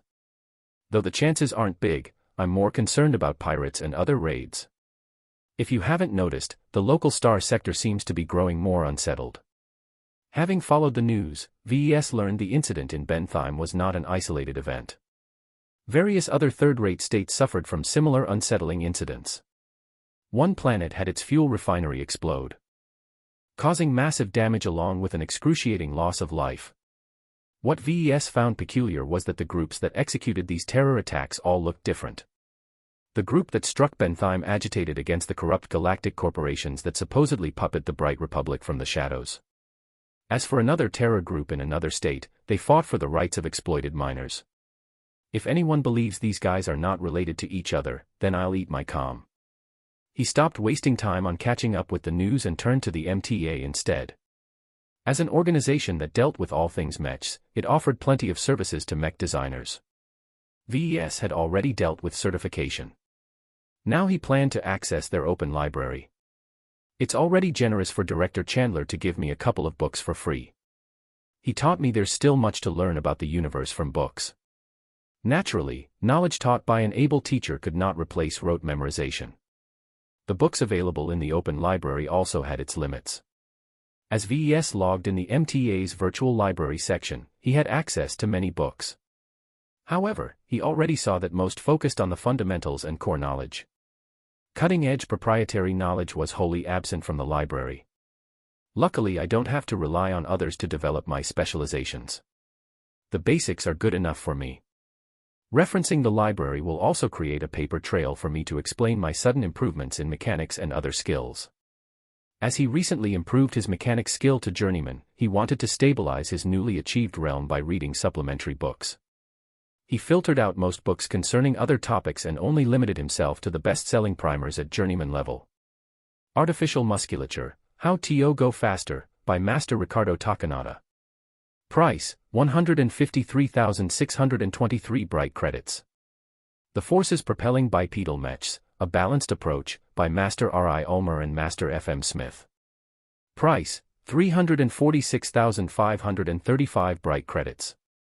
The Journeyman's Guide to Mech Engines, 74th edition, by Master Elia James, Master Alice Coventry and Master Christopher Lynn. Price, 86,232 bright credits. VES practically bled out his heart when he spent his precious credits on those books. Most of the masters who authored or edited those books were renowned mech designers sitting at the top of the mech industry. The 3 books VES selected formed the core of journeyman-level mechanics, and even with his system-enhanced memories, he could still learn a lot from those books. The prices were originally expressed in different currencies. Perhaps to those who lived in second-rate states, the prices were reasonable. But he was certain the purchases would eventually pay off when he assimilated the knowledge, but it still represented a large chunk of his savings. It feels like I'm back in college. Well, as long as the ship is still in transit, I have more than enough time to digest these books. Just as he was about to dive into his purchases, the front door of the cabin slid open. Vesey boy. You gotta come downstairs. There's a pair of next-gen mechs about to duel each other in an hour. Gather up your credits and let's go bet. Chapter 73, Underway. The designers of the Torch of the Vanguard shaped it in a lengthy, triangular form. It looked like a stubby rod where the top was narrow in order to provide windows to every cabin and fat at the bottom to store lots of cargo. Thus, the underbelly of the ship had enough room to set up a small arena, shielded by the best screening technology the Friday Coalition could afford. A large crowd already gathered around the high-tech stadium. Even for the Friday Coalition, seeing a next-gen mech perform was not an everyday sight. Only the elites from second-rate states were privileged to pilot such an expensive and powerful mech. Naturally, the first-rate superstates treated next-gen mechs as their basic models. The cutting-edge generation that they were still developing would be unleashed to the wider galaxy in about a decade. VES was already apprehensive about the sea of changes that ensued with every generational leap. Hey VES, can you explain to me what's so fancy about the next generation? Each new generation represented a major leap forward in a couple of areas of technology. Usually the incorporation of hitherto unknown exotic materials supported such innovation. I don't have the details, but I've heard the next generation is largely an advance in weapons and energy storage technology. Lasers and other types of direct energy weapons are more powerful and can deliver a higher burst of damage without damaging their weapons. High-end energy cells are also able to store more power. As for heat management, the improvement there hasn't caught up, so much running energy weapons won't last as long. Okay, so lasers are gonna hit harder and longer, but the heat management is going to be a bitch. Sounds like it's ideal for skirmisher types. What about ballistic and missile weaponry? There's no major innovation there, but weapons manufacturers have reduced the costs of much of their premium weaponry. It basically means that the other weapon types can catch up at the cost of reduced profits to manufacturers. Heh, sounds good. Those greedy bastards charge way too much for ammunition. It's about time they get to bleed. VES did not mention that armor systems also failed to keep up. That largely meant that battles between next-gen mechs were shorter and more intense. The risk of death increased while the amount of repairs and replenishments was going up. The strategic use of mechs was about to change in many ways. They sat around the arena and waited for the show to start. It did not take too long for the stars to arrive. That's Wolf Greer of the Constellations. His Moonhull mech once smashed 3 pirates at once with his overload fist. A bulky medium mech carrying twin pistols on its hips arrived first. Despite the pistols, the mech was built like a brawler, its main weapon being its reinforced fists. The pilot had guts for resorting to unarmed combat. The shorter range meant the mech had less reach and, more importantly, less leverage to punch through armor. What's the overload fist? Don't know. We'll see it in action soon enough. As VES admired the Moonhull's refined lines, its opponent came onto the stage as well. The other mech weighed a little lighter than the Moonhull. The large logo on its arm told the audience that the mech named Righteous Sword fought under the banner of the Winston Corps. That's Iris Peterson's famous Righteous Sword, one of the best sword mechs of the Coalition. The two next-gen mechs met each other in the middle of the arena.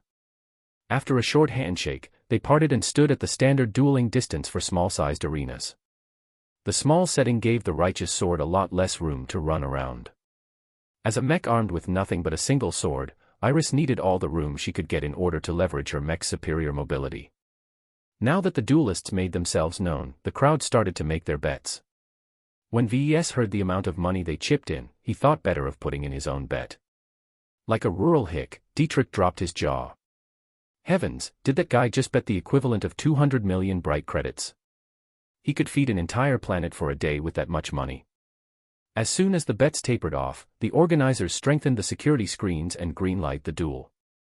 Start. The next-gen mechs exploded into action. As each next-gen mech represented the pinnacle of mechs from the Friday Coalition, VES was ready to study how far they pushed the envelope. The spectacle didn't disappoint.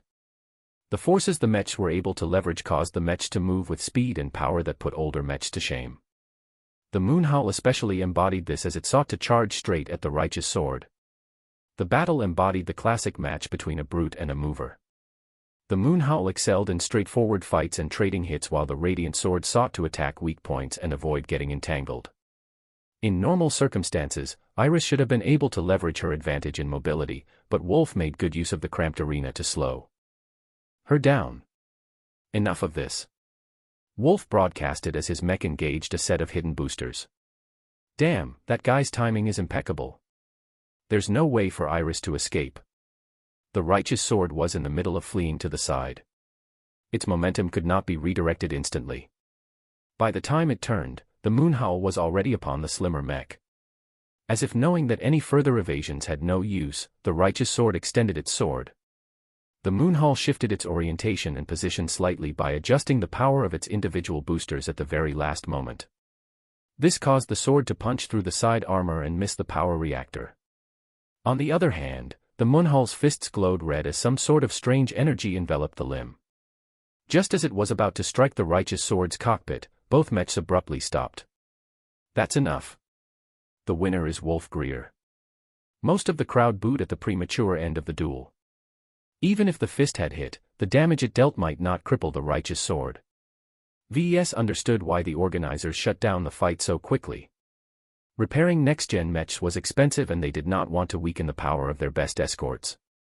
Dietrich shook his head, having bet quite a lot of credits on the beautiful female pilot. Man, this arena is a waste of time if the organizers keep pulling everyone's punches. They don't have the guts to show us a real fight. I'd be better off watching a projection from the galactic net. The pair split up again once Dietrich escorted VES back to their cabin upstairs. As VES wanted to save as much credits as possible, he declined to follow Dietrich outside as he perused the ship's extensive entertainment. The torch of the Vanguard slowly made its rounds as it hopped across borders. The distance it traversed within a short amount of time was incredible. That it took over 2 weeks to reach Limar was a testament to the torch's incredibly powerful engines. Luckily, the Limar system happened to be situated a little closer to the Bright Republic, so VES could board any standard passenger ship to reach Limar in time for the qualifiers. The ship's prestige and its escort of elite mechs from the Coalition deterred all troublemakers. Most of them took one look at the scanners and got scared off by the torch's immense engine readings. Only the largest organizations from second-rate states possessed the know-how to build such a powerful ship.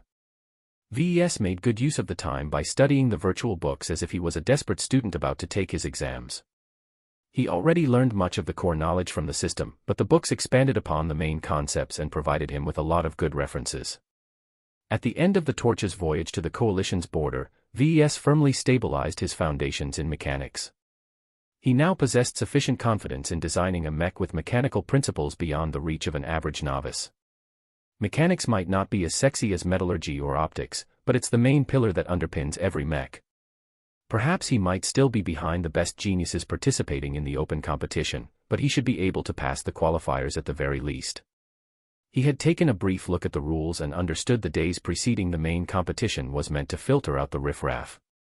Too bad the hype around my mechs have faded. His virtual sales tapered off. The Mark Antony and its male variant proved to be surprisingly successful while they graced the news, but the novelty passed when the broadcasters focused on other events. Without the constant exposure in the media, the mech dropped into obscurity. What further nailed the coffin into his sales was that a couple of other designers copied his codpiece. It proved to be a minor trend in the local market, but so many pilots repelled the myriad designs that the copycats never earned much of a profit. VES studied the figures and nodded in disappointment. There's no future in driving sales through unique looks.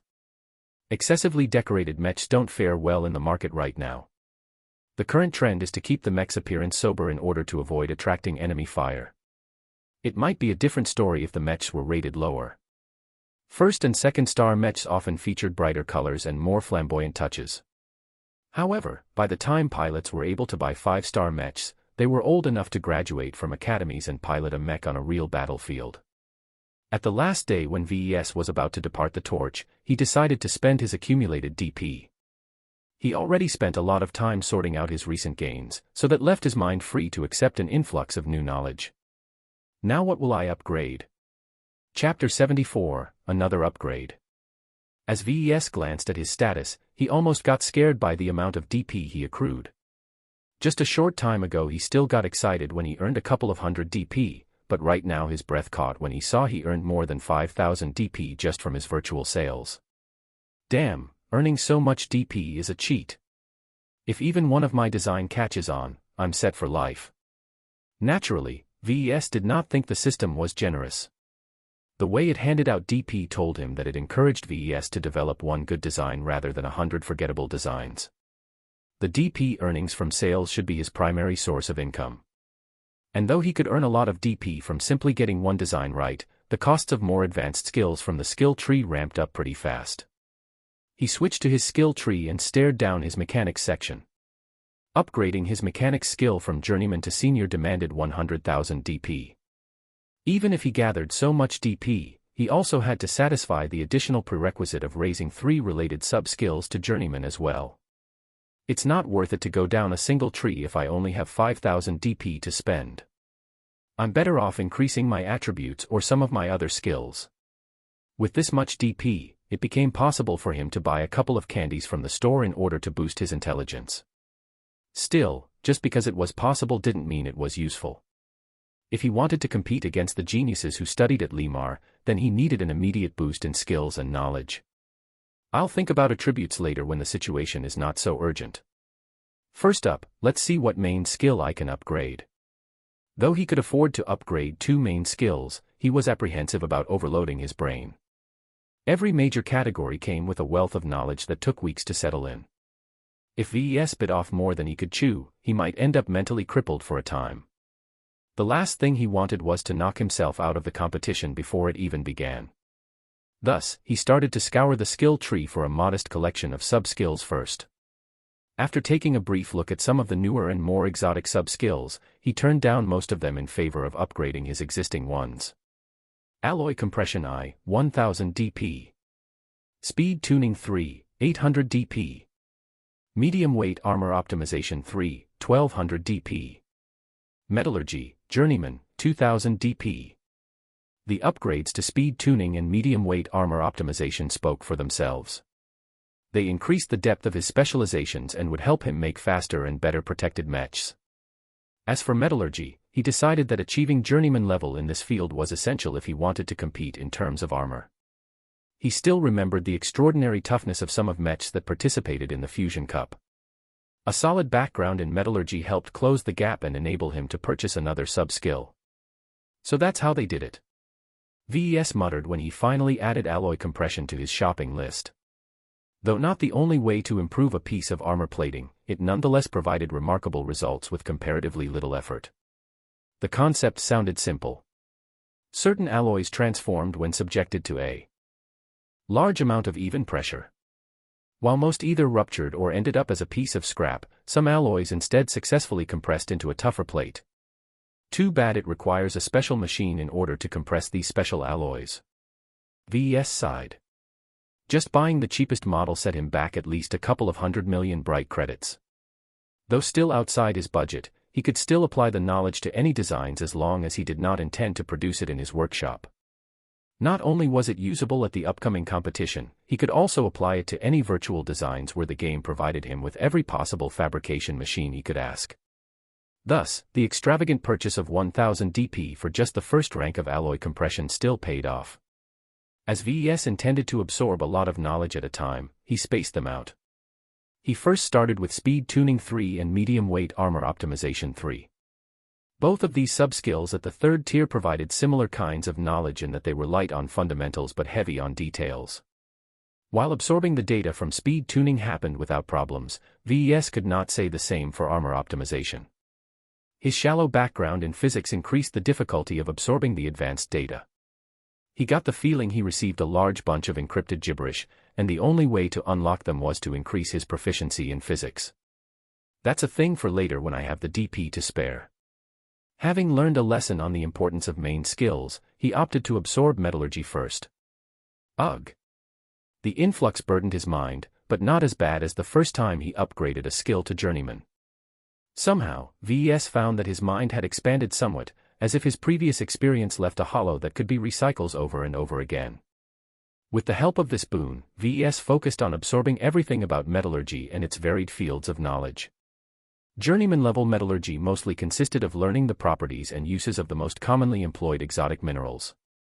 It provided him with an extensive understanding in how to use and shape armor plating and gave him a primer on how others developed their own armor systems. As for alloy compression, the sub-skill went into greater detail in how most armor systems improved their specs without getting too heavy. With the right mix of exotic materials, the compressed piece of armor was capable of withstanding much more damage for its weight and thickness. The trade-off for this procedure was that it took a lot of time to process the materials and that a lot of expensive exotics had to be used. It turned out the original Caesar Augustus model employed compressed armor plating to achieve its lauded durability. National Aeromotive spent a lot of effort in developing their heat-resistant armor, so VES was a long way in developing armor that performed anywhere near such a great product. At least he possessed enough of a foundation to handle a compression machine skillfully and reproduce any advanced piece of armor so long as he had the license. Mechanics, Journeyman, Jury Rigging 2, Speed Tuning 3. Metallurgy, Journeyman, Alloy Compression I. Physics, Novice, Lightweight Armor Optimization I, Medium Weight Armor Optimization 3. Evaluation, a novice about to spread his wings. While he lost a lot of DP, his capabilities improved beyond the norm. VES vaguely suspected that he had surpassed a regular mech designer who had just graduated from a second-rate institution. As for matching the skills of a genuine elite like Edwin McKinney, VES still lacked the confidence for a rematch. Perhaps I've gotten within striking distance to Edwin, but that doesn't mean anything yet. He's bound to develop his skills as well. I can't imagine how far he's already reached. Life went on. While VES sorted out his overstuffed mind, the torch of the Vanguard entered Coalition space. She finally reached the end of her journey. The Friday Coalition's immense size meant it held multiple port systems. From the Bright Republic, any ship wishing to enter Coalition space first passed through the Hostin system. As a strategically important location and a prime invasion point, the Coalition forces in charge of this area built it up as a fortress. Countless mechs and fixed emplacements dotted the system even as the torch of the Vanguard exited FTL at the edge. A patrol of spacefaring mechs arrived at the ship and called her to a halt. Despite the massive traffic coming to and from the Hostin system, the Coalition still possessed enough manpower to inspect each ship. As a vessel registered in Coalition space, the inspectors went about their work with haste. Dietrich stood beside VES as they both got checked out by the incoming personnel. Though Dietrich's status was a little dubious, the identity of a proven mech designer proved enough for VES to vouch for his companion. Man, these Coalition guys sure take visitors seriously. I think the recent terrorist attacks have them spooked as well, even if they haven't suffered yet from any attacks. All of the Coalition troops bore a distinct symbol underneath their Coalition sunflower logo. It looked like a set of 5 tapering blue triangles, like a fan consisting of 5 blades. We've entered the territory of the Kansa clan. They're rather strict and uptight, so don't pull anything funny. Yeah, I know. I've seen enough Coalition broadcasts to know how pissed off they get when someone has their hair out of place. That was an exaggeration, of course, but it demonstrated the Kansa clan's values. As a rigid family clan that never bent their principles, they clashed often against their rival clans in the state they originated. Eventually they pissed off so many groups that they all banded together against the Kansa clan, devastating their worlds and forcing their upper echelon to flee to the distant Komodo Star sector. One would think that the Kansa clan loosened up after such a harrowing ordeal. Instead, they doubled down, coming across as even more stubborn and uptight. Only their might as the second most powerful military power of the Coalition kept them safe from outside pressure. No one wanted to provoke the dragon. Luckily, the Lemar system is part of the more liberal Carnegie Group. VES said as the inspectors finished their work. They caught a couple of suspicious characters and escorted them out of the ship. We only have to tough it out for a few days before we leave Kansa space. The torch finally reached her final stop at a massive spaceport orbiting one of the system's moons. No outsiders were allowed to approach the Kansa clan's settled planets, so the station handled most of the traffic.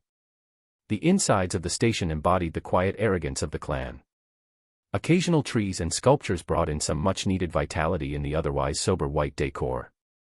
After leaving the torch, they transferred to a smaller and cheaper passenger transport. There was no helping taking the cheaper option this time. Paying everything in calls ate up a large amount of their money. VES and Dietrich could only afford to pay for the cheapest option, which let Dietrich bring his mech along.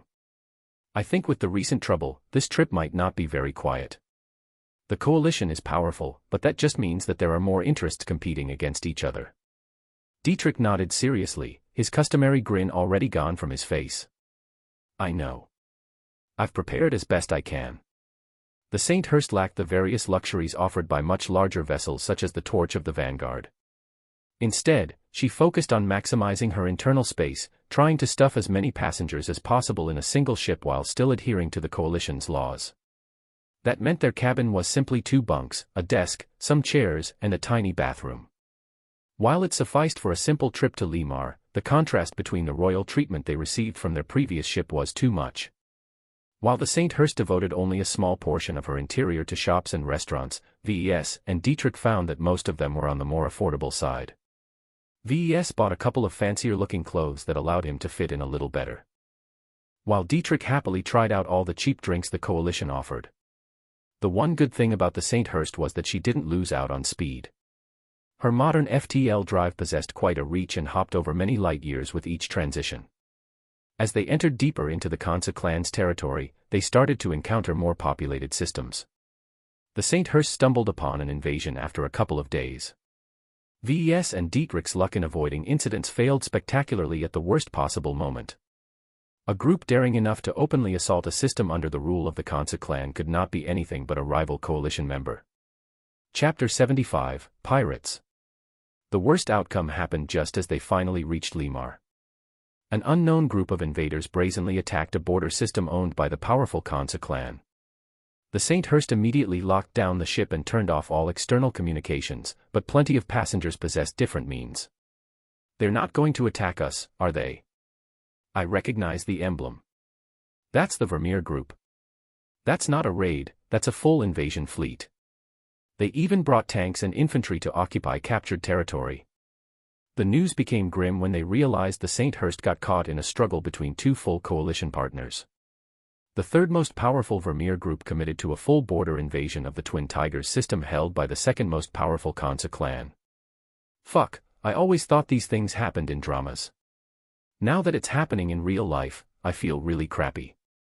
Dietrich spat as his face turned blue. Through long-range scans everyone could see hundreds of regimented mechs moving in unison. Any casual mercenary group would get rolled over when facing such an unstoppable tide. The galaxy is never at peace. We've been too spoiled in the Bright Republic where skirmishes remain small. After all, there's nothing really valuable there worth fighting to the death. That the Vermeer group decided to invest so much effort into conquering a border system meant that this place had something of value. A couple of other passengers had the same idea, and one person who still had access to the galactic net found the reason. Spiral ore. The Twin Tigers system has a large deposit of spiral ore. While that meant nothing to Dietrich, VES looked up with widened eyes as he heard the news. His improved metallurgy skills along with his extensive insight in the mech industry supplied him with the reason for the Vermeer group's radical move.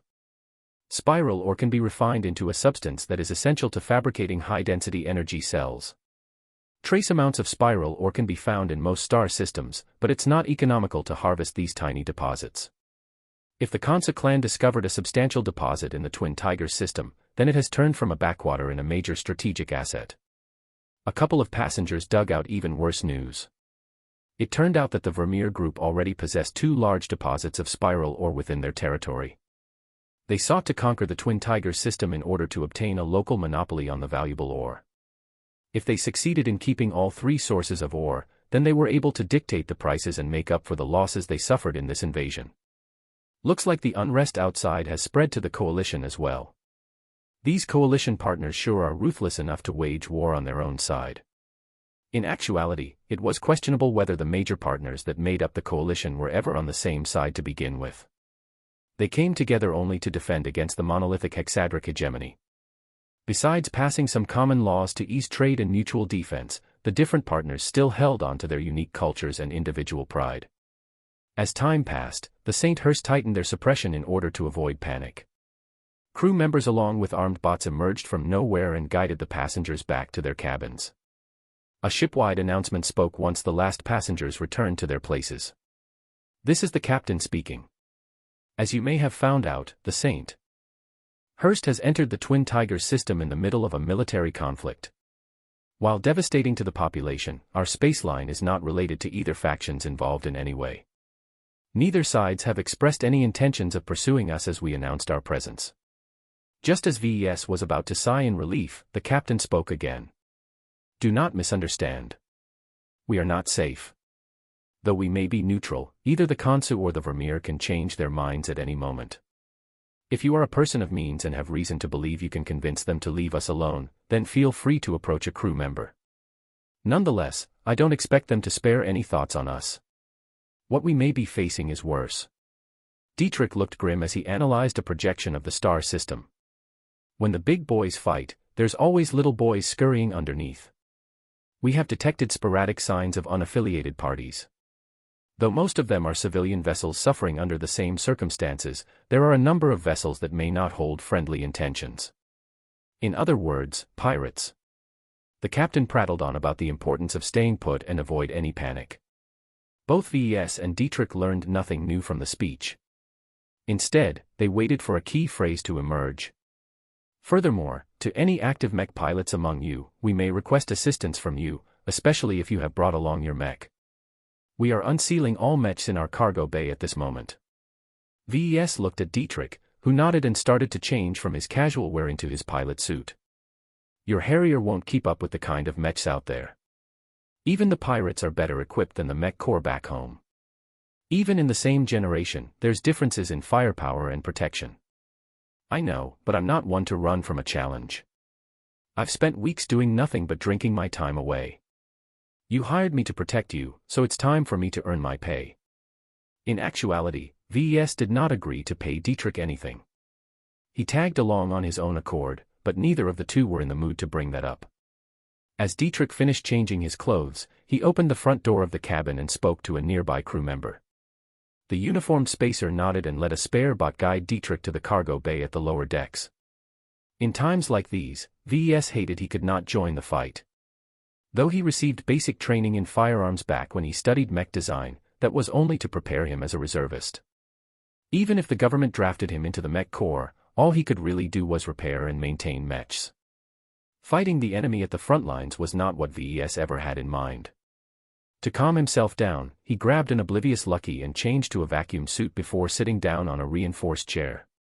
Each cabin came supplied with basic sealed vacuum suits and reinforced chairs with sturdy straps in case of emergencies.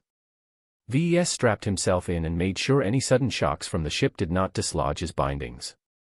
Don't move, Lucky. I don't want you to float around in case the artificial gravity shuts off. Space combat among humans used to be bloody before the MTA stamped down their foot. Nowadays, spaceships weren't supposed to be armed, which cut down on the damage. These days, pirates employed space-capable mechs to secure the surroundings while using boarding troops to invade the interior of a ship. If the St. Hurst wanted to survive the pirate raid intact, then it could not afford to lose either battles. The minutes ticked past as VES felt his skin grow clammy with sweat. The worst thing about the situation was that the crew did not intend to inform the passengers of any news. Dietrich might have already launched from the cargo bay. Could he manage to fight in the difficult environment of outer space? Was his mech sealed tight enough to avoid leaking the air supply? No sound propagated from space. Any explosions or weapons fire would not affect the ship unless it happened extremely close. Though VES vaguely sensed a couple of unusual vibrations, he could not guess their source. Even with the might of the system, VES still had nothing in his hands to defend against any aggression. He regretted ignoring the self-defense options in the store and skill tree. If he invested some of the 5,000 DP into personal defense, then he might not be sweating bullets right now. The ship shook abruptly several times. The captain quickly made another announcement. Alert. The pirates have managed to slip in a couple of boarding shuttles through our mechs. They are drilling through the hatches as we speak. Do not resist and do not leave your cabins. VES swore vigorously. This useless captain could have explained what was going on. Who were the pirates? Did they have a track record of wanting murder, or were they just here to rob the passengers of their wealth? Shit. I still have more than 24 million credits in savings. I can't afford to lose it all. Still, what could he do? He did not delude himself into thinking he could slip out of his cabin and murder every intruder with his bare hands. He did not even possess a firearm. He quickly activated the mech designer system and opened the store.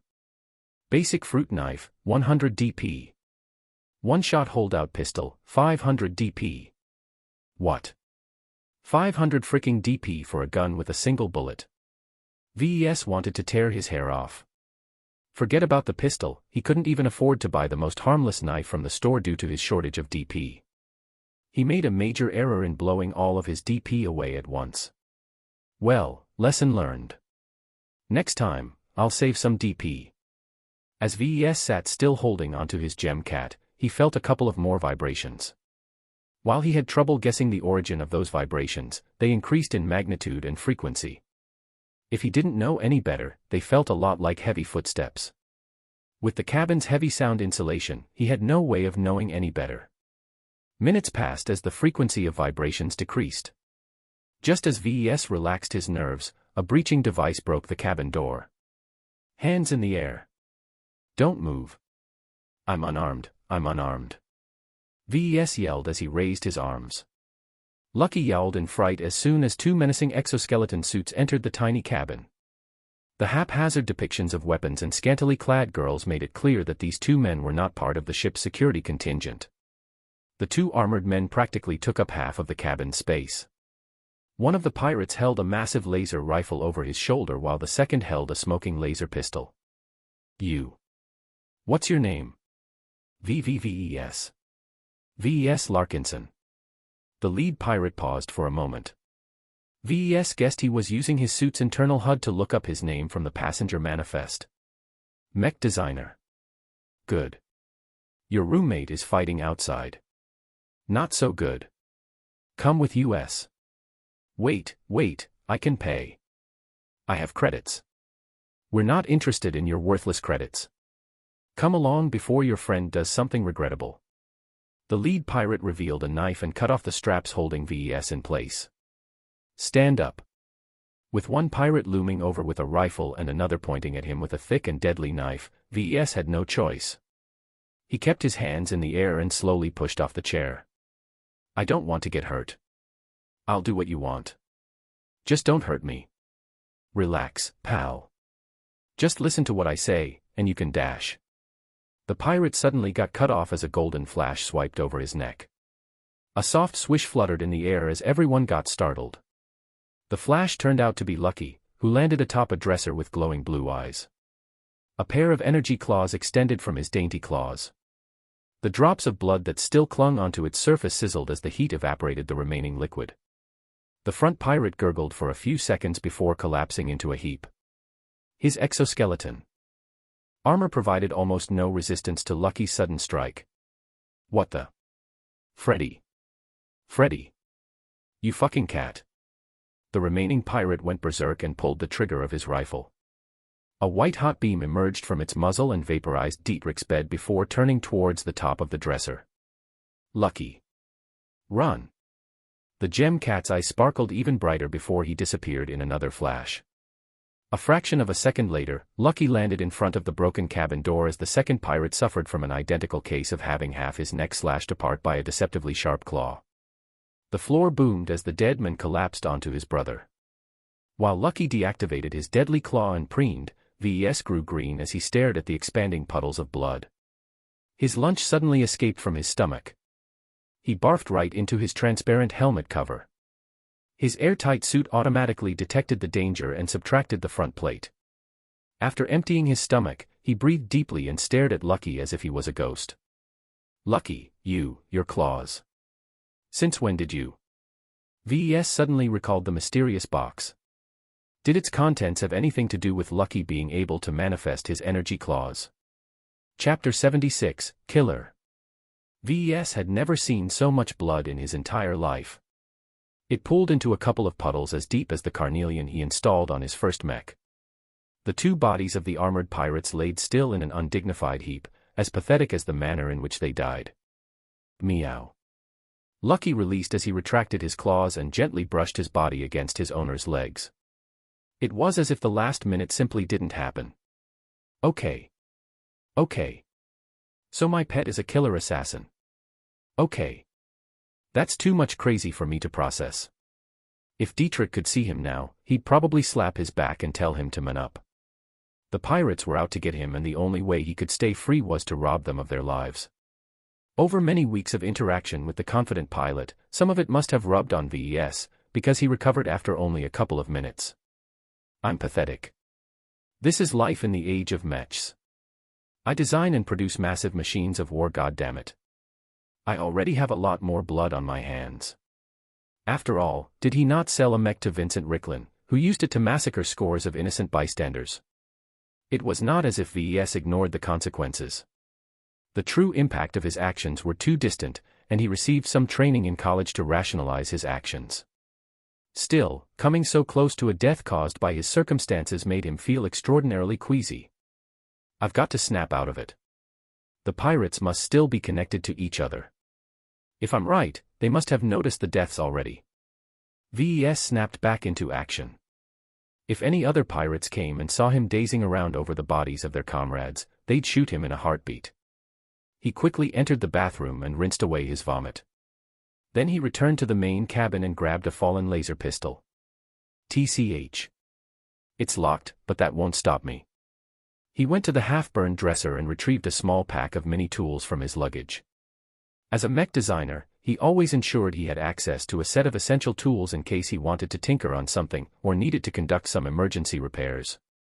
He did not stop to mess around with the laser pistol but instead left his cabin as quickly as possible. Come on, Lucky. We can't get caught by any pirate right now.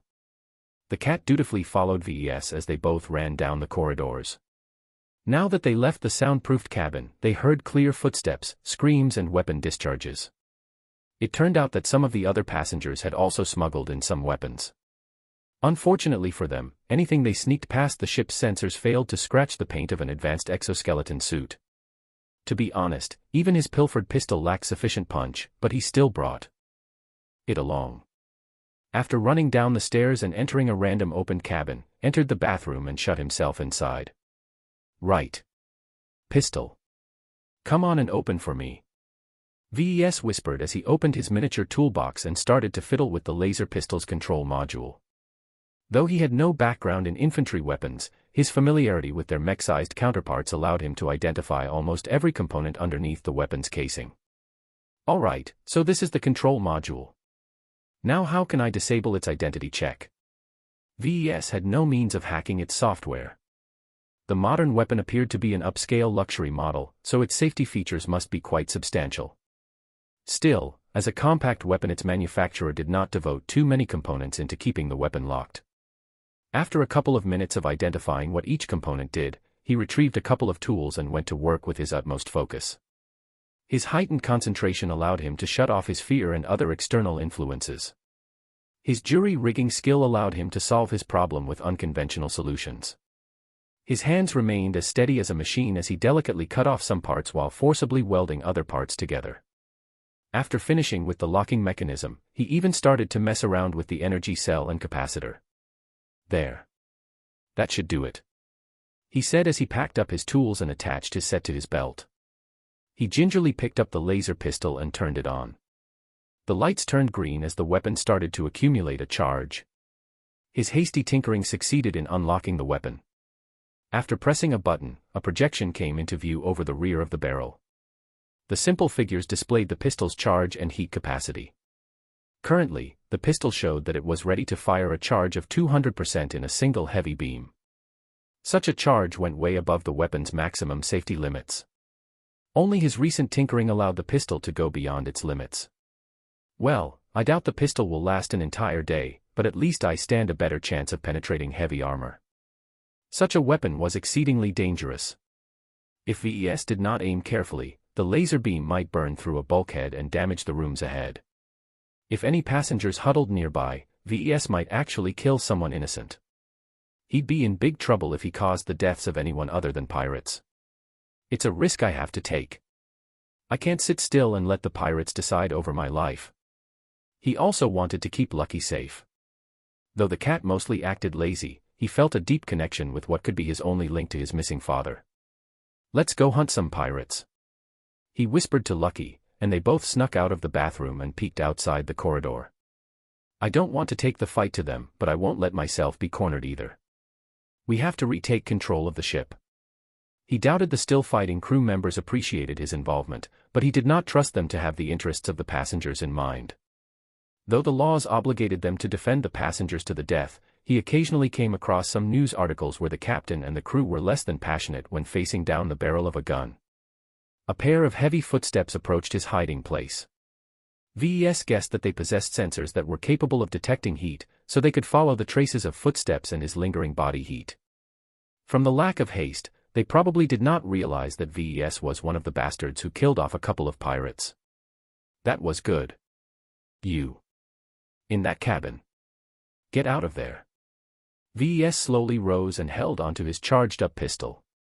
Since exoskeletons possessed all kinds of sensors, he did not bother to hide its substantial heat emissions. Fucker. He's armed.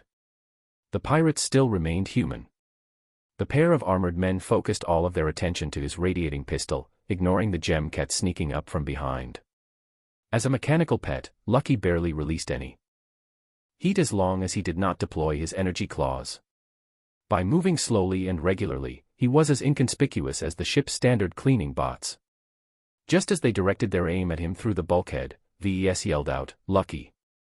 Now." Like a silent killer, Lucky jumped in the air and landed atop the back of the rearmost pirate's neck armor. His claws sank deep inside the plating as if it didn't exist and shredded the vulnerable flesh underneath. As one of the pirates gurgled and died, VES poked out his body from the broken door frame and shot his pistol with haste.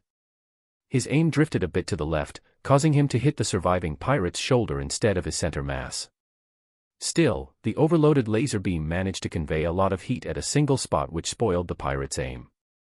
His rifle barked upwards well over its target's head. Damn it. Lucky, finish him off. VES swore as he jumped back inside the empty cabin. His pistol started to smoke and his confidence evaporated. He waited until the scream cut off before taking a peek again. His eyes gazed at another pair of bodies. This time he processed the act of killing without losing control over his stomach. He managed to approach the rear of the St. Hurst with remarkable haste after his latest killings. The boarding parties mainly concentrated their efforts in controlling a few critical compartments along with subduing the passengers. As most of the passengers still huddled inside their rooms, once VES left the cabin area he encountered a lot less patrols. Huh. I thought so. If these pirates are still fighting with the mechs outside, then that means they can't risk sending out too many boarding shuttles. They sent just enough pirates to subdue the passengers and crew. If they lose a couple of men, then it's no big deal for them as long as they recover their gear. VES did not envy the life of a pirate grunt. Unless they could pilot mechs, they were treated as no better than a slightly smarter combat bot. At least one merit to the use of living bodies was that they could not be hacked. Just because the big shots don't care about their lives doesn't mean they will obediently roll over. VES had very little means in repelling the 100-odd or so pirates aboard the St. Hurst. The cheap passenger liner's security contingent obviously lacked exoskeleton armor as the dead crew members that VES encountered sported nothing heavier than lightly armored suits. He approached the engineering compartment which hosted the ship's engines and the power reactor. A lot more pirates milled just outside the heavily armored hatch.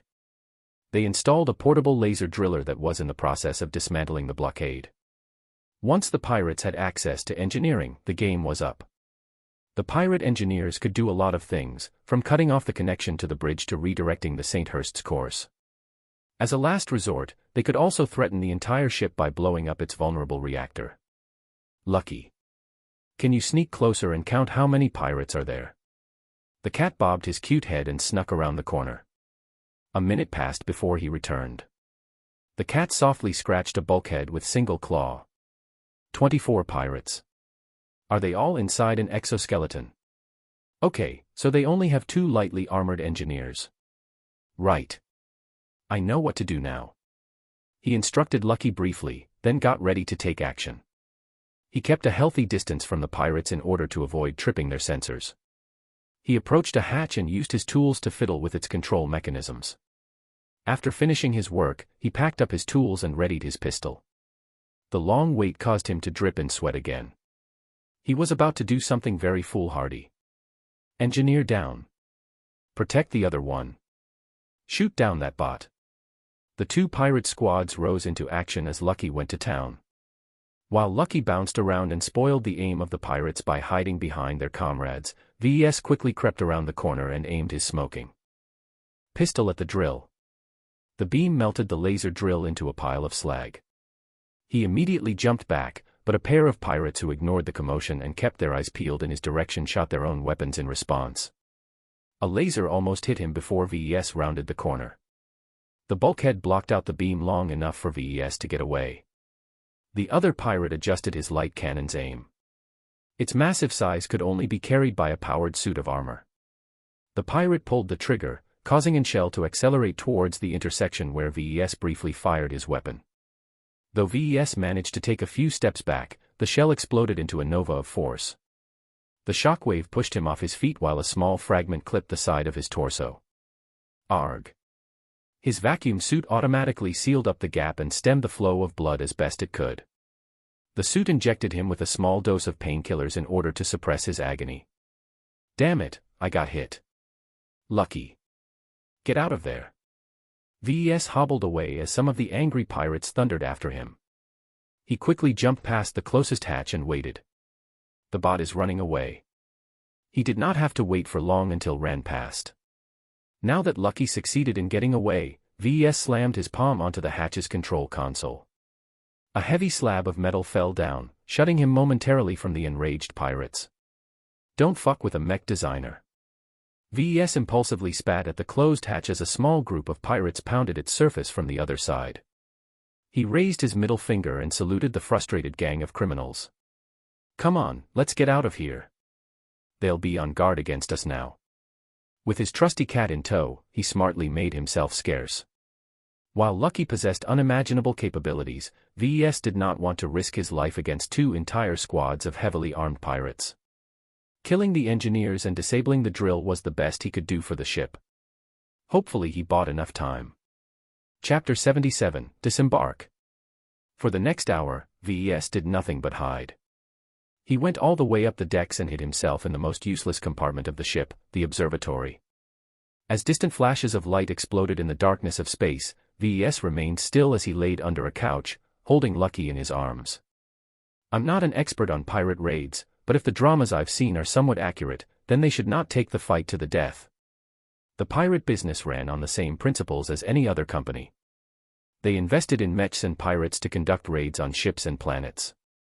They stayed around long enough to pick off all of the low-hanging fruit before getting away once enemy reinforcements arrived.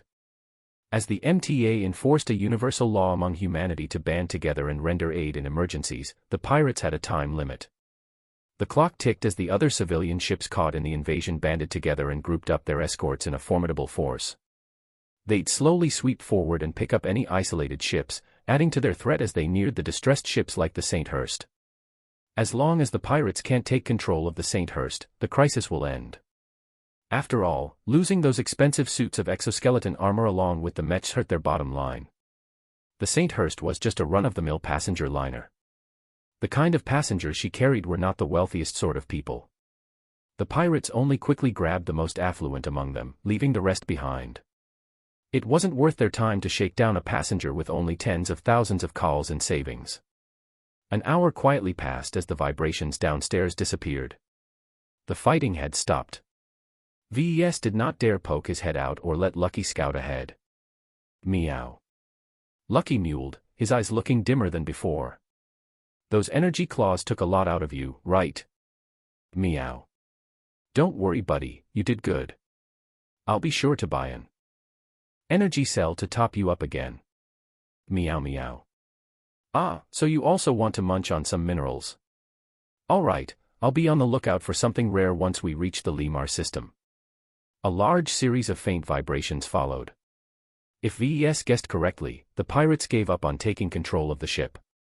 The invaders instead retreated back to their boarding shuttles and lifted off from the ship. The intercom sparked to life as the local jamming receded. The useless captain spoke again. Attention passengers, the pirates have retreated from the St. Hurst, but we cannot guarantee your safety yet. Stay where you are and do not move while my men sweep the decks. Another couple of minutes passed before the entrance of the observatory opened. A trio of lightly armored crew members took a peek inside. VES held up his hands. I'm a passenger. I'm injured. As soon as the crew secured the observatory, a female spacer approached his side. Where's your injury? My vacuum suit sealed the wound. I got cut by some shrapnel from an explosive shell. I'm still running on painkillers. The woman looked at the smoldering pistol by his side and narrowed his eyes. Please confirm your identity. Hey, I'm not a pirate. I stole it off the pirate I killed. The crew took precautions nonetheless. They secured his arms with bindings and put Lucky in a reinforced cage. Some spare crew members in charge of processing the wounded and captives transferred him to a secure part of the medical bay.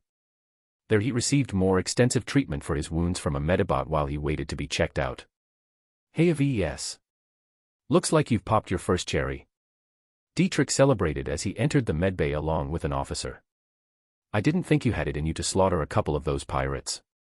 Mr. Larkinson, we have investigated your circumstances. Though it is unfortunate that the pirates have scrambled all of our surveillance equipment, from what we have gathered so far, you have been indispensable in repelling the pirates. Thank the heavens. Can you get me out of these bindings? I'd like my cat returned as well. The officer coughed awkwardly. We can release you from custody, but we cannot let your mechanical pet run loose. Do not worry, he is safely stowed in our restricted storage compartment. You can visit him at your leisure. It figured that the crew worked out that his pet did most of the killing.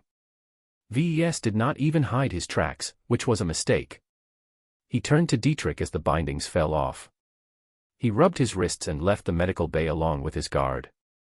Can you tell me what happened outside? I sure missed your presence, you know. Dietrich grimaced a bit as he recalled the fight out in space. I got my ass kicked pretty much. Those pirate mechs are tough as nails and they came kitted out for space combat. While my mech can still maneuver in space with its flight system, I did not train a lot in zero-G combat. You're alive at least. That's what matters. What's the damage? Well, I managed to stay functional long enough to annoy the pirates. They had to redirect at least one of their mechs on pinning me down. That crazy bastard kept shooting lasers at my sweet Harrier. Her chassis has a lot of melted holes and I lost an entire leg. VES imagined the cost of repairing all of that damage. Most of the armor must be damaged beyond redemption, which was not good news since it was often the most expensive component to replace. Ah, I know what you're thinking, but the spaceline is not completely heartless. They promised commendations for the both of us for stepping up against the pirates instead of cowering under a bed or something. I should be receiving a voucher that entitles me to a free repair job for my mech at any coalition-affiliated base. That's good news. VES said, surprised the Friday Coalition spared them the COLS. Their status as foreigners did not entitle them to many rights. All in all, the impromptu convoy of ships departed from the edge of the Twin Tigers system in a large group. Only by sticking together could they ensure their safety against any opportunistic attacks. The St. Hurst together with a dozen other civilian ships transited into FTL towards the same destination. Despite the pirate raid, it was still important for them to arrive at their destination in time. Some sensitive cargo had to be delivered on time in order to avoid any penalties. The St. Hurst kept traveling towards Limar in order to conduct a thorough inspection and repair. They carried away most of the wounded and the captives at an earlier stop and picked up other passengers who weren't willing to book another flight. Thus, 2 days later, the St. Hurst finally arrived at the Limar system, 1 day late. The mighty Limar system belonged to the wealthy Carnegie Group. Though they failed to excel in terms of martial might, they built strong relationships with elite mercenary corps who took on much of the burden of defending their territories. Over time, Carnegie Group diverted from the coalition's trend of looking down from their ivory towers and started to open their borders further to attract talented outsiders. The group developed the highly defensible Limar system as their intellectual heart. The Limar Institute of Technology together with 14 other educational institutions bought vast tracts of lands on one of the 3 habitable planets in the star system and made themselves home. As a system that nurtured the future elites of the coalition, the Carnegie Group treated its security strictly. 8 major star bases secured the edge of the star system. Any ship that flew into the interior without being cleared would encounter immediate retaliation from pursuing ships and hidden weapon emplacements. When the stern-faced security officers boarded the St. Hurst, they interviewed a couple of people involved in the pirate attack. VES was naturally one of their persons of interest. So tell me, how did you come to possess a mechanical pet of such prowess? It's a present from my dad, I think. He probably thought I could use some insurance in case trouble finds me. VES told the truth, knowing that the security personnel possessed all kinds of means to sniff out lies. If it's not from my dad, then it's definitely from the Future Sons Technology Institution that granted me a couple of old production licenses. The security officer ran down the institution's name. He paused when he found out the institution had its roots in the dreaded New Robarth Empire. His questioning eased off, and after a perfunctory interview they gave back Lucky without another word. So that's the convenience of a powerful background. VES whispered to himself as he appeared a little dumbfounded how easily he got out of trouble. Not that he was worried about getting arrested, but the delays could have prevented him from participating in the qualifiers. Too bad the nebulous FSTI was just an empty shell conveniently brought into being by the system. Fortunately, the caretakers in charge of sensitive cargo recharged Lucky's energy, so the cat returned to being his lively and curious self. The cat meowed in relief at being reunited with his owner. All right, let's meet up with Dietrich and prepare to disembark. Fortunately, the inspections finished quickly, and the ship received permission to enter the inner system. She slowly headed towards Lemar 3, the furthest most habitable planet. After delivering its passengers to the planet's space station, the Sainthurst traveled onwards towards Lemar 2. When the banged-up vessel finally docked with the planet's orbital space station, VES left the ship along with Dietrich and his damaged mech. All right, we can contract one of the many mech workshops at the surface to repair your Harrier. VES said as they both approached the shuttle terminal where different vehicles constantly flew to the surface of the planet and back. I'm eager to see how these second-rate Ponzies will fix up my baby. I feel naked when she's sitting uselessly in a container. Both of them bonded over the incident and grew a little more closer. At least Dietrich did not treat VES like he was a wimp anyone. The baptism of combat also subtly changed the mech designer's attitude. For the first time, he felt as if his Larkinson blood came alive. He came from a line of distinguished warriors, and though he did not inherit his father's potential to pilot mechs, he still possessed some teeth on his own. Thinking about how proud his father must be for fighting back against a pirate raid helped process the potential trauma of his first stint of combat. Thus, VES boarded a shuttle along with Dietrich and traveled to Lemar 2 with renewed confidence. He had taken on pirates and survived. The elite, pampered mech designers who he was about to compete against did not look so formidable anymore. Chapter 78, Walker. Lemar 2 hosted 4 different educational institutions, all of whom occupied one of the 4 major continents of the planet. The Lemar Institute of Technology, or LIT, took up the eastern archipelago dotted with thousands of islands of varying size. Its renowned faculties occupied the major islands, with the mech development faculty taking up the crown jewel at the center. After riding an ordinary shuttle to the eastern archipelago spaceport, VES and Dietrich looked around with wide eyes. The amount of wealth and technology on display staggered the 2 natives from the Bright Republic. They had never come face to face with this level of extravagance. First of all, almost half of the people in the spaceport flew in the air. Their feet never touched the ground as tiny anti-gravity modules embedded in their clothes lifted them up and brought them to their destinations with just a moment's thoughts. If VES didn't know any better, he'd mistake them for celestial fairies. The people weren't the only ones who hovered above the ground. The immense spaceport featured an open design, many floating plans and buildings, many of which offered expensive services reminiscent of those offered by the Torch of the Vanguard. Only with an abundant pocketbook could someone enjoy the plentiful services of these exclusive stores and clubs. However, not everyone was capable of flying. Those with less extravagant clothing merely walked around with their own 2-foot, limiting themselves to the cheaper stores at the ground floor. Only a few workers using anti-gravity platforms or small vehicles could hope to reach the floating structures. It doesn't look very special in the dramas, but seeing it with your own eyes is something else. Dietrich whistled as he envied those wealthy second-rate citizens floating in the air. What's the price of a set of anti-grav clothes? VES opened his comm and searched the galactic net. The cheapest set is around 10,000 cals, or about 1 million bright credits. And that only referred to a single outfit. A well-off citizen of the Friday Coalition owned dozens of outfits at the very least. Only the immense wealth of the state ensured that most of its citizens possessed the luxury to squander so much money on high-tech clothing. As expensive products, the clothes also offered other systems such as temperature regulation and vacuum sealing. I can't afford an outfit, but what about you, VES? He shook his head. I'm not going to play this game. If I buy one outfit, I can't keep wearing it each day, or I'll become a laughing stock. It's better to stick to our third-rate identities and keep our expenses minimal. Dietrich looked uncomfortable as a pair of elite coalition citizens passed them by from above their heads. They're already thumbing their noses at us like we're a pair of blood-sucking leeches. We're just another bunch of economic refugees them like the rest of the walkers here. That was how the people of the coalition called the people who left their homes from their third-rate states. The so-called walkers could never in 1,000 years afford a set of anti-grav clothes.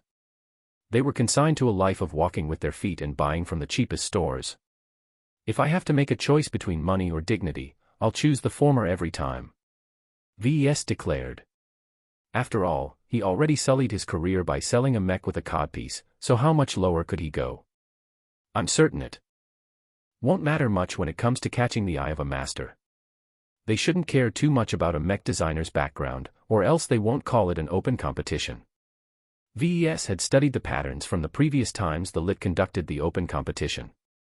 While the masters presiding over the events mostly took in mech designers who came from elsewhere in the coalition, they sometimes shocked the crowd by taking in a pupil from a third-rate state. Still, it happens rare enough that having a good background can improve my chances. He murmured to himself. While the masters were beyond ordinary considerations of wealth and power, it did not mean they ignored it entirely. Oftentimes, taking in a disciple offered them a good opportunity to negotiate a partnership or long-term business deal. As a pair of walkers, VES and Dietrich were forced to follow the crowd and go through many stringent checkpoints. The LIT not only hosted a number of eminent masters, they employed a great number of professors and researchers. They also taught the coalition's present and future elites. With such a high concentration of human capital, the spaceport security personnel investigated each arrival thoroughly. A stern-faced security officer shook her head as she studied her data pad in front of VES. Since your mechanical pet is classified as a Class 2 autonomous combat bot, we can't allow it to enter the LIT without restrictions. If you are not willing to accept our restrictions, then you can let it stay behind in our pet storage. What will it take to bring my pet along? We will have to muzzle your pet for the duration of your stay. The female officer opened a box and retrieved a sophisticated collar. This restrictor can immobilize any Class 2 mechanical pet of a certain size. It won't do anything but track your pet, but it will activate a security screen the moment your pet activates any lethal weapons. The restrictor might not be pleasant to Lucky, but VES was hardly in a condition to argue otherwise. He calmly stood by as the officer secured the collar around Lucky's neck.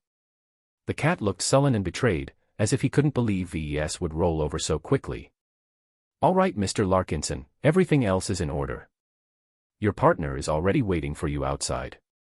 As a potentate and an active mech pilot, Dietrich enjoyed a greater level of service, even if he came from a third-rate state. He leisurely sat at an outdoor cafe, sipping on some beer. He gulped down the rest of his drink when he spotted VES.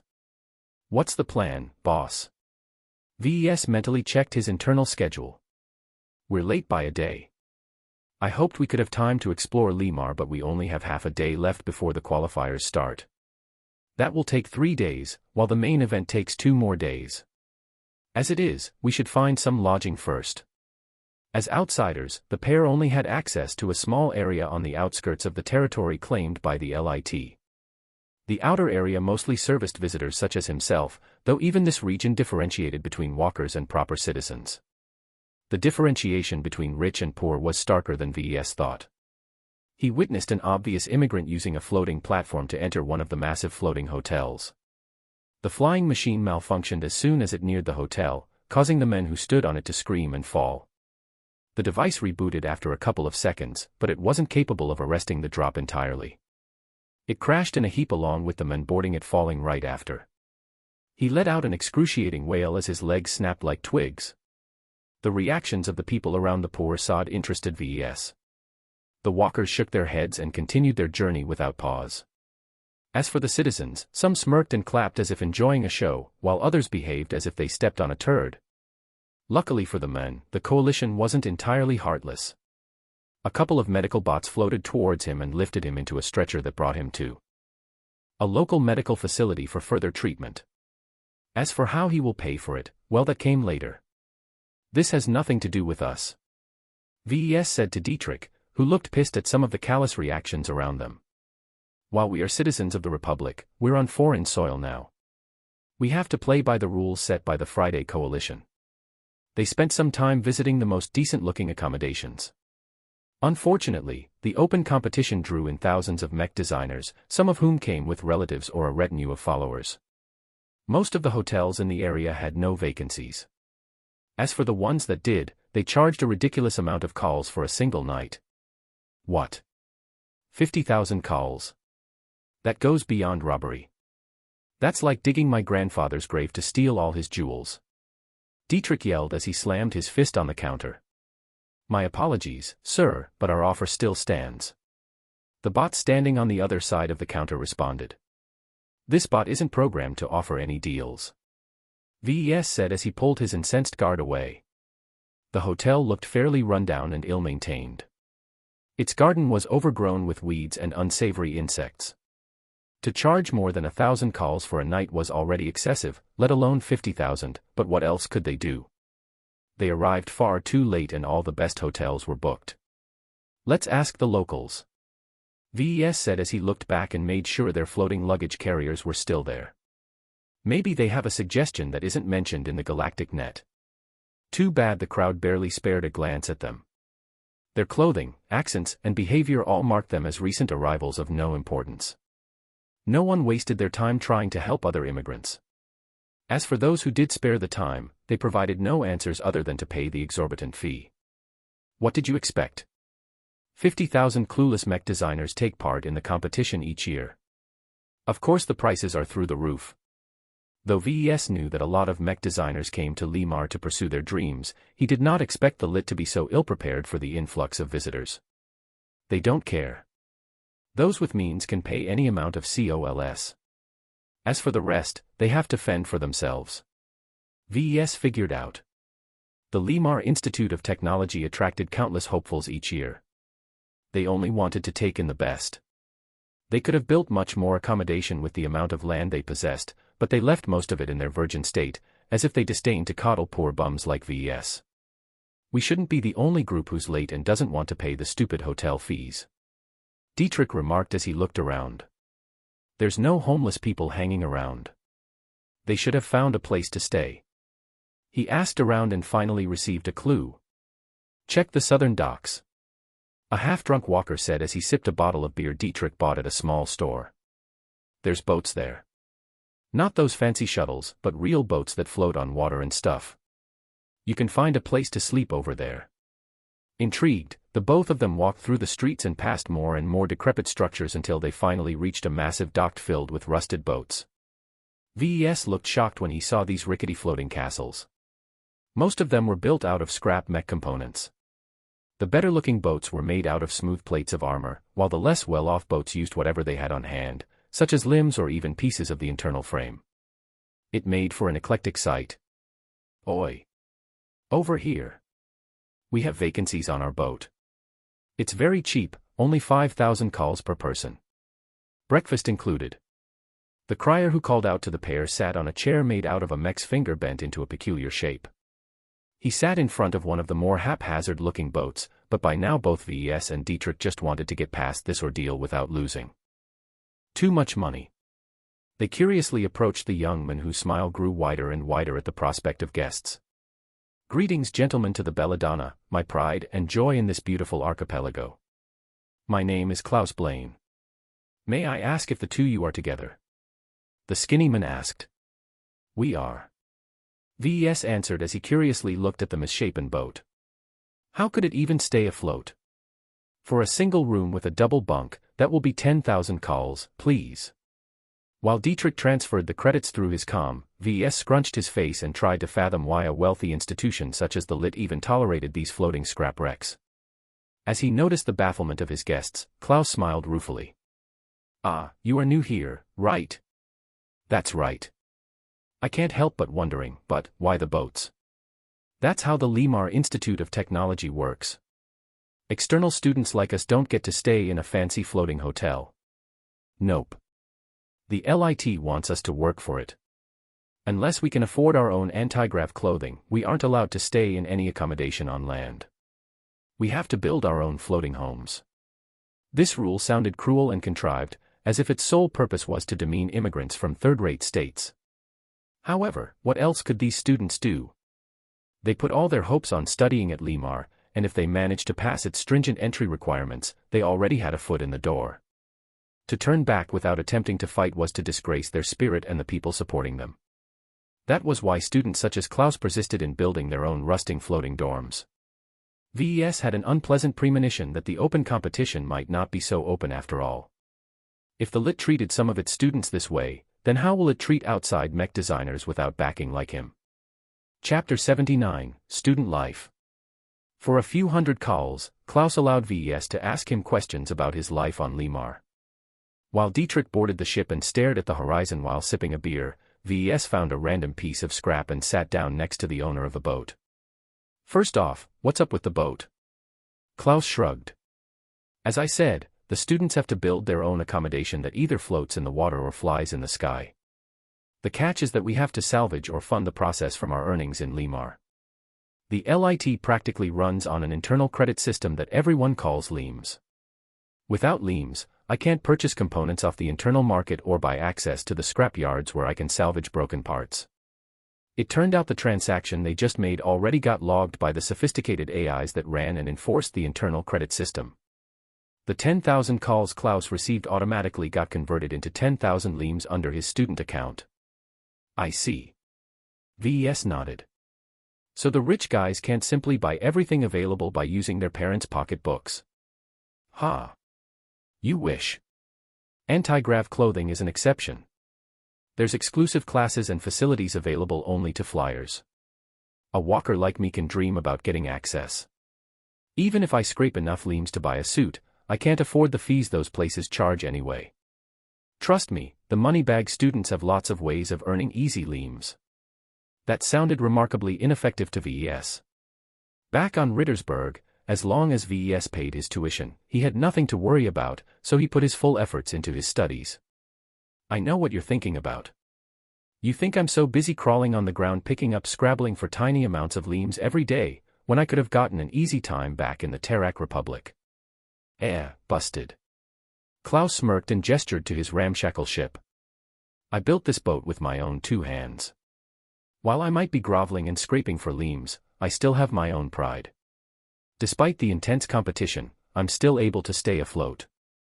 Do you know that 70% of first-year students drop out within the semester? It's a brutal life out here in the archipelago, but those who can tough it out get more than just a diploma. As VES stared at Klaus, he recognized the peculiar fighting spirit in his eyes. The LIT evidently fostered a peculiar mentality. I guess the diploma helps open a lot of doors as well. I envy you and your chance to study exotic subjects that I haven't been able to touch back at home. That's right. This is Limar, one of the centers of mech development in the star sector. You can't find many other places in the local sector that can match the sheer amount of R and amp winking and laughing this place pumps out every day. Too bad Klaus declined to go into deeper detail on the things he learned. Evidently, the Lit strictly punished any students who blabbed about the things they learned to outsiders. So do you have any tips for the open competition tomorrow? Hey, good luck with that. Klaus smirked. You can't imagine how many people are competing. I don't even think the masters are serious in watching out for a promising disciple. How else can you explain that out of 50,000 hopeful mech designers, the masters only apprentice an average of 3 or 4 out of them all? You think they have ulterior motives? Sure I do. I'm guessing that they want to gauge the overall state of young mech designers from the Komodo star sector over time. They record everything you do and put it all in a database for further study. I even accessed a part of that database for a research assignment. You can't imagine how much bullshit they put into paper. I bet they even know how many nose hairs you have. Both of them shuddered a little. Though it sounded outlandish, they could not rule it out for an initiative that tried to record as much as possible. So what can I do to increase my chances to get into one of the 5? VES asked, not even considering the overwhelming chance of missing out. He was not the VES of the past who only possessed a few mediocre skills. I don't know, really. If you ask me, try to emphasize your design philosophy and catch the eye of a master who matches it. You're going to hear a ton of speeches about design philosophy tomorrow, so I won't be explaining it. Just keep your ears open and work hard. So if you don't have a strong design philosophy, you don't stand a chance. Yup. Klaus shook his head. A lot of students have figured out that the masters only want to adopt a nominal disciple if they pick someone from the crowd. They don't want to go through the effort of holding your hand and shaping your design philosophy when you're already rather old for an apprentice. They'd rather save their energies for their own descendants or promising geniuses at the start of their mech design studies. That made sense. A master could shape a young mech design student's mentality in any direction by tailoring his teachings. As for those who already graduated, they were more set in their ways. That said, don't underestimate the worth of a nominal disciple. You get access to exclusive books and guidance that you can't get anywhere else. You may not get any personal guidance from the master, but you will at least get access to a small part of their internal knowledge base. That's cutting-edge research into subjects that you can only dream about. To a normal young mech designer, that may sound like a dream. To VES, that held little attraction to him. How could the power of the system compare against a single master? After finishing their discussion on life as a student at the LIT, VES and Dietrich went to bed. The boat only had a few cramped cabins that looked more like closets than an actual bedroom. After an uncomfortable night of sleep, they freshened up with a cheap sonic shower and got ready to go to the parade grounds where the opening ceremony was held. Good luck at the competition, VES. Klaus clapped his back. As VES exited the boat. It's going to be hell out there, so keep persevering. Without willpower, you won't be able to make it to the finals. What about our skills and knowledge? Quick learners are a dime in a dozen. If the Limar Institute of Technology only wants to stuff as much learning into our heads as possible, they won't kick out so many students each year. The galaxy is tough, so you have to fight for what you want. It was a profound view that Limar could afford to hold due to its immense popularity. VES nodded his head and left to find transportation. Luckily, unlike the students, visitors such as VES and Dietrich were allowed to board a large passenger shuttle that brought them straight to the parade grounds. VES stared out the window and spotted plenty of boats below. Most flew elegantly in the air, but around a quarter of them floated listlessly in the water. I won't be able to stay by your side when the competition starts, Dietrich said as he munched on an apple. Don't worry though, I'll be cheering for you at the stands. You've already helped a lot when the St. Hurst got attacked. From what I've heard, your presence was essential in preventing the pirates from pressing the guard mechs too hard. Yeah, but I got beat up pretty bad. These pirates only conducted an opportunistic raid. If they fought to the death, I'm sure the only way I can get away is by ejecting my cockpit. VES felt depressed when he heard Dietrich's words. He lost a bit of confidence after the battle. Comparing yourself to the standards of a second-rate citizen was poisonous. Well, don't drink your sorrows away. I still need you on your feet for the return trip. I know. I'm more worried about my mech, frankly. I hope the local technicians don't skimp on the repairs just because I get it for free. As they neared the venue, VES spotted a lot more shuttles arriving from different directions.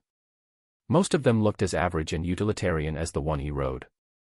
A few looked smaller and fancier, evident of that passenger's wealth. Some appeared completely unique and outlandish. One shuttle even mimicked a dragon with wings and all. The thing that impressed him the most were the shuttles dropping straight down from orbit. Evidently, not all of the arrivals were forced to wait at the outskirts first. These privileged sons and daughters comfortably slept in their ships until the day the competition started, where they could leisurely board their private shuttles and descend straight toward the parade grounds without going through security. As soon as they finally reached the massive landing areas, the pair disembarked along with the other passengers. They noticed a young woman wearing a peculiar uniform gesturing at them to leave the shuttle area. She wore a royal purple uniform adorned with a couple of strange symbols and a dark blue sash. Hey! Welcome to the Limar Institute of Technology. I'm Amy Dubois, second-year student at the Mech Development faculty. It's great to see you all here. Now if you can follow me, I'll get you to the parade grounds where the whole show will start. The student acted so young and chipper that the visitors hardly believed she was a mech design student. As Amy acted very differently from Klaus, VES figured that she was one of those rich kids who received plenty of privileges. If she wasn't guiding a group of lower-class arrivals, she'd probably be flying above their heads like some of the other guides and visitors. Once they left the outskirts where all the shuttles parked, they approached a final checkpoint where exoskeleton-suited guards checked each passenger thoroughly. Fortunately, Lucky was still allowed inside as long as he kept wearing his collar. VES already passed the cat to Dietrich, who held it as if he had never carried a pet before. Lucky is pretty smart, so you don't have to worry about anything. He knows he can't stick by my side during the competition. Right, but if he pisses on me, I'll throw him off the stands. The security around the parade grounds was omnipresent. VES already spotted hundreds of exoskeleton suits patrolling the grounds. What impressed him the most was that they didn't use any bots at all. It made sense, as any bot could be hacked or tampered with. It still ramped up the costs. As a mecca of mechs, the security forces also employed mechs. With his knowledgeable eyes, VES recognized most of them as advanced Kernken mechs. These were the top-of-the-line frontline models that did not lose out to the Carnegie Group's main mech core. What impressed him the most was that the officer mechs actually looked like next-gen models. No two next-gen mech looked alike. Those must be the personal works of the masters. A designer from their crowd uttered, causing everyone to admire their exquisite engineering. After passing one final security checkpoint, they walked through a security screen of some sorts that also blocked their view. Once they reached the other side, everyone held their breaths and looked up. A massive statue as tall as a capital ship stood defiantly as it raised its weapons to the sky. Is that a juggernaut? Isn't that illegal? It looks melted. I don't think it's functional anymore. Amy clapped her hands to attract the group's attention. That's right. Our big old colossus here is a juggernaut that survived a proximity nuclear explosion. I can already tell you that the side who launched the bomb got mercilessly wiped out by the MTA, but not before this big hunk got slagged. The Rhubarb thence decontaminated the wreck and pieced it back together as best they could. For some reason or another, they paraded it around for a few decades before selling it to us once they got bored of it. Interesting story, right? As the group resumed walking, each of them stopping talking and thought about the statue represented. For all of them, this was the first time they came across one of the pinnacle creations in the field of mech design. It made some visitors feel small, while challenging others to work hard to design something similar one day. As for VES, his thoughts remained on the nuke. There's always something greater than mechs out there. Mechs are not the pinnacle of warfare. Not yet, at least. He wondered if he could one day design a mech that could withstand a nuke. Chapter 80, The Masters. A massive crowd stood in front of an elevated platform. Over 50,000 mech designers eagerly crowded the field. The walkers remained standing on the field while the flyers stood on empty air as their anti-grav clothes held them aloft without effort. If so many people gathered in a single location, they'd normally acted boisterous. However, none dared to utter a sound because of the awe-inspiring figure sitting silently before them. On the podium, a handful of masters stood atop pedestals that listed their functions and achievements. A handful of uniformed students and retainers surrounded the tall pillars. The other reason why no one spoke was that the giant colossus loomed right over their heads. It blocked out the sun, casting them all in its gigantic shadow. The effect was pronounced, and all of their confidence sapped out as they resembled ants. An old and distinguished-looking gentleman approached the front of the stage. Age, dignity, and an almost palpable aura transcendence emanated from the figure. This was definitely a man who benefited from extensive life-prolonging treatments. If VES had to guess, this man was more than 500 years old. That meant he was born before the age of mechs, and witnessed its rise. The man gazed his piercing eyes over the crowd, causing every visitor to feel their breath stolen away. Most did not know who this person was, but the few that did bowed their heads and dared not to meet his eyes. Even VES had no clue who he was, and that meant something as he had studied the mech development faculty extensively during his travels. Are you proud? The old man asked, causing the crowd to fall into confusion. Of course they were proud. They represented the future of mech design in their home planets. They were the best of the best, and judged themselves worthy to compete on a higher stage. You are young. Pride makes you courageous. That is good. Without enough daring, one will never go far in the world of mechs. The galaxy does not stand still at your leisure. It spins inexorably. Never stand still. Never give up. And above all else, never betray the human race. The people around VES fell into confusion. Was this old doddering man about to ramble? Humanity is kept safe from alien aggression for centuries now, that we have forgotten their ferocity.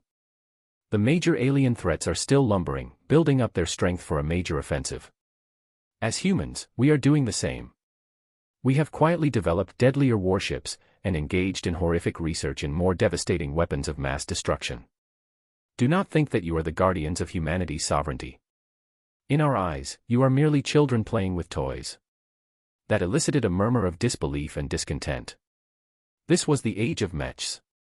Potentates received countless privileges as soon as they turned 10, and mech designers with achievements under their belt were treated like royalty. To hear from someone authoritative that they were worth nothing caused plenty of designers in the crowd to lash out. Our work has value. We are not a bunch of wastes. Have you forgotten your meds? Go back to your retirement home. Warships isn't as cool as mechs. Ha ha ha ha ha. The old man laughed. His sudden shift caused everyone to fall silent. That's the spirit. Do not be content with your illusionary pride. Fight for your craft and fight for your mechs. Keep advancing and bring the mech world further to the forefront. The man turned around after finishing his short and bewildering speech. Half of the crowd gave the departing old fellow an applause, while others still grumbled at being belittled so casually. An old woman took the stage this time.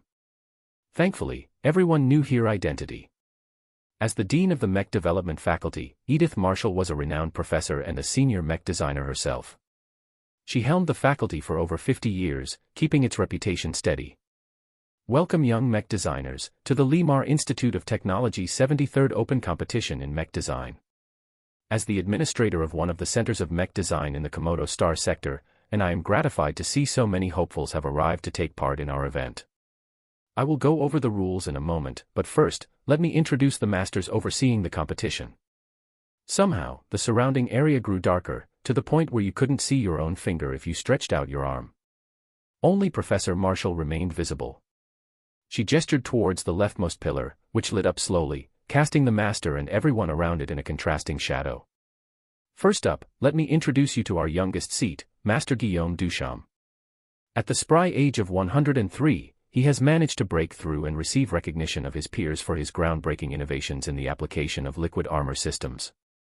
This underdeveloped field is rich in potential, and Master Duchamp has steadfastly pioneered a viable path to progress for the future generation such as you.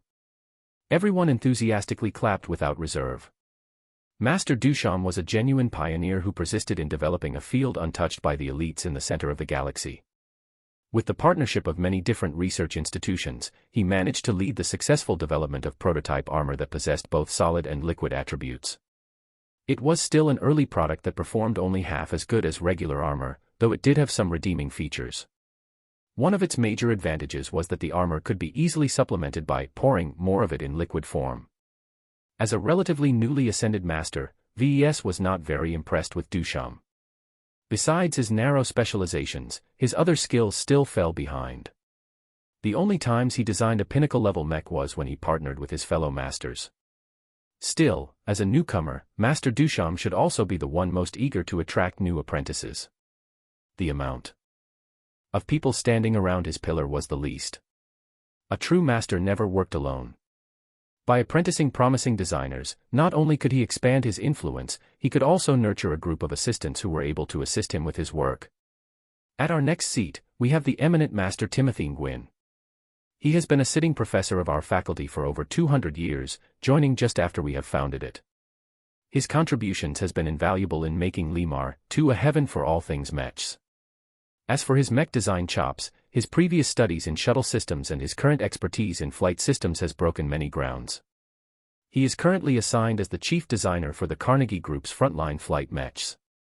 Master Nguyen was another old fellow who rose to prominence at the beginning of the age of mechs. He used to study shuttle design, but switched over to mechs once they became all the rage. This 3 centuries-old patriarch ruled over a dynasty of descendants, all of whom he cherishes greatly. All of his core disciples consisted of his most promising offspring. The only problem was that none of his descendants excelled enough to take over his mantle. Though he still put a lot of effort in grooming his grandsons and granddaughters, he started to apprentice outsiders to supplement his peripheral influence. It was a pretty decent deal for those nominal disciples who did not wish to get too involved, as Master Nguyen did not demand much from them except to occasionally give a helping hand to his incompetent descendants. He also remained a genuine master in flight systems, one of the most complex mech components to work with. Flight-capable mechs possessed a lot of mobility and could be utilized in many ways. Flight systems were also essential in operating in outer space, where there was no surface to speak of for ground mechs to maneuver. Only their immense energy requirements stopped them from being implemented universally. For our third seat, we have our pride and joy, Master Meredith Katzenberg. A lady after my own heart, she is one of the most remarkable minds in the field of exotic materials science. Her Katzenberg Research Institute has been a forefront in partnering with many other research organizations into the field of finding more affordable substitutes to expensive exotics that are scarce in our corner of the galaxy. Without her ceaseless work, our mechs would never possess the might to propel the Friday Coalition to a proper second-rate state. Everyone rose up and gave a thundering cheer to Master Katzenberg. While most designers specializing in materials science tried to incorporate ever more expensive exotics, the gracefully aged woman instead turned that around. It was a matter of resource distribution. The mech designers situated closer to the center of the galaxy were spoiled for exotics, and could afford to incorporate all kinds of rare materials without considering their cost. Master Katzenberg recognized that this constant race towards scarcer materials could not be sustained in the remote Komodo star sector, so she sought to find ways to replicate the specs of rare exotics with abundant common materials. Her few successes had been vital in lowering the costs for high-performing mechs. Even if she hadn't been able to achieve a complete success, she still developed many alloys where she diluted the main material with a handful of cheap stuff, essentially lowering the amount of exotics required without impacting its effectiveness too much. Due to her split focus in multiple specialties, her designs never really excelled in terms of performance. However, they were always significantly cheaper and easier than any other comparable mech. Each of her designs achieved massive sales, which made her extremely desirable for anyone to request to be their master. She had the most apprentices under her wing as a result, though only a few of them gained enough of a success to bear her mantle due to the immense learning required to become proficient in her specialties. As for our fourth master, please welcome Master Carmen Olsen. She is our most distinguished guest professor, and has contributed much with her unique perspective on mechanical engineering. Her work on ultra-efficient engines has been incorporated into many of the Friday Coalition's endurance-focused frontline mechs. Master Olsen was from the same generation as Master Duchamp.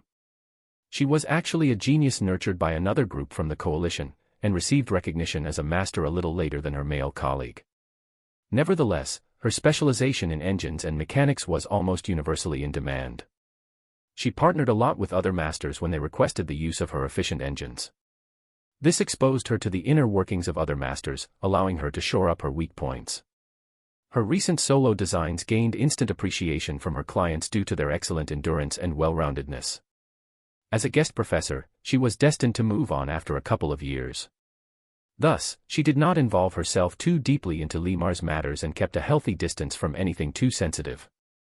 One quirk of hers was that she showed very elitist tendencies. Practically all of her disciples and retainers came from the upper portion of Coalition society. "I'd rather eat dog food than become her apprentice," V.S. silently muttered to himself. Some of the rumors floating around Master Olsen suggested that she was an entitled bitch in private. Too bad she had the backing of an entire major partner of the Coalition.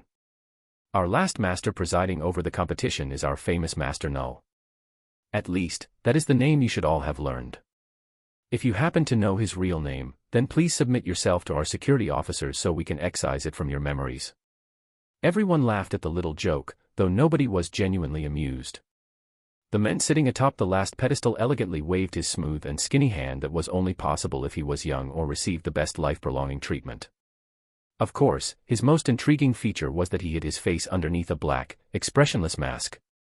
I'm sure you have heard the rumors and conspiracy theories, so it makes little sense for us to deny that he is a fugitive.